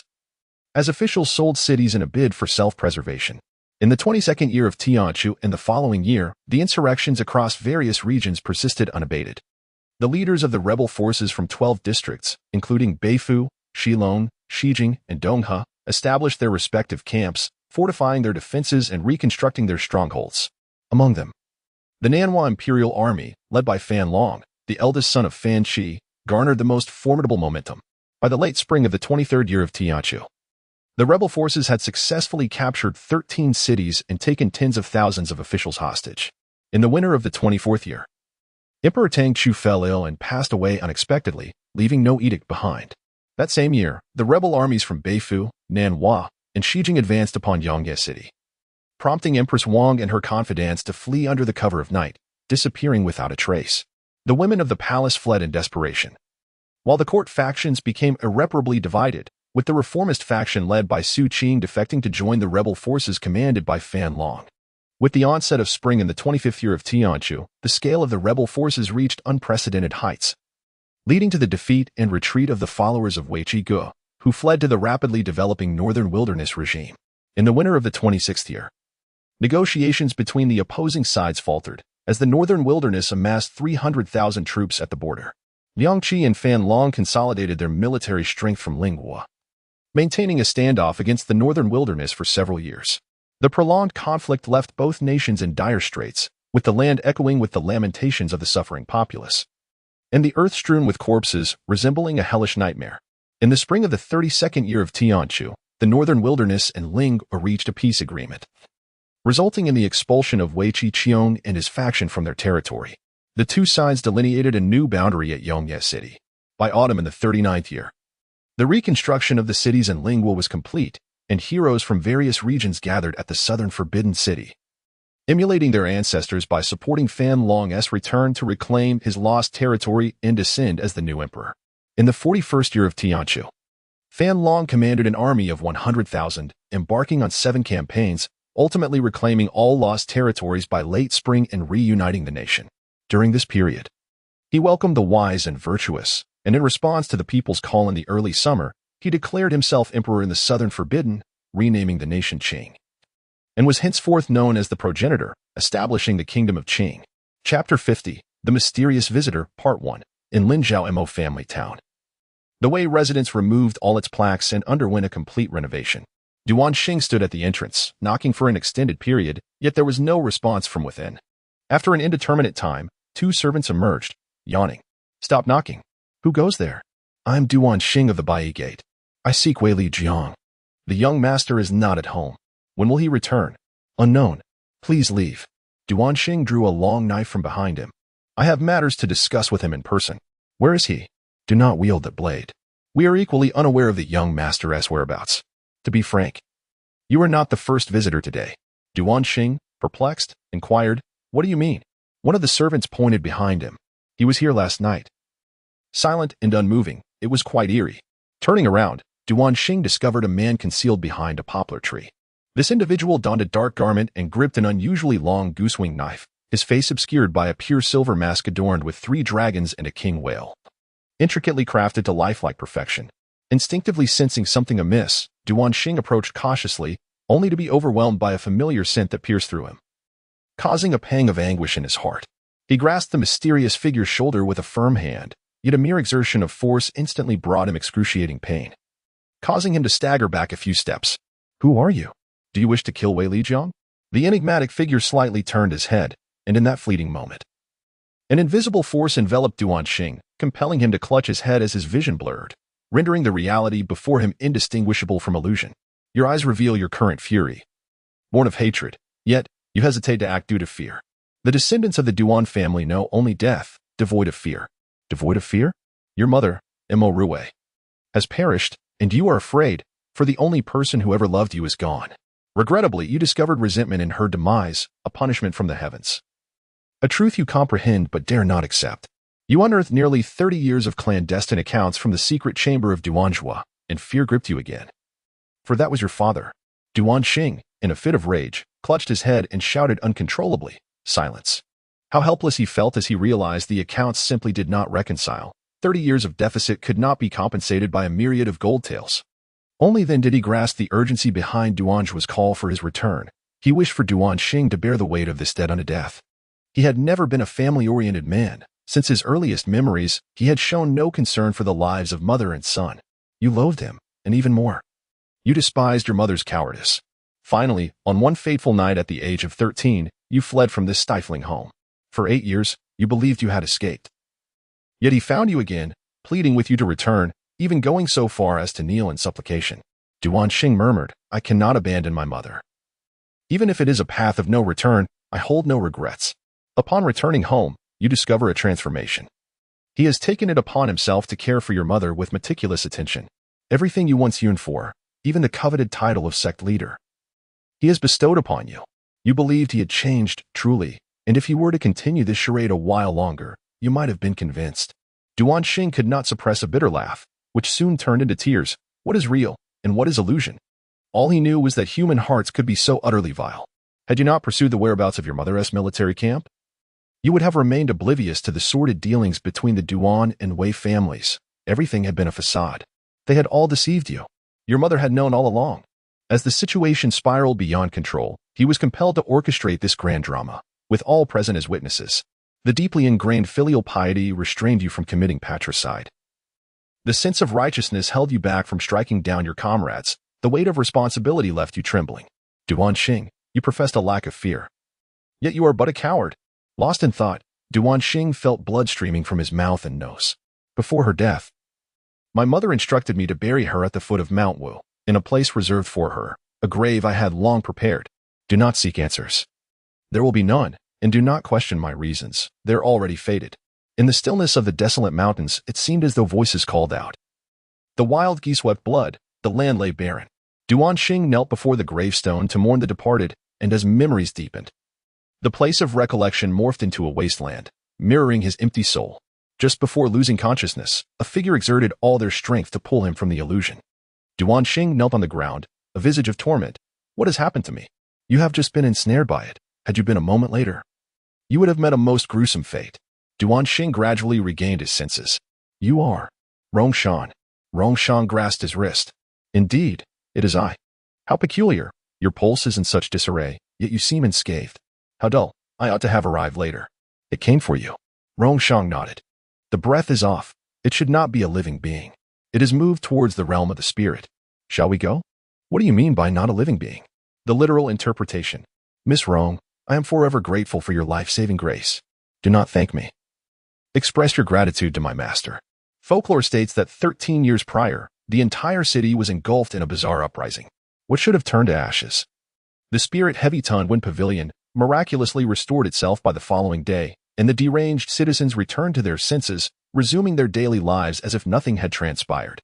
Those aware of the truth allowed rumors to proliferate, disturbing the populace. Yet, regrettably, after so many years, the horrific calamity has faded from memory. The tales of the absurd have come to fruition. Rongshan, guided by recollection, approached the vicinity of the Tunwen Pavilion, where the chaotic sounds of footsteps mingled in a cacophony. Duan Xing halted her, saying, Today, Morongji has summoned the 3 great sects for a council here. I shall enter first to investigate. This is a trap. It is best not to proceed. Duan Xing retreated behind her. Did you deduce that? Rongshan scoffed. Come forth. All of you. Before the words had fully escaped his lips, several dark figures sprang forth from the surrounding thickets. For individuals, clad in identical attire, emerged to encircle the two. Duan Xing, unable to suppress his gaze, fixated on their faces, his heart inexplicably twisting in pain once more. He closed his eyes. What? If you wish to survive, heed my words. Should I close my eyes, I will be unable to assist you shortly. No need. You all were summoned by her? The leader of the mysterious figures stepped forward. Murongshi? A mere branch officer lacks the authority to command us. Her unilateral actions have already been addressed. Miss Rong, the Grand Palace lady wishes to see you. Please, come with us. Rongshan strode confidently to confront them. On what grounds should I trust you? I wonder if you recall the extreme trial. Indeed, the power of the skeletal bond within you is unmistakable, Miss Rong. You are precisely the person we seek. Then, what do you intend to do with Murongji? Replace the heir? A capital offense. Chapter 51. The Mysterious Visitor, Part 2. I cannot accompany you. Why not? I suddenly remembered. I have something left behind. Is this what Miss Rong refers to? The extraordinary sword was drawn with a formidable presence. As the trembling leaves of the white poplar cascaded to the ground, a dark red mist coalesced above Tungwen Pavilion and then poured downwards, swirling around Rongshang several times before finally settling in her palm. My blood sword was sealed in the water prison by King Jinnan. Only his personal seal can break it. Could it be that trouble has befallen the royal residence? Cold Tuhua, what are you doing? Can you discern their origins? Are they from Qianhu? Long Tuhua cautioned her. No, the lad who accompanied you has vanished. Wait, this fog seems suspicious. Hold your breath. The crimson mist spread rapidly, and the blood sword grew restless, akin to a drunken reveler careening through the haze. Rongshang turned her head, and the sharp blade grazed her neck, leaving an indelible mark. This is not my sword, damn it. Rongshang clutched her wounded neck, warm liquid seeping through her fingers. Long Tuhua, you must return to the royal residence at once. Are you commanding me? Please return to the palace and ascertain if there are any disturbances within. I can handle matters here. Is that satisfactory? Very well, I shall take my leave. Do not summon me unless it is urgent. In the 3rd Division Hall of the Lingjing Tunwen Pavilion, Murongxi sat regally at the head of the table, clad in a resplendent crimson court robe that accentuated her radiance. Draped in a deep azure cloak, her silver hair was elegantly styled within a jade crown, her appearance betraying the weariness of one just returned from court. Duanjua burst through the door, his demeanor unusually irate, yet upon closer inspection, devoid of genuine concern. Murongxi, what have you done to my son? Remember, it is you who has forced my hand today, not the 100-garment gate that has subdued you. Murongxi's expression remained unchanged as she gestured for him to take a seat. Duan family head, I trust you are well. Please, be seated. Liang Yi and Shangguan Lu exchanged glances, both fully aware of the day's unfolding events.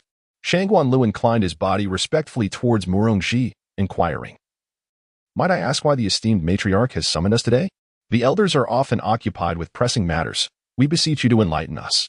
Murongxi sat upright, exuding an air of solemnity. Gongsun Ti presented a bright yellow scroll, its intricate dragon design symbolizing longevity, and upon seeing the scroll, one felt as if in the presence of His Majesty. The imperial edict proclaimed, having reigned for over 40 years, I have witnessed the world in turmoil, with mountains and rivers shattered. Fortunately, I am blessed by the spirits of my ancestors. Though the royal lineage faced peril, it remains intact. I now gaze upon the heavens and observe the sentiments of the people. The era of the Azure 20 has come to an end. I shall journey south to investigate the welfare of the populace. The rivers and lakes are murky, yet governance rests upon the capable and virtuous. The realm belongs to the public, and I shall select the wise and able to fulfill my divine mandate and uphold the state. The Double West and 3 clans stand as the foremost among the rivers and lakes, embodying integrity and fairness, and shall be incorporated into the Orthodox army, receiving titles and serving the imperial family. Let this proclamation be known to all. Let it be duly acknowledged. As Gongsun Ti rolled up the scroll, he inquired, Are you not all willing to receive the edict? Shangguan Lu stepped forward, asserting, The alliance between Jianmin Zhuang and Yun Lu has endured for 16 years. I was acquainted with the previous lord, and we are brothers who have faced life and death together. My clan has its own rules. We vow to serve Yun Lu unto death. Should I accept this edict, would it not render me a person devoid of righteousness and virtue? Yang Yi concurred, adding, Indeed. Venerable Elder, the Wanchuan sect and Yu Lu are akin to intertwined branches. Though it is your Majesty's decree, we cannot disregard the traditions of our ancestors. Let me consult with the Lord before making a decision. Would that not be prudent? Gongsun Ti appeared to have anticipated this resistance, casting her gaze upon the indecisive Duanjua. It seems you are all unwilling to accept the edict. What of the Duan family head? Have you perhaps forgotten the considerable benefits you received recently? Feigning ignorance, Duanjua drowned his sorrows in cup after cup of wine. Liang Yi could not resist teasing him. Duan family head, I have heard that your esteemed household has encountered some troubles. It appears to be true. Murongxi tapped the ground with her rattan staff, addressing the elders of the building with a tone of authority. I am aware that you are all loyal to the old master, but let us not forget whose realm it is now. Yang Yi's brow furrowed in contemplation, revealing a hint of wavering resolve. Meanwhile, Shangguan Lu placed a reassuring hand on his shoulder, stating, Madam, further discussion is futile. We shall not heed this imperial edict. We have lived long enough to fear not the threat of death. Huayo has grown under my watch, and I trust he will make the right choice. Liang Yi abruptly seized the inebriated Duanjua, declaring, Madam, we take our leave. Murongxi lifted her murky gaze and blocked their path. In that instant, a shadow darted overhead with remarkable speed, eluding the eye. The figure turned, delivering a flurry of over 10 swift strikes in a heartbeat. The intricate patterns of the cuts dazzled the onlookers. Shang Guanlu, caught off guard, felt the collar of his garment tear as a cut grazed him. Yang Yi turned to the still pretense drunk Duanjua, exclaiming, "A blade strike? This is the technique of the Duan family. What is your meaning, Duan Lao-san?" Shang Guanlu analyzed the situation, spinning in midair, executing 2 strikes in 8 directions, totaling 16 in one fluid motion. This is indeed a blade strike. And it comprises 16 segments. I recall that the Duan family's martial arts consist of 4 directions and 8 strikes. This revelation prompted a recollection of another matter, the unsolved case. Duanjua, overhearing their murmurs, could no longer contain his indignation. "Have you lost your wits? Open your eyes. This is not the technique of the Duan family at all. Morongshi, what trickery is this? Where is my son?" Gong Sun Ti approached him, holding a fragrant stick, and stated, "Master Duan, the situation of the Bai Yi Min is far from what it once was. Only by aligning with the court can one find a path to survival. Contemplate carefully. But haste is essential. Once the incense is extinguished, the opportunity shall be lost forever. Duanjua, are you prepared to betray us? Duan Lao-san, should you dare to take it, we shall no longer be brothers." Within the hall of Tunwen Pavilion, the air was thick with tension, and the atmosphere was charged, as if a mere spark could ignite a fierce conflict. As the incense burned low, Duanjua seized the edict from Gong Sun Ti's hands, declaring, as subjects, "We must heed the emperor's will. I accept this decree." Gong Sun Ti cast a glance at the grim expressions of the other two, discarding the incense with a resolute demeanor. "Very well, Governor Duan, you have made the right choice. Now, follow me." Morongshi, leaning on her staff, rose and stated, "Enough. I must attend a banquet at the palace. I have no time for further discourse. This is the 3rd occasion, and I grant you both one final opportunity." Shang Guanlu rested a hand upon the hilt of his sword, his eyes brimming with hostility.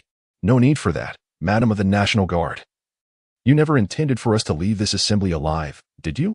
Liang Yi, his expression darkened, questioned, "Our sect's disciples have perished unjustly within the Jun Palace's martial department. And the eldest disciple of Jiamin Zhuang met a gruesome end, along with the members of Bai Yi Min and Jiochan's sect. With so many lives in your grasp, do you truly find peace of mind? Peace of mind?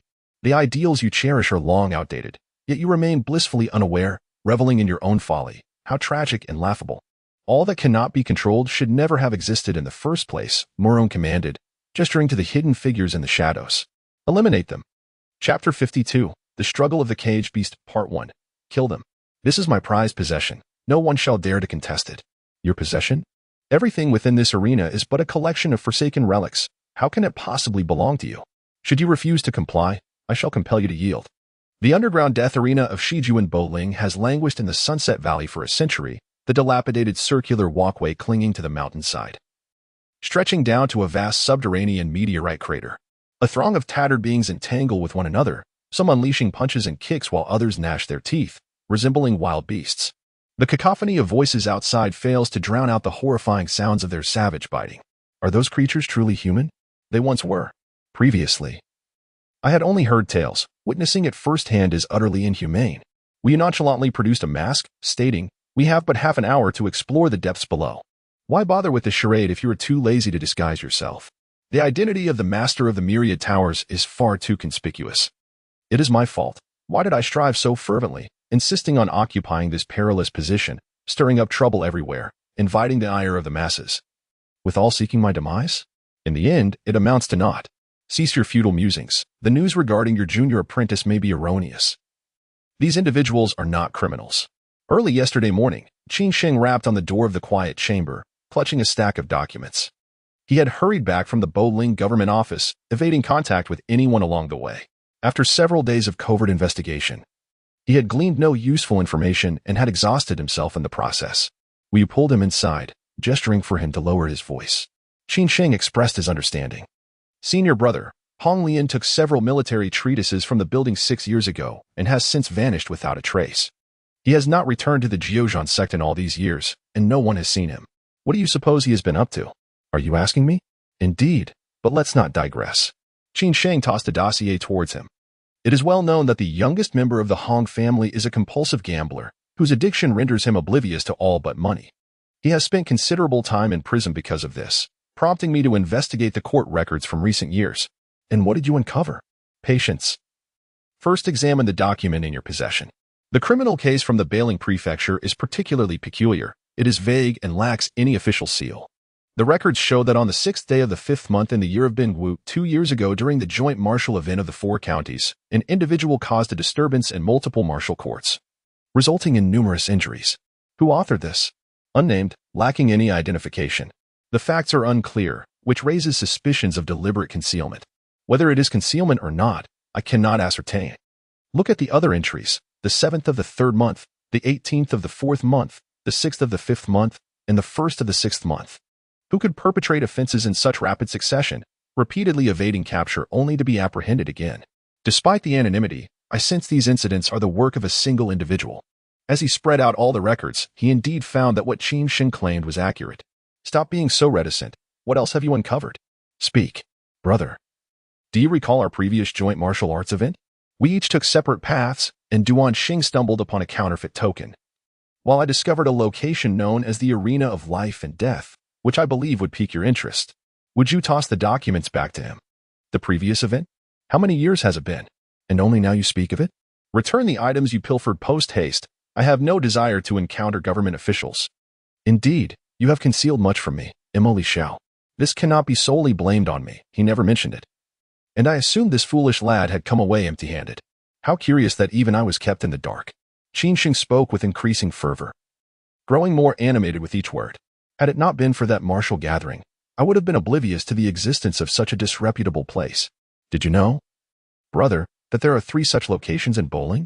They confine the most heinous criminals sentenced to death in each martial event. A group is released to wreak havoc within the city. The local officials are exceedingly secretive about this, indicating there must be hidden truths. If you were aware of such a place, did you ever investigate it? Qin Shin shook his head, while he had managed to ascertain matters on the outside. The interior was another story. You know my aversion to places haunted by the dead. Should we perhaps wait until the next 4-county martial assembly, prepare more thoroughly, and dispatch additional personnel to investigate? When is the next martial event scheduled? Last time it was delayed by a year. So the next should be in the spring of next year. Next year? That is too long to wait. I shall go personally. Qin Shin quickly stepped forward to dissuade him. Though the clues point to Bowling, I am not entirely certain. Hong Lian may not be there. Please exercise caution, brother. Very well, I will accompany you. At that moment, Bai Li Yufeng burst through the door, brushing aside the obstructing Qin Sheng to stand before Wu Yu. Master of the tower, today we shall not adhere to taboos. Let us engage in a duel. Bai Li Mu, I have tolerated you for far too long. Qin Sheng suddenly shouted, startling both men. You are always bellowing about seeking fights. Are you not satiated and merely idling away your time? Qin Zhasher? Why are you still here? Is Yun Zhao not preoccupied lately? Bai Li Yufeng shot him a dismissive glance. Mo Li Xiao, among our generation. Only you and I have traversed the 7 hells. I relinquished my position as the master of the tower, stepping down to lead the 7 riders. And for all these years, I have been tirelessly managing the affairs of the tower, overwhelmed by the chaos. Very well, what do you desire? Simply put, let us spar. Wu Yu rolled up his sleeves, stating, if you wish to test my martial prowess, there is no need for such formality. I shall not flee. So feel free to proceed. Bai Li Yufeng hesitated for a moment before cautiously assessing his pulse. The meridian seemed depleted, the energy faint as a thread, presenting a visage of impending death. Mo Li Xiao, you. Qin Sheng immediately shoved Bai Li Yufeng aside. What nonsense are you spouting? Do you not see him thriving? He hardly resembles a dying man. I shall sew that foul mouth of yours shut one day. My body has been injured twice. I am, after all, a dying person. How could this pulse appear as it does? If I were truly well, that would be a genuine miracle. But they remained oblivious. Do not speak, my junior brother. Despite his usual boisterous demeanor, cannot conceal his thoughts, for once revealed, they become common knowledge. The guardian of the 9 hells cannot remain indifferent to your wounds. Bai Li Yufeng calmly withdrew his hand, remarking that the fire technique you employed was unfamiliar to him, yet it was a lethal move. Possessing at least 70% of its intended force, something of that pulse could not be achieved. Which one? Wu Yu pondered for a moment, subtly producing 3 golden needles in his hand. Ah, it is merely a reflection of light. Why is he such a nuisance? Wu Yu, deal with him. Bai Li Yufeng retreated a few steps, the figure before him gradually receding. He covered his eyes, only then realizing that something foreign had entered his body. It was the Fuyang needle. Wu Yu grasped his throat firmly, resolute in his purpose. Bai Li Mu, do not presume I hesitate to end your life. Qin Sheng, keep a close watch on him. I shall return. Chapter 53, The Struggle of the Cornered Beast, Part 2. The heavens are unpredictable. Dark clouds shroud the territory of bowling. Swirling dust and flying stones. A sudden downpour envelopes the valley in darkness, save for a flickering light emanating from a meteorite crater. Amidst the countless corpses, a bony hand emerges from the earth, followed by a pair of blood-red eyes, strikingly vivid against the pitch-black valley. After a considerable time, a disheveled creature crawls from the soil, and upon closer inspection, it reveals itself to be a child, not yet of age. This child possesses a pair of crimson eyes, devoid of any emotion, only an endless void. Whenever someone approaches, he instinctively shrinks behind the corpses, trembling like a frightened little beast. Everyone has perished. This cold-blooded demon. Do not approach. No. What do you mean, no? You just witnessed it, cannibalism. How terrifying. You did not kill them. Will you restrain the restless Yujia? Finally halting 10 paces away from him. Do not be afraid. I am right here. I will not come closer. Hearing a voice, the crimson-eyed youth slowly emerged halfway. Tilting his head, his hollow gaze flickering with an unusual light. Wu stood in place for a while, only to see him point at himself. You. Do you wish for me to come over? What is the matter with you? Don't you see the murderer? Is there something wrong with my eyes? Be quiet. Here you go again. Fine, fine, I shall be silent. Wu approached the youth, who had been gesturing with both hands and feet for quite some time. Unable to suppress a laugh. Do you recognize me? Ah, he wants to see your face. Are you foolish? Wu covered the incessant chatter of Yujie. The youth seemed to have heard something intriguing, pausing his movements, his red eyes suddenly brightening slightly. Wu removed his mask, and as their gazes met, it felt as though they were worlds apart. What is happening? Can you hear my words? Surely not. Could you possibly be a bit quieter? Wu gently grasped the youth's hand. Do you know where the others are? More specifically, those who are still alive. The wind ceased, the rain stopped, and the clouds parted to reveal the sun, bathing the entire Sunset Valley in radiant light. The flickering candlelight illuminated life and death, and the banners began to flutter once more. A large crowd had circled the entire venue, their shouts resonating like thunder. They were divided into two factions, with a well-dressed individual at their center. After a brief moment, the clamor subsided. Zhongsu, it has been a long time since we last met. Do you still remember me? Inquired the master of the Ink Tower. It is you, Zhongsu, the esteemed young master, came the reply. No, in this context. I am known as Jin Yi, Zhongsu said, bowing slightly and extending his hands, his gaze filled with reverence. Master of the Ink Tower. Please hand it over to me. The master of the Ink Tower shielded the individual behind him, asserting, I intend to take him with me. Zhongsu smiled. Master of the Ink Tower, you have truly changed since our last encounter. I scarcely recognize you, as if you have become an entirely different person, having grown up. Naturally one changes, the master of the Ink Tower replied. Zhongsu chuckled. Upon closer inspection, you bear a striking resemblance to an old acquaintance of mine. Is that so? To be candid, young Master Zhong, I have always been quite averse to such remarks, the master responded. My apologies.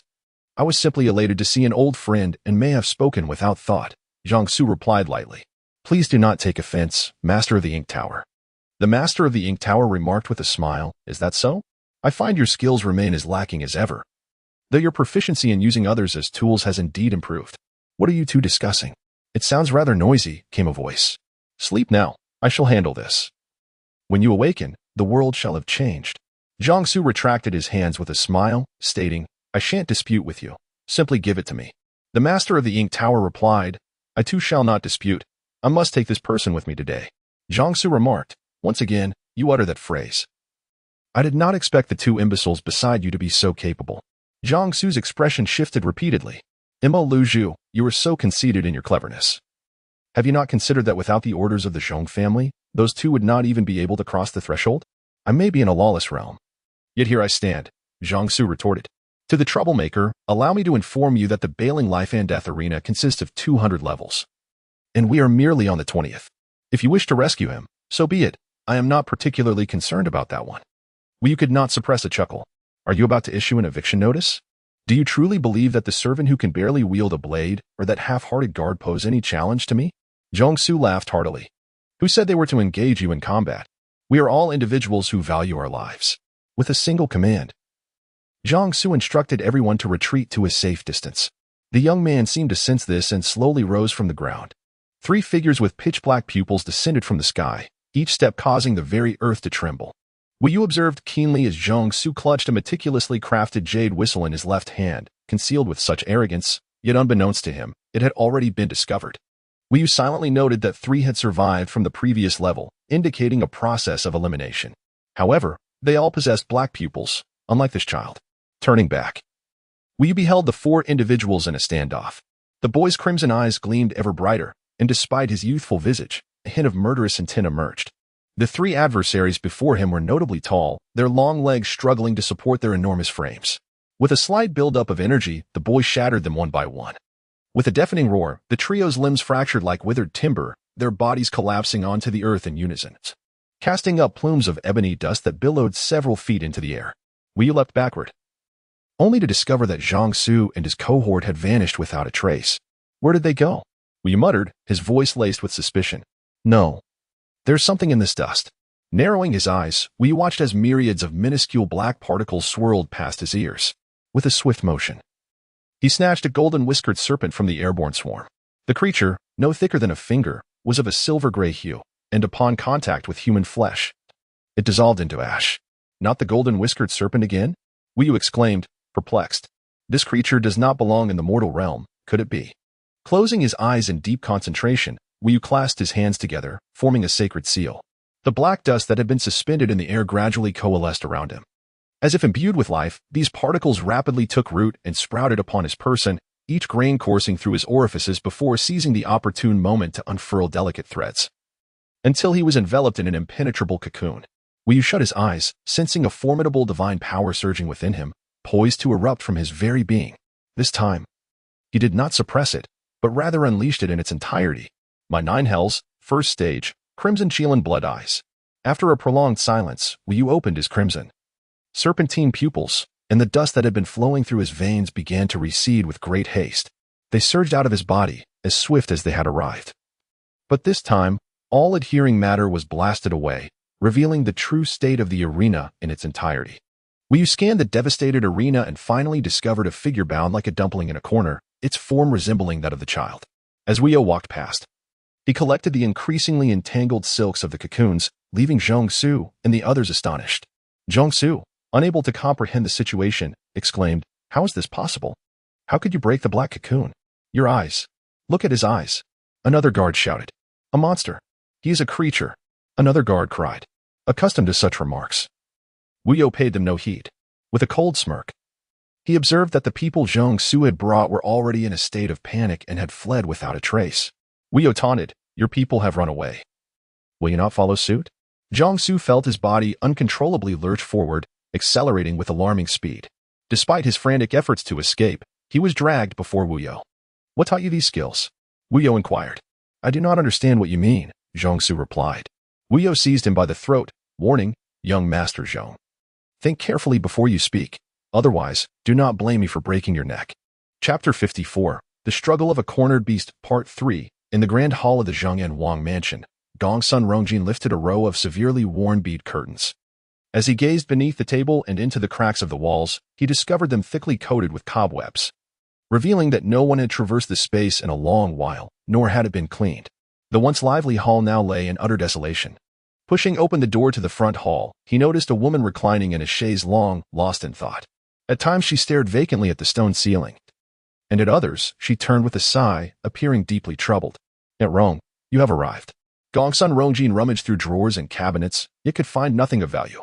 What has transpired? Why is there not a soul in the mansion? Where is the bracelet I left here a few days ago?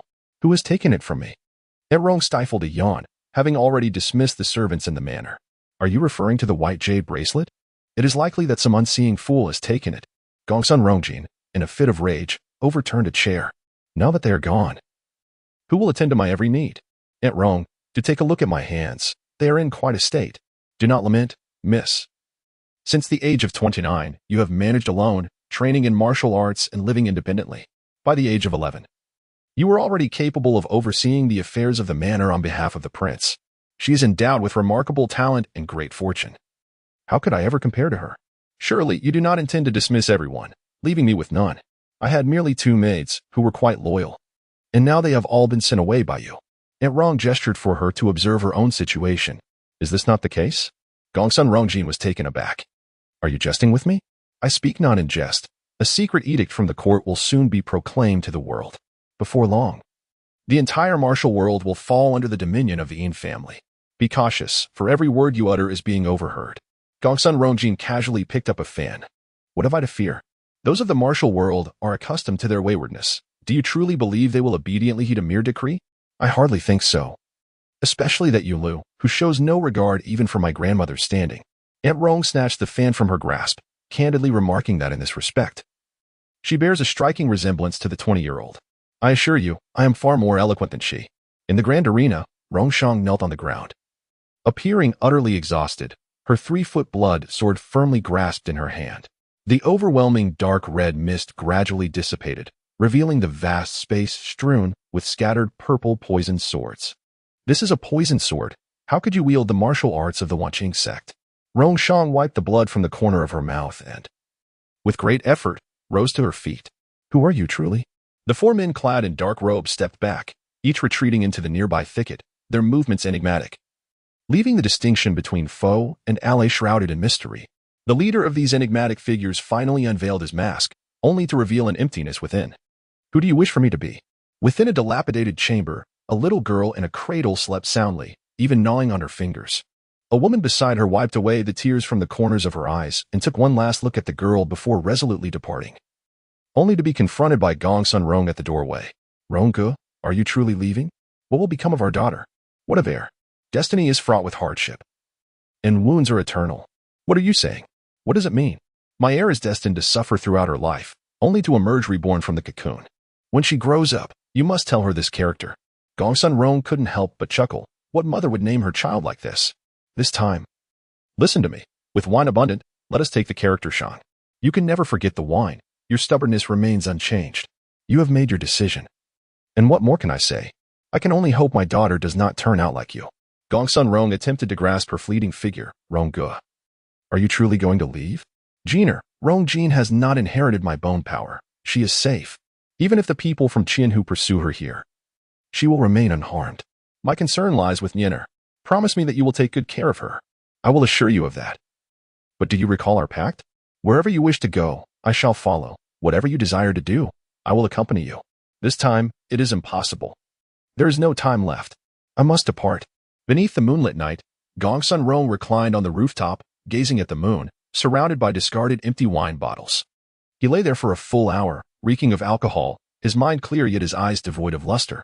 Rongge, 15 years. It has been 15 years. Where on earth are you? Why have you eluded my search? Enough. If you are still alive, do remember to return and visit this ghost of mine. Do you know? Our Niena has grown up. She now disregards her elders and acts with reckless abandon. This is the fine daughter I have raised. And you will surely return to settle the score with me.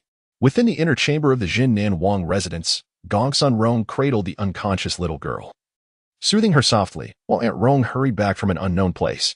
3 days. Within 3 days. We must find a way to halt the twin inheritance. Failure is not an option. I accept the command. 3 days have passed. Have we not yet found a solution? I am fortunate not to have failed in my duty, but this method is exceedingly perilous. The young lady is frail. She may not withstand it. I care not for the risks. Speak quickly. The 1,000 Lakes possess a mystical art of mending, capable of meticulously restoring severed meridians to their pristine state. Should the young lady persevere until her coming-of-age ceremony, the day of soul summoning, I shall devise a solution. Gongsun Rong erupted in vehement indignation. Preposterous. I, too, am a practitioner of osteal alignment, and yet I am unfamiliar with such a technique. If you were to reconnect her meridians now, the soul summoning in the future would result in her demise. What is your true intention? Your Highness, quell your anger.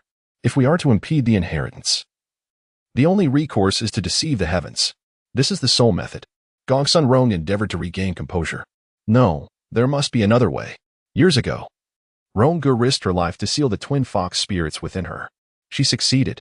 Your Highness, this method is untenable. The princess has endured enough. I shall not permit anyone to harm my daughter.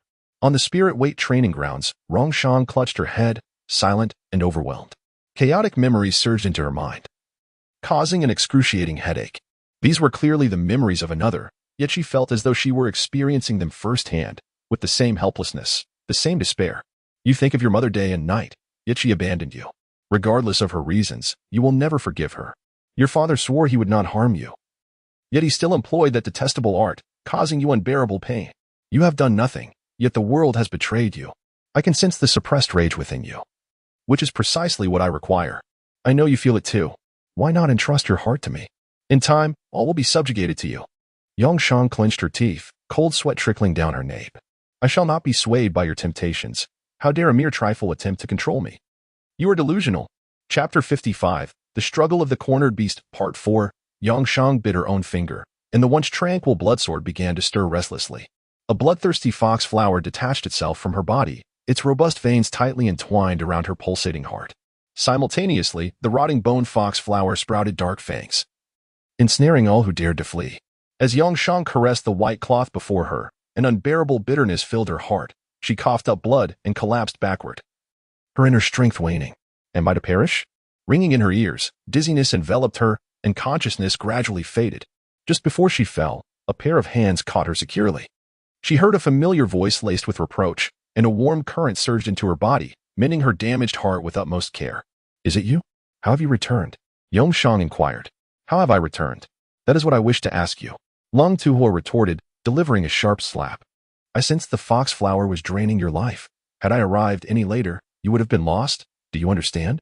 Yongshang was momentarily dazed by a strike, taking some time to respond. You dare to hit me? Indeed, Long Tuhor replied, his anger palpable.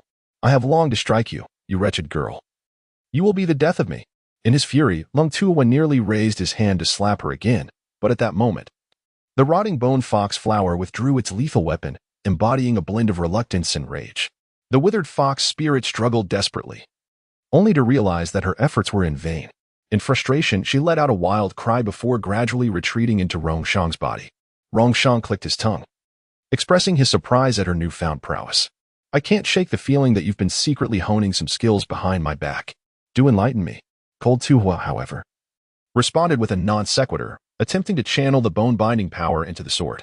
Rongshang shook his head, insisting, No, you must answer me first. Cold Tuhua, exasperated, placed a hand on his forehead, recalling, Have you forgotten? During the last extreme trial, while you opened your bones, I completed the task of forging the celestial sovereign. In simpler terms, your strength enhances mine. Do you comprehend? Rongshang's smile faded, realizing that, in the end, she was merely sewing a wedding dress for him. I bear the wounds while you stand there, pointing fingers like a lord, reaping the benefits of a petty scheme. Cold Tuhua gestured for her to remain calm. Who was it that vowed to assist me? If memory serves, it was you, my lady. Rongshang stepped on his foot, exclaiming, Do not call me that. As Cold Tuhua prepared to retort, he witnessed her effortlessly lifting the 99-pound bloodsword, performing a dance before him. It must be said, the peace galaxies falling from the heavens was executed with an ethereal grace, even as she feigned composure despite her exhaustion. As the performance concluded, she infused all her inner strength into the bloodsword. Cold Tuhua's anger surged, his vision clouding with stars. Ah, so you insist on opposing me, do you? Rongshang replied, If given the choice, I would prefer to train in martial arts. Furthermore, I am not jesting. I speak only the truth. Cold Tuhua retorted. It seems you are merely daydreaming. Rongshang grasped the hilt of her sword, directing the blade of her bloodied sword towards him. Long Tuhua glanced at the sword and then at her, indicating his silence. Rongshang remarked, Yes, what of my dreams? My mind is cluttered with a myriad of thoughts, and my head aches terribly. I must return to the estate. It would be prudent for you not to follow me. Long Tuhua retorted. Didn't someone declare they would never return? Rongshang replied, That was merely for the ears of others. Am I truly to allow Gong's son Rongjin to hide away for eternity? Even if I wished it, she would not consent. In the town of Zhengong, within the village of Yinyi, rain had poured for several days, leaving the ground riddled with puddles of varying depths. A muddy path led towards the bustling Fuzhou, where a Xing stood at the village's edge, seemingly awaiting someone. A piece of yellow cloth struggled against the wind, ultimately succumbing to the elements and falling into the mire. A Xing retrieved the yellow cloth, dragging it through the mud as if it were an imperial edict, reading each word aloud. In the golden autumn, conscription begins. All males aged 14 and over are required to serve in the army according to the laws of the Qing nation. Those who serve will see their families exempt from taxes for 3 years. This is to be proclaimed to the world and executed immediately, without error. A Xing spat disdainfully at the muck, exclaiming, 14? Just last year, I was 16. More conscription, more wars. Is fighting all you know? A voice piped up. Feng Xing? You are the lad from the Feng family, are you not? An old woman with a cane squinted at him for a long moment before continuing. What brings you here? If they are to arrest anyone, it should be you, the martial arts apprentice. You'd best hide quickly. A Xing hurriedly inquired, Grandmother, what do you mean? Who is being arrested? Have people already been captured? Silence. Utter no words, the old woman exclaimed, her visage betraying a palpable anxiety as she incessantly implored, Child. You must leave, never return, escape this cursed place, never come back. Hung, bewildered, queried, Grandmother, what troubles you? Before she could utter another word, she was swept away by the approaching Wang Damao. Wang Damao erupted with fury, You little rascal, at last, I've found you. Hurry, come back with me. What are you staring at? Your mother is waiting for you at home. But Grandmother, Hung began. What grandmother? She's merely a madwoman. Stop gazing and hasten home. Hung, with a sideways glance, protested, How could that be? She clearly remembers my name. How could she be insane? Wang Dama sighed, Her 2 sons have not returned. And by the time her youngest daughter discovered the truth, it was too late. Madness is preferable, at least it spares her the agony of consciousness. Wandering aimlessly through the days. But being mad is surely more tormenting, Hung countered, perplexed. Wang Damao, growing impatient, admonished, Mind your own business. You have enough troubles of your own. A tempest brewed, and the sound of galloping hooves reverberated throughout the land. Children cried, whips cracked, and the scene of carnage, flesh and blood intermingled, mountains of corpses, seas of blood, was vividly imagined. Wang Dama halted, the clatter of hooves growing ever closer, nearly upon them. There is not enough time. Hung, alarmed, exclaimed, Uncle, what is happening? Wang Damao's complexion turned ashen. No one can escape this. Uncle, what on earth is going on? Please. Tell me. Wang Damao set a Xing down by the roadside, speaking with a gentle demeanor for perhaps the first time in his life. Had it truly been so long? The nearest village, the Li family village, had staunchly refused to surrender, incurring the wrath of the authorities, resulting in the village's utter destruction. What was the meaning of this? Don't frighten me. I am easily intimidated. Wang Damao seemed to have transformed entirely, even adopting a more refined manner of speech. Over the years, the village's population had dwindled. Once the kernel is extracted, the husk loses its value. We invested a decade in helping you leave this village, only for you to return. A Xing pried Wang Damao's hand away, retorting, It was you who summoned me back, and it is you who now wish for me to leave. By what right do you dictate my movements? I no longer desire to depart, and I fear no one. The bowling arena of life and death, 200 levels deep and 500 meters below ground, revealed only the decayed vestiges of its original structure. Traversing the ossuary and navigating through the impenetrable darkness, you came to an unexpected fissure. The chasm stretched for approximately 30 feet in length and spanned 100 feet in width. Encircled by emerald waters that shimmered with a crystalline luminescence, the sole source of illumination in the abyss. As we reached out, attempting to obscure the shifting glimmer, a towering figure emerged from the water's surface. You could not discern the individual's features, only perceiving the blinding intensity of the light. It has been a long time. Your Eminence. You recoiled, retreating backward, exclaiming, Your Eminence? I am but a humble martial artist. You must mistake me for another. I have sought you for 2 millennia. My master, how could you have forgotten me? The individual's voice was unremarkable, his obsidian eyes betraying no emotion. In an attempt to evade the penetrating gaze, you felt an inexplicable sensation of being observed, as if that person's sight could pierce through his corporeal form and scrutinize the soul concealed within. Chapter 56. The Struggle of the Cornered Beast. V. What are you? Just like you. No one can be like me. You said the same when we first met. There will never be another like you in this world. My name is Qian Shui. Do you still remember this jade pendant? It was a gift from you. Qian Shui removed a thumb-sized jade pendant from around his neck. It was serpentine in shape, intricately carved at its center with a creature known as the red chain snake. You grasped it in his hand, and the blinding radiance dissipated, instantly engulfing everything around them in darkness. You said this was a gift from me. Indeed, but I have no recollection of it. Qian Shui's cheeks flushed crimson, and veins bulged on his forehead, revealing his overwhelming excitement. It's all right. As long as you come with me, you'll remember everything. You toss the pendant back to him. Go with you? Where do you intend to take me? Naturally. Back to my home. Home? You silently pondered the word, which felt utterly foreign to him. I'm sorry, but I have obligations to fulfill. I cannot go anywhere. Qian Shui gritted his teeth, emerging directly from the water. Is it because of this body? I've long found it displeasing. How dare this creature meddle with your soul? I will strip him away. If you kill this body, I will perish as well. Fear not, I have other means. The sight of Wu Yu's self-assured demeanor struck me as utterly amusing. What can you possibly do?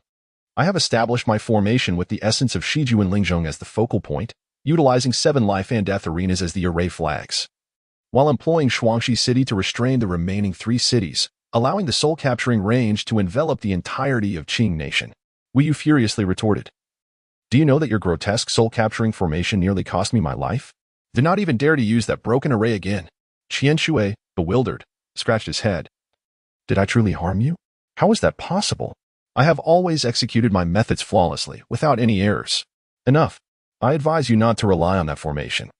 It would be best if you never activated it again. Otherwise, the consequences will be yours to bear. Suddenly, Qian Shui sensed a faint ripple of internal energy. His gaze fell upon Wu Yu's hand. Is that the soul of a mere mortal? How did it find its way into your jade ring? This fellow is still alive. Indeed, you find it curious as well. This child, despite his numerous faults, has brought me many surprises. Had it not been for this unforeseen incident, his future would have been boundless. Qian Shui grasped Wu Yu's hand.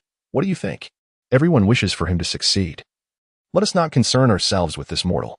Come with me. The Golden Whisker Serpent clan possesses a forbidden technique known as the Black Cocoon, which can transform individuals into mindless creatures, driven solely by the instinct to kill. This forbidden technique has long been abolished. Such a thing could never manifest in this world. I understand what you wish to inquire. Please speak plainly. Was it your doing? Yes. Provide me with a reason. Master, you have slumbered for too long. The world we inhabit has undergone cataclysmic changes. It is no longer as you once knew it. Mortals have undergone a transformation. They have become cruel, selfish, and devoid of compassion, driven solely by avarice. Everyone is in pursuit of supreme power and endless wealth, without exception among those I know. You remark that they have changed. Yet we too have followed suit. My master, I have sought you for 2 millennia and have observed the world for the same duration. I am intimately familiar with every blade of grass and every tree in this land. Upon discovering that your essence may reside here, I am destined to claim this territory for my own. Do you not know, my master, that the people of Ling were the first to uncover my presence? Their desires were nothing more than riches and authority. Following them were the people of Qing, led by their ancestral figure, Fan Long, whose ambition was to unify the realm. Had he known that the fruits of his arduous efforts would ultimately fall into the hands of the Yin family, he would surely be consumed by rage. Now, observe the current state of Qin. The loyal subordinates of Yin Furin are consumed with schemes for usurpation. He is truly a figure abandoned by all. And I merely offered these hypocrites a taste of sweetness, revealing their true selves. War rages on, the populace suffers, and divine retribution looms. Is this not akin to a hell on earth, one only found in the annals of literature? Wu Yu has been silent for far too long. If you harbor such disdain for humanity, why do you linger here? You should hasten back. If your master were to behold your present state, I am certain he would be compelled to end your existence. Qian Shui, having overheard only the latter part of the discourse, interjected, But you are my master. Where else would you have me return? Are your ears not functioning properly, or is your mind somewhat clouded? Regardless, you cannot escape. Feel free to hurl your insults. I shall accept them all. What do you mean by that? Unbeknownst to anyone, the once accessible underground passage has vanished, leaving this realm shrouded in perpetual darkness, resembling a confining prison. Wu Yu, sensing the absence of his aura and the confinement of his inner strength, realized he had been reduced to an ordinary mortal. The silver lining, however, was that his martial prowess remained intact. This arena of life and death lay concealed within the valley of the setting sun, where the forces of nature conspired and the sun and moon stood as companions. As long as they existed, it would serve as a natural prison for the soul. Any practitioner who entered this domain would be rendered an ordinary person, explaining why those from Jiangsu appeared so frail and weak. Indeed, the master is astute, effortlessly grasping the essence of the situation. Yet, the master's cultivation is unfathomably profound. I estimate that it would take at least 200 levels to have any effect. And it seems my calculations were not in vain. Just days prior, I pondered what I would do if the master did not come to see me, and unexpectedly, he arrived so swiftly. Wu Yu, filled with frustration, felt himself boiling with rage. Bereft of his inner power, he resembled a blind man, which exacerbated his agitation. Silence. I have a name. Do not utter those 2 words in my presence again. If not master, then what shall I call you? Call me by my name. Qian Shui endeavored to persuade himself, opening his mouth yet ultimately saying nothing. No, I cannot utter that. It is unheard of to address a master by name. Such a thing has never occurred. All right, let us not dwell on that any longer. You claim to have roamed the mortal realm for 2 millennia. Have you ever encountered the Illustrated Manual of Military Strategies or heard of it? The Illustrated Manual of Military Strategies? What is that? Is it a treatise on warfare from the mortal realm? What does an ordinary person understand about the art of warfare? Wu Yu removed the dim and unremarkable jade ring, and reason dictated that he must depart from this place immediately. It seems you are utterly oblivious to the situation. No matter, please inform me of the way out. Why do you wish to leave again? Qian Shui suddenly recalled something amusing. He crossed his arms and observed Wu Yu's reaction. I could create an opening to let you escape. However, should I do so, none would survive. Would you wish for me to proceed with such an act? You are correct. Wu Yu felt a vacant space to his left, brushed off the dust from the ground, and reclined. Master, what are you doing? I am weary. I wish to rest. How can you rest in such a filthy place? Wu Yu yawned. What can I do? There is someone here preventing my departure. Master. Chaos has erupted outside. My reluctance for you to go is for your own good. It won't be long before war breaks out. The fall of Shuangxi City is predestined. Chapter 57. A turn of events. The residence of the king of Jinnan had dismissed its servants for 4 days. The courtyard was overgrown with weeds, and a withered vine clung to the eaves. The long corridor was strewn with dead branches and fallen leaves. While the ancestral tablets in the shrine were polished to a pristine shine, Morongxi, with a string of prayer beads in hand, sat in meditation with a completed scripture beside her. Rongshang pushed open the shrine's grand door and entered, her blood sword resting on her back. She groped around until she finally found a dust-covered offering table. The incense in the 3-legged stove had long since burned out, leaving only a thick layer of ash. Morongxi remarked, "You have returned." "Yes." Morongxi lightly remarked, "Next time you enter, do not bring any weapons. If it were someone else, I would have told them to leave long ago." Rongshang chuckled. "Weapons? Do I have a choice?" Morongxi set down the gleaming string of prayer beads, her gaze falling upon Rongshang's pallid cheeks. "Why have your eyes not yet healed? Did Jin Rong not attend to you?" Rongshang declined. "My eyes are beyond her healing." Morongxi spoke gently. "There is no eye injury that your Aunt Rong cannot mend. You harbor resentment because she sent someone to test you, or perhaps I have been too stern, leaving you dissatisfied with me." Rongshang cleared the excess ash from the incense burner and lit 3 sticks anew, invoking souls and altering fates. "I have completed the tasks you assigned. It has been precisely a month. Madam of the state, are you satisfied?" You have grown," Morongxi replied, her hair graying, her visage withered. Supporting herself with a cane, as her body could no longer stand unaided. Recently, something had accelerated her aging, yet she appeared utterly unconcerned. Rongshang approached her side, sensing an aura reminiscent of withered wood, a harbinger of life's ebbing essence. Unfortunately, this aura emanated from Morongxi herself. "Is the fox spirit draining your life? Are you injured?" Morongxi smiled and shook her head. "Silly child, it is not I who am injured, but rather she has departed from me. We rise and fall together. After all these years, I have come to accept my fate." Rongshang inquired, "How much time do you have left?" Morongxi reassured her not to overthink it. "Do not fear. The time remaining is sufficient for me to converse with my granddaughter." Rongshang grasped Morongxi's hand. "And I encountered Song Wenyu at Yunlu, who harbored suspicions about our identities."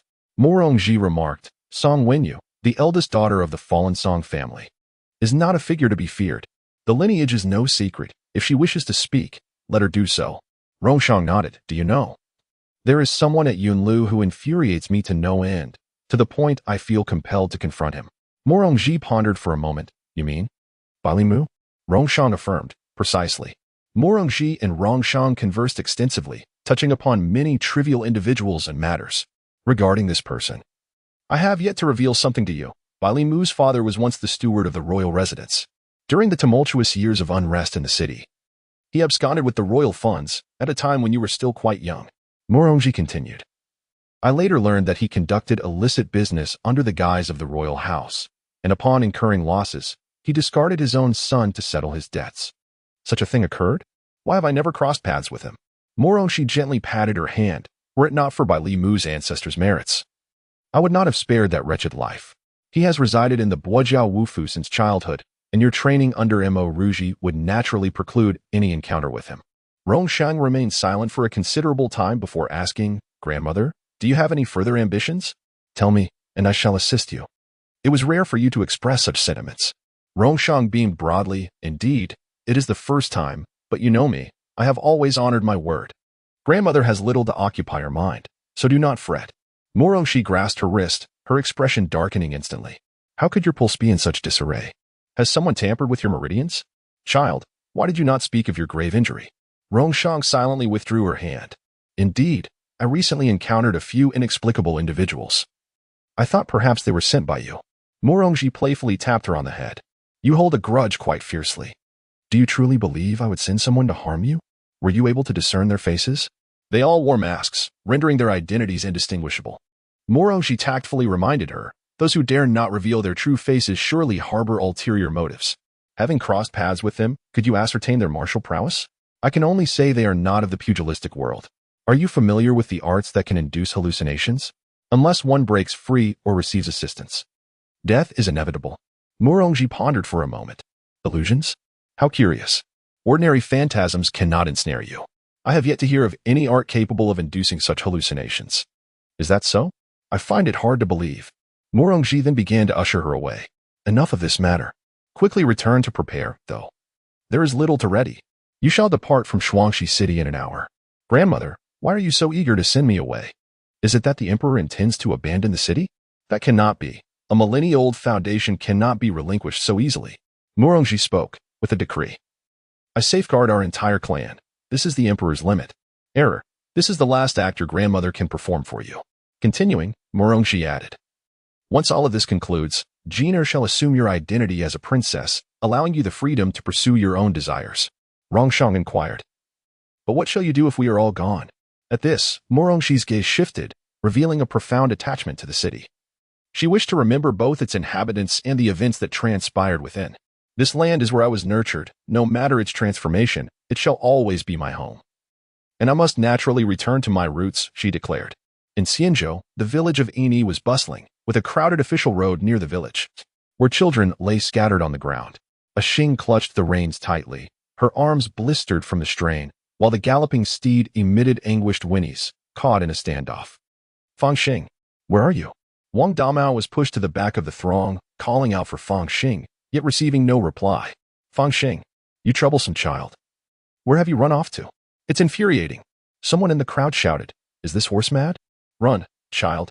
Suddenly, the steed's eyes flared with rage. Breaking free from a Xing's grasp, only to be pierced through the chest by a flying arrow. A Xing stared at the arrow, now perilously close, her pupils dilating. Had it deviated even slightly, it could have easily pierced her throat. Who are you? A figure of remarkable attire and unremarkable appearance rode through the streets on a majestic steed, an exquisitely crafted curved bow slung across his back. This individual was none other than Prince Inzongi. Upon noticing his predatory gaze upon her, a Xing finally regained her senses and rose from the ground. According to the laws of our dynasty, a prince is subject to the same penalties as a commoner when committing an offense. Your horse has recklessly harmed someone. Surely, there must be an explanation. Soldier 1 exclaimed, you foolish child. Do you even comprehend what you are doing? Soldier 2 added, you have offended His Highness. The Prince of Ling, do not hesitate to leave. Inzongi raised his hand, signaling for silence among the troops. He seemed to take a peculiar interest in the situation, even inquiring about the child's name. Child, what is your name? I am Fang Xing, she replied. By what authority do you claim this horse belongs to me? A Xing retrieved a faded ceremonial sash from the muddy ground, its surface marred by numerous hoof prints, yet the original color remained discernible.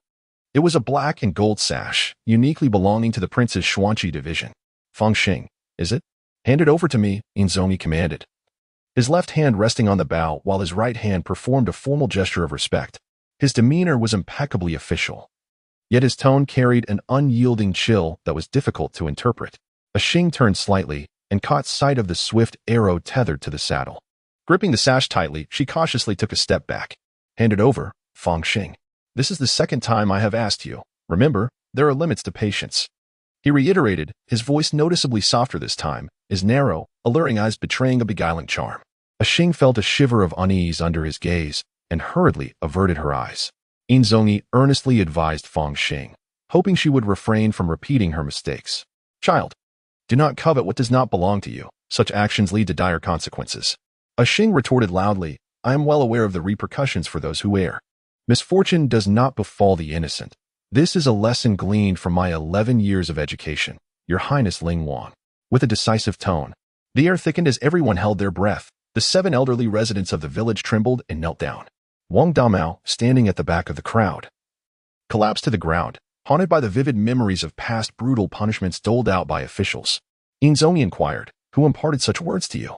Ashing shook her head, asserting, "No one taught me these notions. They are my genuine thoughts, untainted by others' influence." Inzongi turned his horse, and the chaotic crowd immediately dispersed.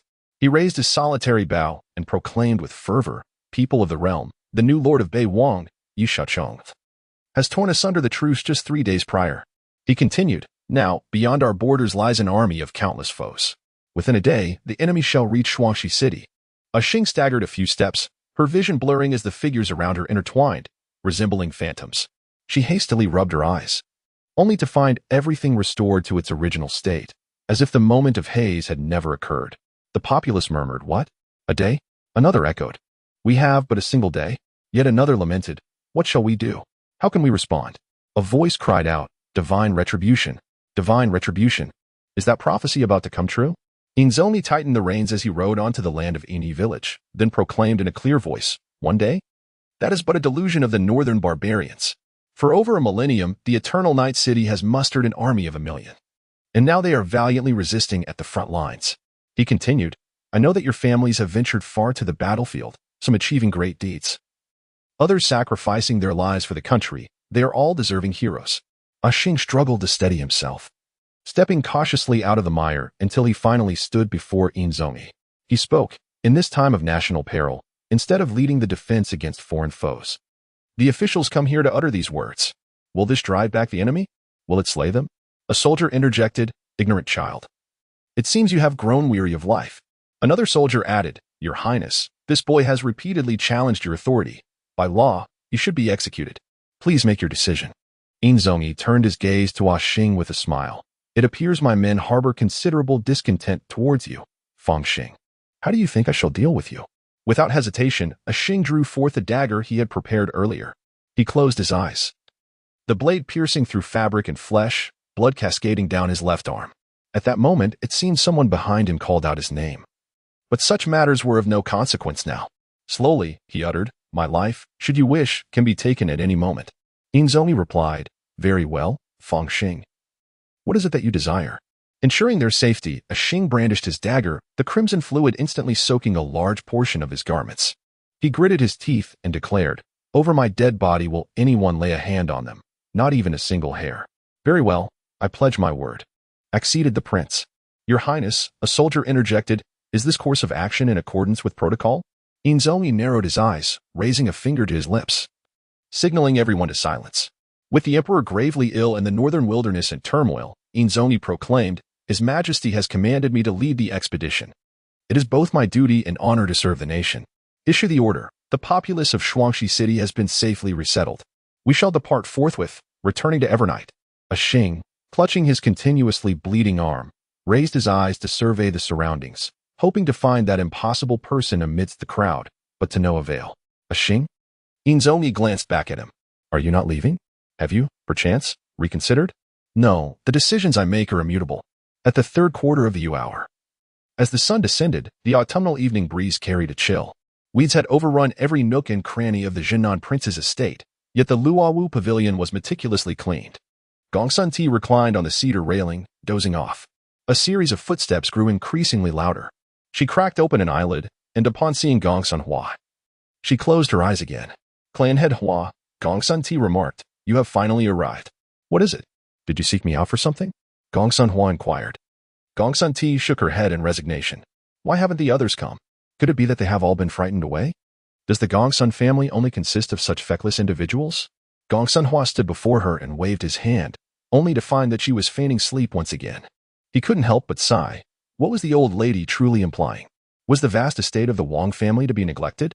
"And what of you? What are your thoughts?" Gongsun Ti did not respond to him, but instead spoke at length to herself. Her mother was always an enigma, intent on vindicating Jiner, yet ultimately causing her to lose the name Rongjin forever. The world knew only of the sixth young lady of the Gongsun family, renowned for her exceptional beauty and martial prowess, unaware that there existed two faces so remarkably alike. Gongsun Hua remarked, "What you say is of little consequence. For in these tumultuous times, everyone merely seeks a way to ensure their own survival.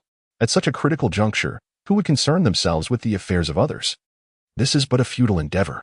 Gongsun Ti corrected him. "No, You are mistaken. My mother needs to, and must, present this for those people to witness. With that, Gongsun Ti opened her eyes, extending her right hand to shield a corner of the sky, a glimmer of tears seemingly flashing in her eyes, only to vanish in an instant, leaving no one to fathom her thoughts. Gongsun Hua, perplexed, inquired those people. Are you referring to those outside Tungwen Pavilion that day? Not merely them. They are but a small fraction. In truth, no one would genuinely care. Yet, it is unfortunate that they happened to encounter Gongsun Ronger, which has led us to uncover many intriguing matters. Gongsun Hua hesitated before speaking. Are you truly my third sister? What is it? Why do you speak thus, second brother? There are times when I ponder, if given the chance to start anew, would I still choose this path? Now it appears that the answer is singular, as the conclusion has long been predetermined. Gongsun Hua continued to retreat, exclaiming, What are you saying? No, you are not Ti-in, you are not her. She would never utter such words like a madman. Upon hearing this, Gongsun Ti's expression instantly changed. Did you just call me a madman? Chief Hua, I recall you once told me that being overly candid with others is perilous, especially when confronting a lunatic. At 1:15 of you. The wind grew increasingly fierce, drowning out the sounds within the falling weeds pavilion and erasing all that transpired there. Dark clouds obscured the heavens, plunging the world into sudden gloom. Amidst the overgrown weeds of the royal residence, a figure stood in the wind, gazing into the distance, silently forming 4 words with her lips. I have returned. Chapter 59. Hope amidst darkness, darkness, boundless and infinite. My body was paralyzed. Even the slightest movement of a finger was beyond my capability. I could neither see, speak, nor hear. In that moment, I finally comprehended the essence of despair. Silence enveloped me, an eerie stillness so profound that I could hear the rhythm of my own heartbeat. 901, 902, 903. Time lost all meaning as I counted, feeling something strike my face painfully. Was it water? If so, why did it hurt so much? Yet, it was a relief to realize I was not devoid of sensation. At the very least, my body still felt pain. I counted endlessly in that interminable darkness, this profoundly tedious task becoming my sole tether to existence. I counted incessantly, for I discovered that if I reached 1,000, a single drop of water would fall. 100, 1,000, 10,000, 100,000, 149,999, 150,000. Unbeknownst to me, I had counted to such an extent. Yet no water descended. Dread, so this was dread, akin to an all-encompassing tide enveloping me tightly. My body throbbed with agony, as though scorched by the blazing sun. Nay, more like being racked upon a fiercely burning pyre. Day after day, until, at last, I was burned beyond recognition. Pain, which had once rekindled my faith in life, had also plunged me into the abyss. Wherefore was I kept alive? Lucidity, despair, helplessness, each moment was an endurance of inhuman suffering. Why? Why must I live so wretchedly? Though knowing no sound could escape, I screamed with all my might, until blood filled my throat, filled every corner of my being.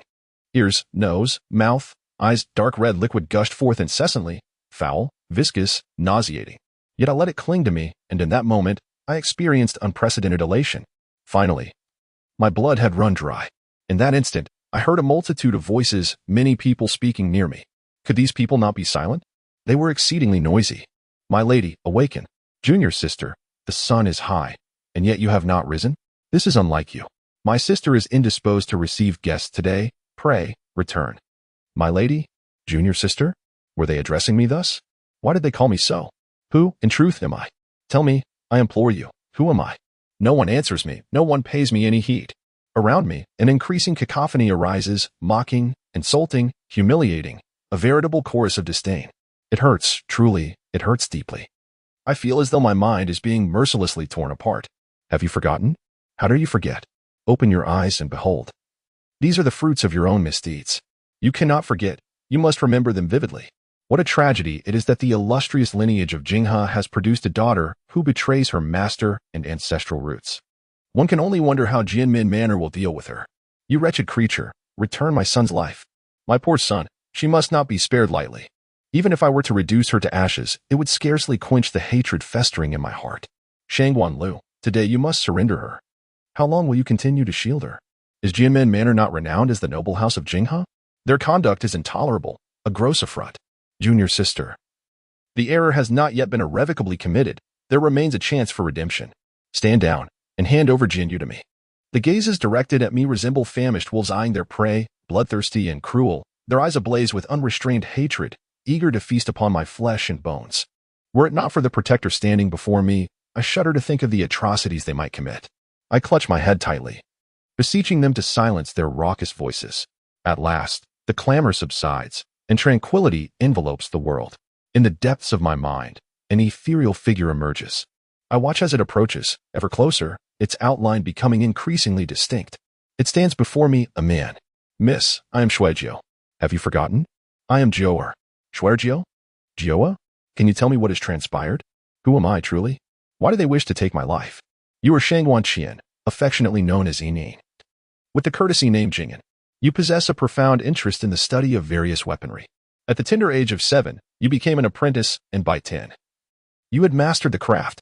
At 15, you achieved the esteemed rank of a first-class swordsmith, subsequently appointed as a palace official with a 5th-grade title. By 20, you forged a superior spiritual weapon, earning a royal title and a 4th-grade position, along with the bestowed name Jing'an, which you disdained for its ordinariness. In the 25th year of the reign, having just celebrated your 22nd birthday, a series of tumultuous events unfolded. You crafted the second first-class spiritual weapon in the history of the Qing nation. However, shortly thereafter, the poison sword incident erupted, resulting in countless untimely deaths. In your quest for the truth, you uncovered that all evidence pointed towards you, Shangguan Qian. This name feels alien to me. I strain to recall it within the recesses of my mind, yet I find no trace. He claims I forged a first-class spiritual weapon. What is that, exactly? What transpired after my investigation? I must uncover the entire truth. As time passed, the number of poisoned swords proliferated, and the city's swordsmen suffered grievous losses. Everyone concluded that the fault lay with your spiritual weapon, entirely denying you the chance for explanation. From that moment, everything changed. The various sects of the martial world relentlessly pressured the sword sect to deliver you. Your father, Shangguan Wuwei, in a bid to protect you, suffered grievous injuries, leaving him incapacitated. To prove your innocence, you resorted to self-immolation in the Jinghe underground palace. Me? Self-immolation? A person as fearful of death as I. Capable of such an act? It is utterly absurd. It must be a deception. Yet the agony coursing through my body is undeniably real. The searing pain of the blazing fire is truly unbearable. Indeed, it is excruciating. My head suddenly aches intensely, causing my entire body to tremble. And my face is smeared with warm liquid. I recognize it as my tears. I admonish myself to dismiss his words, even if they represent the sole truth. However, fragments of memory unexpectedly coalesce in my mind. These recollections cannot be false, cannot be false. At last, I recall everything. I am Shangguan Qian, the 7th child in my family. For 15 years, I have sought a spiritual artifact suitable for a swordsman's training, yet I have achieved nothing. In the 25th year of the Zhao Wang era, the poison sword incident unfolded, and many things changed. I forged a 7-inch sword feather, but it was not the artifact I yearned for. What transpired thereafter felt like a dream. They elevated me to a high platform, only to kick me into the abyss, from which I could never rise again. I do not comprehend the origins of my resentment. All I know is that if you do not leave immediately, I cannot guarantee your survival here. A madwoman, they proclaim. She is but a lunatic. This demoness must be slain. Very well, if you all insist that I am insane, then I shall embrace madness for your amusement. In the Jinghe underground palace, amidst the great fire, for 7 days and nights, only a useless corporeal form was consumed, yet my heart's hatred remains unscathed. The world has betrayed me, deceived me, and harmed me. Thus, I shall ensure that this realm knows no peace. In the chronicle of the twin cities of the Qing kingdom, the creator God proclaims to all beings, at the dawn of creation, the populace thrived in peace and harmony. Various factions coexisted amicably, neighboring nations esteemed diplomatic relations, and communities lived in concord, leading to a flourishing human realm. Observing the present world, one finds it to be a nest of malevolence, a stark deviation from the original intent of creation, heralding the emergence of divine retribution. Years of famine and rampant plague, coupled with the inept rule of tyrants, have left the populace in unbearable suffering. In the inaugural year of Emperor Fan Long's reign, the northern wilderness had ascended to the status of the world's foremost power, encompassing an area of 13 million square kilometers, stretching across the entirety of the northern territories. The Yexiao people, situated in these barbarous lands, toiled for 30 years, enduring thousands of skirmishes, to cultivate the northern wilderness into the formidable nation it is today, upholding the spirit of vigilance in times of peace. The ancestors of Yexia opted to retain the name Northern Wilderness as a constant reminder for future generations to honor the aspirations of their forebears, persevering through adversity. In the first year of the founding ancestors' reign, the borders of Yongye City frequently witnessed the disturbances of reactionary forces, a behavior that persisted despite repeated prohibitions. Consequently, the military and civilians guarding the city jointly petitioned the court to bolster border defenses. In the season of the summer solstice, the blue-hued founding ancestor, Fanlong, convened a routine assembly with the ruler of Northern Wilderness, Yexia Khan. The Khan, harboring sinister intentions, sought to annex the populous and prosperous Zhangye city, only to return empty-handed.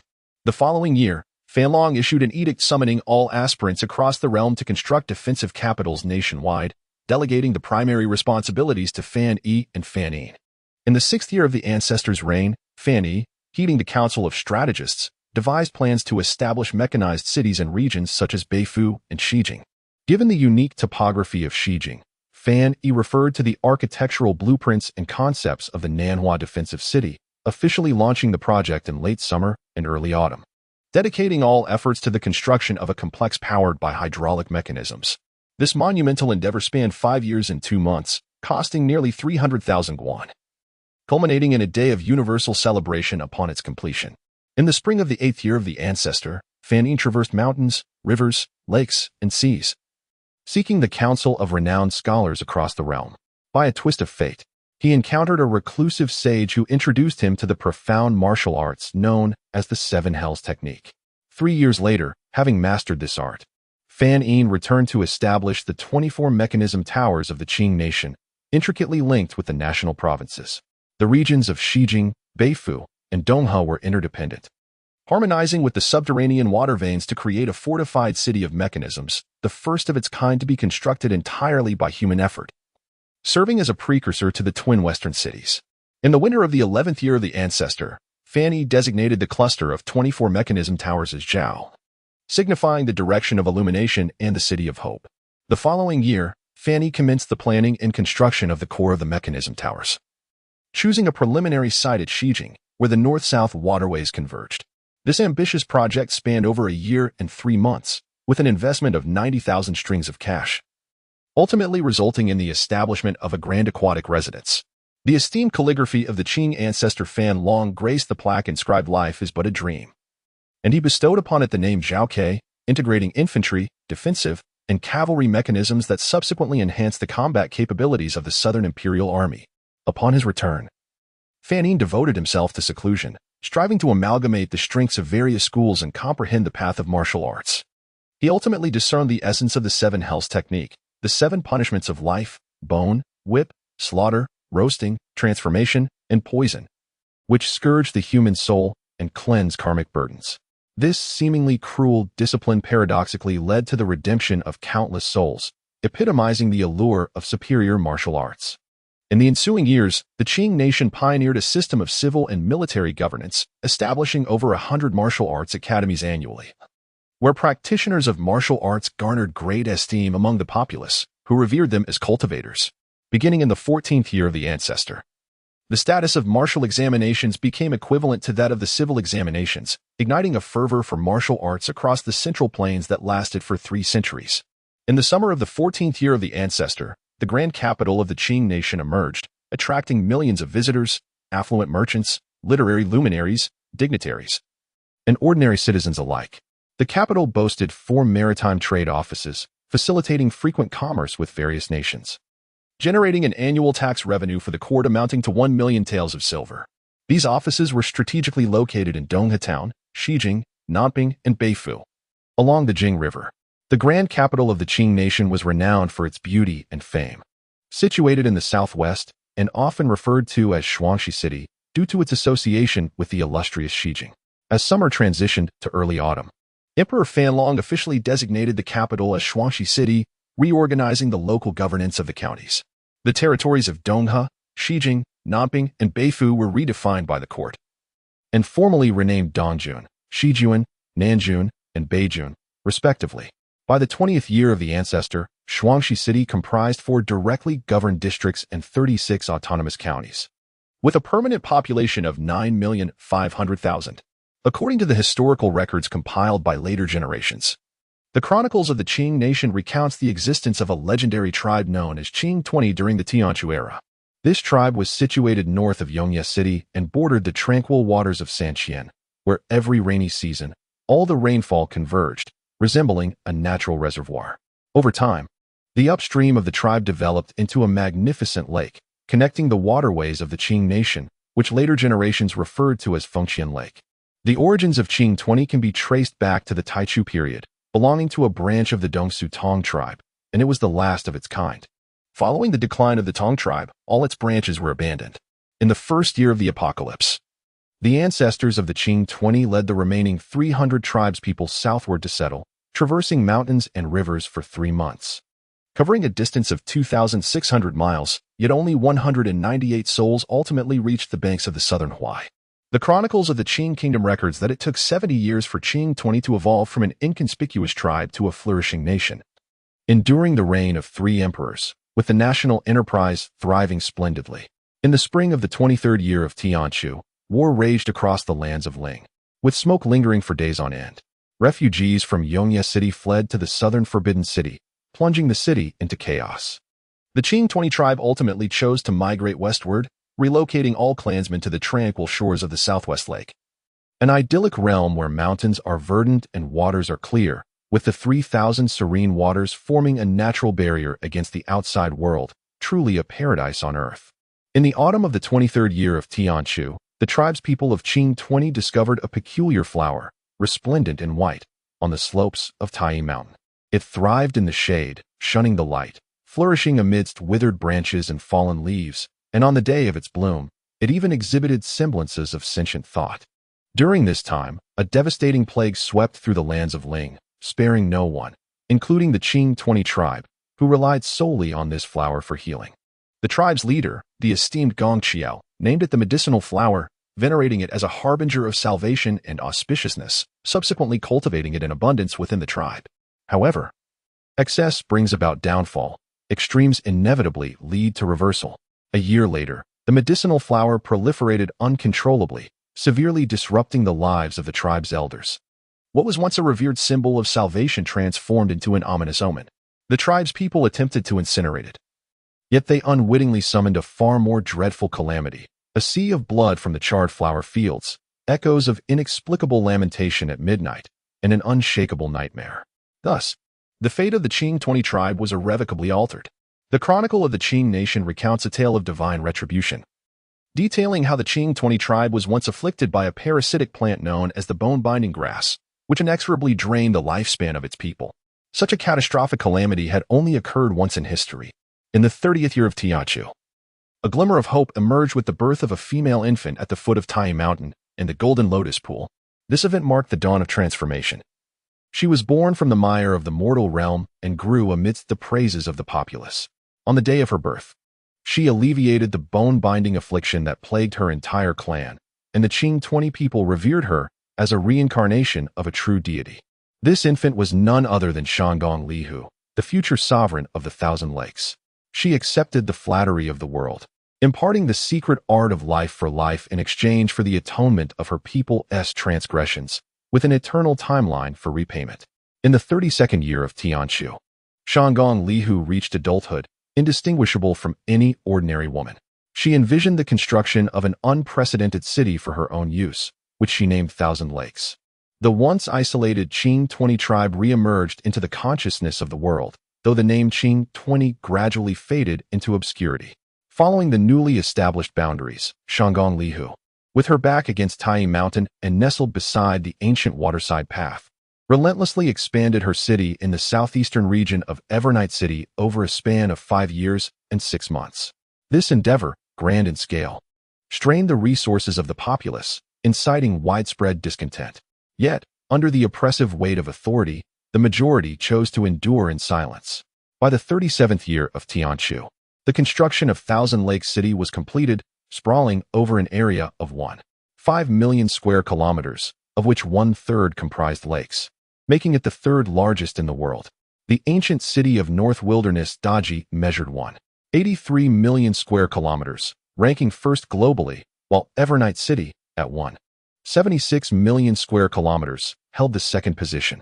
As autumn wanes and winter approaches, the esteemed Shanggong Lihu has classified those who cultivate the bone-binding secret art among the ranks of practitioners, granting them equal standing with martial artists. Collectively referred to as the bone-binding sect, they are elegantly dubbed superior practitioners. Yet beneath this glamorous facade lies a brutal reality known only to those who are immersed in it. Since the establishment of Qianhu, it has incessantly attracted visitors from afar. Within a year, its population surpassed 1 million, and 3 years later, the permanent residents exceeded 10 million, elevating it to the status of a global metropolis. Following the decline of the Ling Kingdom, burgeoning martial arts flourished spectacularly, leading to a mlang of diverse factions within the city. As traditional martial arts gradually yielded to emerging disciplines. In the winter of the 37th year of Tianchu, 6 major martial arts emerged in Qianhu: swordsmen, blade forgers, swordsmiths, spearmen, warriors, and the bone-binding sect. To date, Qianhu boasts a total of 50,000 swordsmen, 30,000 blade forgers, 25,000 swordsmiths, 25,000 spearmen, 100,000 warriors, and 629 members of the bone-binding sect. In the 38th year of Tianchu, Shanggong Lihu established what is now regarded as the legendary Shanggong royal family, with Lihu as the city's sovereign and 6 trusted confidants overseeing various factions within the city. In the spring of the same year, the inaugural regular meeting of Qianhu was held as scheduled, during which the bone-binding herb was renamed to Fox Yuan flower. The bone-binding sect was categorized into 9 ranks, taking into account the varying ages of the Fox Yuan discovered thus far. The royal consensus determined that these should be classified into 9 categories, further subdivided into 10 tiers. Those under 1,000 years are designated as the 9th rank, lacking sentience and unable to transcend throughout their lifetimes. Those aged between 1,000 and 1,500 years are classified as 8th rank, possessing a 30% chance of breakthrough. The 7th rank comprises those aged between 1,500 and 2,500 years, representing the Fox Yuan of the Snow Seal, with the current maximum age recorded at 2,300 years at the 8th tier of the 7th rank. From 2,500 to 4,000 years is classified as the 6th rank, representing the Fox Spirit's daily reincarnation, with the current highest age being 3,900 years, and it comprises 9 tiers. From 4,000 to 6,000 years is classified as the 5th rank, symbolizing the Fox Spirit's bloodline glory, with the current highest age at 5,600 years, encompassing 6 tiers. Following this pattern, from 6,000 to 8,000 years is classified as the 4th rank, representing the Fox Spirit's bone erosion, with the current highest age reaching 7,800 years, consisting of 8 tiers. From 8,000 to 15,000 years is classified as the 3rd rank, embodying the Fox Spirit of serene waters, with the current highest age being 10,000 years, comprising 5 tiers. From 15,000 to 30,000 years is classified as the 2nd rank, with the existing Fox Spirit of fiery vines, and the current highest age being 27,000 years, including 7 tiers. Those over 30,000 years are classified as the 1st rank, with the existing Fox Spirit of duality, whose highest age remains unknown. Fox spirits over 1,000 years possess intelligence, and as their age increases, they may nurture 1 to 2 creators, collectively known as the Celestial Lords of Creation, who serve as the sole link between humans and Fox spirits. For instance, an 8th rank Fox spirit possesses a limit of 500 years, during which the Celestial Lord of Creation can freely select a host. As long as 1 person is recorded in the Celestial Register, they may attain a true celestial body. Conversely, if the Fox Spirit's task is not accomplished before the limit, both the Celestial Lord of Creation and the host face immediate annihilation. In the final years of Tianchu, the noble lady of the Fox assisted the progenitor Fan Long in quelling large-scale battles at Tongguan and Qijiang, reclaiming countless lost territories. As a vital contributor to the founding of the nation, the noble lady of the Fox rejected all rewards and established a dual governance agreement with Fan Long. After the foundation of the Qin Kingdom, Qianhu City would retain independent jurisdiction, and the royal families of the Qin Kingdom and the noble lady's family would coexist peacefully, refraining from interference. This agreement remains effective to this day.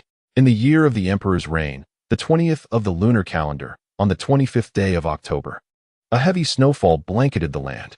In the village of Li in Xianzhou, a bitter winter had set in. The snow sealed the mountains, and countless souls perished beyond the gates of the town. Bloodstains dotted the path, originating from Li village and spreading across the 10 miles of villages along the way. As dusk fell, an eerie silence enveloped the area, and not a single lamp illuminated the night within Xianzhou. Returning to Li village. The official road bore the distinct marks of horse hooves, chaotic and disordered, interspersed with fresh streaks of blood, extending all the way to the foot of Mount Taisai. In a small courtyard lay the lifeless body of a woman, impeccably dressed. Her face bore a serene expression, yet a deep gash marred her neck, from which crimson blood had congealed into long, icicle-like formations upon the ground, the warmth of life now replaced by a chilling cold. Beneath the corpse, a pair of frostbitten hands emerged, followed by a tear-streaked visage. A frail boy, seeming no more than 5 or 6 years old, crawled out from the thick blanket of snow. He gently caressed the woman's face, then his own, noting that while her body was icy, her cheeks retained a warmth. The boy wrapped his small hands around the woman's head, his eyes filled with confusion and despair as he remained oblivious to the tragedy that had unfolded. "Mother, it's me." As the sky grew increasingly dark, a young boy trudged through the snow from afar, holding a bamboo lantern while searching for signs of life. The snowfall intensified, obscuring the last traces of blood on the official road. With a sigh, the boy pondered how the vast village had yielded no survivors. He intended to extinguish the lantern and depart, but faintly he heard the sound of a child's cries. Desperately, he sought the source of the weeping, scouring the frigid night for a full hour. At last, he discovered the boy in a secluded courtyard. "Are you not cold?" he asked. "I am not cold, mother," the boy replied. The young man removed his down-filled outer robe and draped it over the boy. "Not cold. You are on the verge of becoming a snowman. What is your name?" "My name is Cheer." "Cheer, look at me. It is far too cold here. Let me take you to a warmer place, shall we?" Li Qi decisively shook his head, pushing away the unfamiliar youth. "No, Cheer wishes to stay with mother. I must wait for her to awaken. I will not leave until she does. Look closely, she will not awaken." Li Qi trembled as he reached for the woman's neck, finding it devoid of warmth, lacking luster. Only cold remnants in his hands. He could not help but shudder uncontrollably. "So much blood, my mother's body is also drenched in it. My head spins with dizziness. Mother says that all I need is a good night's sleep, just like always, and everything will be fine. Look over there, that is Tai Si Mountain. I have come from there. There are warm houses, like-minded friends, siblings the same age as you, and an abundance of delicious food. Do you not wish to accompany me?" Li Qi Zhao, the young man, extended his hand. "Is what you say truly so? May I know your name?" The youth replied, "My surname is Shui. My given name is Jiao, courtesy name Renda. On the 29th day of the 12th lunar month in the 40th year of the Emperor Zhao, during the severe cold season, at the Dragon Head Tavern on Tai Si Mountain, Wei Qi lay asleep on a square table, his cold sword casually tossed in a corner. For 3 full days, the sword lay there, neglected and gathering dust, indeed a waste of fine craftsmanship. He struggled to awaken from a nightmare, only to realize he was drenched in cold sweat. Such dreams had sustained him through over 7,000 days and nights. Revenge had become his obsession. I shall spare none of the Qing royal family. In the anecdotes of Double West City, at a quarter past the hour of the rooster, within the cloud tower, the flickering flames illuminated the interior of the Yunsong Hall. Shadows shifted as a young man clad in a long robe of dark silk parted a series of beaded curtains. He stepped into the grand hall adorned with intricate carvings and paintings, facing the high seat occupied by Hong Qin. Hong Qin spoke. "Wei Qi, you have arrived." Wei Qi got straight to the point. "I wish to see your master." Hong Qin tapped the armrest of his chair. "Please return. The master is not receiving guests today. Now, have you even deprived me of the right to care for you?" Wei Qi forced a smile. "Well, since you wish to sever ties with me, let him come and speak to me personally. Chai Air and you are not of the same origin, nor are you fellow travelers. Why must you cling so desperately? Our encounter was a mistake, and a second meeting would only serve to increase our mutual distress. Wouldn't you agree?" "Indeed, it has all been my unrequited sentiment." Wei Qi's smile faded, his hand pressed firmly against his chest. "Yet here, there has always been only Zhuo Qiu-chun, never Mo Li Shao. Forever, never." Wei Qi cast a glance at the now closed eyes of Hong Qin, then dismissed the beaded curtain and turned to leave. After taking a few steps, he suddenly felt a sharp pain in his abdomen, unexpected and unwarranted. He collapsed to the ground. What on earth is happening? Some matters are better severed early. Hong Qin moved behind a large screen, pushing forth a yellow sandalwood reclining chair. Chai, when did you learn to wield the healing needle? When you were unaware. How did you manage to disguise it without even the master noticing? You truly are remarkable. Guess. What is there to guess? The calamity of the 9 hells has just passed. You must take good care of yourself and not squander my body. Do you understand? Understood, meddlesome one. Wei Qi spat out a mouthful of blood, gazing at the figure before him, feeling utterly alienated. Zhuo Xiao, what exactly have you done to me? In the realm of no prison, healing the wounds, harboring malevolence that rends and corrupts. Wei Qi, it seems that after our parting in Linzhou, you still have not learned your lesson. Have I not told you that we are not fellow travelers? Staggering to his feet, clutching his abdomen. Wei Qi's brow was slick with perspiration. With difficulty, he uttered, even if our paths diverge, what does it matter? What are you and Yu Sun up to? What is it that I am not privy to? Zhuo, were we not once inseparable confidants? Have you forgotten? A chilling response came from Wu Yu, inseparable confidants? A true brother would never stab you in the back. Wouldn't you agree? Wei Qi retorted urgently, there were extenuating circumstances. It was a desperate measure. Hear me out. Wu Yu chuckled, by all means, enlighten me with your justification. Wei Qi wiped the blood from the corner of his mouth with the back of his hand. He began to recount. You wish to know the truth? I shall reveal it to you. 6 years ago, on a day as sweltering as this, yet chilling to the very core, the Tai Si mountain teemed with venomous snakes. It was I who sliced open your flesh, allowing the poisoned blood to drip out. Drop by drop, thus saving your wretched life. Wu Yu's grip tightened on the jade ring. Mo Li Xiao, were you aware of this? Wu Yu stated, you desire to know about Yu Sun and myself? 6 years ago, on this very day, he ascended the mountain seeking to instigate discord, throwing the Palm Spirit sect into utter disarray, even resulting in the disappearance of their treasured artifact. Without hesitation, Wei Qi exclaimed, when did he venture to the Palm Spirit sect? I was unaware.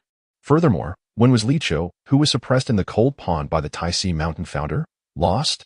Wu Yu responded with a cold sneer, so, you remained on the mountain all along. Wei Qi was momentarily taken aback. Qiuqin, allow me to speak on your behalf. Li Qi, you harbor a deep-seated contempt for all those associated with the authorities. Following the alliance with Wu, you began to covertly investigate me. Unfortunately, you discovered that my beliefs are in stark contrast to yours, and it was only a matter of time before I would part ways with you. Thus, you endeavored to confine me within the confines of Tai Si, ensnared in this familiar territory of yours.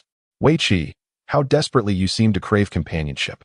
Sometimes, the truth is a burden too heavy for many to bear. In the anecdotes of Double West City, South County Linzhou, at the abode of Hong Lian, the evening glow began to rise on the horizon. Ne Gongli, adorned in a crimson robe, leaned gracefully over the tranquil waters of the lotus pond. She plucked a fully blossomed red lotus, its subtle fragrance enveloping the air. Yu Sun, clad in a copper-blue cross-collared long robe, glided across the pond in a boat. Standing tall and radiant, resembling a celestial being exiled from the mortal realm. With a gentle reach, he guided Nangong Li onto the vessel. Nangong Li remarked, the flowers are indeed splendid. Yu Sun smiled, do you like them? Nangong Li picked the most resplendent red lotus and replied, in this lifetime. To witness such attentiveness from young master, you brings me immense joy. Recently, I observed your sister brimming with vitality. With you around, she shall never be in any trouble. Yu Sun appeared somewhat flustered. You ruling? What has she done to displease you? Nangong Li, clutching the red lotus, reassured him, it's not that I am displeased. But rather, do you not know? Yu Sun, at the helm of the boat, rowed thoughtfully. What is it that I need to know? Nangong Li changed the subject. Oh, it's nothing. Thank you. Nangong Li rested her chin upon her hand, the afterglow of the sunset casting a golden hue upon her fingers, as if she could grasp it with a mere stretch. Yu Sun turned to gaze at her, his eyes tender and focused. What do you wish to thank me for? He inquired. Nangong Li turned to examine the delicate veins of the red lotus petals. What is there to thank? I owe my gratitude for matters concerning Huayr. Yu Sun smiled lightly. Huayr, I have watched him grow. The poor child has lost both parents. If I were to neglect him further, he would truly have nothing left. That day, you seemed quite injured. How is your recovery? Nangong Li asked, accepting the paddle from his hand. It is now widely known that Zhuo Xiao is responsible for your plight. The seeds of calamity sown in the past cannot be evaded any longer. Yu Sun burst into hearty laughter. I appreciate your concern, esteemed leader. I find myself besieged on all sides. What a dire situation it is. So, Mingchong, will you stand by my side? Nangong Li, contemplative, playfully lifted Yu Sun's chin, teasingly inquiring, who might you be to me? If you are indeed my junior, perhaps you should address me as sister. Yu Sun felt a twinge of embarrassment at her jest. Enough of that, Mingchong. I am speaking of serious matters. Do you not find that Huayr seems somewhat off? Nangong Li waved her hand dismissively, a bit disheartened. Very well, I shall refrain from teasing. Has he not always been like this? He has always been eager to prove himself, stubborn as a mule. What could possibly be amiss? Yu Sun clicked his tongue, unable to articulate his thoughts. Though his manner remains unchanged, I cannot shake the feeling that something is different. His gaze, perhaps? Indeed, it is in his gaze. When he looks at me, it feels as frigid as ice, as if I am but a mere specter. The Huayr I once knew would never regard me in such a manner. 6 years can transform a person profoundly. Nangong Li plucked a petal from a crimson lotus and brought it to his lips. The changes he has undergone are beyond our control. As one matures, thoughts and beliefs evolve. Our only recourse is to protect him, to guard him with all our might. Yu Sun murmured to himself, no, this cannot be right. He should not have changed in such a way. Could it be that Wei Qi spoke the truth? Where, is it truly still you? Nangong Li softly reminded him. Jian Chong, this is not our concern. Have you forgotten? You are a subject, and he is the sovereign. At the 4th watch of the dog hour, in the cloud tower, amidst the height of summer, the cicadas sang sweetly, and the dragon claw locust trees swayed gently in the breeze. Within the cloud-concealed palace, all candles had been extinguished. The evening wind stirred the beaded curtains, and a figure sat languidly in a yellow sandalwood chaise, his eyes cast down. How do you intend to deal with him? Wu Yo inquired. That is for you to determine. One strike to incapacitate the enemy, yet not fatally. He cannot achieve that. Wu Yo nodded in agreement. We must unearth the individual behind him. Thus, let us confine him for now. We shall not take his life just yet. Wu Yo consented. Very well. Chronicles of the Divine Realm. In the 60,000 years of the Wuxiang Divine Calendar, the Feishan Shinzun led an expedition to the Demon Realm's Poison Ridge, commanding an army of 100,000, achieving a resounding victory over the inaugural Poison Emperor and returning in triumph. In this tumultuous era, the Heavenly Palace enjoyed a rare reprieve from chaos, and the celebration banquet in the Pantheon was particularly grand. Outside the palace gates, clouds of auspiciousness swirled, while above, the vast expanse of the starry river sparkled, and below, the majestic mountains loomed. On the 3rd day of the 11th month in the lunar calendar, amidst a snowfall blanketing the earth in a silvery shroud, a day of fervent celebration dawned. Like a graceful swan in flight, radiant and enchanting, a youth adorned with a golden, feathered crown and a robe woven from 1,000 layers of glimmering light stood resplendent.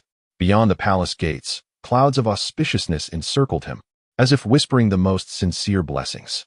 Ah, you, come with me, he urged. We are not entitled to attend the divine banquet, replied Wu Yu. Fervent dissatisfaction bubbled within him as he clutched Wu Yu's arm. What is there to fear? We shall sneak in and depart shortly. No one will notice. Wu Yu cautioned. Your attire is far too conspicuous. You will surely be spotted upon entry. My birthday deserves to be celebrated with grandeur, so that all may know. Fervent murmured. Nestled in Wu Yu's embrace. Ah, you, I have long desired to taste the celestial fruits from the temple. Only 10 have ripened in a millennium. Today is a rare opportunity. Accompany me. One to you?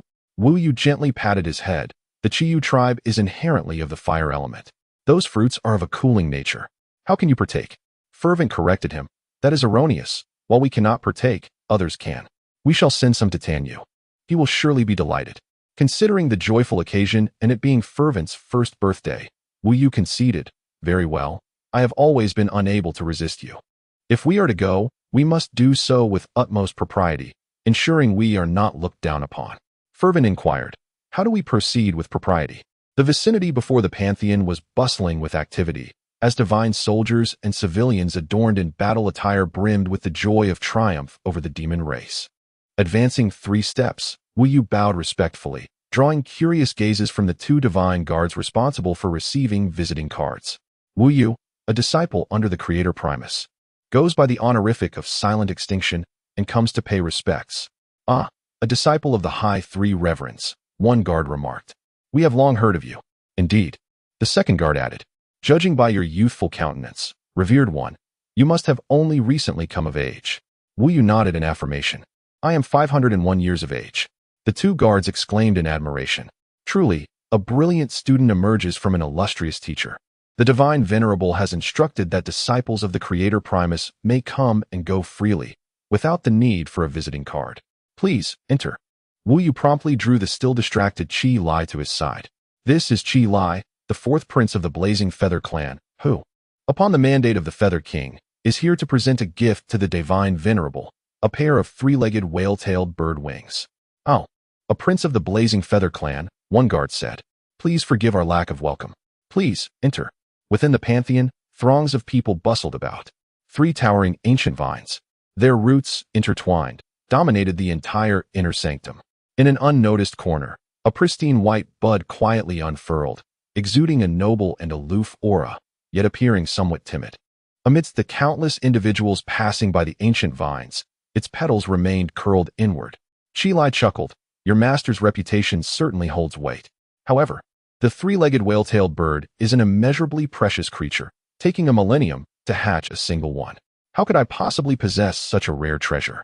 Wu Yu responded with a smile. Remember to request it from your royal father. Chi Lai exclaimed in disbelief. Wait, ew, are you serious? You actually intend to ask for it? Wu Yu burst into laughter. I was jesting. Did you truly believe me? Chi Lai cast a reproachful glance at him. Had you delayed your clarification any longer, I would have taken you at your word. I never imagined that the Pantheon would house such colossal vines. They must be tens of thousands of years old. In the realm of the abyss, a delicate bud cradled by the ethereal hands of time slowly unfurled its petals. My master once spoke of a remarkable artifact within the Pantheon, unearthed from an ancient battlefield by a formidable being from the primordial era. It appears to be this, an enormous ancient vine, over 80,000 years old. With fervent curiosity, Chi Lai leaned closer, extending a finger to gently touch the pristine white blossom. Instantly, the petals recoiled tightly, refusing to open further, as if in protest to his intrusion. Feeling a touch of awkwardness, Chi Lai withdrew his hand. It seems to favor you, yet fears me. What could be the reason for this? Silent and contemplative, Wu Yu was flooded with vivid memories. The ancient vine appeared to sense his emotions, its petals trembling slightly, reminiscent of tears. A lie. Do you not desire the celestial fruit? Come, I shall lead you there. The Pantheon sprawled across the serene Fuyang Lake, its backdrop a continuous range of celestial mountains. The lake mirrored the gentle undulations of the distant peaks, and within it lay the Fu clan's divine tree, a silent sentinel since the era of chaos. Every 10,000 years, it bore 10 plump, spherical fruits, each the size of a fist, their surfaces smooth and flawless, akin to exquisite jade. Observing the current celebration, all seats were arranged around Fuyang Lake, as celestial attendants adorned with various elaborate hairstyles glided in on clouds, their flowing sleeves and graceful skirts painting a breathtaking tableau. Chi Lai accepted the fine wine and delicacies offered by the attendants. The divine tree bowed its branches, hosting a banquet in the heart of the lake, where exquisite wine and beautiful companions were abundant, truly reflecting the unique taste of the divine sovereign. Are you not one to abstain from alcohol? Chi Lai lifted the wine jug, inhaling its sweet aroma. This is no ordinary wine. Would you care to take a sip? Never mind, you go ahead and drink. Look at my memory. You do not enjoy sweets. As the winds rise and the clouds churn, the heavens and earth assume an unusual hue. Layers of frost form upon the surface of Fuyang Lake, while a flurry of crystalline snowflakes descends into the hands of Wu Yu, soon enveloping the sky in a swirling dance of snow. The drifting flakes converge to form several exquisitely crafted snow bridges. Upon the divine tree of the Fu clan, a drowsy woman lifts her hand to break the seals, and 3 precariously hanging celestial fruits fall into her embrace. She yawns and gradually opens her eyes. With that single glance, the ice melts and the snow dissipates. It is none other than the revered snow goddess. Plucking 3 celestial fruits in one breath, she indeed lives up to her title as the foremost deity. The fiery Chi Lai, listening to the discussions around him, expresses a hint of disdain as he fills his cup to the brim with wine. Is she truly the first? Did my elder brother agree? She does not seem that impressive to me. Keep your voice down. We wouldn't want her to overhear, warns his companion. Chi Lai chuckles softly, assuring, do not worry, she cannot hear me. I have employed the secret art of the Chiyu clan, known as the inner whisper, which only you can perceive. Zhong Rue, a descendant of the ancient divine clan. ascended to the rank of deity at the age of 530, a remarkable feat in any generation. Following her promotion to deity, she was bestowed the title of Snow Goddess, her path smooth and untroubled, indeed a standout among the younger generation. What is the ancient divine clan? Why have I never heard of it before? It is an ancient lineage of gods. Chi Lai's smile fades. You are intentionally withholding information, aren't you? Hurry and tell me a lie. Listen carefully to what I am about to say. In the primordial days of creation, there existed no rigid hierarchical structures, nor any divisions among races. All beings thrived in harmony. However, later on, an individual shattered this equilibrium. He was the original creator, celestial sovereign. From that moment, the laws of the world fell into disarray. As humans were classified into various ranks, and races were divided into countless factions, leading to the once harmonious realm being fragmented beyond recognition. Thus, the ancient divine clan you mentioned comprises those who refuse to be categorized. Indeed, they have become the sovereigns of their respective realms. Neither anyone nor anything can, or dares to, disturb them in the slightest. The seemingly unimpressive individual you see is none other than the sole daughter of the current sovereign of the celestial realm, a prodigy of the Chongshua clan, a rarity that has emerged once in tens of thousands of years. Chire nodded in agreement. Ayu, I am somewhat curious about your home. Given that we have known each other for so long, it seems unreasonable for you not to share it with me. My home lies in a distant place, was the reply. In the great chronicle of the divine realm, the era of primordial chaos came to an end after countless years of darkness, marking the transition from history to the future. After 900 years of the new era, two supreme beings emerged, the creator primordial sovereign and the creator celestial sovereign. These two revered figures, known collectively as the divine founders, have safeguarded the tranquility of the realm since the dawn of creation while upholding the laws of existence, serving as both rivals and close friends. After 500,000 years, the divine realm welcomed the second Wuxiang dynasty, symbolizing a freedom from constraints in both life and action. 500,500 years into the new era, the celestial sovereign's direct disciple, Ryu, ascended to the position of heavenly emperor, leading to a reshuffling of the new and old divine factions. The three supreme beings remained unchanged: the primordial sovereign, the celestial sovereign, and the law sovereign. The primordial and celestial sovereigns belonged to the old gods, while the law sovereign, a later arrival, governed the laws of the world, still categorized as an old god. Among the 15 divine kings, they represented the newly ascended divine sovereigns, yet they still belonged to the old god faction. The 12 divine lords, with the enchanting Shui at the helm, have been reclassified into a new pantheon. At the viewing platform of the Wuyo Palace, Baize lies in the embrace of the primordial sovereign, resting peacefully. Below the platform, Wuyu gently pushes open the palace door. Baize immediately catches a whiff of a familiar scent, plunging into the soft, pristine clouds, frolicking joyfully with itself, until it tumbles into Wuyu's hands. Master, I have returned, the sovereign remarks. I hear you attended his banquet and brought along a prince of the Qiyu clan. How effective is my renown? Master, have I erred? Wuyu, feeling anxious, clenches his palms, while Baize peeks out from his embrace. Its round, bluish-black eyes widen in innocence. The sovereign shakes his head in resignation, a hint of bittersweetness stirring within him. He feels a pang of sorrow, saying, "Silly child, I can provide you with all that you desire. Why must you seek validation from others?" Wuyu gasps in astonishment. Master, are you not angry? Angry? What cause do I have to be angry with you? The sovereign parts the clouds that cling to his cheek, commanding, Wuyu, the third-generation disciple of Wuyo Palace, heed my words. Wuyu replies, disciple is here. The sovereign continues, I bestow upon you 2 deadlines, on this day a millennium hence. I expect to see your name among the ranks of the Wuxiang 12 divine lords. Without a moment's hesitation, Wuyu clenches his right fist to his chest, signifying absolute obedience. As you wish, master. I shall endeavor to fulfill your expectations and honor your teachings. What is the other deadline? 10,000 years. To comprehend the way of the 9 hells. Wuyu, perplexed, inquires, Master, what is the way of the 9 hells? I established the 9 prisons to restrain sentient beings and to balance the powers across various realms. It can serve as a shackle within the hearts of men or a prison for an entire city. Born from the desires of the world, it is an undying force, ever-changing, akin to a vessel imbued with a soul. Now, I find myself unable to exert control over it. Wuyu, perplexed, questioned. The 9 prisons is merely a martial art. How could it escape the master's grasp? Yet, if it truly possesses a soul and can generate its own consciousness, it becomes a terrifying prospect. Yuan Zhu nodded, acknowledging the ever-shifting state of the world. We may create both beings and objects, yet we cannot dictate their fates or intervene in their development. The same applies to the 9 prisons. Its trajectory of growth has surpassed my expectations. In short, the cultivation methods of the past can no longer be applied. Wu Yu comprehended Yuan Zhu's intent. You wish for me to discover a 9 prisons that suits me. Yuan Zhu affirmed, indeed, and the sooner, the better. Wu Yu clutched the curled up by Zhe, his heart heavy with concern as he gazed at Yuan Zhu. Master, you have never exhibited such anxiety over a matter before. What has transpired? Can you enlighten me? Yuan Zhu calculated with a gesture of his fingers.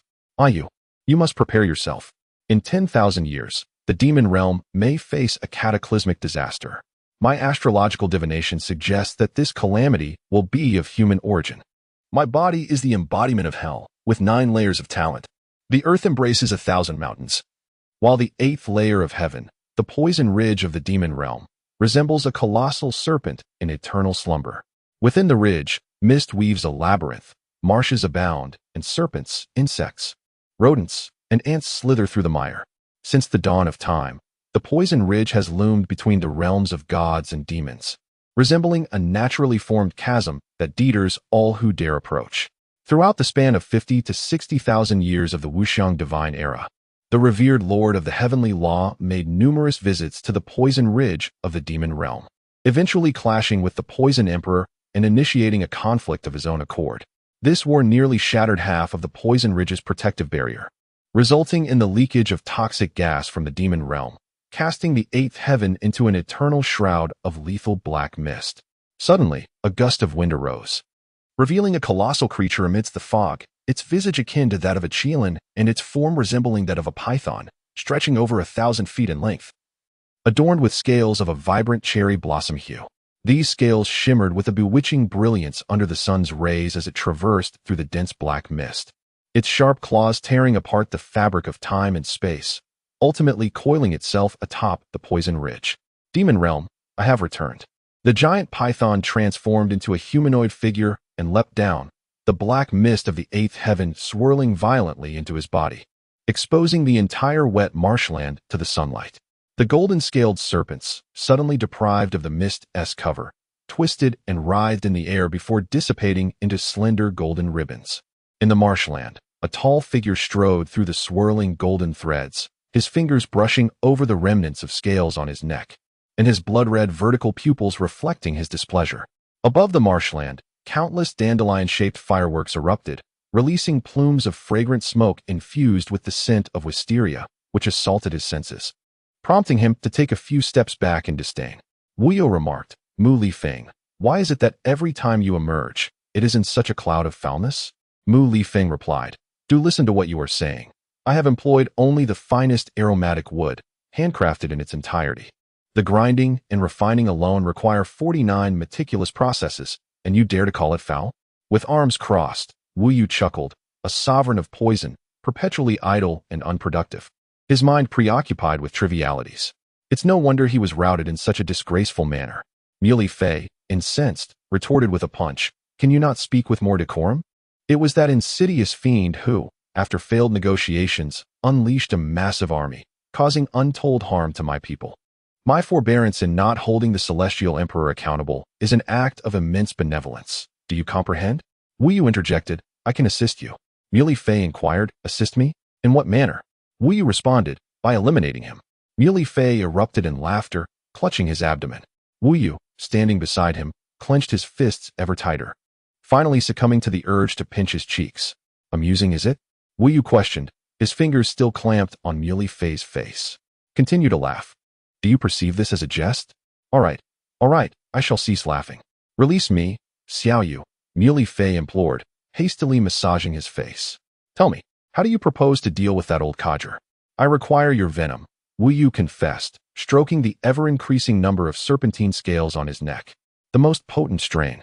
The netherworld venom of the Moro clan, lethal within 5 leagues, omnipresent beyond, akin to an indomitable prison, an inescapable shadow, rendering defense futile. Allow me to ponder. I believe this method of concoction has been lost to the annals of time. Wu Yu glared at him. Then we shall seek an alternative. Mu Lihui waved his hand, insisting that this was the best option, as other toxins lacked sufficient potency. Give me a few years, and I shall surely produce a finished product. Wu Yu felt deceived. Did you not just say that this thing has been lost to time? Mu Lihui replied, trust me, little fish. Wu Yu, gazing into his resolute eyes, nodded in agreement. Mu Lihui, during this time, I may be unable to maintain my human form. Do not allow anyone near Poison Ridge, not even you. My existence is akin to hell. 1800 years ago, the first celestial master proclaimed himself as ordained by heaven, believing that all he possessed was a divine gift. His heart and actions as clear as a pristine mirror. From 1800 to 2000 years, the first celestial master divided the world into 6 domains, each further segmented into myriad realms. Thus, countless tribes were subjected to the dominion of these 6 territories, and any who dared to resist were mercilessly exterminated. A millennium later, the first celestial master began to eradicate the rebellious demon clans, suffering heavy casualties among the red Qilin and black-finned dragon whale families. Another winter snowfall came, and a severely wounded giant python found itself cornered between 2 domains. The python transformed into human form, bearing numerous scars and eyes filled with deep-seated hatred. Celestial Master, do you still acknowledge the covenant of the 6 domains? Do you still remember your brothers in arms? Celestial Master, what guilt do you bear for my kin, whom you seek to annihilate? Celestial Master, do you not feel even an ounce of remorse, a shred of camaraderie? The first Celestial Master, clad in dark robes, stood resolutely amidst the clouds, unwilling to listen, to speak, to see, or to argue. On his forehead rested a beautiful eye, now gently closed, regarding the figure before him as merely an ant, easily crushed beneath his heel. Why should he bother with such triviality? He remarked, the great way is devoid of sentiment. How much less so is the heavenly path, which is indifferent to emotion. The bustling world thrives solely for profit, and the restless crowd stirs only for gain.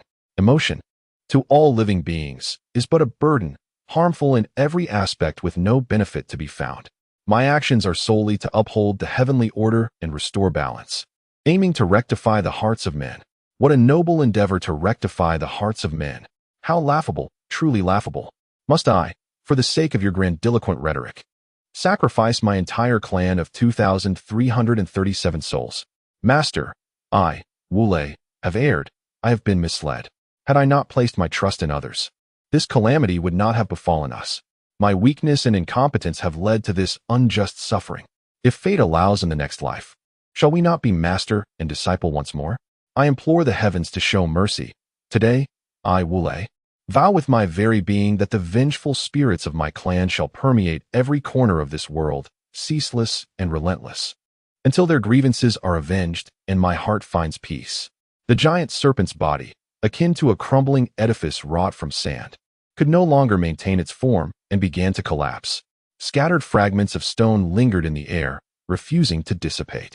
The first celestial sovereign mused on the importance of a good beginning and a good end before returning to the upper realm. Shortly after his departure, the long quiet Poison Ridge erupted with immense power, tearing apart the rift between the 2 realms. Poison Ridge opened its cavernous maw, devouring the entirety of the giant serpent's carcass, thus acquiring an everlasting life for the Red Qilin Serpent clan. No one anticipated that, in the hidden depths of the ridge, a nest of serpentine eggs had quietly begun to crack.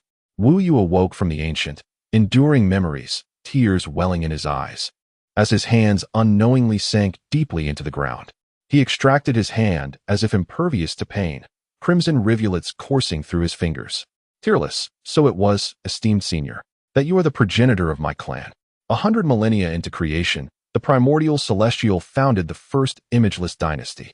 The God Realm, Pan-God Realm, and Lower God Realm responded favorably. Denizens of each domain lived in peace and prosperity, and the world presented a facade of tranquility. But was the world truly at peace? Who could guarantee that the calm seas were not merely a veneer, concealing an unknown cataclysm? Meanwhile, the demon race had remained dormant for millennia, their former rebellious intentions seemingly extinguished.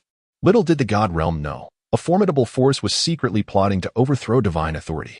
As time elapsed, Tens of millennia had passed since the demon subjugation war, and the descendants of the ancient god race had undergone transformation after transformation amidst oppression.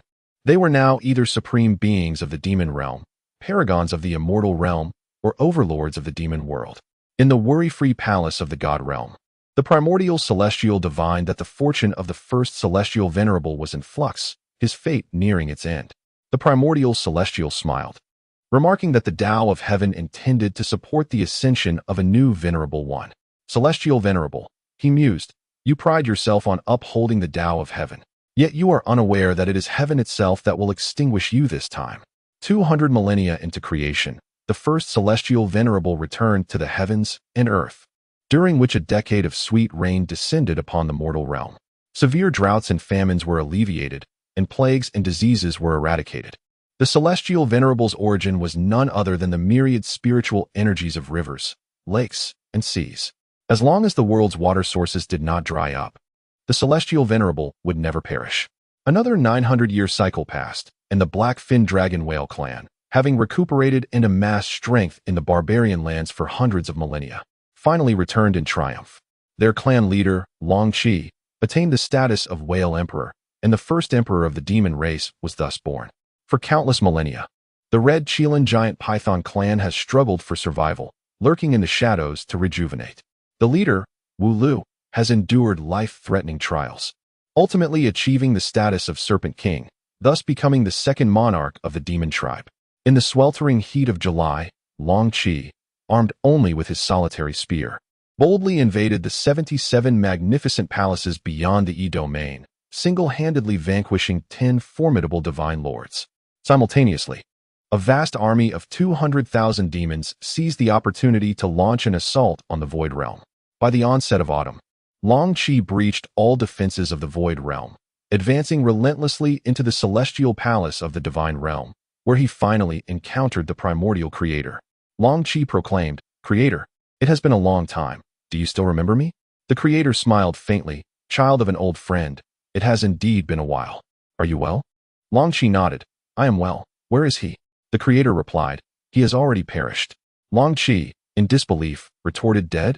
How could he die?" The creator is not so easily vanquished. Noting Long Qi's obstinacy, the creator felt compelled to offer counsel. The tales of creation have been distorted by later generations. It is more accurate to say that the heavens first forged the sources of life before we came into being. Should the way of heaven desire to reclaim our lives, it would be a simple matter. Long Qi, half convinced, pondered, has he truly died? I have arrived too late to deliver the final blow myself. What a regret. On the 15th day of the 7th month, during the Ghost Festival, Long Qi led his forces to retreat from the Yi domain, marking this battle as the demon tribe's campaign against the gods. The divine realm, having suffered greatly in this conflict, found itself severely weakened. The upper 3 sovereigns were missing, the middle 15 divine kings were diminished, and the lower 12 divine lords faced catastrophic losses, nearly all perishing. Historical records of the divine realm note that since the dawn of creation, it has endured 2 major battles.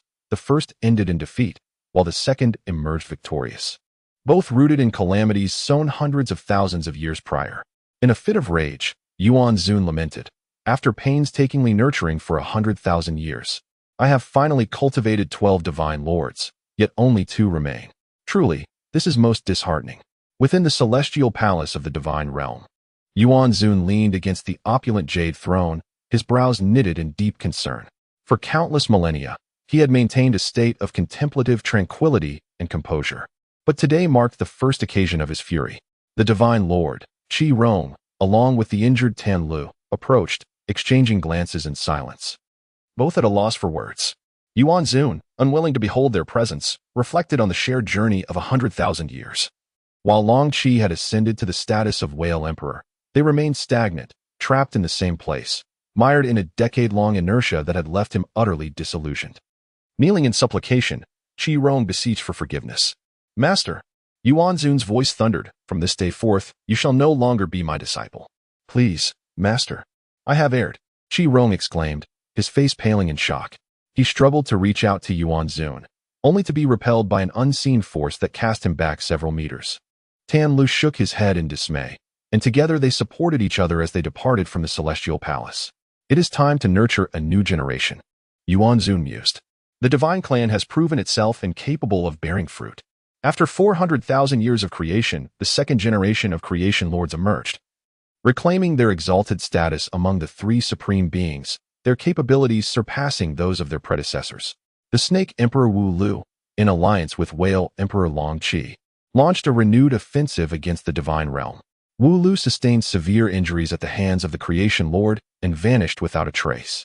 This conflict endured for over 300 years, culminating in the defeat of the demon clan. Yuan Zun addressed the returning lord. "You have returned." The lord replied with a cold snort. "What? Are you disappointed by my return?" Yuan Zun, perplexed, pondered. "Why do you possess his memories? What have you done?" "The way of heaven has always been inclined to support me. That ineffectual being should have long since relinquished his position. His actions have ignited the wrath of heaven and the ire of the people. I merely consumed him, nothing more. I embody the realm of hell." While the divine realm's tower of demon ceiling consists of 150 levels, each filled with formidable wind, rain, thunder, and various restrictions. The power of these restrictions layers upon one another, resulting in each level forming an independent microcosm. For an ordinary demon, merely touching it spells certain death. It took the first celestial sovereign tens of thousands of years to forge this prison, meticulously tailored for the demon race. At the base of the tower of demon ceiling, on the 150th level, a serene middle-aged man sits in deep meditation. He has dismantled all the crystalline chains at the tower's foundation to create a bed, appearing exceedingly content. Even as the world outside is turned upside down, he remains indifferent. This middle-aged man is none other than the Serpent King, Wu Lu. The Yuan sovereign gazes upon him, observing, "It seems you are faring quite well." Wu Lu responds, "Yuan sovereign, I am eternally grateful for your life-saving grace." With a sigh, the Yuan sovereign replies, "I saved you, yet I could not save my disciple." It is often impossible to have everything go as one wishes. Even with the power to create worlds, there are matters beyond one's control. The affairs of the world are ever-changing, yet in the end, they attain a certain permanence. Life has its fixed points, yet it remains unpredictable. Wu Lei is the progenitor of my clan. Had she not fought valiantly to preserve her descendants, our lineage would have perished over 300,000 years ago, leaving the world devoid of the red Qilin and the giant python. Yuan sovereign, I have a request. Wu Lu tears open his own chest, revealing a dragon egg exuding immense divine power. Within lies a half-conscious hatchling, its body adorned with cherry blossom-colored scales, delicate and luminous, akin to natural armor. Though still in its infancy, its presence commands a fearsome aura comparable to that of any divine sovereign. "Is that a dragon?" the esteemed sovereign inquired with astonishment. "Indeed," responded Wu Lu. "It has been nurtured by generations of our clan's most formidable warriors. 6 centuries ago, it was entrusted to my care, and since then, I have nourished it daily with my lifeblood. Finally, before the Great War, it transcended the limitations of the serpent race, glimpsing a sliver of draconic transformation. When this hatchling reaches maturity, it shall truly metamorphose into a dragon." "Does it have a name?" the sovereign questioned. "I call him Wu Yu," Wu Lu replied, wishing for a world free from calamity. The sovereign received the dragon egg from Wu Lu and gently caressed it. Sensing an exploration of its form, the hatchling within slowly opened its eyes. Seemingly enamored with the divine power emanating from the sovereign, it instinctively turned over, revealing its pristine, rounded belly. Wu Lu smiled, remarking, "This is beyond my expectations. It has taken a liking to you." The sovereign declared, "Wu Yu, a splendid name. My divine power can conceal its identity. As long as I am, I shall ensure its safety. Whether it ascends to godhood or becomes a demon emperor, that decision rests with the child. Your Majesty's benevolence is boundless. I am eternally in your debt. You have already bestowed upon me the greatest recompense." In the demon realm's poisonous ridge, the misty marshes once again coalesced, veiled in a white haze, within which the specters of countless souls flickered. The once valiant demon warriors had become ghastly and terrifying. They collectively encircled Wu Yu, causing him to become lost in the meticulously crafted dreamscape of the Nine Hells. Wu Yu's serpentine scales vibrated intensely, as if about to detach from his body, causing every inch of his skin to ooze blood. He bit down hard on his tongue, managing to crawl out of the winding, seething river of blood, the intense pain granting him a moment of lucidity. In an instant, The serpent's scales shed from his body, drifting in the mist and quickly turning to dust. He forcefully extracted several beams of pitch-black light from his being, and the restless souls in the marshy forest surged uncontrollably towards the dark radiance, gradually coalescing into a humanoid form. Wuyo, you have indeed attained consciousness. If you kill me, your centuries' worth of power will be obliterated in an instant. Wuyo was utterly indifferent. Do you think I would care for a mere century of power? Unruly entity. I can create you, and I can also destroy you. In the eighth heaven, the winds of change swirled, and countless golden strands emerged from myriad mountains and rivers, each a transcendent being unbound by the laws of the realms. Several beams of profound divine light filled Wuyo's form, mending his myriad wounds, the silver-golden scales flickering in and out of visibility. You wish to transform into a dragon. I shall not grant your desire. My body is hell. The black light radiating from the ninth abyss obscured the sky, resembling an impenetrable box enveloping the entire poison ridge. An unending stream of souls was drawn into its depths. The form of the ninth abyss grew unprecedentedly massive, birthed from the desires of the world, yet now no longer constrained by humanity. Instead, it developed self-awareness, intent on devouring all malevolence to augment its own power. With unwavering determination, the ninth abyss resolved that once this individual took the final step towards transformation into a dragon, it could seize this body directly. Alas, fate took a different turn. It witnessed Wuyo donning a coat of silver golden serpent scales rather than pure golden dragon scales. These are serpent scales. How could you forsake your transformation into a dragon? How is it possible that you would abandon becoming a deity? Wuyo, who told you I wish to transform into a dragon and ascend to divinity? Thousands of golden rays simultaneously erupted from the body of Wuyo, piercing through the darkness with a swift and formidable force, scattering in all directions. Before Jiu could utter a cry of astonishment, the form sculpted by the souls disintegrated instantaneously. The oppressive black light faded away, allowing the murky forest to envelop itself in an even deeper layer of mist. The lost souls, devoid of a predetermined target, began to drift aimlessly once more. Wuyo, realizing the moment too late, recognized this as the divine power of his master. Master, you need not intervene. I shall take care of everything, he proclaimed. I have witnessed too much suffering, too much hatred, too many shattered lands and displaced souls. When did humanity become a breeding ground for malevolence? The souls seemed to sense his words, tilting their heads in unison towards Wuyo, their empty eye sockets betraying a flicker of curiosity. Wuyo closed his eyes, feeling each utterance cause his lifeblood to ebb away. Years later, when reflecting on his actions of this day, he would acknowledge his youthful fervor and impetuousness, yet he bore no regret. Master, Father, Uncle Chi, he continued, I may disappoint you. I desire neither the throne of the demon race nor the supremacy of the divine realm. What I yearn for is a world devoid of calamity and suffering, free from deceit and betrayal, liberated from the entanglements of grievances and unending enmity. I am willing to transform myself into hell, bearing all consequences and retributions. May you bear the full weight of karmic retribution. Ignorant fool, what means do you possess to endure the karma of this world? The agony of annihilation, the resentment of division. Who can comprehend the torment in my heart? If you still acknowledge yourself as a descendant of the Red Chilan clan, then avenge us, avenge us. We are all descendants of ancient gods. Our millennia of peace shattered in a single day. To think that even in death, we find no rest, lingering in this world like walking corpses. When will we ever be free? Countless interrogations and roars echoed from all directions, the resounding reverberations shaking the entire wet marsh forest. The skulls of all the departed souls cracked open, their eye sockets continuously oozing a dark, bluish-green liquid. They stood in place, howling helplessly, yet unable to shed a single tear. Bare white bones encased their tottering organs, creating a particularly horrifying sight. Wuyo resolutely responded to them. I am willing to bear it, even if it means 10 deaths without life. Wuyo embraced himself, allowing wave after wave of enraged souls to invade his body. For 10 years, he had long forgotten what pain was, or what despair meant. On the 3,655th day, as the sun set in the west, the blood in his entire body had completely dried up, and he could no longer maintain his human form.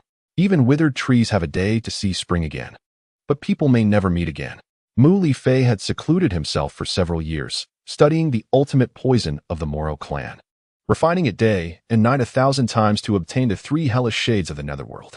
He rushed back to Poison Ridge overnight, only to find the place lush with greenery, the mist completely dispersed, and the wet marsh gone.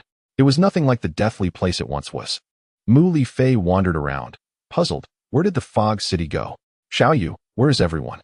In the realm of despair, Mu Li Hui surveyed his surroundings. Since the dawn of time, the marshy forest had languished in desolation. Logically, this place should have been devoid of vitality. Yet now, with astonishing rapidity, the barren trees sprouted fresh branches, flourishing visibly, transforming into verdant canopies in mere moments. The sun shone brightly, casting dappled shadows beneath the lush foliage, presenting a scene of exquisite beauty, yet an indescribable eeriness lingered in the air. Mu Li Hui had scoured the entire Poison Ridge without encountering a single living soul. Nor had he stumbled upon a corpse. He found himself engulfed in self-doubt, prompting him to pinch himself fiercely, an action that elicited a sharp pain. More inexplicably, he sensed an oppressive chill behind him, as an icy, bone-chilling hand settled upon his shoulder. Are you searching for me? Mu Li Hui nearly severed his connection to the underworld in shock, exclaiming in a startled outburst, "You startled me. What do you want?" "This is what you desired," came the reply. "I have refined it into a needle of poison, now more potent, guaranteed to take effect with a single prick. Take it." The figure behind him remained silent, the cold hand slowly drifting towards his throat. The hooked, obsidian nails pierced into the pulsing veins of his neck. A deeper incision would seal his fate. Mu Li Hui demanded, "You are not him. What is your intention? What do you wish for me to do?" A face, as pale as parchment, turned to him, with inky black nails retracting. Mu Li Hui clasped his neck with both hands, only to find no trace of blood. At that moment, the suffocating aura dissipated, revealing the unmistakable visage of Wu Yu. Wu Yu's once crimson pupils had transformed to a deep black, yet aside from that, he remained unchanged. Mo Li Fei exclaimed anxiously, "Wu Yu, what has befallen your eyes? How could you become like this? Tell me, what in the world has happened?" Wu Yu, oblivious to his words, questioned, "What did you call me? Who are you? And who am I? Why can't I recall anything?" Mo Li Fei's countenance shifted drastically as he uttered, "What are you saying? You claim to have forgotten me." Wu Yu recoiled, shielding his right eye as crystalline tears streamed forth, betraying his utter bewilderment. Mo Li Fei, with 3 needles poised between his fingers, approached him, his expression hardening with each step. An ethereal, cerulean flame danced around his fingertips, akin to a gleeful demon. Mo Li Fei declared, "Hellfire, a virulent derivative of the Moro clan's essence. This fire is perpetual, capable of annihilating all deities in existence. The Celestial Venerable went to great lengths to construct the demon imprisonment pagoda for us. It is only fitting that I reciprocate in kind. Wouldn't you agree?" Mo Li Fei continued, "Wu Yu, I once vowed that if you were ever to forget the affection we share, I would not hesitate to end your life, showing no mercy." Wu Yu stood frozen, seemingly comprehending his words as countless shadowy figures desperately clawed their way out of his body. Mo Li Fei clenched the 3 fuyang needles and simultaneously launched them, striking the Shinsong, Lingshu, and Shinfeng acupoints with precision. Wu Yu calmly pressed the needles into his flesh. A cacophony of agonizing screams echoed from within the raging flames, akin to the death throes of the damned. The inferno blazed for 2 hours, until the shrieking, clamoring shadows were utterly extinguished. Sensing the opportune moment, Mo Li Fei surged forward, wrenching the man from the conflagration. Wu Yu opened his eyes, revealing a pair of crimson, serpentine pupils. "Have those things been completely incinerated?" Mu Li Fei nodded slightly, affirming, "Are you all right?" Wu Yu Dao replied, "I am fine, yet I am grateful for your swift reaction. It occupied my body for a full decade, an utter nuisance. The souls of the wrongfully deceased can only be dispelled by the most sinister entities. The infernal flames of hell are indeed a commendable option." Mu Li Fei expressed concern. "But what of your powers? Are you certain you are unscathed?" Wu Yu merely smiled at him. "I understand your apprehension, but I remain indifferent. In the realm of the 3 trials, the gate of reincarnation marks the boundary between the divine realm and the void. Prior to the creation, it was engulfed in chaos. Post-creation, it became the soul sanctuary. The gate of reincarnation was meticulously crafted by 3 divine sovereigns, comprising over 10 towering pillars and a golden pedestal. Over 75 millennia of the Wuxiang divine calendar passed before the inaugural demon emperor shattered the pedestal, causing 2 celestial pillars to collapse and the gate to fracture, leaving behind an unfathomable vortex. A vivid map of the 6 domains unfurled gradually, blanketing the entire void, depicting the world in lifelike detail. The primordial creator meticulously arranged and inspected each segment, ultimately pausing at a vacant area. Wu Yu approached the primordial creator. Master, I have resolved to endure the trials. In the first domain, the lower divine realm and the pandivine realm are teeming with talent, where the competition among divine lords is particularly fierce. If one aspires to become the most distinguished divine lord, these locales present excellent opportunities for cultivation. In the second domain, the demon transformation realm and the demon emperor realm harbor vast and intricate forces, teetering on the brink of division. There, you might ascend to become the sovereign of a unified demon race. Wu Yu, however, merely shook his head. Master, do I possess any other options? Yuan Zun conjured a vacant space and effortlessly grasped a mountain peak. What is it? Do you not favor the path I have chosen for you? Very well. Speak your mind. What is it that you truly wish to pursue? Wu Yu, hesitant to speak the truth for fear of ridicule from his master, pondered whether to voice his thoughts. Suddenly, Yuan Zun halted his actions and turned to him. If you are reluctant to share, allow me to inquire. Should this matter lead you to inevitable ruin, ensnaring you in a quagmire from which escape is impossible, would you still persist? Wu Yu discerned understanding in Yuan Zun's gaze. You see, then you must comprehend my resolve. Is that not so, master? Yuan Zun could not help but sigh, resting his forehead in his hand. How have I ended up with 2 foolish disciples? Where has the fault lain? Why do you both seem intent on courting death?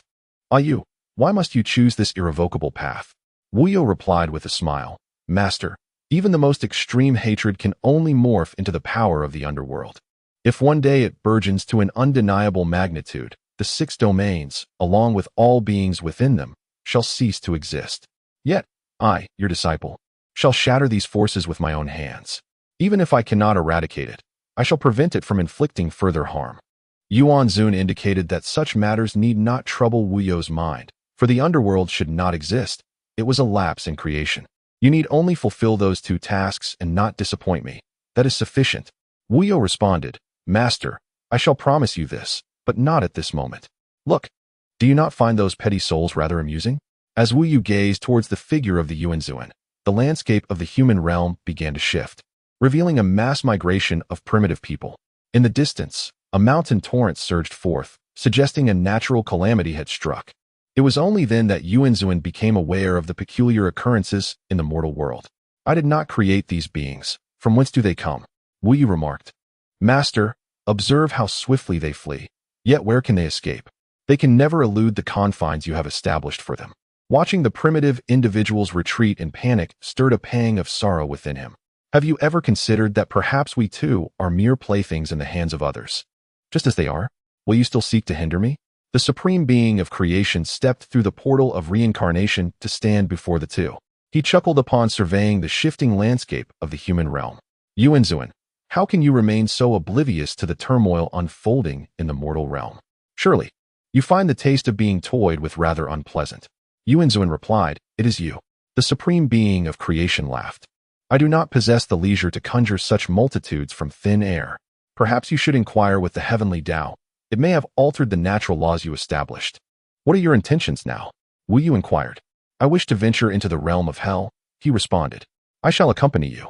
Wu Yu promptly interjected, No, you shall remain here and await my return. As the sun dipped lower in the sky, shadows flitted above the demon realm. Their forms indistinct, whether they were wandering spirits or solitary travelers remained unclear. The newly formed marshy woodlands lay cloaked in frost. Mu Liffey shivered involuntarily, a chill coursing from his head to his toes. He tugged at Wu Yu's sleeve, his voice trembling slightly. Why is it suddenly so cold? Wu Yu gestured for silence, warning him not to speak. Someone was approaching.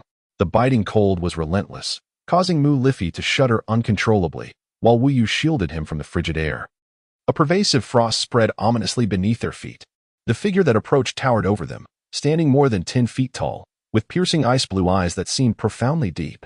Each step he took sent tremors through the ground, and every breath he exhaled instantly crystallized in the air, resembling a walking iceberg. Wu Yu smiled, amused by the spectacle. I wondered who it could be. It's merely Uncle Chi peeking out from behind Wu Yu, Mu Liffey noted. He is significantly taller than you. 9 feet 7, 9 feet 9. No, surely at least 10 feet. Truly befitting the title of the most formidable figure in the divine realm. Wu Yu affectionately ruffled his hair, reminding him, "Do not forget, you are the youngest poison emperor in the entire history of the demon clan. There is no need for you to envy others. Uncle Qi, perhaps you could change your form. Someone here is on the verge of freezing to death." Long Qi lowered his gaze to regard Wu Yu for a moment, responding with a soft hum.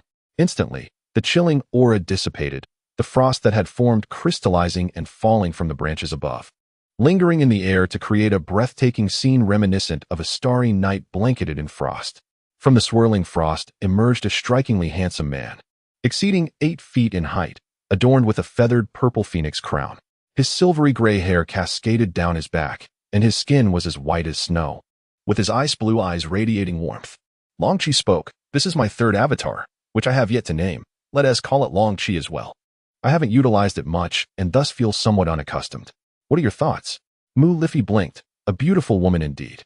Wu Yu cleared his throat gently and inquired, "Uncle Qi, did you summon me for something? Has my master mentioned anything to you?" "Indeed. I heard from Yuan Zun that you wish to descend to the lower realms for training," Wu Yu replied. "To be precise, it is a trial." Long Qi expressed concern. In the demon realm, including the demon transformation realm and the demon emperor realm, there are over 15 million inhabitants, a population double that of the divine clan. More than half of these individuals are descendants of the ancient gods, making their path of cultivation seemingly smooth. Yet, after more than 50,000 years, the demon clan has produced merely 3 emperors, and our overall strength has stagnated. Even during my own cultivation, I frequently encounter obstacles. Do you know why? Mu Liffey crossed her arms, her countenance exceedingly grim, her eyes veiled in a shroud of sorrow. "Little fish, this is also what I wish to discuss with you. After ascending to emperor status, my power has regressed instead of advancing, while the ordinary populace remains unaffected. We have long believed that the heavenly Tao, the known supreme governing force, is intervening in the development of our world." Long Qi's face darkened with indignation. I had not anticipated that its power was so formidable, capable of effortlessly dismantling the natural laws established by the Creator God.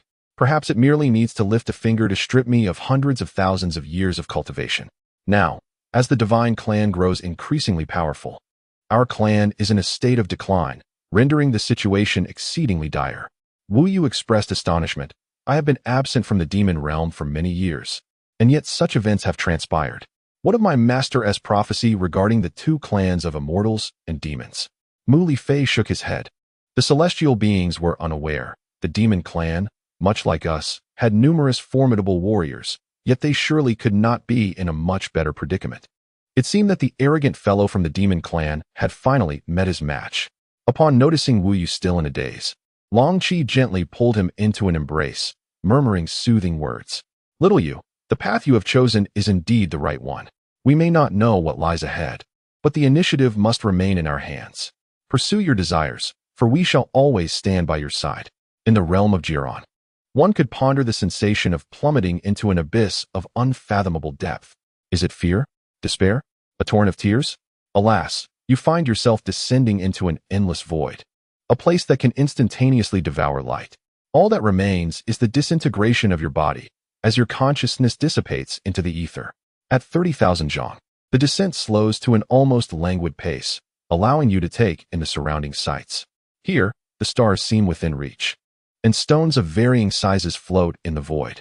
Should you gaze downward, an array of colossal celestial bodies sprawls beneath you, dazzling the senses. At 100,000 zhang, the debris suspended in the ether multiplies. A deafening roar, seemingly from nowhere, erupts, shattering all the stones. Countless minuscule celestial bodies plunge in unison, coalescing into a resplendent river of light that stretches deep into the dark abyss. Wu Yu, is this the realm of the damned? It appears somewhat misleading. However, for an ordinary soul to arrive here, they would likely have long since turned to dust. Gazing upward in the abyss, all that met his eyes was the boundless darkness.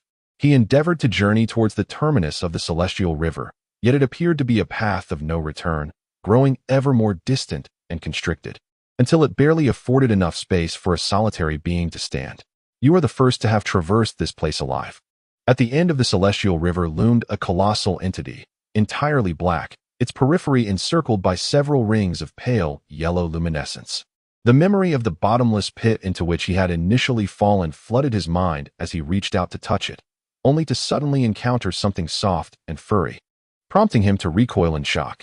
Emerging from the shadows was a figure with elongated limbs, towering at 9 feet, emaciated to the point of appearing skeletal, with light brown curls obscuring its face, though a vague semblance of humanity could still be discerned. "Are you speaking? Who are you? Is this the realm of hell?" The entity remained silent, and he watched in horror as a hand, as dark as the bottom of a cauldron and reeking with a foul stench, drew ever closer. He covered his mouth and nose, retreating several steps, fully aware of the disdain that must have marked his expression. "What a wretched situation. How can you smell so foul? Do not touch me," he lamented. "What kind of world is this, where I have fallen so low that even a junior dares to disdain me? How long has this realm existed? Over 500,000 years, or perhaps 600,000. I have lost count. It appears I am truly aging." "Junior?" he inquired. "Are you of the demon race? Who exactly are you?" "Young man, I need not even glance to discern that you belong to the Red Chelan lineage. Only an everlasting life can contend with the boundless realms of hell. There is no need for your astonishment. This is merely a fragment of the hell realm." Wu Yu silently pondered. "Just a fragment. Can it truly be beyond my grasp to halt it?" He interjected. "Senior, I must clarify. I am a descendant of the primal wilderness dragon and the Red Chelan serpent, Wu Yu. I apologize for my earlier rudeness. Primal wilderness dragon? How could a long-extinct race have descendants? Is it perhaps a form of self-destruction? No wonder they faced annihilation." Wu Yu remained unfazed, stating, "As you can see, I was created by them, devoid of family. Now, might you enlighten me as to your identity?" "I am from the primal wilderness Panga lineage, a Lingue." Wu Yu found this quite intriguing. 2 ghosts, such peculiar names. The Lingue approached stealthily, extending a finger of approximately a foot in length to press against Wu Yu's forehead. The intricate layout of all bones, meridians, organs, and the flow of blood became vividly apparent. The golden and red blood intertwined, shimmering brilliantly in gold, while the red exuded a bewitching allure. The fusion resulted in an even more extraordinary hue. The Lingue clicked his tongue. "Indeed, a modified body, flawless and resplendent. You possess 2 fully matured hearts. Are you aware of this?" "Ah, never mind. It is evident that you do not." Wu Yu bowed respectfully, declaring that the specifics were of little consequence. His purpose for visiting was of great importance. "Senior, I must ascertain the true entrance to the realm of hell. As for the realm of the Lingue, unless one possessed the power to tear through space, it would remain elusive. Were it not for the sealing of my cultivation, I would have uncovered it long ago." Lingue brushed aside the hair from his face, revealing a colossal creature, resembling a dragon yet akin to a python, swirling around the Milky Way. What once seemed like a vast celestial body now appeared diminutive, akin to dust. Wu Yu, with his slit pupils, surveyed the surroundings, claws parting a multitude of obstructive stars, ultimately resting on a pitch-black celestial body, from which all nearby entities were inexorably drawn. It appeared shrouded in enigma. Lingue gazed in astonishment as the massive entity was effortlessly torn apart by mere claws. At that moment, the void quaked violently, and everything began to fragment, ultimately dissolving into nothingness. Thousands of beams of white light dazzled the eyes, and when vision returned, the landscape had undergone a cataclysmic transformation. "I have discovered the entrance," Wu Yu exclaimed with excitement. Lingue scratched his head. "You should have mentioned your ability to escape earlier." Wu Yu reverted to his human form, and they stood at the brink of a precipice, exchanging glances. The sun was obscured, yet the sky remained luminous as daylight. Below them lay a barren expanse, and a misstep would plunge them into an unfathomable abyss. "What should I say? This appears to be yet another dead end." Wu Yu mused. "I have an idea. Would you care to hear it?" Lingue shot him a glare. "If you intend to leap into the void, I have no objection. However, should you dare to drag me along to my demise, I shall take your life first." "Would that I could obliterate you from existence," Wu Yu murmured. Perched precariously on the cliff's edge, gazing into the abyssal chasm below, the scene evoked a haunting sense of déjà vu, as did the exchange that had just transpired. A cacophony of ringing filled his ears, accompanied by a dizzying vertigo and a blurring of consciousness. He clutched his head, feeling as though the world around him were receding into the distance, as if he were adrift in a dream. Have you ever experienced a recurring dream? Imagine yourself at a crossroads, with four distinct paths stretching out before you. Your subconscious whispers, guiding you toward what it insists is the correct path. But is it truly the right one? Regardless of the path you choose, you inevitably find yourself back where you started. You place your faith in your intuition, only to become lost, forfeiting your ability to discern and ultimately succumbing to the merciless embrace of the nightmare. Wu Yu seized his wrist and bit down with ferocious intensity, yet felt no pain. A dream, without a doubt. His eyes snapped open, but the sudden clarity of consciousness nearly suffocated him. Every orifice that could draw breath was inundated with a viscous, foul liquid. With desperate resolve, he fought his way free, discovering that he was submerged in the cleansing river, a conduit to the realm of rebirth. Was I dreaming just now? Wu Yu questioned himself. The denizens of this realm were cloaked in spectral flames of ashen green, their corporeal forms remarkably preserved, allowing glimpses of their former selves. After the passage of an incense stick's worth of time, the souls plunged en masse into the cleansing river, emerging as bleached skeletons, a transformation known in the realm of rebirth as the cleansing ritual. A wraith approached, its voice laced with relief. You're finally awake. I was beginning to think I'd have to bury you here and abscond. It's you. The specter abruptly lifted him, transforming from their initial encounter. This figure now appeared more imposing, no longer emaciated but robust as an ox. The light brown curls were meticulously styled, and only then did Wu Yu discern the vivid crimson curse mark emblazoned upon his visage, the mark of the fallen god. I thought you were blind to it. It seems you can indeed see, the specter exclaimed in frustration, shaking his hand. This damned curse binds me here eternally, yet you have the freedom to depart. I cannot fathom why anyone would send their offspring here to court death. Wu Yu interjected, I came of my own volition, willingly, and with resolve. One thought of enlightenment, one thought of hell. The Creator has overestimated humanity's benevolence while underestimating its malevolence. Such deities, who believe themselves to be the masters of all, are the most despicable. They remain oblivious to the rapidly destabilizing balance of yin and yang that governs all existence. Humanity is adrift, souls are unanchored, and the expansion of hell is an undeniable reality. Wu Yu continued, this is precisely why I have come here. You have witnessed my determination. The specter turned Wu Yu's body to face the endless stream of wandering souls. If the precondition for ascendance is to tread upon the corpses of thousands, do you believe you can accomplish that? Do you see? Before you stand those who were once vibrant, living beings. No matter the weight of their sins or the lives they have taken, could you truly bring yourself to do it? Wu Yu conceded, you speak truth. I find myself unable to take such action. Do you not yearn to absolve the world's transgressions? Reflect upon your closest kin. Contemplate your purpose for being here. Only by becoming part of it can you earn the right to transform it. Master, could you enlighten me on whether the path I have chosen is right or wrong? Do the convictions I uphold possess any significance?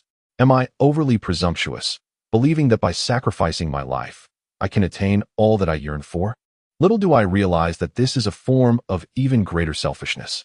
Wu Yu strides toward the realm of rebirth, unaware of the reason behind his actions, feeling only an invisible force guiding him forward. Pain pierces through his feet, as if flesh might separate from bone at any moment. Yet, he continues to hasten his pace, seemingly unperturbed, as restless souls drawn to him turn and rush toward the tall figure he embodies.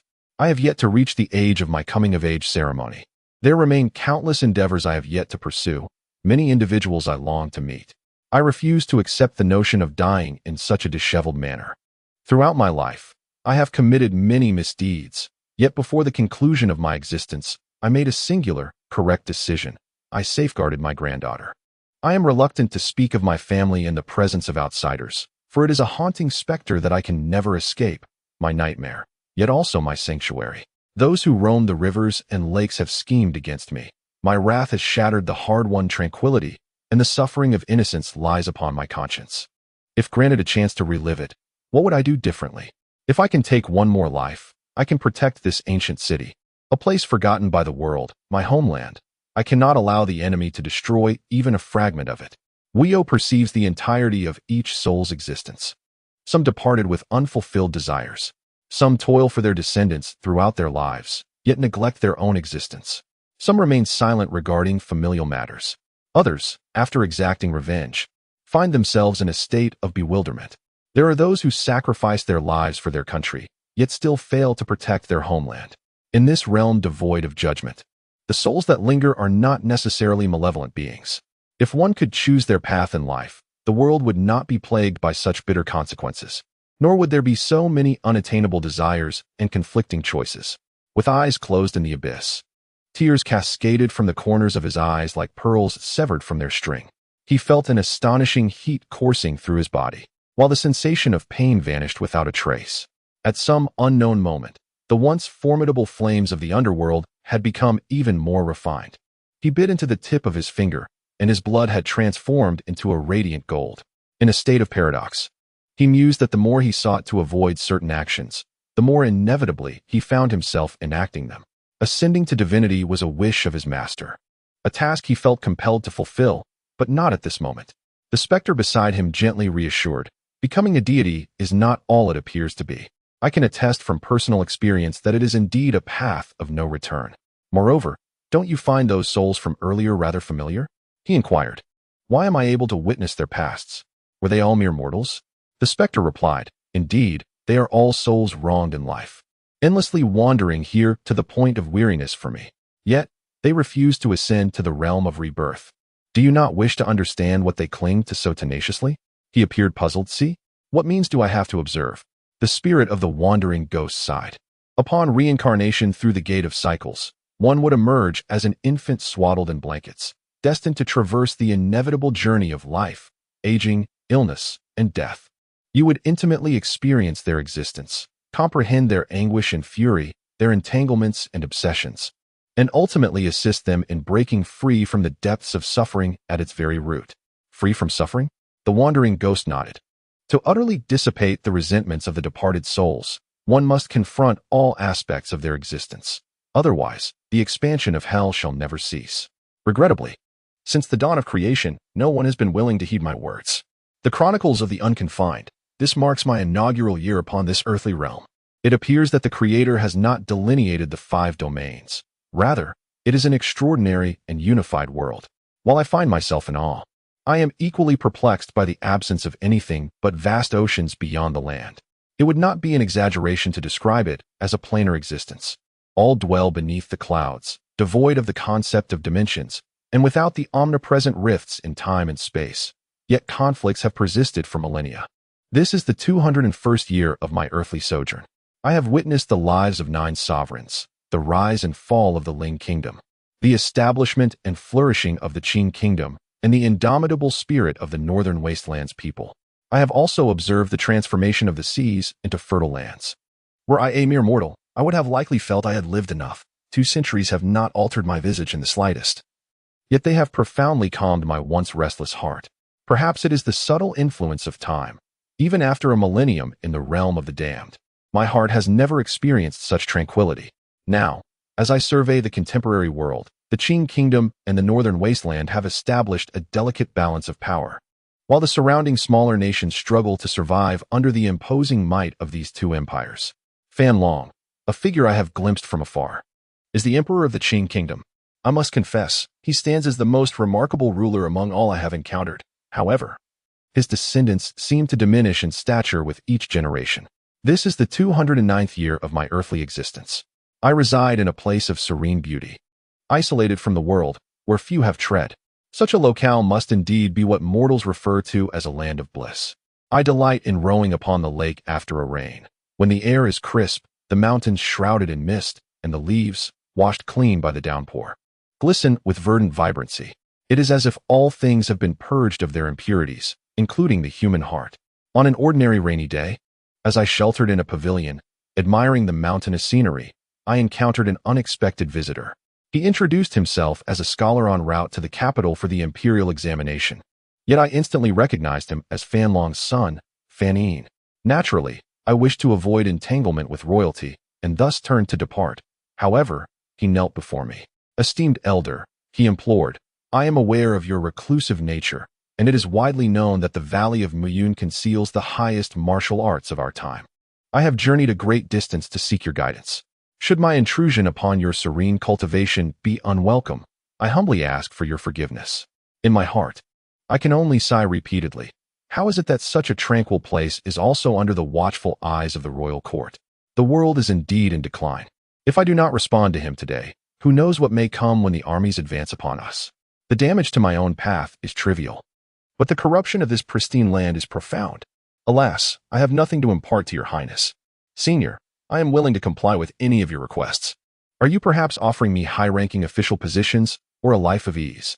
1,000 pieces of gold. Regrettably, I am but a simple rustic, unworthy of your highness's generous intentions. Had it been the old me, I would have struck him down with such force that he would never dare to disturb me again. Though I am inclined to act similarly now, and indeed, I did give him a sound beating, teaching him that one should know when to retreat. Yet, a fortnight later, as I took a stroll outside, there he was, kneeling at my doorstep. Senior, you have finally emerged. What is this? Do you intend to use a scheme of self-inflicted suffering to compel me to yield? No. After much contemplation, I have finally comprehended the profound intentions of my esteemed predecessor. He is diligently refining my disposition. His subsequent words were completely lost on me. Having traversed this earthly realm for over 2 centuries, I have never encountered such a perplexing dilemma or such a tenacious individual. Despite possessing mediocre martial skills and minimal aptitude, he relentlessly pursues me, calling me master and compelling me to impart my knowledge, truly incomprehensible. Recently, I have been organizing the 9 prisons aphorisms left behind by my esteemed mentor. It is a common practice among mortals to compile martial arts and techniques into tomes, and I have endeavored to document my latest insights. Writing in the human language proves to be a formidable challenge.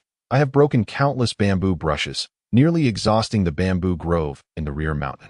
Thus, days have passed one after another, and by the time I complete my work, 2 months have elapsed in the mortal realm.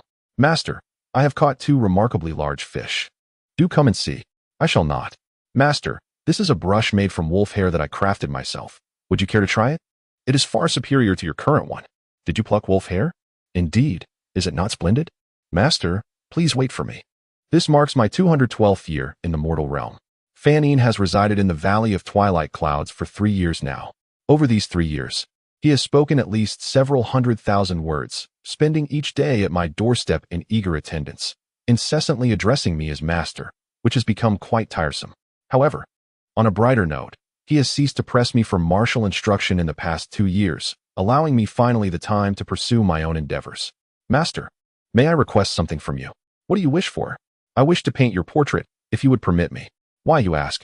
Given the ghastly creations you have produced over the past few years, they would scarcely draw a glance even if cast into a lake. Yet, you dare to offer me your likeness. I concede, master. For reasons unbeknownst to me, as I beheld his desolate expression, my heart softened. Perhaps it was due to my accustomed life of companionship, for I find myself unable to return to a solitary existence. Ultimately, I acquiesced to his request. This young man possesses a certain flair for portraiture, despite his landscapes remaining rather lackluster. Master, how delightful it would be to lead a life of leisurely elegance. I have never yearned to partake in the intrigues of royal power. However, those of noble birth are inherently suspicious, to allay their concerns. I feigned a desire for scenic escapades and went to great lengths to conceal my whereabouts, yet their spies ultimately uncovered my location. Master, why am I denied the freedom to pursue my own desires? Is it merely because I was born into royalty that I must forfeit my liberty of choice? Indeed, one must be resolute and not yield to sentimentality. I admit, after hearing his words, I faltered. As a descendant of the ancient divine lineage, I ought not to be swayed by such emotions, yet here I stand as a mortal. I wiped away his tears and told him that a man would rather bleed than weep. What do you say? Should you not offer me consolation in such moments? Consolation? Go and practice your skills. If there were truly those who wished to assassinate you, you would have perished in your dreams 1,000 times over. Practice? Are you serious? With your meager skills, it's hard to fathom who could have taught you. They are utterly subpar. Utterly subpar? Yet I once faced 100 adversaries single-handedly, and I held the title of General of the Cavalry in the army. My father was out waging wars when I was merely 14, just 14, master. 14? Consider how old you are now.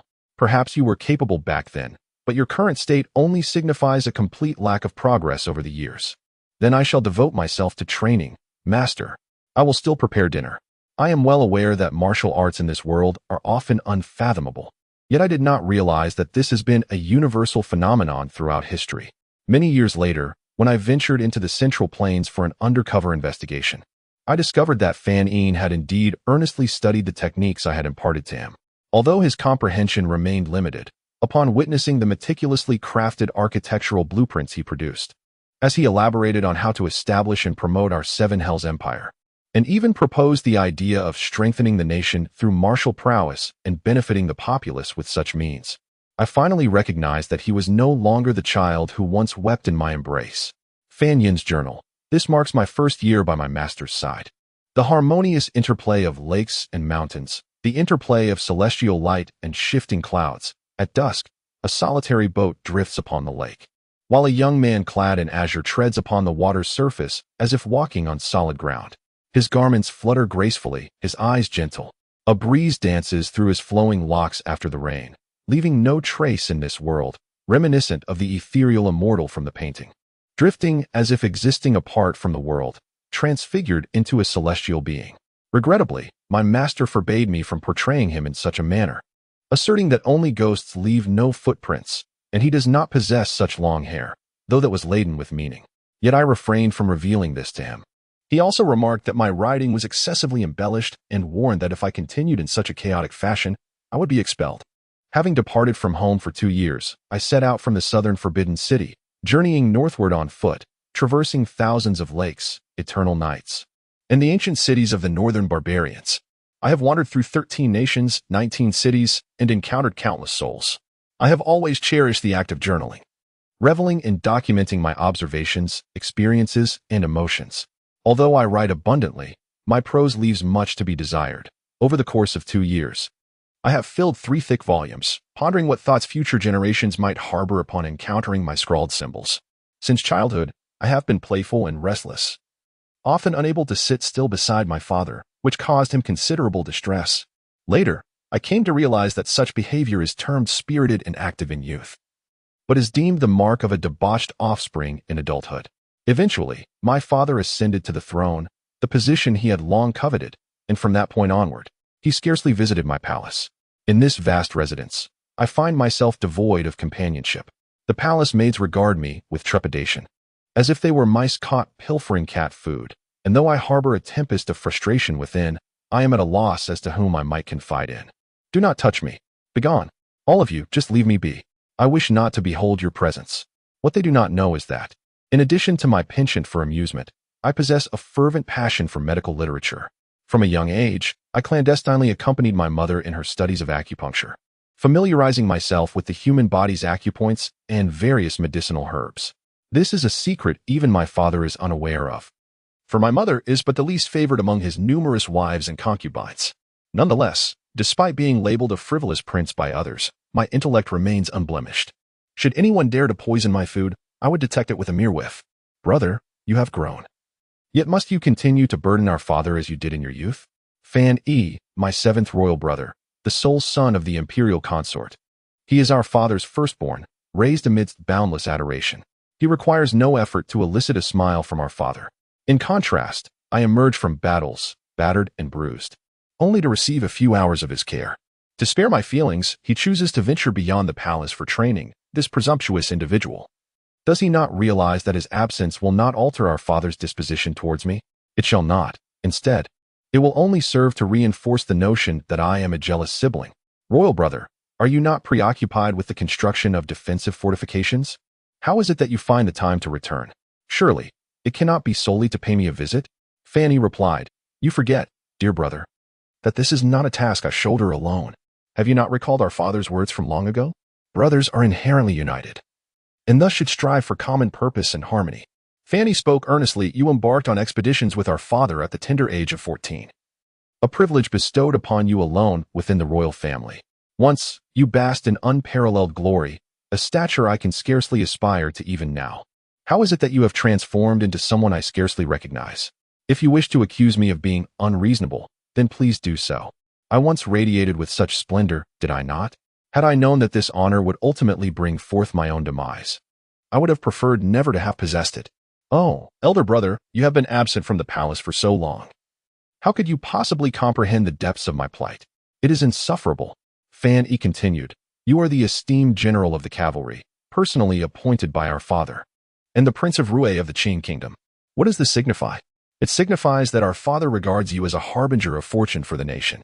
You are undoubtedly the chosen heir to the Qin kingdom. Elder brother, are you aware of the whispers that circulate about me? They claim I am a threat to the throne, a debauched scion, unworthy of my position, deserving of deposition. Do you have any idea how it felt to hear such words? I found it to be profoundly absurd, yet even more tragic. If our father truly valued and trusted me, how could he allow such rumors to fester, even reaching my ears? Fanny struggled to comprehend. 10th brother, your resentment towards our father runs so deeply. I believe you need a moment to collect your thoughts. I have matters to attend to, so I shall take my leave. I have finally expressed everything. What a relief it is. I never anticipated that he would be the first to hear it. Yet, what does it matter that he heard? After this incident, he never came to see me again. Perhaps it was due to the walls having ears, or perhaps his pampered existence rendered him incapable of understanding my feelings. Nevertheless, I have long ceased to care. This meticulously crafted palace will forever be my nightmare, along with the people within it, who chill my heart even further. In the 6th year of the reign of my forefather, my mother passed away. Due to the decline of her family, stripped of power and influence, she was hastily buried by the court. It was a rainy day when I recklessly fled the palace, escaping this cage that had confined me for 6 years. 6 years flew by in an instant, yet they were sufficient to transform a person. I am acutely aware of how history will portray me, a prince tainted by scandal, but this will not hinder my steps toward freedom. This marks the 3rd year since I arrived by my master's side. The 3 years spent with my master were the happiest of my life. Even many years later, I remain grateful for that unexpected downpour, for it led me to the valley of twilight clouds. The gentlemen in azure robes relished sitting in the rain shelter, admiring the mountain scenery, and enjoyed boating on sunny days after the rain. However, I never dared to speak of these things to my master. He would surely be angered by my act of peeping. I cannot recall when I ceased my martial training. Once so fervent in my pursuit of martial arts, I let my practice slip away due to various distractions. Even my requests to learn from my master were mere expedients. On that day, when my master urged me to practice, I faltered. How long had it been since I last heard the words practice martial arts? Perhaps it was their relentless assault on my confidence, or perhaps it was something else. In any case, resuming my training proved exceedingly difficult. My master had exceptionally high expectations of me, evoking a feeling akin to returning to the military camp. At the age of 14, I experienced the pinnacle of my life, which also marked the beginning of my tragedy. Had I understood the importance of tempering my brilliance, of conserving my strength and advancing step by step, I might have donned my own armor and avoided so many unattainable desires. I finally grasped the significance of martial arts and resolved to promote the martial traditions of the Central Plains. Thus, I bid farewell to my master and journeyed to Shuangxi City, where I traversed the 7 prisons pass and began to study the esoteric 9 prisons proverb, akin to a celestial scripture. For countless years, I wandered like a blind man feeling an elephant, but at the age of 40, I comprehended the essence of the 9 prisons and compiled it into a tome. Alas, future generations will never witness my interpretations of the 9 prisons. Only my master's wild cursive. How amusing it is to think of my master's handwriting even now. In the 11th year of the reign of my forefather, I completed the conceptual drawings of the Zhao Quebec. That year, my master visited Shuangxi City, and we deliberated over the intricate design details of Zhao Quebec. It was the last time I laid eyes on my master. I wished to bid him a proper farewell, but unexpectedly, I became intoxicated. Taking advantage of the situation, Fan Yi seized my drawings. I never anticipated that he would be such a duplicitous individual. As soon as the final construction of Shuangxi City was completed, he would be the sole candidate for the crown prince. For this absurd reason, my master misconstrued my intentions and departed from me forever, perhaps out of guilt. Fan Yi persuaded my father to retain the name Zhao Ke and even wished for me to serve as its lord. The water pavilion under the sun, alas, remains but a half-finished product. I have calculated that Zhao Ke must be repaired every 10 years, otherwise it will collapse. In the 14th year of the reign of my forefather, the year of the rise of martial arts in the Central Plains, I fulfilled my promise to my master and departed this nation for good, never to return. Outside Shuangxi City, the tale of the life and death arena of Berling unfolds, a towering structure of 200 levels, where Qian Shui clutches a bundle of yellowed, filthy cloth, intricately layered and intertwined. The fabric, worn and weathered, bears the marks of countless times it has been rolled, with faint white lines suggesting it was once meticulously preserved. One end lies trampled underfoot by Qian Shui, accumulating a thick layer of dust in merely half an hour. The other end is spread upon the ground by Wuyo, whose expression grows increasingly troubled as he gazes upon it, his complexion paling with each passing moment. Wuyo inquires, "Where did you find this? Why is it so filthy?" Qianshui replies, "What do you mean found? This belongs to him." Wuyo, puzzled, asks him, "Who?" Qianshui continues, "You truly do not remember? This was written by Fan Yin, the 10th prince of the Qin kingdom, the mortal you often mention to me, the one who came how many thousands of years ago? The one from your second tribulation." Wuyo struggles to comprehend, demanding, "What exactly are you trying to say?" Qianshui leans closer, scrutinizing Wuyo's expression. "Master, after observing for so long, do you not feel anything peculiar? Have you recalled something, anything at all?" Wuyo delicately pinches the yellowed fabric between his fingers, revealing several large, greasy stains that cling together. The inner layers, long untouched, appear even more dismal, emanating a stench potent enough to overwhelm a crowd. A tide of unnameable fury rises within Wuyo, and he stands abruptly, questioning, "Are you attempting to use these remnants to restore my memory, or to disgust me? Do you not know that I abhor such filth?" Seeing the seriousness etched on Wuyo's face, Qianshui casts aside the gathered fabric, a fleeting glimpse of melancholy flickering in his eyes. He held the serpentine jade pendant in his hand, repeatedly caressing it. The snake, known as the Crimson Chain, had been polished to a brilliant sheen. "Master," said Qianshui, "I wish to discuss something with you." "Wuyo," he interjected, "could you first let me out?" Qianshui, grinning mischievously, replied, "Once you allow me to finish speaking, I shall set you free. Rest assured, the person you care about will not come to harm. They are protected by the soul of the 6 domains Lord. A blessing earned over countless lifetimes. No, thousands of lifetimes." Wu Yu's ears burned with indignation. "Do you take pleasure in bantering with me? Why is it that every time we converse, I become irate? Did you always speak in such a manner?" Qianshui appeared unfazed by his sharp tongue. "Master, would you like to know about your past? Though you may not remember, I can recount each detail." Wu Yu waved his hand dismissively. "Speak if you wish, but I may not choose to listen." The realm of hell exists in a temporal and spatial independence, resembling a treasure chest nested within layers. Only by traversing to its core can one uncover the means to escape this dimension. Beyond this vast expanse lies an infinite multitude of identical treasure chests. Unless one possesses the power akin to that of the Creator God, escape remains an impossibility. This elucidates why the higher realms prohibit any unauthorized entry into the 6 domains. Yet, you are one who dares to contend with the heavens. Upon entering the realm of hell, you fully comprehended that you would never emerge from it in this lifetime, and never contemplated the possibility of meeting a devastating end. But such is your nature. You are one who never leaves a path for retreat. The 6 domains serve as a repository for lost souls, where those who committed heinous acts in life are cast into deeper layers of hell, condemned to eternal suffering. Purely virtuous souls are not confined here. Instead, they are personally guided by the deity to a blissful reincarnation. As for those of ambiguous morality, they are cast into the river of purification, destined for the realm of rebirth, where they are subjected to daily atonement. One might ponder the origin of such an ordeal. It is less a process of salvation and more one of torment. In addition to the lost souls, there are those like myself, marked with the sigil of the fallen god. I was destined to remain here indefinitely, yet fate brought me to you, and for that, I am eternally grateful. The flow of time in this realm differs from that of the 2nd domain. I have endured an entire year in this excruciating place, while merely a day has passed in the 2nd domain. Yet you have dwelled here for 10,000 years. Do you still remember the significance of your name? No prison. A wish for this world to be free of calamity. Do you also recall the words you once spoke? You once expressed a desire for a world devoid of calamity and suffering, free from the endless cycle of hatred and unarticulated grievances. You resolved to confront the world's animosity with your entirety, yet you were never meant to bear such burdens. The term heavenly favored scarcely encapsulates your genesis.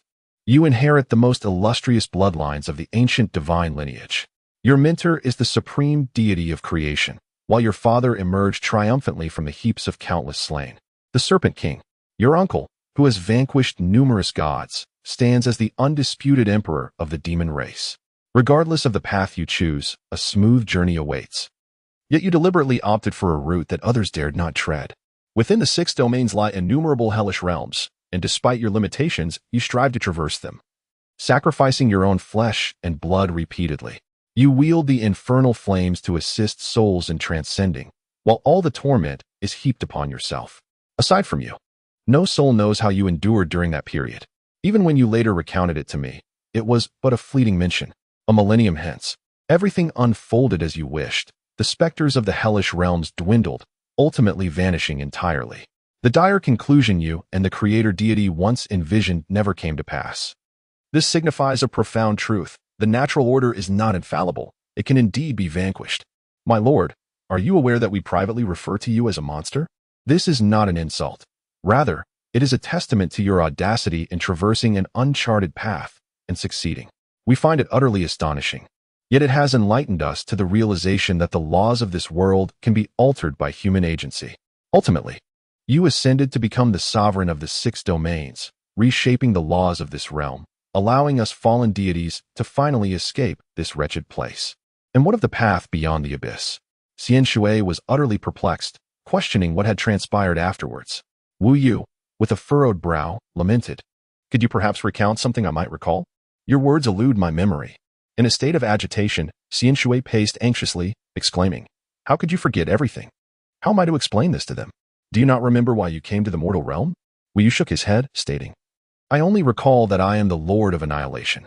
What is happening? Why can I not recollect anything beyond this? Is someone erasing my memories? My head aches terribly.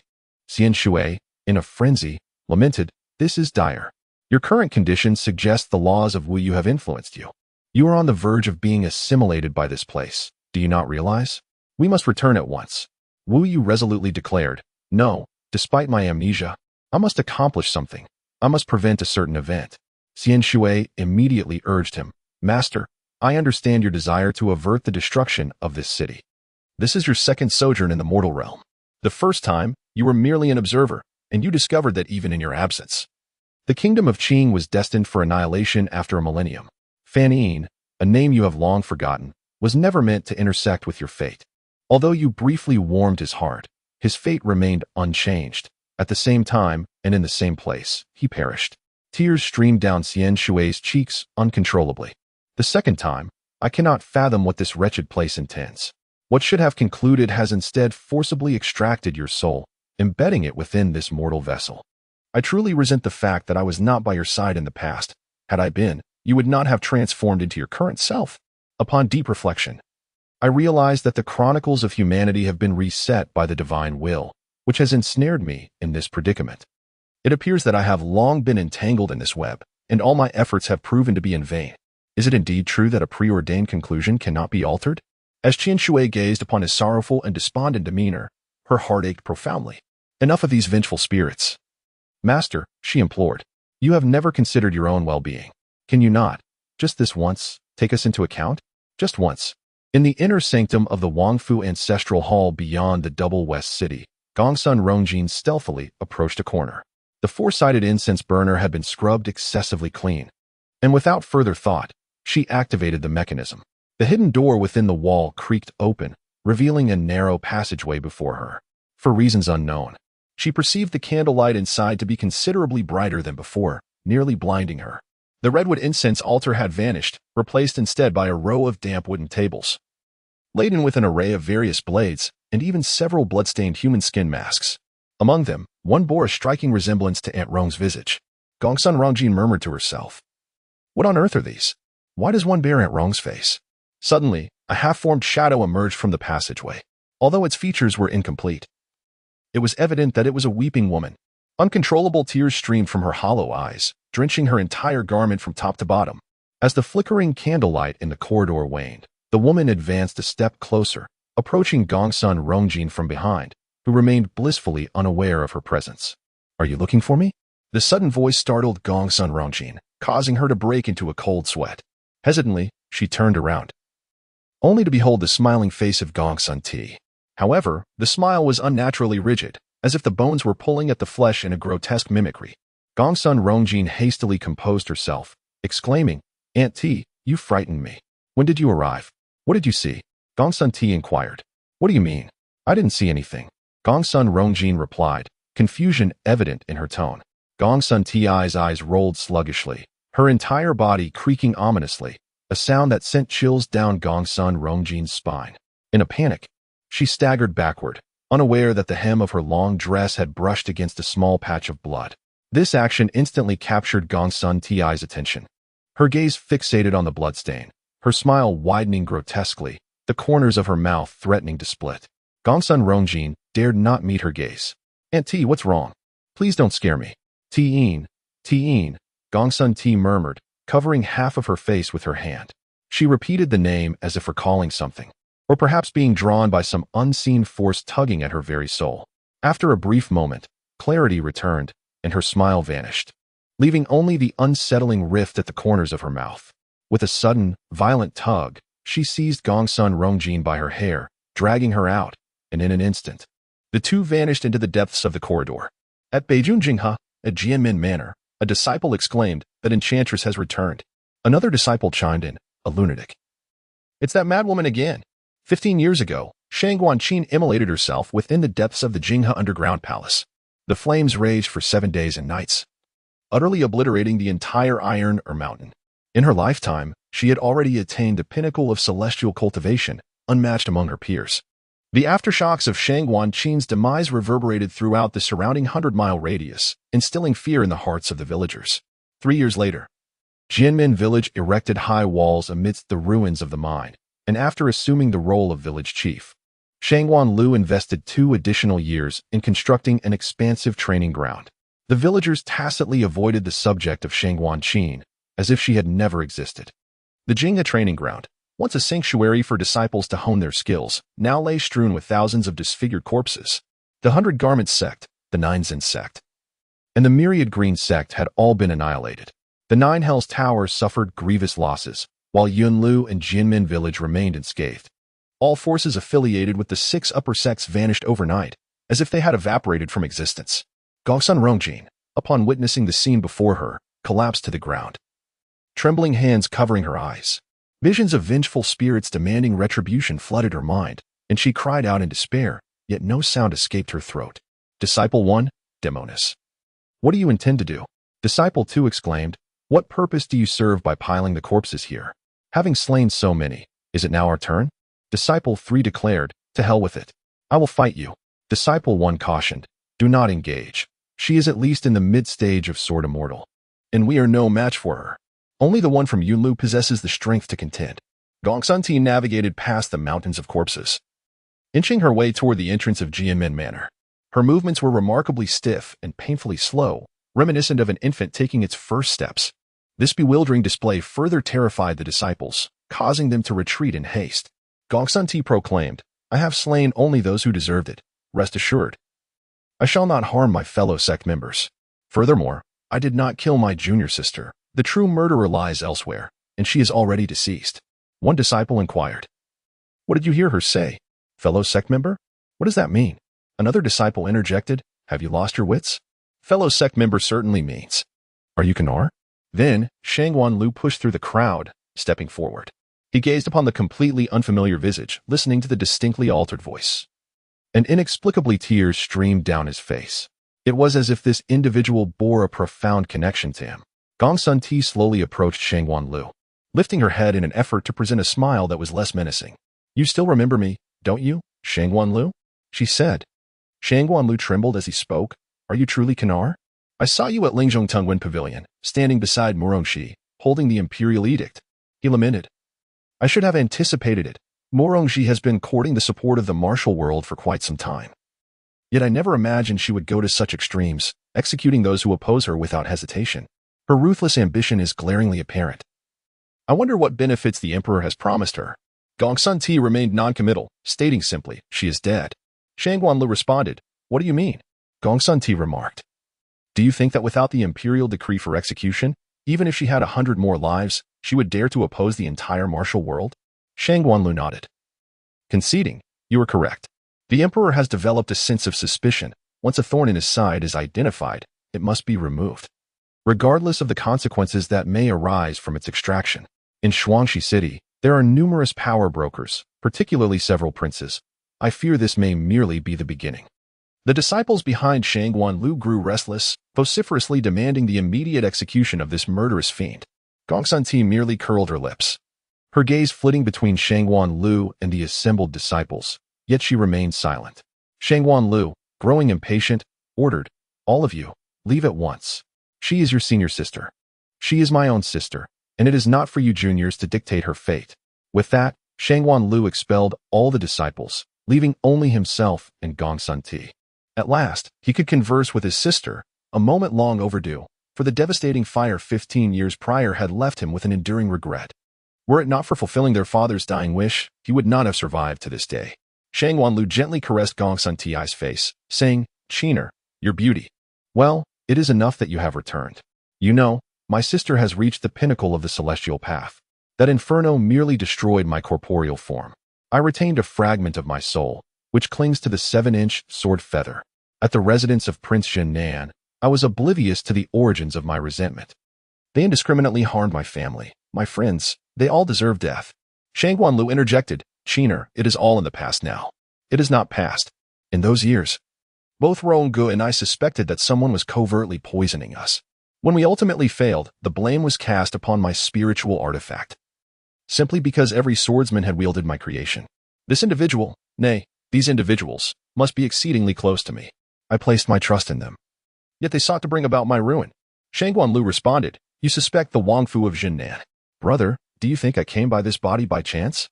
Had it not been for her coercive practice of forbidden techniques, which rendered her body unable to withstand the strain and shattered her soul, how could I possibly have seized her form?" Shangwan Lu, belatedly understanding, remarked, "It is the blood sacrifice technique. Ronggu, come here quickly." Ronggu sensed that Mo Ru Wei was acting unusually today, yet she still replied, "What is the matter? Why the urgency?" Mo Ru Wei spoke softly. "It is of utmost importance. I must speak to you face to face." Ronggu, exasperated, retorted, "Do not tell me you have blown up the underground palace. There is a part of me within it, Mo Ru Wei. Did you hear that?" Mo Ru Wei acknowledged with a hum, "Just come over. I will explain it to you in detail." Ronggu acquiesced, "Very well, I shall enter, but you had better not do anything to provoke me." In the winter of the 25th year of the reign of Emperor Zhao, in the town of Linzhou, Nanjun, within the underground palace of the Bai sect, disjointed female voices had been echoing from the depths.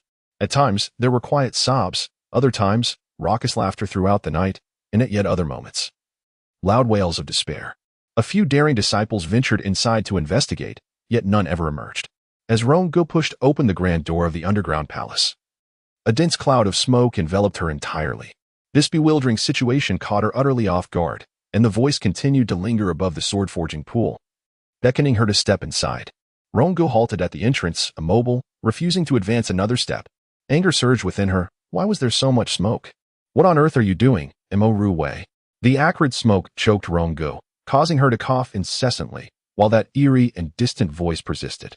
At that moment, a chilling dagger sliced through the fog, pressed against her neck. Instantly, Ronggu reacted. She flicked the blade away with a finger, then deftly twisted the hilt, cutting the unfeeling cheek of the assailant. "You are not Ru Wei. Who are you truly?" The figure, adopting Mo Ru Wei's voice, replied, "I am your dearest friend. Do you not recognize me?" Ronggu scrutinized this self-proclaimed friend, noting the black veil that obscured half of the face, revealing only a pair of round, glistening eyes. To prove the veracity of her words, the figure blinked several times. Ronggu gazed intently into those eyes, ultimately confirming that only her own reflection stared back. She resolved, she would never cast such a flirtatious glance at me. "Moreover, your face bears no warmth. What normal person resembles you? Speak the truth at once." Ronggu tightened her grip on the hilt, and a shallow crimson mark appeared on the woman's face, her large, round eyes brimming with tears. Seeing that Ronggu remained unconvinced, the woman began to spill forth a torrent of words, fluent and articulate, as if rehearsed in advance. "I truly am Mo Ru Wei, and I have a younger brother named Mo Ruji. My grandfather is Mo Hongda, the head of the Mo family. I have 8 male cousins and 11 female cousins. Our acquaintance was forged through a duel, in which you did not show me any mercy, leaving a mark on my arm that still hasn't healed." As Ronggu listened to her, he found her claims reasonable and proceeded to examine the sleeves of her garments closely. Indeed, there were faint scars, one deeper than the other, just as he remembered. Ronggu, filled with skepticism, inquired, "Are you truly Ru Wei?" "I am indeed," she affirmed. Ronggu lifted her veil and tested the temperature of her face with his palm. "If you're truly her, why is your face so cold? It resembles a corpse entombed in ice. How do you account for that?" Ronggu thought to himself that he was eager to hear how this impostor would justify herself.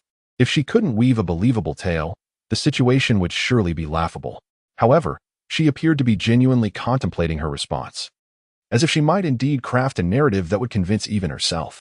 I understand this may sound utterly absurd, but allow me to pose a few questions that will clarify things.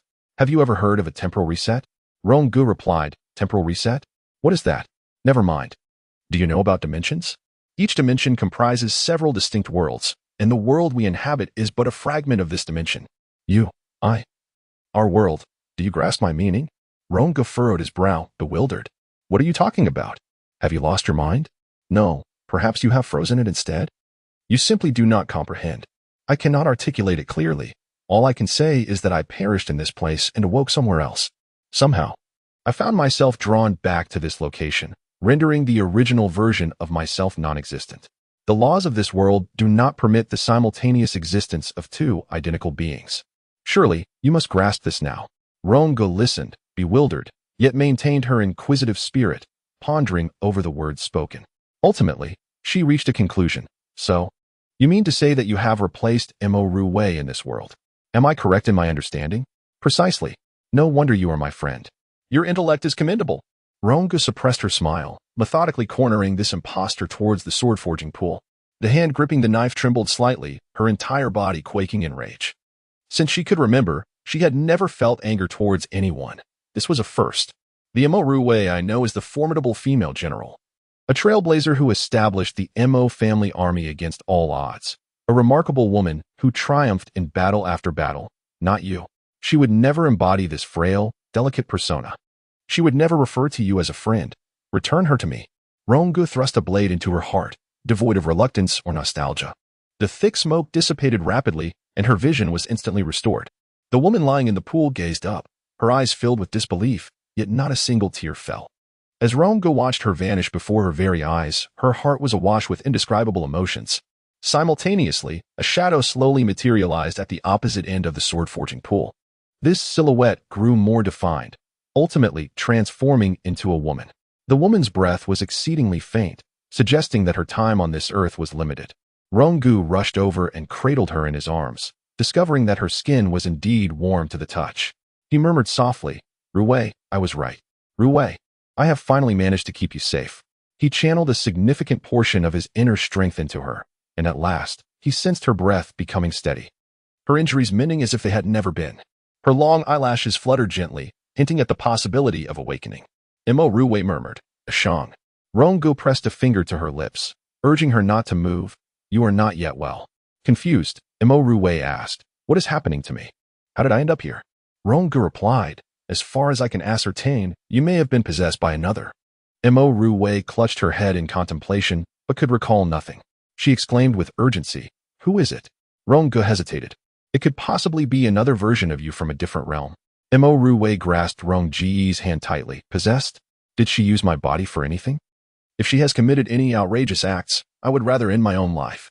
Ashang, you must not stop me. Rong-gu reassured her. No. She had not the chance to do anything before I dealt with her. I can assure you of this. Moreover, your life was salvaged by me. And even with my permission, you must not take your body lightly. Mo Ru-wei replied, I understand your concern.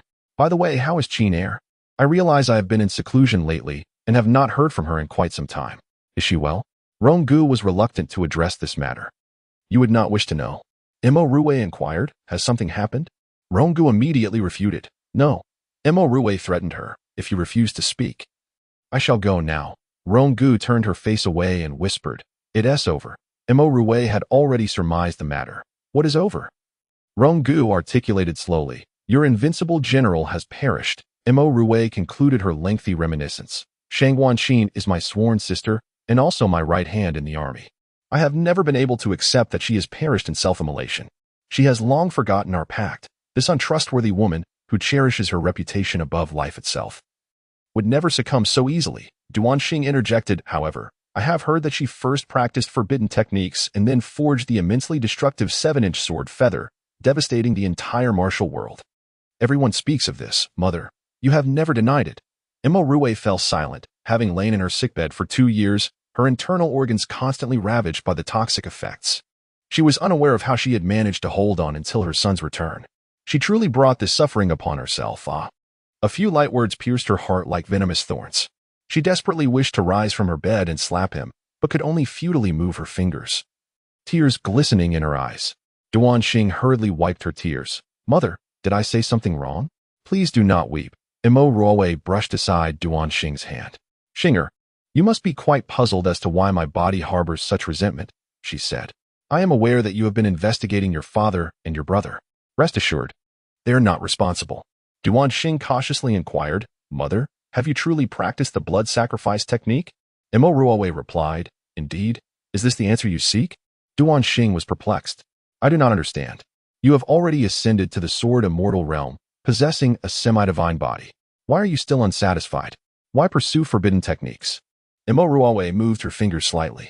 What if I told you this is not by my own volition? These were the words Imo Ruowei uttered on the brink of death to Duan Xing. At that moment, he understood only in part, and even now, he remained baffled. Had she resolutely left due to weariness of that home? Or was she evading something? Duan Xing strained to recollect the events of the past few days. He and Rong Shang had arrived at the Lingzhong Tunwen Pavilion when he suddenly collapsed, losing consciousness. Upon awakening, he found himself in this dreadful place. He was bound to a chair, unable to move, with a foul substance stuffed in his mouth, and multiple layers of black cloth covering his eyes, causing them to throb painfully. The instant he regained consciousness, he realized his body was weak and powerless. Upon checking his dantian, it was indeed empty. Now devoid of internal energy and physically restrained, he had never felt so isolated and helpless. How much poison had that daylight brigand administered to him? If he were to capture them, he would not hesitate to beat them senseless. Life without sight was truly unbearable. Thankfully, he still had his hearing. Yet each day he could only listen to the chirping of birds outside and the deafening sound of the wind, with nothing else to accompany him. Uncertain of how many days had passed, just when he believed he would succumb to starvation, the fence gate unexpectedly swung open. A figure entered, circling around Duan Xing repeatedly. Seemingly without a hint of impatience, Duan Xing was rendered utterly speechless by this kidnapper's relentless scrutiny. He felt the foul object in his mouth being removed, and the black cloth that shrouded his eyes was gradually peeled away. The long-awaited sunlight streamed in, and he had never perceived it as so blinding before. It took him a considerable time to force his eyes open. Duan Xing shouted, What do you intend to do? If you wish to kill or torture me, be swift about it.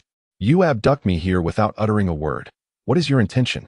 At last, Duan Xing discerned the appearance of his captor, broad-shouldered and narrow-waisted, yet not frail.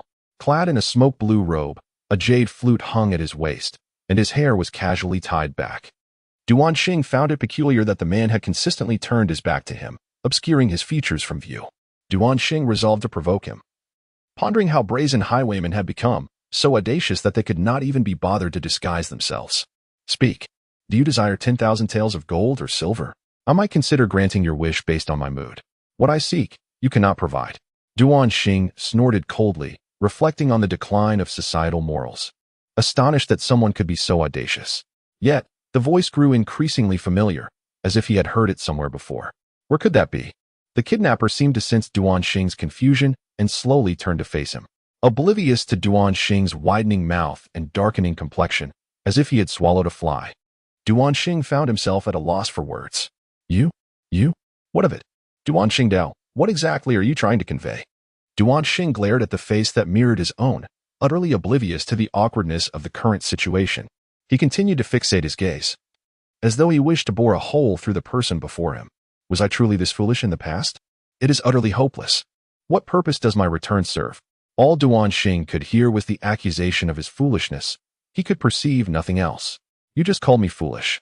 Why are you impersonating me? Do you have a penchant for masquerading as others? It was simply unbearable. I am you, or more accurately, the you from a previous life. I was destined to attain transcendence, living a carefree existence, when unexpectedly, I was drawn into this place. Now, all my centuries of cultivation have been rendered void. Duan Xing's brows furrowed deeply, as if capable of crushing 3 flies. You claim to be the you from a past life? How peculiar. How can you substantiate that your assertions are not mere fabrications? Your mother is Imo Ruwei, and your uncle is Imo Ruji. Imo Ruji has a disciple named Gongsun Rongyan, now known as Rongshang. She is the 6th young lady of the Zhen Nen Wangfu and the future sovereign of Qinhu. At 18, she completed 99 extreme trials, and by 35 she reached the true God realm, being inscribed in the divine register by the upper realm, making her the 2nd deity in Qinhu's history. Duan Xing interrupted this lengthy monologue. Wait a moment, I know Rongshang, but the way you're speaking makes it seem as though I have known her for ages, when in fact I have only encountered her a few times. Only a few encounters thus far? Fear not, you shall become well acquainted in due course. Duan Qingdao. You spoke so eloquently that it almost led me to believe in the veracity of your words. I nearly fell into your web of persuasion. As for the matter concerning Rongshang, I find myself in ignorance once more. This does not substantiate your claim of being my previous incarnation. Very well. Do you still recall the words your mother uttered before her demise? Those words, I trust you have not forgotten. Duan Qingdao, I certainly remember. Your mother was once possessed by another, for in her former life, she met an untimely and unjust end. After her death, she refused the cycle of reincarnation, insisting upon entering a realm that did not belong to her. I cannot fathom the reasons behind this. However, the disparity in her character between the two lifetimes is striking. She even clandestinely practiced the blood sacrifice technique, the forbidden art you mentioned.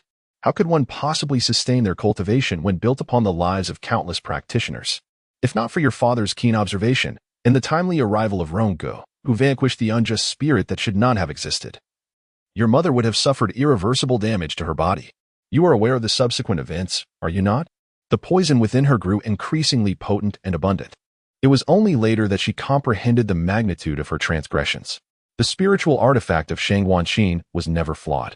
It was her actions that indirectly led to the demise of her adoptive sister, a burden that left your mother in a state of despair. Later on, your father, in a desperate bid to secure treatment for your mother, depleted all their savings and even sold the barracks. To keep you, who was prone to divulging everything, misled. They conspired to stage a familial conflict, successfully expelling you from your home. Their performance was remarkably convincing, nearly deceiving me. Duan Xing's mind was in disarray. What are you saying? How could this be true? No, it cannot be so. I refuse to believe it. Outside of the Western city, you doubt the veracity of my words. Do you think I am deceiving you? At 13, you fled home, alone, to the unfamiliar West County Lingzhong, determined to sever ties with the past, even going so far as to choose not to return as your chosen name. Yet, have you truly managed to sever your past? Do you believe that what you see with your own eyes constitutes the truth? Do you think that what you hear with your own ears is the reality? Why do you shy away from confronting the truth? What is it that you truly fear? You dread the possibility that I speak the truth. You cannot bear the thought of having wronged your parents, am I correct? Reflecting on their demise, you must acknowledge your part in it as well. Duan Xing struggled to suppress those painful memories, yet the light remarks of others pierced his mind like nails, embedding themselves deeply. Indeed, this nail has firmly lodged itself in his thoughts, never successfully extracted, akin to an insurmountable hurdle in his heart. Duan Xing finally comprehended that orchestrated events could not possibly be devoid of flaws. He indeed uncovered discrepancies in Duan Zhuo's private chamber, thus discovering some tantalizing clues. Following this trail, he ultimately traced the private dealings of the Duan and Wei families, even witnessing a transaction between Duan Qi and members of the Wei family. Although he could not clearly identify the individual involved, was it not all too fortuitous? What was his promise to return home for? To bid farewell to his mother for the last time. He had never contemplated vying for the position of leader, yet on the very first day home, Duan Qi began to oppose him. This young man was not inherently like this. In fact, their relationship had once been amicable. Who had instigated this change? Duan Zhuo had undergone a remarkable transformation, starkly contrasting with the image he had held in his memory. On the day of the funeral, Duan Qi adamantly refused to discuss matters regarding the military camp. Then he arrived. His arrival was almost too coincidental, as if orchestrated to bring a dramatic conclusion to a performance. What transpired thereafter?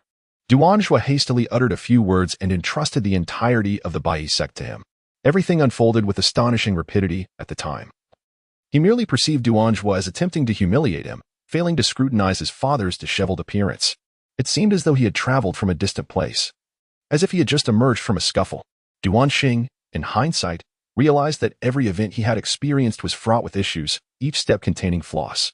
Previously, he had placed undue emphasis on his own dignity and honor, allowing a mental barrier to transform into an insurmountable wall. This wall had led him to wander in his own world, gradually eroding his capacity for discernment. Indeed, those embroiled in the situation are often blinded, while onlookers see clearly. Duan Zhuo was eager to hand over the Ba to the next generation, perhaps not out of genuine faith in Duan Xing's abilities, but rather to provide his son with a sense of security. Thus, he had long anticipated today's outcome. His demise was merely the final strand of his meticulously woven plan. Duan Xing, are you prepared to confront the truth? Please do not tell me that your mental fortitude is so frail. Duan Xing, if you cannot overcome your inner turmoil, contemplate what you must do next. What actions will honor their sacrifices? Duan Xing felt that every decision he made was a grievous error. It was my fault. I have caused their downfall. I must seek vengeance. Who is the perpetrator? I shall avenge my parents. Having reached this resolution, he mustered the strength to rise. The effects of the anesthetic had long since waned. He questioned whether the so-called leader of the 10 heroes was indeed purchased with gold, for he appeared utterly ineffectual. Duan Xing focused his energy deep within, and indeed, his internal force flowed freely, confirming the stranger's words. With a slight exertion, the ropes binding him were propelled away, swirling through the air like countless threads of varying lengths. He shifted his sore arms, but his legs, numb from prolonged immobility, felt like two weathered and decayed logs, completely unresponsive. What is this? Unable to move? Shall I lend you a hand? Suddenly, Duan Xing recalled a crucial detail. No need. Who was it that bound me here? It seems to be the very person before me. At last, I can settle the score with you. Settle the score? You cannot defeat me. Duan Xing scoffed dismissively. Yet he hesitated to act against the face that mirrored his own so closely. Duan Xing turned his head, channeling half of his internal energy, only to discover that his fist passed straight through the figure before him. It was merely a phantom. Stunned, he wondered aloud, what is happening? Why is your body like this?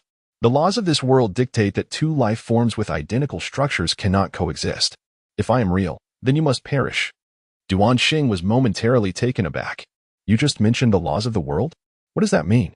It is normal for one of your current cultivation level to be unable to comprehend this. Only when you embark on the true path of immortality, walking that road which draws the gaze of the multitudes, will you unravel the mysteries within.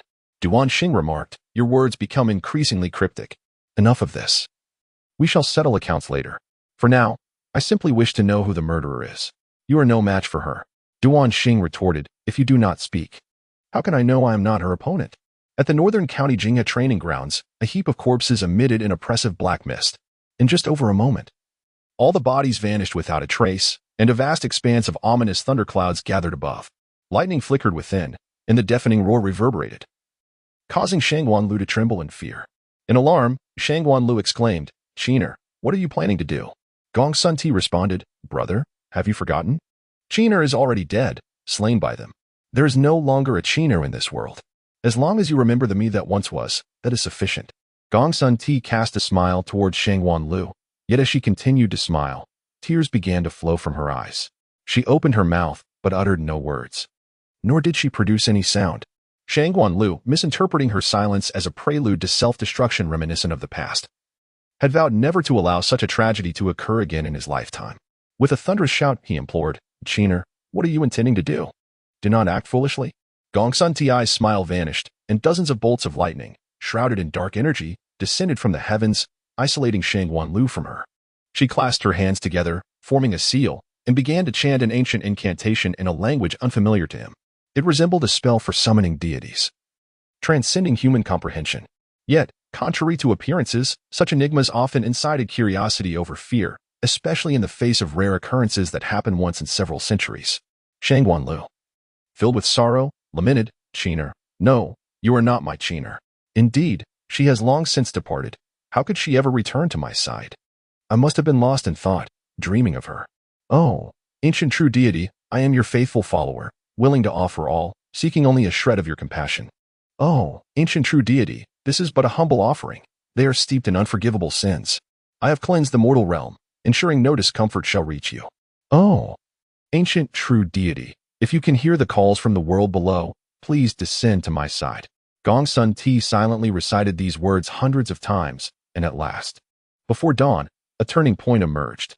A brilliant beam of gold cleaved through the dense black storm clouds, and soon, a towering figure manifested in the sky. Outside the city of Shuangxi, at the moment of the third watch, the first light of dawn began to break. Within the borders of the Green Nation, 8 pure golden pillars of light ascend, while the waters of the Lu River diminish by 300 inches each day. In just a few short days, this vast river, which stretches for thousands of miles, is nearly depleted. The Mid-Autumn Festival has passed, Yet the climate remains unbearably sweltering, reminiscent of the sultry days of midsummer. All signs serve as ominous warnings to the populace. Calamity is imminent. Days prior, the hydraulic mechanisms of the cloud tower had begun to operate at full capacity, with the underground irrigation wheels propelling the entire structure away from the western county of Lingzhou. By the time the people realized what was happening, the Mirror Lake had already become desolate. The ethereal waters hold great significance for the western county's hydraulic systems, as well as the untapped aquifers hidden beneath the earth. In his first year among mortals, he established this place as the focal point of his domain. The 7 life and death arenas, each with its unique topography, resemble 7 natural cauldrons. As long as they are fueled, they shall never extinguish. Thus, this place naturally became the standard for his banners. Now, the creatures within these 7 arenas have ceased their mutual devouring, standing listlessly under the scorching sun, their bodies emanating a strange black flame. Before long, the sound of a terrifying roar echoes from outside, a manifestation of the excruciating pain as souls are torn from their bodies. Ultimately, all returns to tranquility. "What have you done?" No Yu exclaims. "I shall ask you once more, what have you done to them?" No Yu finds himself at a loss for words, rendered speechless.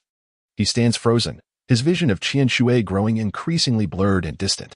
He gazes at the surrounding scenery in a daze, as if he has returned to that familiar place, the hellish realm that confined him for millennia, or rather, it should be referred to as the 6 domains. From a height of 10,000 meters, Wu Yu gazed down upon the desolate earth, where only the lifeless form of a man lay sprawled. Was that his body? No. It was unmistakably the body of a mortal. It was Mo Hui, the most tenacious of souls, who at last realized that he had detached from his corporeal form. When had this begun? Perhaps it commenced the moment he stepped into the arena of life and death, when the true capture of his essence unfolded. Qian Shui spoke with a serene demeanor. "Master, prepare to embrace rebirth. For your return, I have waited 2 millennia." Wu Yu's spirit was drawn upward by an unseen force. He observed as an increasing number of phantoms were cast into the tumultuous storm of thunderclouds, while he found himself powerless to intervene.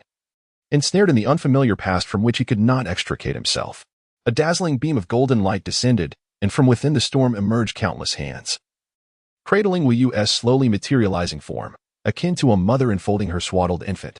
Yet, the price of his rebirth was exorbitant. Wu Yu declared, "If my return necessitates the sacrifice of so many lives, then I would rather forego it."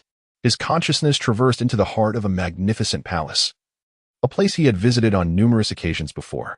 The 9 Zen sect, the circular high tower, the soul-capturing formation, the second layer of mechanisms. And those unfamiliar memories all served as poignant reminders of this location's paramount significance. Perhaps influenced by his subconscious, he gradually approached a jade stone coffin, within which the occupants swiftly opened their eyes. The figure within possessed a pair of blood-red vertical pupils, identical to his own, with long, lustrous black hair cascading to their heels. Their complexion was rosy and radiant, and the fingers resting on the coffin were slender and fair, entirely unlike someone who had once tasted death. "Do you still refuse to remember me? In the realm devoid of prisons, who are you?" The figure within the coffin sat up, casting a broad smile towards Wu Yu. "Me? I am you." Wu Yu, skeptical, retorted, "You are me? Then what of my memories?" The figure in the coffin, somewhat exasperated, replied, "You sealed them yourself? Have you truly forgotten? No wonder you cannot recall me." Wu Yu questioned, "Myself? Why?" "To evade certain matters. Matters we both dread to confront. But let us not dwell on this. Hasten to restore your soul, for I have urgent tasks to attend to." Wu Yu cautiously distanced himself from the coffin. "Do you comprehend what you are doing? Do you realize the price of soul restoration? You know nothing. I shall categorically refuse your request." The figure within the coffin advanced step by step, the once gentle gaze transforming into a fierce glare, an ominous aura emanating from his brows, striking terror akin to the edge of a sharpened blade. Only then did Wu Yu grasp the volatility of his original disposition. "Is it so majestic to be a deity? Who grants you the audacity to question my decisions, a mere fragment, oblivious to the peril?" The figure seized the restless fragment of the soul, and with a mere spark, completely refined it. He transformed into a serpent-like form, tearing through the fabric of time and space, descending upon the earth amidst a throng of lost souls. The woman who regarded him as a deity activated the grand array of 1,000 sacrifices, the final step towards soul restoration. Yet, how could she have known that her true intention to eradicate the world's evils would summon forth a genuine malevolence? The enigmatic Wu Yu gazed deeply into her soul, comprehending the reasons behind her willingness to forsake everything for the sake of bloodshed. She was a girl utterly unguarded with those close to her, too easily trusting others. Despite possessing a fervent ambition and passionate spirit, she ultimately forged a path that led to two tragic demises. Gongsun stared at the increasingly radiant golden light in the sky, kneeling on the ground, somewhat dazed. As the tumultuous thunderclouds dispersed, the earth basked in the warm embrace of sunlight. Thus, the true sovereign of the six domains, Wu Yo, had returned. Wu Yo coldly inquired, "Who are you?" Gongsun smiled softly. "I am merely a lost soul, returned out of an unwilling heart." Wu Yo asked, "Why do you sing the ancient language of the divine clan?" Gongsun recalled the past. "In a dream, a man taught me. He said that if I sang this song, he would surely come to my side. He did not deceive me." Wu Yo chuckled. "Do you realize that what you just sang was the song of the undead? It can only summon demons to claim souls. Are you not afraid that I will kill you?" Gongsun replied, "You will not." She reiterated, "You are not a demon." Wu Yo regarded her with curiosity. "You have gone to great lengths to summon me. What is it that you seek?" Gongsun articulated her desire. "I wish to restore everything to its original state. If possible, I would like you to erase my existence." Upon hearing Gongsun request, Wu Yo was somewhat taken aback. Imorui's unauthorized practice of blood sacrifice had unleashed rampant malice upon the world, even tainting your spiritual artifact. In your first life, you were condemned by the entire martial realm and ultimately perished in self-immolation. In the second life, you concealed yourself behind the guise of another. Now, having sought revenge, the stains upon your soul remain unwashed. Are you truly resolved to restore everything to its former state? Gongsun reflected, "I was once blinded by hatred. When I claimed my first victim, a fleeting sense of satisfaction coursed through me, yet what remained after that elation?" Gongsun shook her head. "Nothing at all. The second, the third, the fourth, until the 20th. My heart has long since turned to ashes, devoid of hatred or exhilaration, only an endless numbness." Gongsun continued. "Many times I ponder, is vengeance truly what I desire? Will the slaying of these individuals mend the wounds I have endured? No, it cannot. The notion of ceasing conflict through violence has never been a viable solution. My relentless pursuit of revenge mirrors their initial attempt to eradicate me. Fundamentally, there is no distinction. Will you discern her resolve? You are the first to voice such sentiments to me. I shall not erase your existence, but I will aid you in achieving your aspirations." Outside the city of Double West, Qian Shui knelt on one knee, his right fist pressed against his chest. He gazed at the familiar figure in the sky. For 73,100 days, he had vigilantly watched over this city destined for abandonment. Time has flown by, in the blink of an eye. Over 2 millennia have passed, and that person has finally returned. Wu Yu gently patted the circling white clouds, and a soft, thick cloud ladder descended from the heavens to the earth. Step by step, he descended, the crimson vertical pupils reflecting the distant, majestic mountains. It was not until he heard the sound emanating from the soles of his feet that he noticed the figure of Qian Shui kneeling on the ground. "The Lord of the 36 Halls, Qian Shui, humbly welcomes you back to your rightful place. My lord, do you still recognize me? Never mind if you do not. I am resolute in bringing you home, back to our abode."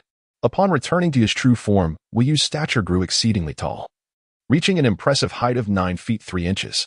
Qian Shui, standing nearly 8 feet tall himself, remained perpetually enveloped in Wu Yu's shadow. Wu Yu spoke, "Qian Shui, the lord of the underworld, you have excelled in soul capturing. I have always been fair in my rewards and punishments. It is time for your rank to be elevated. Henceforth, let you be the chief among the 72 lords of hell. Do not inquire about my reasoning. This is what you rightfully deserve." Wu Yu extended a finger, touching Qian Shui's brow, and delicate golden threads flowed from his fingertip. 2 crimson fire seals flickered into visibility, ultimately merging into one. Qian Shui touched his forehead as if tracing the shape of the seal. He knelt down in gratitude, stating, "Your subordinate humbly thanks you for your grace, my lord." Wu Yu replied, "You refer to me as my lord? It has been many years, and you seem rather distant." Qian Shui blinked several times, responding, "I have always addressed you this way. How could there be any distance?" Wu Yu gazed at him with anticipation. "You know what I wish to hear." As Wu Yu withdrew his finger, his blood-red vertical pupils gradually transformed into ordinary round ones, and his previously aloof gaze rippled with a hint of warmth. Qian Shui was genuinely taken aback, feeling for a fleeting moment that the person before him was an illusion. "What is it you wish to hear?" "I do not know," Qian Shui admitted. Wu Yu's temper flared. "Muli Fei, how long do you intend to continue this charade? Do you truly believe I cannot see through it? I pride myself on having a wide circle of friends and having encountered countless individuals throughout my life, yet I find myself utterly perplexed by you. You incessantly urge me to return home. How could I possibly fail to recognize you?" Qian Shui stifled a few coughs, bending down and struggling to straighten up. his shoulders occasionally trembling. He appeared to be suppressing laughter, until Wu Yu, unable to contain himself any longer, pulled him upright. Is this amusing to you? What exactly are you laughing at? Xiao Yu, I always believed you would never expose me. I never anticipated that after all these years, you remain unchanged, merciless, treating everyone with the same indifference. Will you dismiss the futility of such discussions? Mu Li Fei, where have you concealed your true form? Hurry and revert. Your current appearance is utterly unseemly, a sight most distressing. I cannot fathom from where you acquired such an unappealing guise. Qian Shui pinched his own cheek and touched his neck thoughtfully, mischievously winking at Wu Yu. I think I look rather splendid like this. At least it's an improvement over my previous form. Is it truly that unattractive? I certainly do not perceive it as such. Wu Yu insisted, trust me. You must revert immediately. No matter how exquisite a fade may be, it can never surpass your innate appearance, for the essence of falsity remains undeniable. Mu Li Fei commenced a lengthy discourse. Xiao Yu, you have truly forgotten a great deal. While you inquire about the whereabouts of my true form, you seem to have overlooked that it was you who insisted I remain in the realm of demons all along. Thousands of years ago, I assumed the guise of Xian Shui and approached you. However, due to my insufficient cultivation to tear through the fabric of time and space, I was compelled to seize the essence of a tragic spirit who had met an untimely demise. This individual had once possessed remarkable prowess, and I have roughly calculated that, had he lived, he would undoubtedly have ascended to become a formidable demon emperor. Wu Yu, I remain perplexed as to why you chose to send a fragment of your divine soul to the mortal realm. This is your private affair, and I shall not pry. Furthermore, in the future, could you perhaps consult me before making decisions? You often exclude me. Yet do not forget that we were once brothers who faced life and death together. Wu Yu sighed, pressing his forehead, and replied, do not speak further. I myself am bewildered by how my divine soul could detach from my body, as if it has acquired its own consciousness. Everything is exceedingly strange, and I fear I cannot elucidate it in a moment. The two conversed from the dawn until the sun stood high in the sky, entirely unperturbed by their separation of 2 millennia, as if merely 2 hours had passed, even though time and space had placed them in disparate realms. Nothing could hinder their reunion on this day. Following the completion of the grand sacrificial array, the long-awaited death and life arena, crafted over a century, lay in ruins. A man, covered in dust and debris, clawed his way through the rubble that had accumulated on him. He eventually reached an open area and stood unsteadily.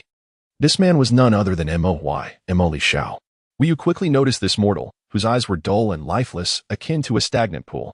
However, when he beheld himself, his gaze transformed remarkably. It was akin to a traveler wandering through the desert who suddenly discovers an oasis. Upon closer inspection, it was no mirage, but a genuine sight. Wu Yu was taken aback. What was wrong with the people here? Why were they all staring at him? Had he truly transformed into their deity? This was utterly incomprehensible. Mo hurried over, his steps frantic to the point of nearly stumbling. Qian Shui noticed his unsteady gait and somewhat dazed expression, immediately stepping in front of Wu Yu to shield him. Mo shot Qian Shui a glare. The soul-connecting jade ring had long since solidified into an unyielding stone due to the absence of spiritual nourishment, pressing uncomfortably against his finger. Yet he was reluctant to remove it. Step aside, Mo commanded. I refuse, Qian Shui countered. I'm not conversing with you, so move. Mo insisted. Qian Shui remained obstinate. How can you speak to me in such a manner? I will not budge. Will you manage to navigate around Qian Shui? His towering stature of 9 feet 3 inches compelling Mo to strain his neck upward, yet all he could see was Wu Yu's chin. Could you possibly lower your head just a little? I'm sorry, but I truly cannot see your face, Mo requested. Qian Shui's temper finally erupted. You insolent brat. I shall teach you a lesson today. Wu Yu intervened, halting Qian Shui's impending strike. He is merely a mortal and cannot withstand your strength. I wish to speak with him. Temper your wrath and refrain from violence. At last, Mo could clearly discern Wu Yu's visage, a face he knew all too well. In fact, he had been contemplating a certain matter during this time, and it was only today that he confirmed the answer that had lingered in his heart. Suddenly, everything clicked. Your face is indeed identical to his. I was not mistaken after all. Mo continued, revealing a place within Yunlu that you have yet to explore, a concealed chamber, which, without diligent searching, one would scarcely discover. Within this sanctum lie numerous portraits of you, as well as conceptual blueprints of Zhao Quebec. Wu Yu lowered his gaze upon him, inquiring, are you certain of your assertion? I have witnessed it with my own eyes. It is undoubtedly true. Previously, you mentioned that Fan Yi was not the founder of Yunlu, which reminded me of this matter. Regrettably, I had not the chance to convey it to you. Wu Yu, the original master of the building, should have been Fan Yin, correct? Wu Yu nodded in affirmation, acknowledging. He is indeed one of the founders of Yunlu, and my disciple. All the portraits you have seen were crafted by him, and he depicted none other than me. Mo Huai suddenly comprehended. So, Jiuyo is essentially your technique, which makes you my ancestral master. Goodness, your seniority has increased significantly. Wu Yu earnestly corrected him, stating, according to the hierarchy of the mortal realm, you ought to refer to me as Shizu. Zhao Ke has seen 16 masters. Yet only 2 have reached the threshold of Jiuyo. One is my disciple, and the other is you. Hence, you should address me as such. Mo Huai pondered for a moment, saying, but you appear so youthful. If I were to call you Shizu, would it not age you? Qian Shui, overhearing, chuckled lightly. Young man, do you have any idea of the age of the esteemed individual before you? Over 65,000 years? Can you fathom that? Allow me to enlighten you. While others are mere millennia-old demons, he is a 10,000-year-old spirit. Mo Huai leaned closer to Qian Shui and whispered a few words. I had long been aware of his advanced age, yet I was astonished to discover just how ancient he truly was, a veritable immortal spirit.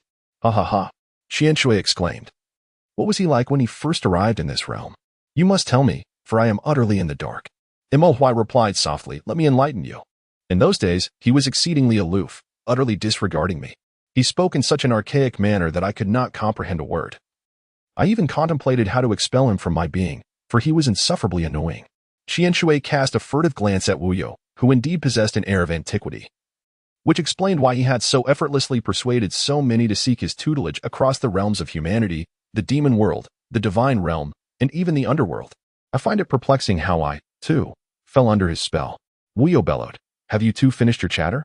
And you, how bold you have become, daring to speak ill of me to my face. Clearly, I have been far too lenient with you. And you, return my jade ring at once. Suppressing his ire, Wu Yu pushed the 2 incessantly conversing individuals aside. His fair and rosy visage flushed a deeper crimson, resembling a ripe tomato. Upon witnessing his inability to appreciate jest, Qian Shui and Mo Huai exchanged a knowing glance, and, at last, prudently fell silent.